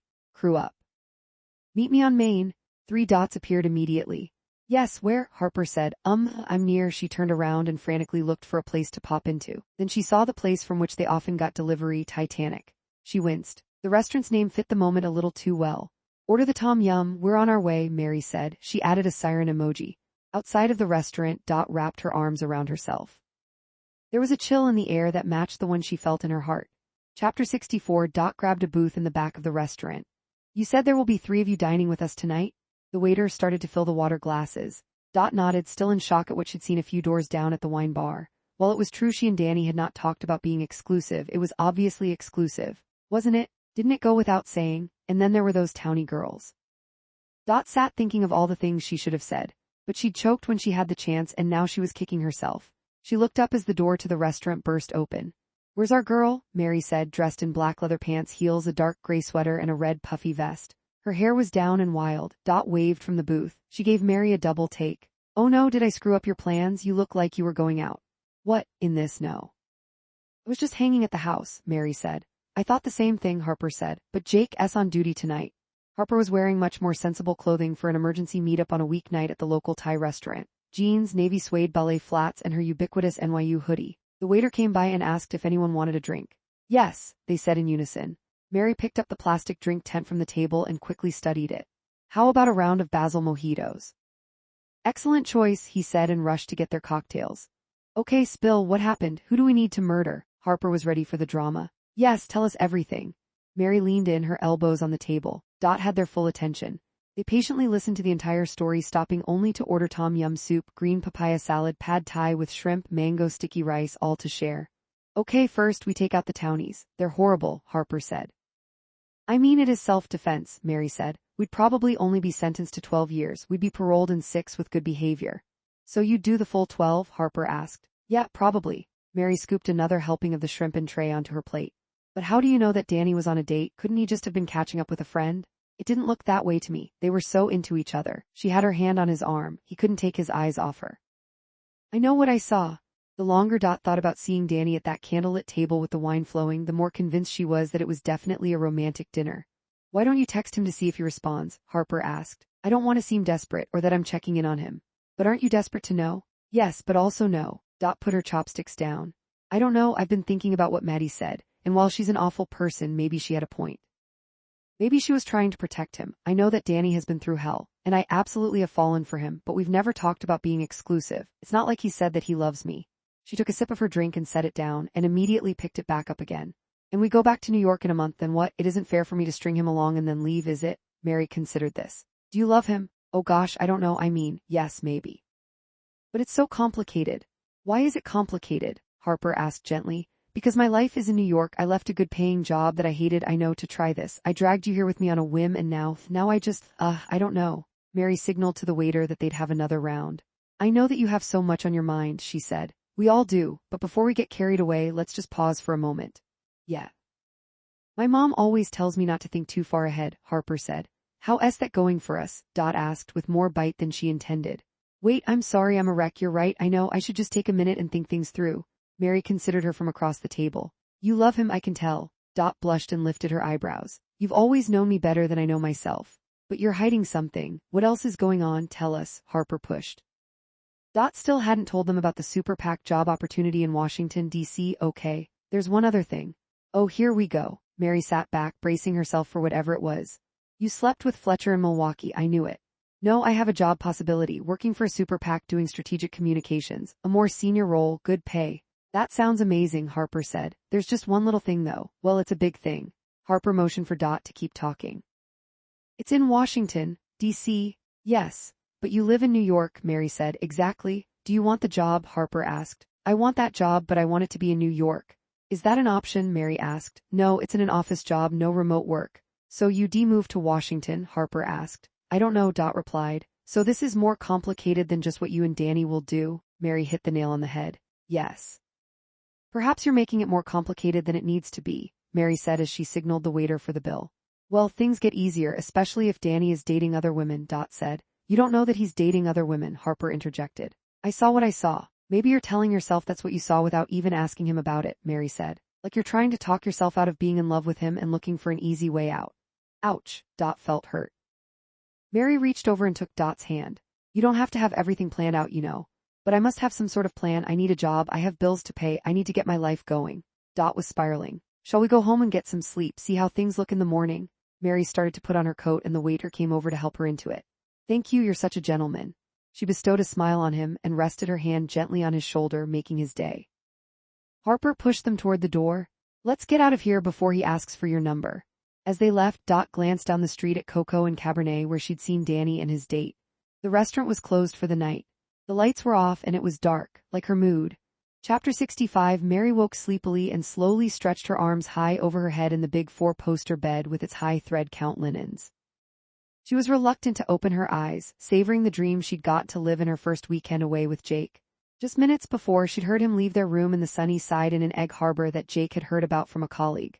Rolling over to place a hand on his pillow, her palm landed on a piece of paper. She picked it up and read, "Coffee run, don't move." She rolled back over, holding the note to her chest. "Keeping this one," she said. She wore Jake's white t-shirt from the night before, and she pulled the collar up over her nose and breathed in his scent. The night before, Mary and Jake had arrived for a weekend away. He had taken the weekend off from work, which was a rarity. But he had to be on duty later that month for the annual apple harvest and festival in town, and wanted to take Mary up to Door County to show her another part of Wisconsin before she returned to New York. "Trust me, it's one of America's best-kept secrets." "That's setting the bar pretty high," she said. "High bars keep things interesting." "Do you think I'm interesting?" She teased him constantly, flirting with one raised brow. "Let's say you've held my attention longer than most. Think you can keep that up?" "I love a challenge," she said. Subscribe to our channel for more amazing audiobooks and storytelling content. At the end of their 2-hour drive from Cedar Falls, he had already cleared the bar. The Sunnyside Inn was like autumn bottled into a jar. Gold and red leaves framed sailboats drifting on blue water, and the sun warmed gently while the air cooled. Scents of pine, pumpkin, and cinnamon in the mix. Charming red barns dotted the landscape on their drive up, and glimpses of the shimmering Lake Michigan caught her attention for the entire ride. After checking into the inn, they dined early at Al Johnson's Swedish restaurant in Butic. They shared the pickled herring, cheese curds, Lake Michigan perch, and the Schaum tort with lingonberries. After their meal, they fed the goats that roamed the property. They tried to coax the ones that had gone up onto the roof to come down and get some treats, but they didn't have any takers. "They must be stuffed," Jake said. "So am I." Mary rubbed her stomach. "Well then, mission finally accomplished," he said, reaching to tickle her. She jumped back and playfully jogged to his car. When they'd returned to the bed and breakfast, the owners had left them 2 bottles of wine from a local winery, Door 44, and a big bar of locally made dark chocolate. "It's like they read my mind," Mary said, charmed at the touches. They took a bottle and 2 glasses and headed out to the backyard, where a large fire was going in a stone fire pit. They settled into an Adirondack-style loveseat, covered up with the big heavy blankets provided by the inn, and sat watching the fire, talking about everything and nothing and occasionally making out. When another couple came to sit by the fire, that was their cue to take their party of 2 upstairs. And had they ever? As Mary stretched off her long sleep, she felt completely happy. This was just what she needed after a long week of billing hours for the firm. She took her long black hair and tied it in a knot on top of her head. Jake came in with 2 cups of coffee and set them on the nightstand. He had on jeans, a black long-sleeve t-shirt, and a red and black checkered flannel shirt. "There's my lumberjack, you were gone too long. I love it when you put your hair up like that. But you love taking it down more." "Exactly," he said, kicking his shoes off and reaching for her. "First coffee," she playfully pushed him away. "And then we'll see." "You're killing me," he said. "Here's yours." He handed her the cup and said, "Hey, my dad sent me a note early this morning. He said they got a notice that the final offer is coming this week and that if he doesn't take it, the government will exercise its right to take the farm." Mary reached for his phone. "Can I see?" He opened the message and gave it to her. She scanned it quickly and emailed it to herself and Patricia Parker in New York with the message, mind taking a quick look. "Tell him I'm going to do another pass on it. Maybe we've missed something, and tell him not to worry." "That's exactly what I said." Jake let her have one more sip of coffee, then took her cup and placed it on the table. Then he gently rolled her back onto the bed and started to undo her bun. "What about breakfast?" she asked. "That bacon has been calling my name since 7 this morning. They serve breakfast for another 2 hours. You've thought of everything, haven't you?" "I have." "Show me." She lifted her lips to his. Challenge accepted. Jake proved to his Staten Island girlfriend that he had indeed thought of everything. Chapter 66. At breakfast, Jake was amused by how much Mary ate. "What? I worked up an appetite." "I'm glad to hear it. Can't wait to see what you have for lunch. It could be a great afternoon." He signaled the waiter for another round of freshly squeezed orange juice, hot black coffee, and crispy bacon. "Hey, do you know why Dot's not answering Danny's texts?" Mary knew, but Dot had sworn her to secrecy. "She's not answering his texts?" Mary asked innocently. "No, he said he knows she's really busy but that it isn't like her to not respond. He said he's worried that she's ghosting him." Mary hated the thought of Danny being upset or worried. but she knew that Dot was devastated by what she'd seen in the window when he was with that other woman. She decided to test the question. Do you know if Danny is seeing other people while he's dating Dot? Mary asked. Danny dating? Hell no, Jake said. Who would he be dating? He's got his eyes fully on Dot. Why? Well, what if Dot might have seen him with another woman? When, where? Jake asked, moving into investigative mode. Oh, Jake, Dot made me promise not to say anything. But she called us in a total panic a few nights ago, Mary said, knowing she was revealing one of Dot's secrets. That mean girl Maddie had just confronted her in a store about Danny, and when she was walking home, she saw him through the window with another woman at Coco and Cabernet. She was devastated. Wait, this isn't right. Something else is going on here. Danny's not dating anyone else. And that girl Mad, she's been a pain since junior high. She was friends with Sadie, but she has no business getting in between Danny and Dot. This is crazy. I have to tell him. He has a right to know. There's got to be a mix-up. No, you can't, at least not yet, Mary said, trying to slow Jake down. Let's think about it. Maybe there's been a huge mistake, or maybe he's like most guys and plays the field. What do you mean like most guys? Are you including me in that? No, why do you think that all guys are the same? His face turned red. Look, Mary, I don't know what men are like in New York, but I sure as heck know that what you're describing about Danny and what you're insinuating about me is not accurate. I know that, I'm sorry, she said. Jake set his napkin down over his plate. He'd not finished his meal. I'm done. Okay, let's go, she said, pushing her chair back. I mean, I'm done right now. I need a minute, Jake said. Jake, I said I'm sorry, I didn't mean it. But Mary, maybe it's time we talked about this. No, she thought, was this the big talk she'd been dreading? It was. He read her reticence and plowed ahead anyway. Mary, we need to talk, Jake said. We can't keep avoiding it. She nodded. Okay, let's do it, you first. Jake took a breath and squared his shoulders, then looked directly into Mary's eyes. All right, what do you want out of this? Am I just a guy you hooked up with while on your great Midwest adventure with your cool girlfriends from the big city? Or do you actually care about me? Then in a softer voice he said, I thought we had something special here. We do, I know, but I don't know. I mean, you live here, your entire life is here, mine is in New York. So you'd not consider being here with me even if I asked, and don't worry, I'm not asking. Yet. Well, when you put it that way, I have to say that I don't see myself being here, but I see myself being with you. I can't leave here though, Mary. My family is here. I'm a cop in Cedar Falls. Coming back from the service, that was my plan. And mine was to be a lawyer in New York, she said, pounding the table a little too hard and making the dishes jump. She caught herself before her frustration got the best of her. She sat back in her chair and sighed loudly. She brought both hands to her face and wiped the moment away. I didn't even have a chance to celebrate, she said. Celebrate what? She looked away. I got a letter from the firm. They're making me a senior associate when I get back and putting me on the partner track. It's a big promotion, about 2 years ahead of my plan. It tells me they think I have promise.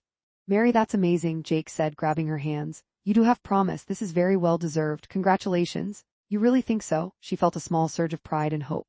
Yes, you're a kick-ass lawyer. You amaze me. You know exactly what you want and go out and get it. It's so great. And really hot. She rolled her eyes at that. You know that the job is in New York, right? She bit her lip and said, I'm going to have to go back home. Jake pulled her onto his lap. Yeah, I know. They were silent for a few moments. He drew one of her hands up and kissed it, then said, I guess I've known all along that my dream of you being here with me was just that. It's not reality. I hate reality right now. She laughed, feeling exasperated with the difficulty of deciding what to do with Jake. Then, getting more serious, she looked at him directly and said, I don't want this to be over. They kissed deeply and the other B&B guests at breakfast pretended to ignore them. She put both arms around his neck and nuzzled her face against his. It doesn't have to be over, he said into her hair. But what are we going to do? She asked. Jake let the question hang there for a couple of seconds. I don't know.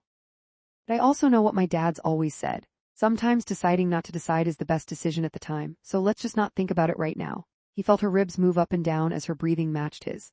Your dad's a wise man. Well, we are related. What would your dad suggest we do now? She asked. I think he'd say take that woman outside and show her how beautiful Door County is, and maybe then she'll never want to leave. She kissed his lips and then put her forehead to his. Jake smiled and looked around. Their PDA had cleared the breakfast nook. Let's get our coats, New York. Her smile was bittersweet at the nickname she'd come to love. Chapter 67. Harper walked Pippi down to the sin bin one Monday afternoon in October. Tommy closed the bar on Mondays so that he'd have one day off a week, but had asked her to come down to help him get ready for the Cedar Falls Apple Festival that was taking place that weekend. It was one of the biggest community events of the year, and Tommy had agreed to co-chair the refreshments committee. He needed some help organizing the registration, and Harper had readily agreed. Believe it or not, I'm great with a spreadsheet, she'd said. She pushed open the door to the bar and called out, Hello, Tommy, we're here.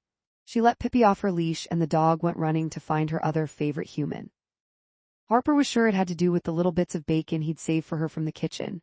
In the back, Tommy called. Harper made her way to his offices. There were papers everywhere and Tommy looked ragged. Wow, it's like a tornado came through here. Harper assessed the situation. How can you work like this? I know, it's awful. I really need to get more organized. He got up to give her a hug and they kissed lightly on the lips. Okay, we can clean up later. What's up? She asked. I'm so glad you're here. I'm lost. There are too many moving parts to this festival, and I'm already dealing with complaints about booth locations. I'm afraid the hungry hens are going to peck Porker's provisions to death before this is over. He took his baseball cap off and smoothed back his hair before putting it on again. I'll think twice before I offer to do this next year. As my mom used to beg me, stop me before I volunteer again. She looked for a place to sit. Tommy cleared a space on a chair for her on the other side of his desk. Here, take this spot and let me try to make some sense of these piles. He kissed her cheek and she smiled warmly at him. Pippi stood on two legs looking for his attention. He picked her up and tucked her into his chest. Would you mind grabbing my laptop? Harper asked. I left it on the bar when we came in. I made a sample spreadsheet we can use. Sure, be right back. Tommy retrieved the laptop and returned to his office. He handed it to Harper and she showed him what she'd already accomplished. The chaos was being tamed right in front of his eyes. After a couple of hours, Harper got up to stretch. I'm going to run to the ladies' room. If you want to keep going, you can input these vendors and their booth numbers. Tommy came around to see what she was pointing to, and she showed him the two columns she wanted him to continue filling out. I see, got it. Shall I make us a couple of sandwiches? She said. I know where everything is in the kitchen. That would be great, though I should be making sandwiches for you. You're saving me here. He gestured around his chaotic office. Next time. She left the office then came back right away and put her head around the doorframe. Turkey Swiss mayo, no mustard, salt, pepper, dash of Tabasco, lettuce and tomato, side of chips. Perfect. Harper liked knowing his order. It felt intimate yet easy. With Tommy there was no pretending, no drama. That wasn't something she'd felt with previous guys she'd dated. With Kai, she always felt on edge, wondering if she was pretty or interesting enough to be with him. But around Tommy, she lost her self-consciousness and could just be herself. It wasn't lost on her that she'd met the first guy who ever made her feel comfortable in her own skin, and that she was about to go back to Manhattan where the dating scene was horrendous. Sometimes, she'd let her imagination go to places where she and Tommy stayed together right there in Cedar Falls, with her writing novels and teaching, and him growing his business and maybe even opening that ice cream shop on the farm that he dreamed about. After a few minutes of these daydreams, she'd shake herself back to reality. She didn't believe that staying in Wisconsin was an option for her. Harper made the sandwiches in the bar's big kitchen, placed them on two sturdy paper plates, and added pickles that she found in the fridge. She managed to pick everything up in one go thanks to a waitressing job she'd held for a couple of summers and headed back to the office. As she walked in, she saw Tommy staring at the computer with his eyes wide, his face red and one hand covering his mouth. He moved quickly to shut the laptop. What's wrong? She asked, concerned the entire file may have been lost and they'd have to start again. Tommy was speechless. Well, Harper, I didn't know, and I'm like, wow. Tommy, what is it? What are you talking about? She asked, her brow creased. Well, I wanted to look up something about the festival, so I minimized the spreadsheet to get to the internet, and then I suddenly was reading these paragraphs about a god and a goddess in a death match on the ice in the heavens, and then Harper's heart went cold. Embarrassment and dread flooded her system. Oh my God, Tommy, you were reading my book. How could you? I'm sorry, I didn't mean to. I swear it was an accident. Please believe me, he begged. It was just there and it caught my eye and it was very good. He was trying to salvage the situation but failing. She put down the plates and reached for her laptop. I gotta go. I can't believe this. I trusted you of all people not to betray me. Tommy put a hand on her arm and she jerked it back. Harper, don't touch me. She had held back tears but now they were flowing over her cheeks. Pippi, let's go. The dog's ears were flattened back on her head. She'd never seen her owner that upset and had started to shiver. Harper motioned for Pippi to hop in the tote bag and threw that over her shoulder. Then she stormed out of the bar in a huff. She got 2 steps outside and realized she'd left her forest green puffy coat in the sin bin. It had been warm when she arrived, but a cold front was coming in that could even bring snow that evening. She hated to go back in to get it, but it was a long walk home and one of her favorite coats she had in Wisconsin. She turned around and pushed open the door. Oh good, you came back. Tommy had been coming after her. Harper, she put up her hand to stop him talking. Just need my coat. She grabbed her jacket off a stool at the bar and wiggled her way into it. And I am not coming back. At least let me drive you. It's cold, Harper. You're cold, Tommy. It was the only insulting thing she could think of in the moment. She knew she sounded childish, but she was so mad that her emotions got the most of her. Tommy decided it was better to back off than to push her. He held the door for her to leave. Harper, I know you're mad at me, but it was an accident. And honestly, I was very impressed with what you wrote. I was just a little surprised. You've never told me what it was about. Don't, Tommy, just don't. She didn't look back as she took a left and headed to Maple Avenue. I should have known it would never work, Harper said to Pippi, who bounced along her hip. She wiped away her tears and felt regret heavy on her shoulders. As the door closed behind her for the second time, she felt the finality of another breakup. She stormed off, walking as fast as she could back to their house. At least she knew how that felt. It was a feeling with which she was way too accustomed. Harper careened into the house and the door slammed behind her. Mary's head popped out of the kitchen. Hey, are you okay? She asked Harper, who was still visibly upset. I'm fine, I just need a minute. She took Pippi out of her bag and handed her to Mary. Mind feeding her? Sure, but do you want to talk about it? Mary asked. Not yet. Mary knew not to push. Harper went upstairs to her loft while Mary gave Pippi something to eat and fresh water. What happened out there, Pip? The dog tilted its head, trying to understand. Chapter 68. Came home that night around 9 p.m. She'd been working very long days at the office on the campaign. It was crunch time. There were just 2 weeks until Election Day. Drink? Mary asked. Just one, but be generous. Dot shrugged out of her long, pastel pink, faux fur coat and hung it in the closet. So how are things looking? Mary was following the campaign closely. Get any new numbers? She got out a bottle of Sansera and poured them each a glass and handed one to Dot. Oh gosh, it's so close. Too close to call. And we just found out the Republican ticket is coming back to Wisconsin twice more this week. So now we need to get Lopez and Stone back here too, but they also have to hit stops in Arizona and Nevada. The travel for them is brutal, but Wisconsin is ground zero. We're just waiting for confirmation that one of the stops she makes is Cedar Falls. If she wins here, she likely wins the entire thing. And makes history, Mary said. That's the goal. I feel like everything will be a blur from now until then. Have you heard from Danny? Mary asked. Not since a couple of days ago. Did you ever respond? I didn't. Dot, I don't know what to say, Dot said. Jake said that there's no way he was with another woman. At least you could get back to him and just ask him what happened that night. Mary was relieved when Dot had quickly gotten over her anger when she'd revealed that she'd told Jake what was up during their weekend getaway. Mary knew all of this was killing Dot and Danny. It's excruciating, Dot confessed. I think about him all the time, but now I worry that not only has so much time passed that he probably doesn't even think about me anymore, but what's the point if we're leaving right after the election? That's not true. He's obviously thinking of you. If he didn't care about you, he wouldn't have asked Jake to help him figure out why you'd ghosted him. You're just telling yourself that because you're afraid of the truth, Mary said. What truth? Harper resurfaced from the loft and entered the chat. She wore her matching pajamas set in a plaid print and had her hair in a scrunchie on top of her head. Her eyes were red from crying. She carried her laptop under her arm. Dot and Mary did a double take at their friend's appearance. What happened to you? Dot asked. Gee, thanks, Harper said, taking a glass of wine from Mary and getting some frozen cookie dough bites out of the fridge. Mary caught Dot's eye and mouthed, Yikes. Come on, Harp, you've been upset since you came in earlier. What happened? Mary asked. Harper munched and Mary and Dot both reached for some cookie dough. Mood eating went better with others. So it was Tommy, Dot said, making an educated guess. Sweet Tommy, what could he have done to make you cry? I'll kill him. Mary tried to lighten the moment. Harper was finally ready to spill the beans. I was over there helping him get ready for the Apple Festival. He's in charge of all the food vendors, and I put together a spreadsheet for him to help get it organized. So far, so good, Dot said, patiently waiting for Harper to get to the point. Well, I went to make us sandwiches while he plugged in data, and when I came back, he was reading my novel. The novel that even we have never seen? Mary couldn't believe it. Yes, and he was red in the face, and I got so mad. I don't want anyone to read it until it's done. I'm afraid it's terrible. And I'm superstitious that if anyone reads it before I write the end, that it will never be a real book. First of all, that's crazy. Second, why was his face red? Dot asked. Oh gosh, I can't tell you. Harper's face was now turning pink. And did he go looking for it on purpose to read the novel while you were out of the room? Mary was dubious. He said it was an accident, that he went to do a Google search and that the novel was on the screen. That sounds plausible, don't you think? Mary asked. But still, Harper said. But still what, aren't you overreacting? He didn't mean to, Mary said. I still want to know why he was red in the face. What did you write that would make him embarrassed? Dot asked. I don't think he was embarrassed. Harper's hands covered her face. So what was it then? Dot pressed. I think he was aroused. Aroused? What are you writing? You must show us now. What's the harm? Mary asked. Yeah, your writing is already cursed, so, Dot said. In a quick move, Mary reached for the laptop. Harper held onto it too. They tussled for a moment, but Mary won. She opened it. Password? Mary demanded. You guys, Harper said, but she spun the laptop around and used her finger to open the screen.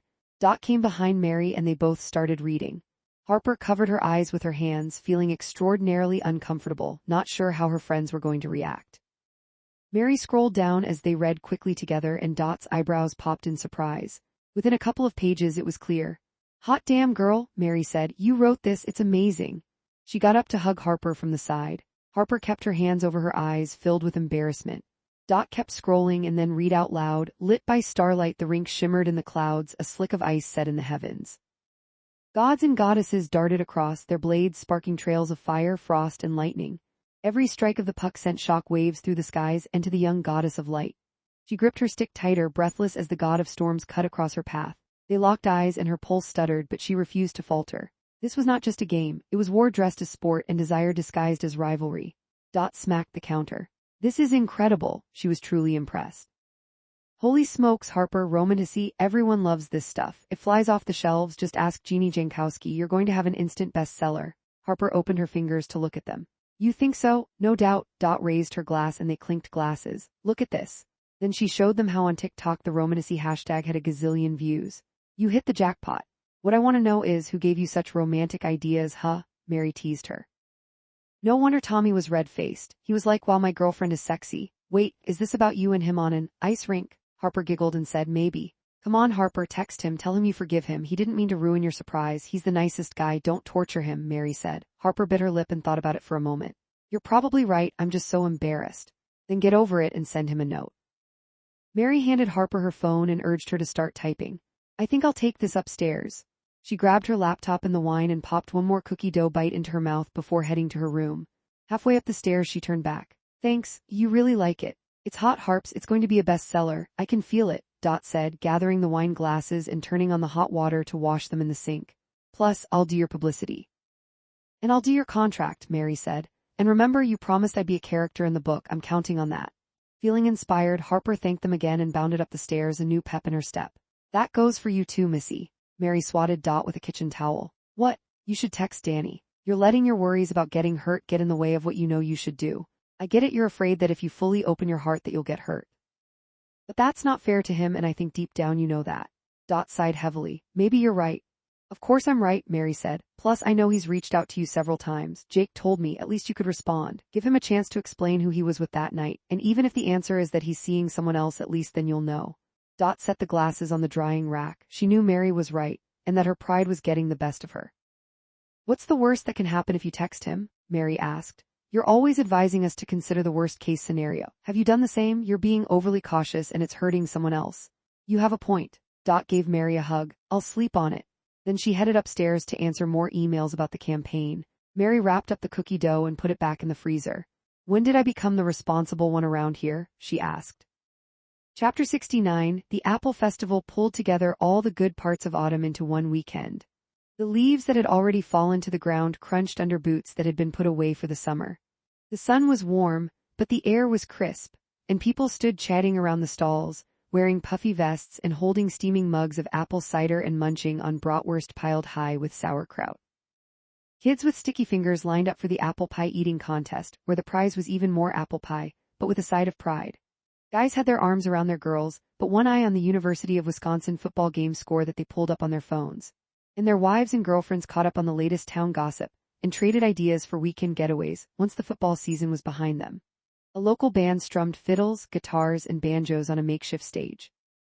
Their music got toes tapping, and a few couples like Ted and Jeannie Jankowski made a little space in the crowd so they could dance together, feeling light on their feet. For those too shy to dance, a sway or two got them into the spirit of the festival. For a few hours that weekend, the outside world was far away, and Cedar Falls felt like the center of the Apple universe. Joe and Grace Taylor arrived after the festivities were underway. The weather cooperated today, Grace said as Joe parked their Suburban in the town lot.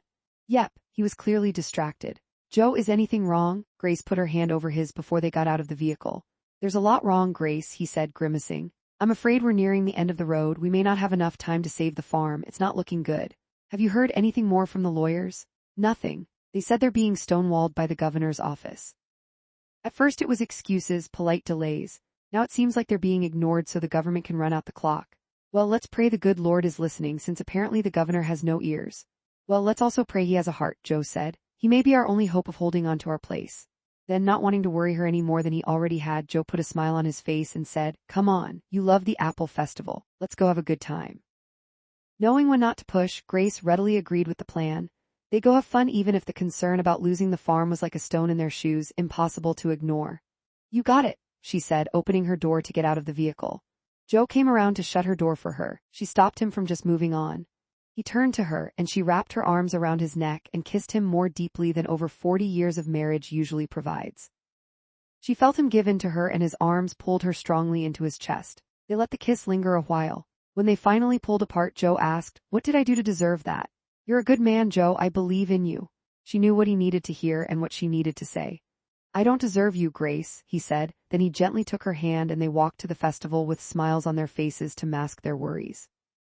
With Jake on duty for the Apple Festival and Dot working on the campaign, Mary and Harper walked with Tommy down the middle of Main Street. Cars were banned from downtown for the day, and citizens spilled into the streets, taking in the sights, sounds, and smells. Mary wore dark brown suede pants tucked into tall brown leather boots and a navy green and light pink plaid coat. Harper stepped out in her black leggings, her well-worn cordovan ankle boots, and her green puffy jacket. A big sign above them stretched across the street that said, "Cedar Falls Applefest 2028, life is sweeter here." Pippi rode along in her tote bag and Tommy carried it for Harper. "Can't that dog walk?" Mary asked him. "Why walk when you can ride, right, Pip?" Tommy asked, patting the dog's head. Pippi licked his hand in return.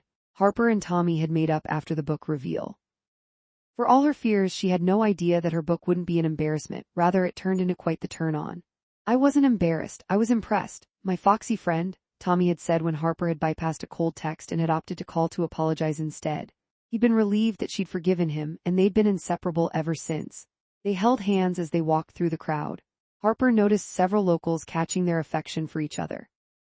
"There goes another eligible bachelor," she imagined them saying. The three of them stopped to listen to a local singer-songwriter who'd grown up in the area but made it big in Nashville. He had a hit song on the radio recorded by a big-named artist. Still, the success hadn't gone to his head. "I love coming home," the singer said before launching into the hit that helped him and his wife buy their first home. Their 3 young children sat in the front row, cheering on their dad. "The festival is a huge hit, Tommy. Look at all these happy, smiling people. They have no idea how much work goes into it," Harper said to Tommy as she looked around at the booths.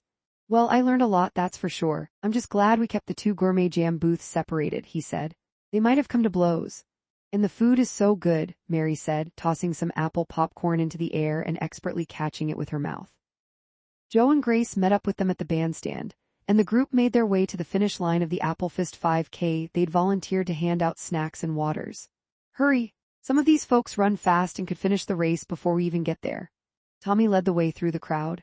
Joe, Grace, Mary, Harper, and Tommy found their table and started grabbing mini waters to hand out, along with bananas and, of course, apples. A familiar face came through early on, Danny Dawson with his big dark eyes and floppy hair. He'd barely broken a sweat on his run. "Hey guys," he said, taking a water from Harper. "Hey Danny," she said. "How have you been, Danny?" Mary asked, fearing the answer was not well given that Dot had been slow to send him a note and they'd not even seen each other in weeks. She knew Dot was miserable. Did Danny feel the same? "I've been better," he said. He motioned Mary to step out of the way of the other runners. "Is Dot here?" He sounded hopeful. Mary shook her head. "I'm afraid not. Senator Lopez is finally coming to town tomorrow for a big rally here at the fairgrounds, so she had to work. She's literally not done anything but work with the election so close now."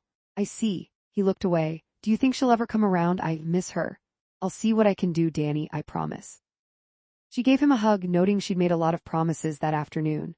"Sorry, I'm probably sweaty from the run," he said. "You look like you walked 2 blocks instead of running 3 miles. 3.1, don't forget the .1, hardest part of the race." She gave him another big hug and spotted Jake in uniform, working the fair shift for the police department, making his way to them. "Come on, let's make Jake a little jealous." They both laughed as Jake came over. "Hey, hands off my girl," Jake said. "She's all yours, bro," Danny laughed, but his sad eyes came back. "You're a lucky man, Jake, don't I know it?" He put an arm around Mary and pulled her close. She looked up at him and smiled. She loved him in his uniform. Just then she felt her phone buzz. She just received another email from Patricia Parker in New York. "I found another something regarding the Taylor farm." Mary jumped. "Jake, can you run me home? Right now." "I thought you wanted to stay and eat some more Wisconsin delicacies." He loved her big appetite. "I just need to get going. It's about work." She didn't want to say she had a possible lifeline to save the farm until she was sure it was solid. "All right, sure, my shift ends in 5 minutes. We can go. I'll just radio the guys." He spoke into his shoulder mic and they waved goodbye to everyone. "What's this about?" Jake asked as they pulled out of the parking lot in his cruiser. "It's actually not about my work, it's about the farm. I have a lead," she said. Upon hearing that, he stepped on the gas. Chapter 70 At home, Mary pulled out a folder. "What's in there?" Jake asked. It's our lease agreement for this house. When For the Win rented it for us, Kitty Bell had her fiancé's law firm draw up the contract. She rifled through the papers. Here it is. Then she got her phone and went to the email from Patricia Parker. Bingo, she said. What did you find? Patricia said that the law firm representing the manufacturer that wants to take over the farmland also represents a lot of Chinese defense companies. And the name of the law firm rang a bell with me. I was right, it's the same firm. So how would that help my dad save the farm? Well, it could be a big no-no. Any law firm that represents the interest of a foreign country or business must register with the government. It's called FARA, or the Foreign Agents Registration Act. With China's history, anytime there's a connection, it triggers this requirement. Why? Because all businesses in China are ultimately owned by the Chinese government. Ah, okay, I get it. But what are the consequences for lying about that? Jake reached into the fridge and got 2 seltzers for them. He opened them both, then handed her one. Aren't lobbyists and lawyers always lying? If I'm right, the joint manufacturing partnership between the federal and state governments, along with this private company, would require a national security review. So any of these so-called investments must go through this committee for approval. I won't bore you, but it's called the Committee on Foreign Investment in the United States. I've not seen anything in your dad's paperwork where this proposed deal has gone through any review. And so if they've hidden it or were playing loose with the facts, then the whole thing can come to a screeching halt. Because it could be a matter of national security. He was catching on. Exactly, but we need proof. How do we get that? Well, I need a little bit of time and to run this by one of the law partners in the city, she said, taking a sip of the cool, sparkling water. Mind if I do a little work instead of going back to the festival? I'm meeting up with your dad in the morning. Tell you what, you go to work and I'll go get a couple of steaks to grill. We can stay in tonight. I'll light the fire. It's a gas fireplace. All you do is flip a switch. That isn't the fire I was talking about. She caught on. Oh, I see. She leaned over to kiss him. He pulled her in close, but she pushed him away. I'll work fast. Chapter 71. The night before Lucy Lopez was finally due to visit Cedar Falls at the Apple Festival, Kitty Bell came to town and brought a couple of For the Win's donors with her. She de-organized a dinner off Main Street and invited Dot, Fletcher, and Rose to attend. They knew they weren't just invited for a meal. They were to sing for their supper by showcasing how FTW's work was going to flip Wisconsin from red to blue. Kitty needed those contribution checks to keep coming. Even though Dot and Fletcher pled their case with the DC-based campaign for a rally in Cedar Falls, the politicos at Lopez Stone headquarters kept making excuses for why it couldn't happen. This was despite the candidate herself saying she needed to go. She'd been pushing her team for it ever since she got the request directly from Dot. Her campaign kept blaming the schedule, though Dot and Fletcher knew it was because they didn't think it was worth it. They think we're stupid, Fletcher had said. If they'd get out of Washington and touch some grass, they'd see we're right about this. And this is one instance when I don't want to say, I told you so. We have to get them to change their minds and get this on the schedule. Soon, we are this close. Dot held her index finger and thumb a millimeter apart. Kitty had been helpful in aggressively pushing for the Lopez visit, and the candidate herself had put her foot down. She was going to the Apple Festival. Her campaign relented. It's on, Kitty had texted the thread. LFG, Fletcher wrote back. Dot sent a thumbs up and immediately felt stressed. Now that they'd gotten their way, the pressure was real. So that night, on the way to dinner at the Golden Grate, Dot, Fletcher, and Rose brainstormed their best points to prove that the FTW money was being spent wisely. By the time they arrived, each knew their part. Dot was on messaging and media, Fletcher on turnout and social, and Rose on volunteers. It was go time. When they walked in, Kitty was already there. Of course she was. She air-kissed each of them and then turned to introduce them to her guests, a young tech-rich couple named Michael and Iris Vale. Dot did a double take. The wealthy donor was someone she knew, and someone she'd hoped never to see again. It was her horrible client, Stanford Michael, who'd berated her when she was at the firm because she'd not been able to book him for a cable news hit. He of Who's the Boss of You fame. Dot Clark. He asked, incredulous. What the hell are you doing here? Wait, you two know each other. Kitty was confused. Dot felt herself shrink. Why did this man sap her confidence? Hi, Michael, she managed while weakly shaking hands with him and his wife. Then to Kitty she said, we used to work together when I was in New York. He was a client at the PR firm. So you didn't go on to some great job, I see, he said. You left New York for this. He gestured around dismissively at Cedar Falls. I can't believe you're working on the most important campaign in our lifetime. I thought For the Win was a serious outfit, Kitty. Kitty flinched. Fletcher stepped in. Whoa, buddy, we haven't met. I'm Fletcher Abbott. It's good to meet you. Listen, I'm not sure where you got that impression of Dot. I've never known anyone with instincts as good as hers, and she can execute a plan like no one else. Dot was grateful for the defense. She stood a little taller. I doubt that, Stanford Michael scoffed. His wife placed a hand on his forearm. Honey, maybe this is a waste of time. We're already here, Iris. Might as well eat, even if this place is a little too Midwest for my taste. He had an annoying habit of emphasizing words to drive home insults. Well, Kitty, I hope you know what you're doing, he said. I'm not in the habit of wasting money. Dot smirked. All the guy did was waste money on ego-driven publicity stunts. And now he was trying to get involved in politics too. The party had too many of these rich people mucking things up. Kitty suggested they move to their table, her face frozen in an icy smile. Rose picked up the conversation and asked the Vales about their trip from California and told them about the local weather forecast. Safe topics. Fletcher held back and tapped Dot on the shoulder. Are you okay? That guy's a jerk. I'll tell you the whole story tomorrow. Looking back, it's silly. But basically, he's the reason I decided to leave the PR firm.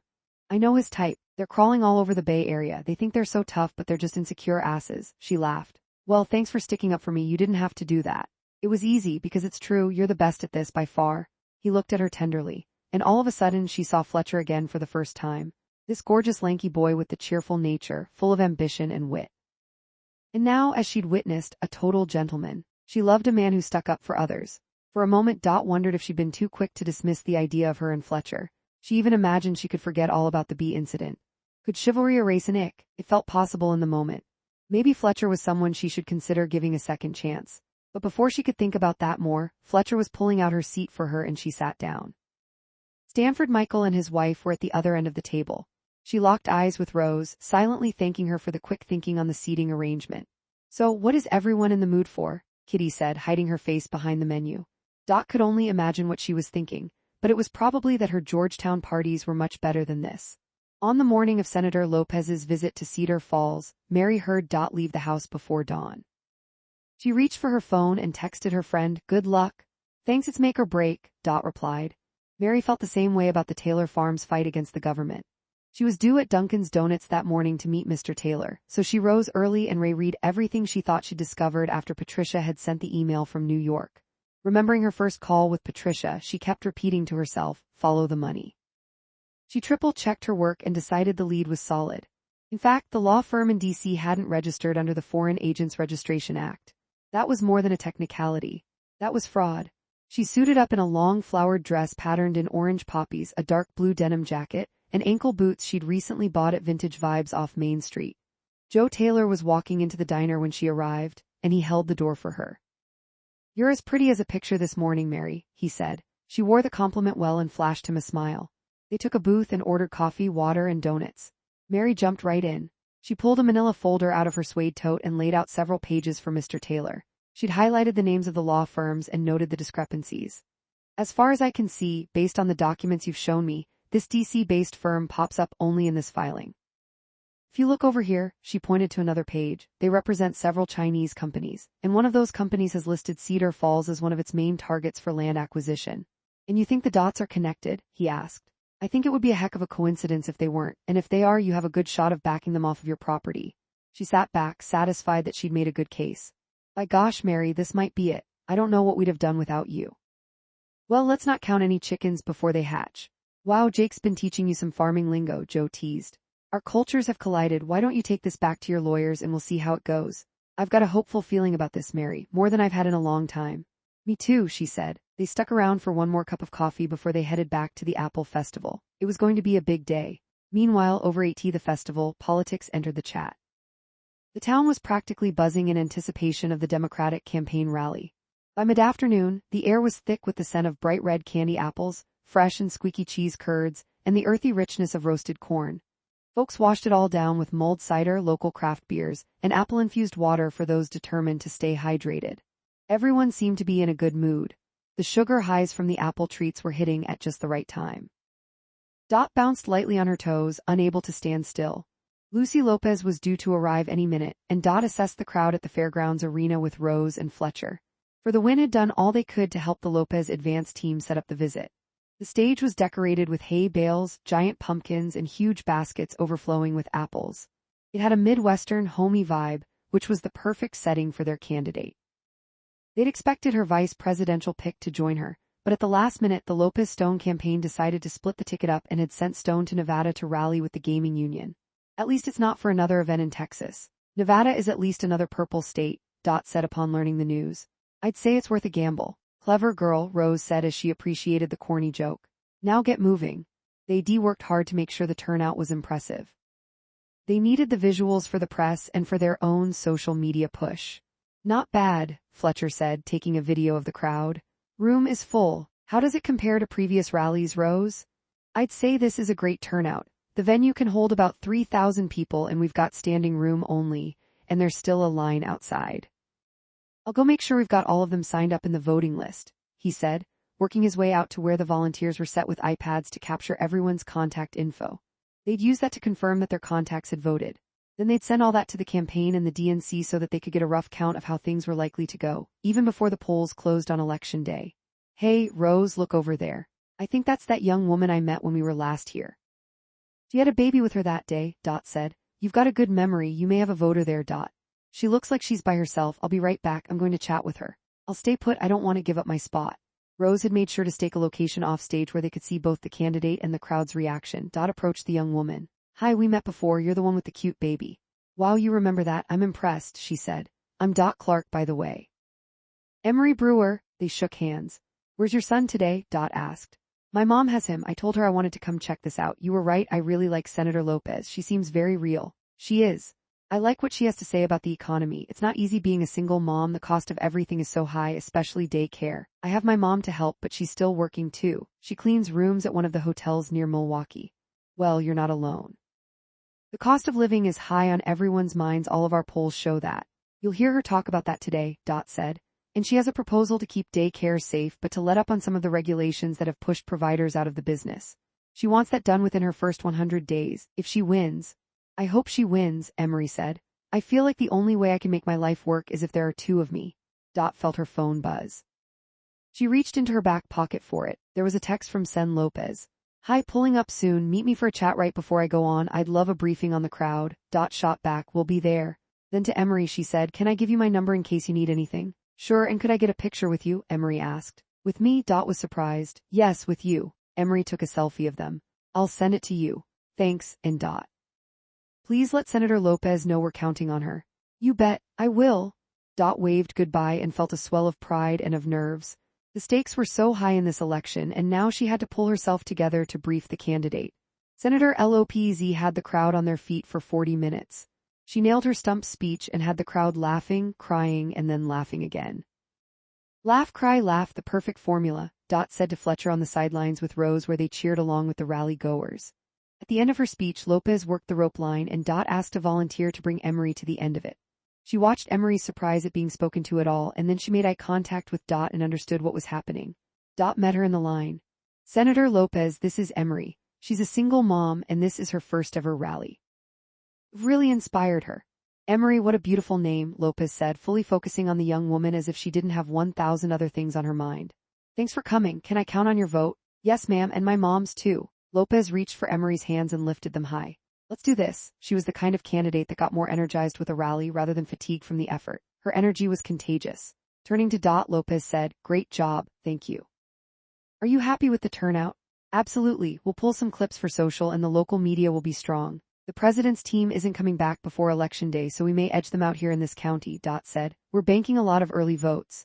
That's good to hear, we have to win Wisconsin. I don't see another path without it. Lopez kept smiling and waving as she and Dot talked. Ride with me to the airport? Dot was thrilled to be asked. I'd be honored.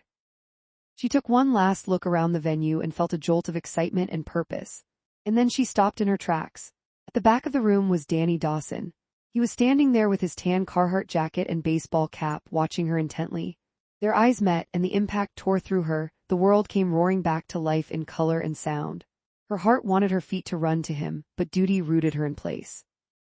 Lopez's security detail was trying to usher her out, and Dot had to follow her. She kept Danny's gaze and put a hand to her heart. She knew that he'd come for her, not for the Democrats' election rally. Dot hadn't seen Danny or returned any of his messages since she saw him with that other woman at Coco and Cabernet nearly a month before, though she'd missed him so much. Her stubbornness wasn't charming, it was pulling her under. And seeing Danny, his dark, sad eyes penetrating her thoughts, crushed her.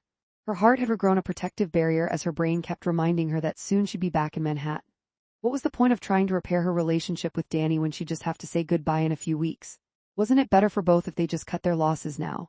Knowing she had to get into the limo with Lopez, she took a deep breath, pulled her eyes from his, and scurried to the awaiting motorcade.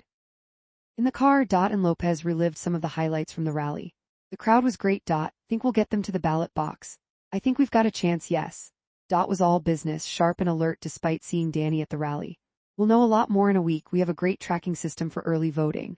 That way we can focus on the ones who wait to vote until election day. The numbers here are pretty good, but don't worry, we're not taking anything for granted. That's a good motto to live by no matter what, Lopez said. When it comes to women in politics, well, my experience is that we have to work harder. You can't rest for even a moment. You seem to have endless energy. What's your secret? Dot asked lightly, though she actually was curious. Lopez looked out the window and waved to some folks walking to their cars, having had their fill of the fare. Remember when you asked me if I'd ever been in love? Dot nodded. I hope that wasn't too personal. Not at all. She turned her gaze back to Dot. As I said then, I did want to marry. In fact, I'm open to it even now. But one thing I've learned is that you shouldn't measure yourself against anyone else's choices. I've been thinking about you. Dot couldn't believe that Lopez had time to think about her. If your dream is to go back to New York, Dot, then do that. But think about whether that's just the safe choice. All of us need to be willing to take risks. Don't scurry back to Manhattan if there might be a great chance for you to work in Washington. Follow the option that makes your heart beat a little faster. Dot took that in. You make me feel like maybe I could do it too, meaning follow my passion and that everything will work out. Not maybe, you can. How can I thank you? Dot asked, grateful to have been given such specific guidance for her next steps. All I ask is that one day you pass it on to the next generation, Lopez said, gathering her things to exit the vehicle as they pulled up to the private plane waiting to take her to Detroit for another campaign stop. Keep the mentoring chain going. They got out of the car and Lopez gave Dot a quick hug before turning and bounding up the steps to the awaiting jet. Dot stood on the tarmac and watched Lopez ascend the stairs. Before going inside, she turned back to wave at Dot. See you soon. Let's win this, Dot gave her a thumbs up. When the plane's doors closed, her mind was ping-ponging with thoughts of what her options were after the campaign. Maybe she should more seriously consider going to Washington. What was the worst that could happen? But try as she might to focus on her career and keep her head in the election game, Dot was distracted. She kept replaying one part of the rally over and over. It was nothing Lopez had said in her speech. It was when she'd spotted Danny watching her, his eyes on her every move. Chapter 72. Suddenly it was the week before Election Day. Hi, Mr. Russo. Dot and Harper got behind Mary to wave hello into her phone. Tony Russ had called to check on his daughter. He was anxious for her return to New York. There's my girls, he said. Hey, I just sent some money to Mary for you to buy some Halloween candy for those kids. Don't get any of those small ones. Go full size. Give them what they really want. That's so nice of you, Mr. Russo. I'm not sure their parents will love us for it, but it'll make for a fun night, Dot said. I'll go with Mary to make sure we get the best kind, Harper said. Mary blew a kiss to her dad and ended the call. Let's make a list of what we want, Dot said. Why do you always need a list? Mary was more of a wing it kind of shopper. You'll thank me one day for the habit. She opened her notes app and asked, what's your favorite candy? I think we should go old school and get Snickers for sure. What about Milky Way? Harper asked. I hate Milky Way, Mary said. Three Musketeers. Oh wait, that's the one I hate. Mary couldn't stand the nougat. Anything Reese's is good, Dot said. Can't argue with that. Mary agreed. Twix, Harper suggested. Definitely, Dot liked those. Candy corn, the worst, Harper said. Raisins, Dot tried one more. You want our house to get egged? Harper said. Okay, just make sure to get some Starbursts for me. I may need them on election night. You got it. Mary and Harper headed to the Jeep. I'll keep Pippi here, Dot said, following them out. I could use the company. Need anything else? Mary asked. Don't forget your broom and cauldron, Dot said to Mary. That's what my brother Frankie always tells his mother-in-law, she said. She laughs, but I'm not sure he's joking. Okay, put it on the list. Oh, now you need a list, Dot teased. Ha, just text it to us. We're going to run before Target closes. Mary got up behind the wheel. Don't buy any extras, Dot warned. They already had so much to pack after the election. Wouldn't dream of it. Harper hopped in the Jeep and closed the door. Darkness came early the last day of October. The temperatures plummeted when the sun went down, and parents braced themselves for fights about coats covering costumes. Those were battles they'd likely lose, with the kids fueled on adrenaline and their moms and dads bracing themselves for the sugar highs and lows to come over the next week. The entire town of Cedar Falls had caught Halloween fever. Every house and business had joined in, with the streets filled with a carnival of pumpkins, witches, ghosts, and twinkling orange lights. Some ambitious families transformed their homes into mini haunted houses with tombstones poking out of their tidy lawns, and jack-o'-lanterns lit with candles on the steps of their front porches.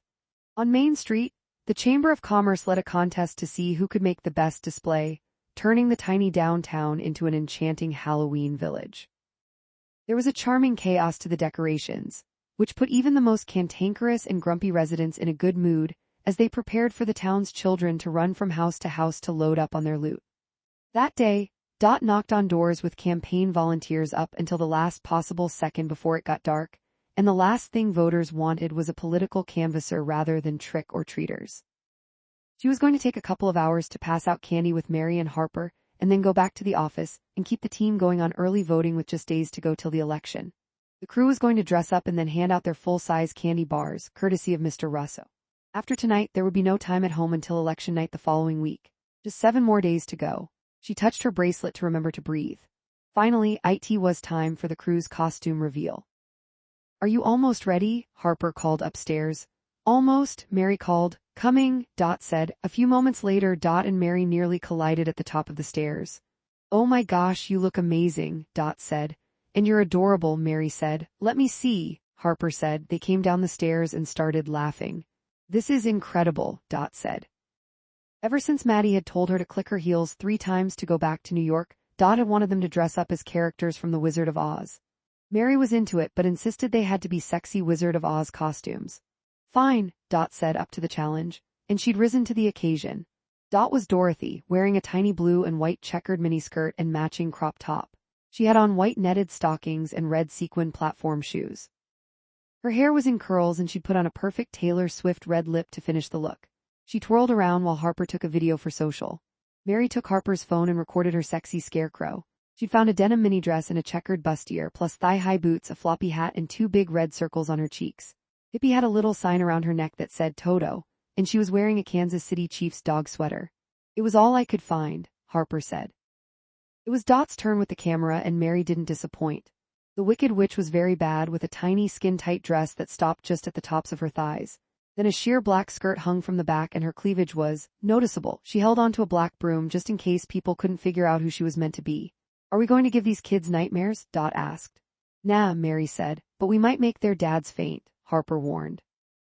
They gathered to take a selfie and Dot posted it to her story. Her caption read, "Trick or treat wicked style." A second later it had already racked up 100 views. "Well done," Mary said, giving Dot a high five. They passed out candy and had a wonderful time chatting with the kids in their costumes. Dot gave extra to the ones who'd made an effort with their costumes. She especially liked the political ones, twins dressed as red and blue waves, a cow covered in vote stickers, and a guy named Bill wrapped in white and with a replica of the Capitol on his head. Dot pointed at that one and laughed. "Well done, Bill," she called. Bill took a bow. "Do you know him?" Harper asked. "Oh no, that's just Bill sitting on Capitol Hill. My dad used to play these really old cartoons he grew up with for my sister and me." Bill was introduced in Congress but couldn't get a vote. "It's how I learned how a bill becomes a law." "Heck, I need to watch that now," Harper said. Dot checked her phone and saw the time. "Yikes, what's happened to me? I need to focus. We have a race to win." "I think you're going to win," Mary said. "Me too," Harper said. Dot appreciated their optimism, but she wasn't so sure. The race was neck and neck. As the night wound down, fewer kids were coming by, the temperature was dropping, and the parents were ushering their children home. They still had school in the morning. As they were about to close the door, Mary saw Tommy's truck on the other side of their street. Tommy rolled down the window and whistled. "Hi there, trick or treat ladies," he asked. "What do you think?" Harper said. Tommy and Jake got out of the driver's and passenger seats. And then the back door opened and Danny stepped out. "Definitely a trick," Mary Stage whispered to Harper. Dot's heart caught in her throat. Danny, rugged, fit, and unforgettably handsome, but it was his wounded eyes that drew her right back in. She'd missed him so much but had tried to avoid thinking about him. She didn't think there was a point since she was going back to New York, and even though he'd shown up at the Lopez rally, she still had never responded to his text messages. She felt terrible about that, and now she felt embarrassed. Jake walked up to the porch first. "Is it okay that he came too, Dot?" He cocked his head back toward Danny. "Oh sure, of course." Dot shot a look at Mary, knowing she probably had something to do with this little visit. "Let's go inside, it's freezing out here," Mary said, Jake's hand on the small of her back. Tommy and Harper followed them in, taking Pippi with them. And then Dot and Danny were outside together, alone for the first time in weeks and face to face. "Hi," he said. "Hi." She made eye contact but nearly melted when she saw the sadness there in his big dark eyes. "You look," he didn't finish his sentence. "Ridiculous, I know," Dot said, suddenly a bit embarrassed by her costume. "I was actually going to say that you look more beautiful than ever. I've been meaning to write you back," Dot said in a rush. The silence has been deafening. "I'm sorry, it was wrong. It's just that night after being confronted by Maddie and," he interrupted. "By Maddie Becker." "What in the hell did she say to you?" She said that if I wasn't serious about staying in Cedar Falls that I shouldn't lead you on and possibly break your heart again. She had no business doing that, he said, an edge to his voice. I think she was just looking out for you now that I've had time to think about it. I'm tired of everyone trying to look out for me. I can look out for myself, he said. I hear you, loud and clear. Dot felt a little better knowing he felt that way about Maddie. She's a bit extra. That made Dot laugh. Yes, she's extra. Now don't get mad at Mary and Jake, but they told me you think I was dating another woman. What gave you that idea? He asked. It was the same night, right after Maddie and her friends had run into me at the couture closet. I started walking up Main and I saw you with a beautiful girl. At Coco and Cabernet, and since we'd not talked about being exclusive, I assumed I didn't have a right to be angry. So I froze. Wait. Coco and Cabernet? Oh my gosh, oh. Danny shook his head and covered his eyes. What? That was Sadie's sister. We get together every year for a dinner on Sadie's birthday. She's just a good friend. We have leaned on each other ever since. Ever since she died, Dot said gently, her foolishness becoming clear to her. Oh Dot, I've missed you so much and I was falling in love with you. I should have told you that. I should have demanded you listen to me.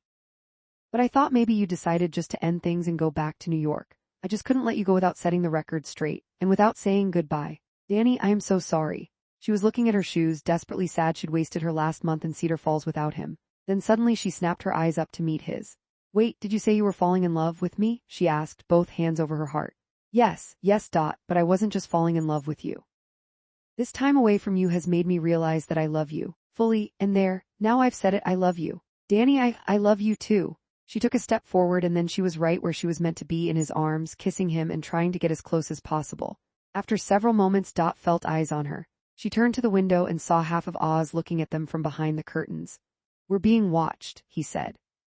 Let them, she said, thinking of how apt that advice was now that she realized that the townies and even her own stubbornness almost kept her from knowing that Danny Dawson was in love with her. He pulled Dot in close and rested his chin on top of her head. What are we going to do now? He asked. Dot touched her bracelet and breathed deeply. Can you hold that question until after election night? I have to see this through. I made a commitment to for the win and to Senator Lopez, and it's almost over. And then we can talk? That's a week from now, he said. Yes, 7 days, but who's counting? She asked. I'll be counting. Me too, she admitted. Me too. Chapter 73. Well guys, we did all we could, Dot said to Fletcher and rose at 5 a.m. on election day. Senator Lopez was in Milwaukee that morning, trying to drive up the Democratic vote totals in their biggest precincts. Governor Stone was in Detroit, then he'd hit Philadelphia before meeting back with Lopez in Atlanta, where they'd watch the returns together. The Cedar Falls for the Win team all wore royal blue cotton sweaters with red trim and white FTW lettering. Kitty Bell had made them for her team and all the volunteers of the office. We left it all on the field, Fletcher said. That's a football reference, Dot. Oh really? I thought it was some farming term I'd yet to encounter. She playfully punched him on the arm. I'm so glad you two were here this cycle. You made it fun and your ideas helped make this race as close as it is. It's been an honor, Rose said, wiping a tear from her eye. Hey, don't cry yet, we can still win this thing, Fletcher said, handing Rose a coffee. Oh, I think we could win, I'll just miss you, she said. I'll be lonely without you. We'll stay in touch, Rose. Besides, I can't wait to have you on my new podcast. Gotta have my best girl on to explain to people how politics really works. Fletcher flattered Rose but meant what he said. He'd been all set to move to New York and had even come up with a name for his new podcast, Left Unsupervised. The plan was for it to air right after Thanksgiving, and he had major funding to help build an audience. He described his podcast as smart politics disguised with humor, but plans had changed. While Dot had been offered the job with the American Progress PAC in D.C., she turned it down and instead recommended Fletcher for the role. She suggested they could get him to take the job if they let him do the podcast in addition to running communications. They ended up loving the idea, so instead of moving to New York City where Dot planned to be, Fletcher switched gears and had rented an English basement apartment on Capitol Hill. Dot admired his flexibility, but she knew that D.C. wasn't for her. She was a creature of New York, and whether either of them would split the 20% of Kitty's win bonus remained up in the air. At this point, Dot thought she'd need it as a bridge since she didn't have a job to go back to in the city. But she wasn't counting on it. First, they had to win. Are you sure a 70-something gray-haired grandma is what you really need? Rose laughed off the idea. I'm positive, he said. And Dot, you'll be a frequent guest too. Pretending to be a carnival barker, Dot said, Left Unsupervised, the best podcast you'll ever hear. Give it a like, give it a share. I promise I won't miss an episode. She raised her coffee to offer a toast. Here's to us. No matter what happens today, we'll always have each other. Their favorite mixed set of ceramic cups met and they each took a sip. Shall we get to work? Rose said. Let's do it, Fletcher said. Dot led the way. It was time to make sure their get out the vote plan was executed perfectly. Let's take a pic for Kitty. Fletcher whistled and got everyone gathered outside of the war room. They lined up with the tallest in back. I've been in front my entire life, Rose joked. There was a mirror in front of them. Fletcher held up his phone and took several shots from different angles, proving his Gen Z photographer status. You'll make someone a good Instagram boyfriend one day, Fletch, said. I aim to please, I just texted you a bunch, wanna send one to Kitty and then we can post it on social. Polls open in 30 minutes, I have to monitor turnout numbers for the northern precincts. You bet. Started to scroll through the photos looking for the best one, then it hit her. Oh my gosh, what's wrong? Fletcher raced back. We can't post any of these, she said. Why, who has their eyes closed? Rose. Not that. She handed him the phone. What do you see? I see all of us in our blue sweatshirts before dawn on election day. Nothing else. No, what am I missing? Fletch, look closer. When we're standing in front of the mirror, the sweaters don't have the initials for the win, the reflection turns it around. So they say WTF as in, oh my gosh, holy crap. He said, covering his mouth and laughing. Thank goodness you caught that. We'd have never heard the end of it. You imagine we'd be the laughingstock of the campaign trail. She was doubled over laughing. What do you say I just delete these? Well, delete all but one, we may need it for comic relief in the future. Or blackmail. She winked at him and they started laughing all over again. Meanwhile, Joe Taylor called Mary and asked if she could meet up with him and Grace at Flower Power that morning. I have something to share with you, and I want to do it in person. Do you mind coming over around 10? I'll be there. She set an alarm to make sure she left the house 15 minutes before 10 so that she wouldn't be late. She hoped Mr. Taylor didn't have bad news about the farm. At Flower Power, Mary waved to Mimi and got in line behind the Taylors. Oh, there you are, what can we get you? Cappuccino would be great, she said. What, no pumpkin spice for you? I thought all the young women liked that stuff. Not me, sir, hard pass. Just give me an old-fashioned cappuccino and I'm happy. Joe ordered their drinks while Mary and Grace took over one of the bistro tables near the bakery's window. When Joe arrived and passed out the coffees, Mary dispensed with the small talk. Mr. Taylor, the suspense is killing me. What did you find out? She asked. Well, Mary, I wanted to be able to look you in the eye when I told you how much Grace and I have appreciated your help in this matter. The farm means the world to us and to our boys. Yes, I know, I admire that about you. You're determined to keep the family farm in your hands. Is it going to work? Grace reached over and placed her hand on top of one of Mary's, and Joe did the same to her other one. They squeezed. Mary, Joe said, it worked. The government is backing off. The agriculture secretary, the guy I've known for years, said he heard about the law firm that didn't register even though they're working for Chinese companies. The feds have decided to walk away and try to find another site. They know the bad publicity to come from this would hurt the president and the governor and scare off the investors. So as of now, it's over, and the farm remains in our hands. Oh, this is amazing. Mary jumped up and hugged them both. I'm so happy for you. Just then the door to Flower Power opened and Jake and Tommy walked in. Hey Dad, Mom, Mary, what's this all about? Tommy asked. We came as soon as we could. Sit down, boys, I've got good news to share. They were one seat short, so Mary gestured that she'd perch on Jake's lap while his dad repeated his story. And we've got Mary to thank, he said. Grace, do you have the gift? Right here, she said, handing Mary a large bag decorated in black and white, resembling one of their dairy cows. Oh, I didn't do anything, Mary said. I just found a thread to pull. She gratefully accepted the gift bag. You were the key, Joe said. We think you're brilliant. And we're going to throw a party at the sin bin for you, and Harper the night before you leave. Grace and I are handling all the details. Is that okay with you, Tommy? It'll be an honor, yes, sir. I'm so relieved, Dad. Do you think I can build a lotto gelato now? I think we can talk about it, son. Joe Taylor laughed easily, something they'd all missed these last few months. Go on, Mary, let's see your present, Grace said. Mary opened the card first and read it aloud, as she'd been taught by her Nana. Dear Mary, without you we may have lost the farm. We are so grateful for your generosity in helping us. It took New York to save us here in Cedar Falls. We hope that you'll wear this when you're back in Manhattan and think of us often. Love, the Taylors. Mary reached into the bag, pulled out a large box and took off the lid. Wrapped in tissue was a pair of cherry red hunter boots. Water and mud proof? Mary asked Joe. Exactly, he said. There's one more thing, Grace said. At the bottom of the bag was another large tissue-wrapped parcel. Inside was a traditional Hamilton brown Carhartt barn coat. So very Cedar Falls, so not New York. Still, she was touched. That's more appropriate for feeding the chickens than that beautiful black leather coat you wore the first day we met, Grace said. I've learned some valuable lessons about life as well as farm fashion. I love this so much, Mary said, putting the coat on and flinging off her flats to try on her new boots. I'm really going to turn heads on Bleecker. Joe got his iPhone ready and took her photo as she stood next to Jake, their arms around each other with Mary nearly clinging to him. We thought you could take a bit of the farm with you when you are back in the Big Apple, he said, snapping a pic. That's so kind of you. I'm really overwhelmed, she said, the tears spilling over, and they weren't just for the Taylor's kind gesture.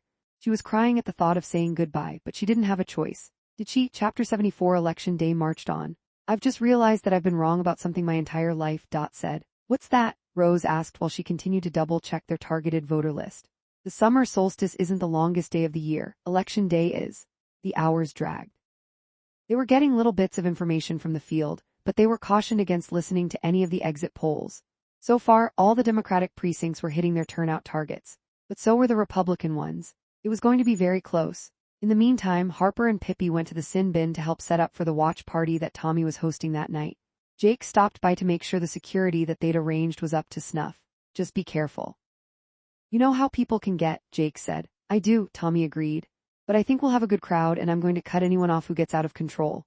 Does that include Harper? Jake joked. I hope so, Tommy said. He was putting together a care package for her to take back to New York, all sorts of Cedar Falls mementos. She'd be taking Pippi with her and he dreaded how sharply he'd miss them both.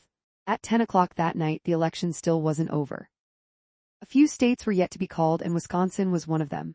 Dot, Rose, and Fletcher huddled together in the war room. Several TVs were on with the different channels trying to fill time with analysis, though they still didn't have a result. It's all going to come down to turnout, one talking head said. We know, they yelled in unison. Dot said she was going to take a break. She went to her desk and noticed her calendar. She put a red line through every day that she'd been there since January. The November calendar picture was of Central Park in autumn, the Plaza Hotel in the background. It was almost time for her to cross out Election Day. And then what? Her stomach rolled at the thought, or maybe that was the 2 slices of pizza she devoured after the Wisconsin polls closed at 8 that night. At 11:45 p.m. everyone was delirious. There were still 5 states to call: Arizona, Nevada, Michigan, Pennsylvania, and Wisconsin. Lopez won her home state of Georgia, plus the state of North Carolina. And Stone was looking like he could pull off Kentucky. Between those two, the Democrats had some hope that if 2 of these other states went her way, and barring any upsets, they didn't imagine that she'd win the election and become the first woman president of the United States of America. Dot felt her phone vibrate. It was a text from Danny. I've been counting down these last few days, he said. Hi, me too. How are you holding up? I'm okay, running on adrenaline and caffeine at this point. Have a moment for some fresh air, I'm outside. You are? Dot mimed a gesture to Rose and Fletcher that she had to take a call outside. She texted, I'm coming, and then pretended to put the phone to her ear. She grabbed her coat from her chair on the way out. Danny's truck was across the street from the Democratic offices. A light snow had started to fall. He was standing outside, leaning against the driver's door. And he was gorgeous. She ran over to him and he picked her up, kissing her. I couldn't wait to see you, he said. I'm so glad. This has been a long 7 days. Tell me about it, Dot said. I've been torn in two, wanting this to be over but mostly just thinking of you. He pulled her into his chest and she smelled his familiar scent of soap and shaving cream. When do you think it'll be over? He asked. I'm not sure, it's very close, could be a while yet. This could end up with an automatic recount, she said, wishing she had a better answer. I'll wait, Danny said. Here, it could be hours. That's fine, I'm not leaving without you. Dot thought it over, and then she felt an impulse that fully clarified her mind. No, don't wait, I mean wait right here for just a moment, Dot said. She took a step back and then dashed back across the street, snowflakes starting to melt in her hair. Inside, she went to her desk and wrote Rose and Fletcher notes. I had to go, please understand, I love you. She signed with just a dot, they'd know who it was from. She placed the notes on their keyboards. There was just one thing left for her to do. Then she returned to her desk and picked up her red Sharpie. Taking off the cap, she leaned over her desk and put a red line through Election Day. For her, the campaign was over. DANNYPULLED into his drive, and he and Dot scrambled out of the car. The snow was falling more heavily by then and had already fully blanketed the ground. They practically flew up his steps, hearts pounding. As soon as Danny got his key in the lock, he swung the door open and Dot's lips were on his, insistent and charged. His hands pressed firmly against her back, pulling her impossibly close. They barely paused to shed their coats, fingers tangling in each other's hair, lips retracing the well-worn paths they'd missed. Every brush of skin, every sigh stretched the moment with powerful tension, the outside world fading away. Yet, remembering what was happening across America that night and how important it was to Dot, Danny used one hand to search around for his television remote. Opening one eye but keeping up with her kiss, he aimed it at the TV and hit the power button. Dot grabbed it and said, No. Don't you want to see if they made any more race calls? Danny asked. No. At this point, she didn't want another moment of politics. She wanted Danny. But you worked so hard, he said, but was interrupted by Dot, who leaned forward and pressed her lips to his again. This time, she let her hands trace up his chest, tugging him closer. Her kiss was insistent but playful, a little challenge. He responded in kind, hands tightening around her waist. We'll know when we know. Danny closed his eyes. So if I have this right, he said, running feathery kisses down her neck. I have you here and the politics is out there. This is like all my dreams coming true in one night. I accept the challenge, she said, laughing, then took his hand and started toward the staircase that led to his bedroom.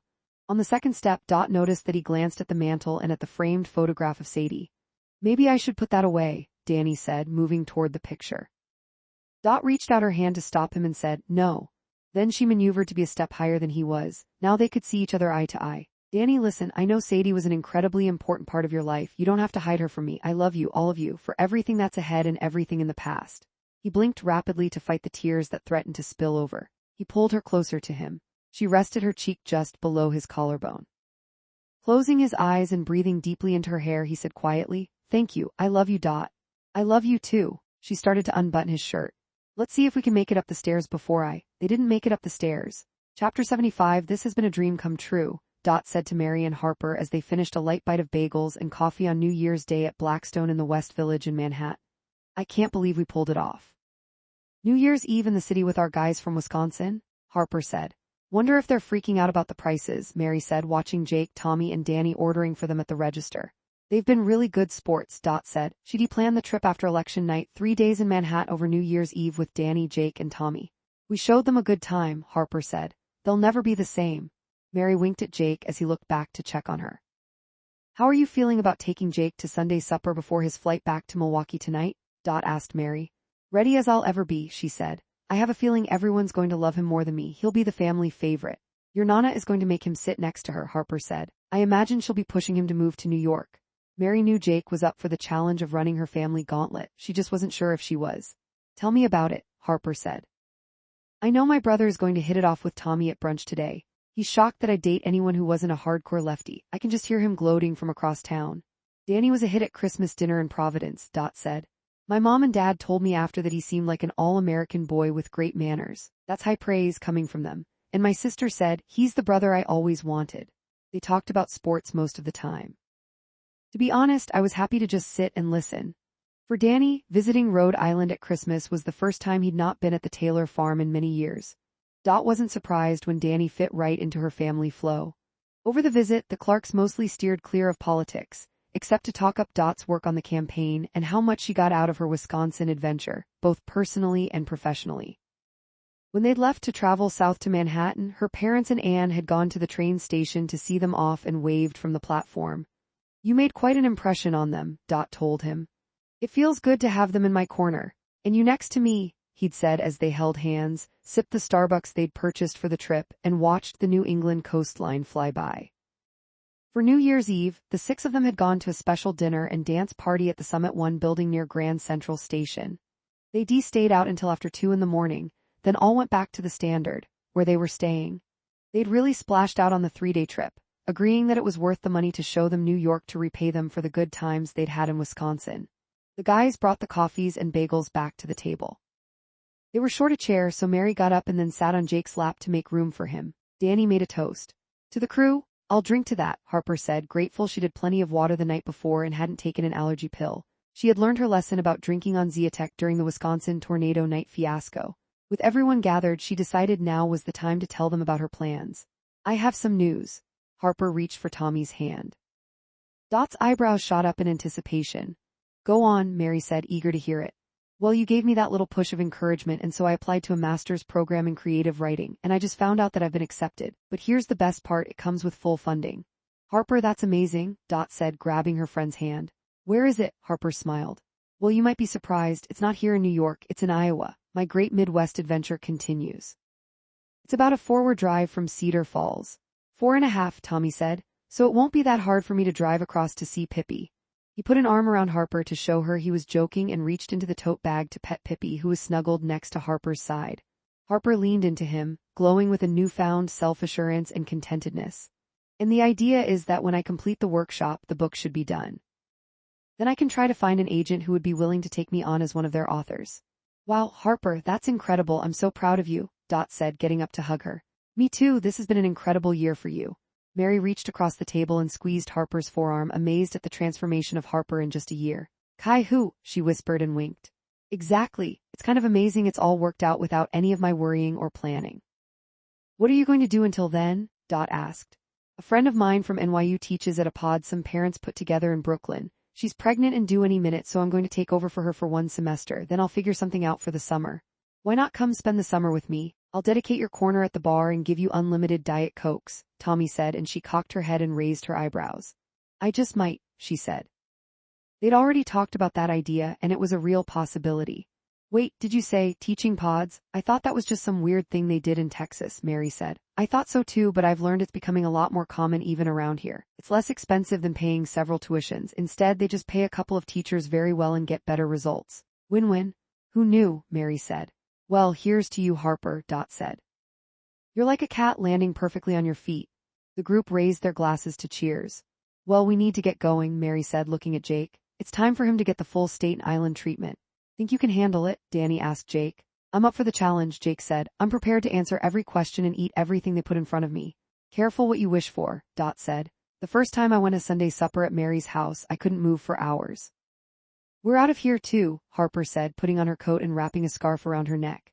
Next stop, Brooklyn. It's time for Tommy to meet the Adlers. Wow, Brooklyn, Mary said. You're brave. Don't worry, Tommy, Dot said. You'll fit in perfectly in the People's Republic of Park Slope. And climate change denier got Rangers tickets for himself, my dad, and Tommy. For once, my dad will be outnumbered politically. I'll be on my best behavior, Tommy said.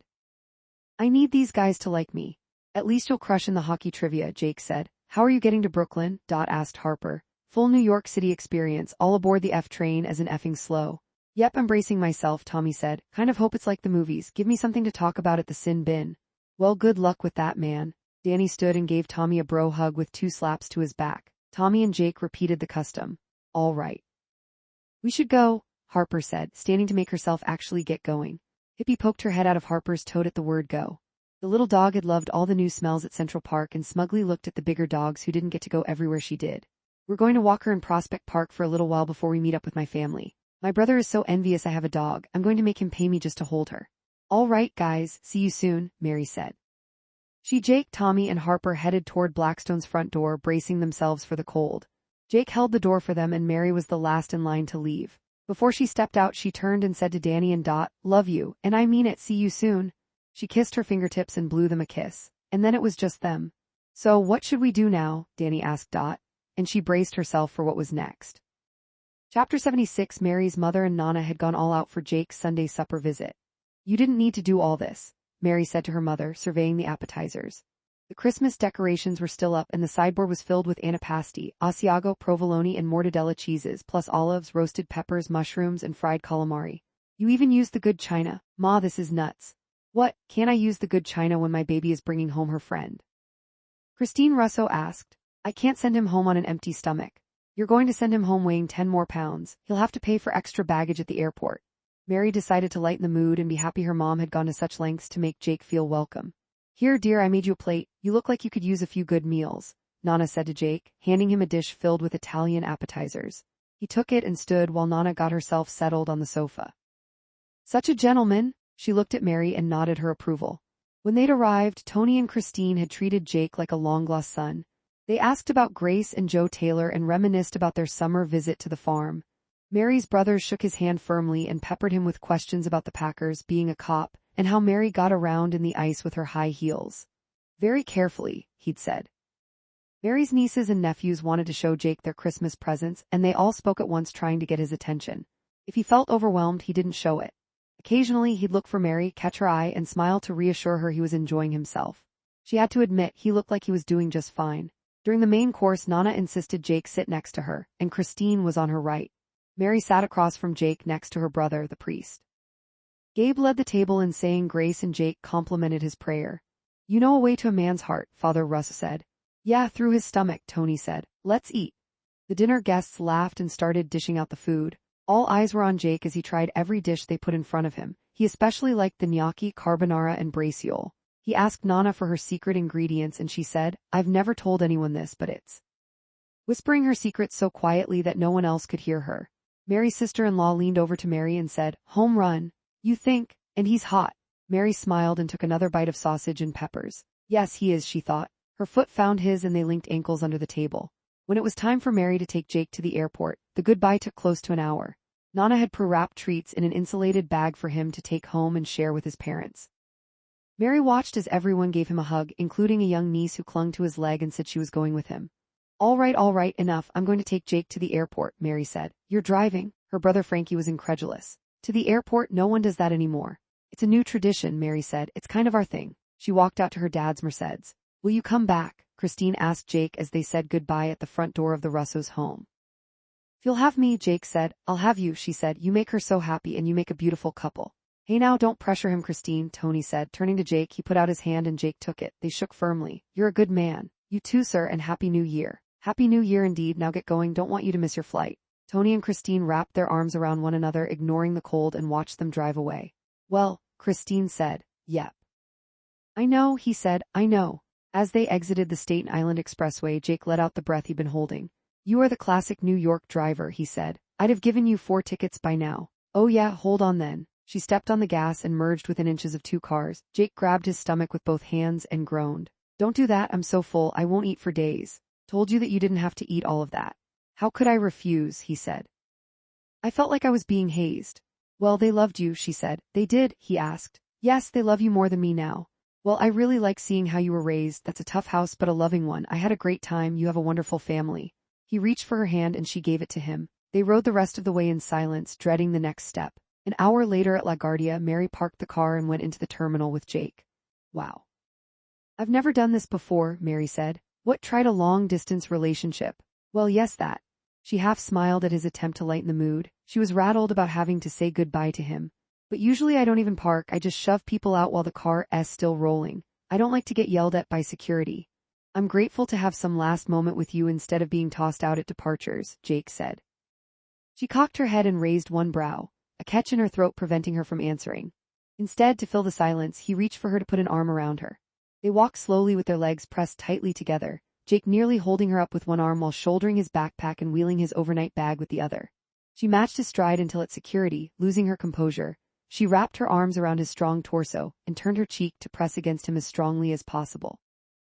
Neither of them needed to say anything. Their energy passed back and forth, speaking volumes. They embraced for a long time. It's like in the movies, she said, trying to lighten the mood. But better than the movies, because it's real, he said. But how does it end? Maybe it doesn't end, he murmured, his lips hovering just above hers long enough to make her breath catch. Impatient for the kiss, she tugged him closer to her. Then he bent his head to reach her lips. I'll miss you, Mary. His whispered words made her shiver. She nodded into his chest. I'll miss you too. But it's just 3 weeks until I'm back, he said. I'll be here, she said. They lingered in a hug for a long couple of minutes before she couldn't take it anymore. Go, or I'll chain myself to your carry-on. Slowly they disentangled and Jake walked backward into the security line for a few steps before he turned around. He looked back a few times. When he could no longer see her, he stared straight ahead. As he cleared the metal detector, he saw a poster that caught his eye. NYPD, fighting crime, protecting the public. A recruiting number displayed prominently. Jake considered it for a moment. Then he took out his phone and snapped a photo. Chapter 77. With Mary and Jake and Tommy and Harper off for their family visits, Dot and Danny decided to walk the High Line in the crisp winter air.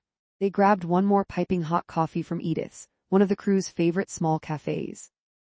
I love that place, Dot said as they headed out for their walk, steam swirling up and out of their to-go cups. It was started by this woman after she got a divorce. Her ex said she'd never make it, and look at it now, it's super famous. Wow, you really know a lot about the local coffee shops, Danny said. I do, they have so much character, she said as they climbed the stairs to the High Line. Especially the independent ones, they have personality, like the city itself. They strolled along the elevated walkway with a few other New Yorkers breathing fresh oxygen into their lungs after ringing in the new year the night before. Dot pointed out landmarks along the way, like Chelsea Market and the Whitney Museum of American Art. This is an amazing use of space, Danny said, checking out the design and admiring the construction. Isn't it? For a long time it was overgrown and unusable. Then they made it into a kind of urban trail and now it's world famous. It's great for locals who want a quick way to get from one place to the next, unless it's overrun with tourists. Dot made a face. Hey, I'm a tourist, he said, elbowing her in the ribs. True, she said, though you're not annoying in any way and the next time you're here you'll feel more like a local. Promise me you'll come back here. I will. He sealed that commitment with a kiss until he realized they were blocking the path. Sorry, Danny called out, waving to the couple who'd had to walk around them. He got a friendly wave in return. Soon they reached the end of the line and there was no more stalling. It was time to go. They dropped down to street level and Danny hailed a taxi. It was going to be so hard to say goodbye. As their driver turned left off Central Park west onto 67th, Dot craned her neck to look toward the Buckley. As always, there he was. Albert Hawkins, her friend and loyal doorman. She couldn't wait for him to meet Danny. Dot and Danny got out of the taxi and stepped under the Buckley's awning. She hugged Albert fiercely. "There she is," Albert said. "My little ray of sunshine. I missed you so much, kid." "I thought of you every day," she said. "I missed you, the park, the coffee shops, the subway, even the guy with a food cart on 58th who'd shout out a compliment if he liked my outfit." Dot's words tumbled out. She had so much to tell him. "I knew I loved New York, but I didn't realize how much until I was away for a year. Well, nothing changed much around here. Oh, except remember Mr. Shastman in 5D? He's engaged. Met a gal who was widowed after being married for over 50 years. She was working as an usher at a lecture at the 92nd Y. 3 months later, he put a ring on it. They're getting married downtown on Valentine's Day. I'm going to be one of the witnesses." "That's amazing."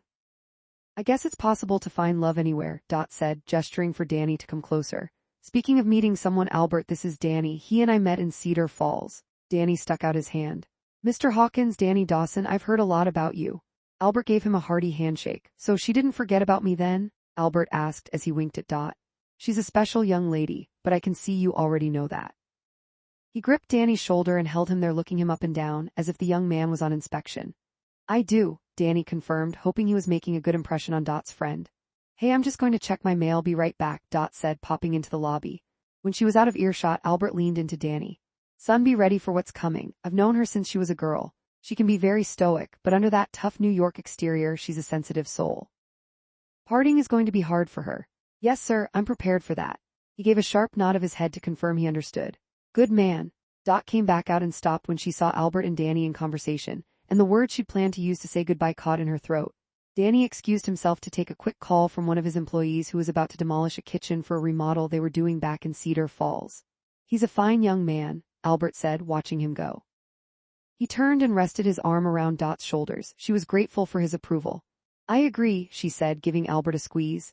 When Danny returned, Albert hailed a taxi. Time slowed and Dot's vision blurred. The vehicle stopped and the driver got out to put the bags in the car's trunk. Dot turned to Danny and met his deep brown eyes. This was it. In the taxi driver made eye contact with Dot in the rearview mirror. "Where to love?" She reached for Danny's hand, met his gaze, and said, "Home."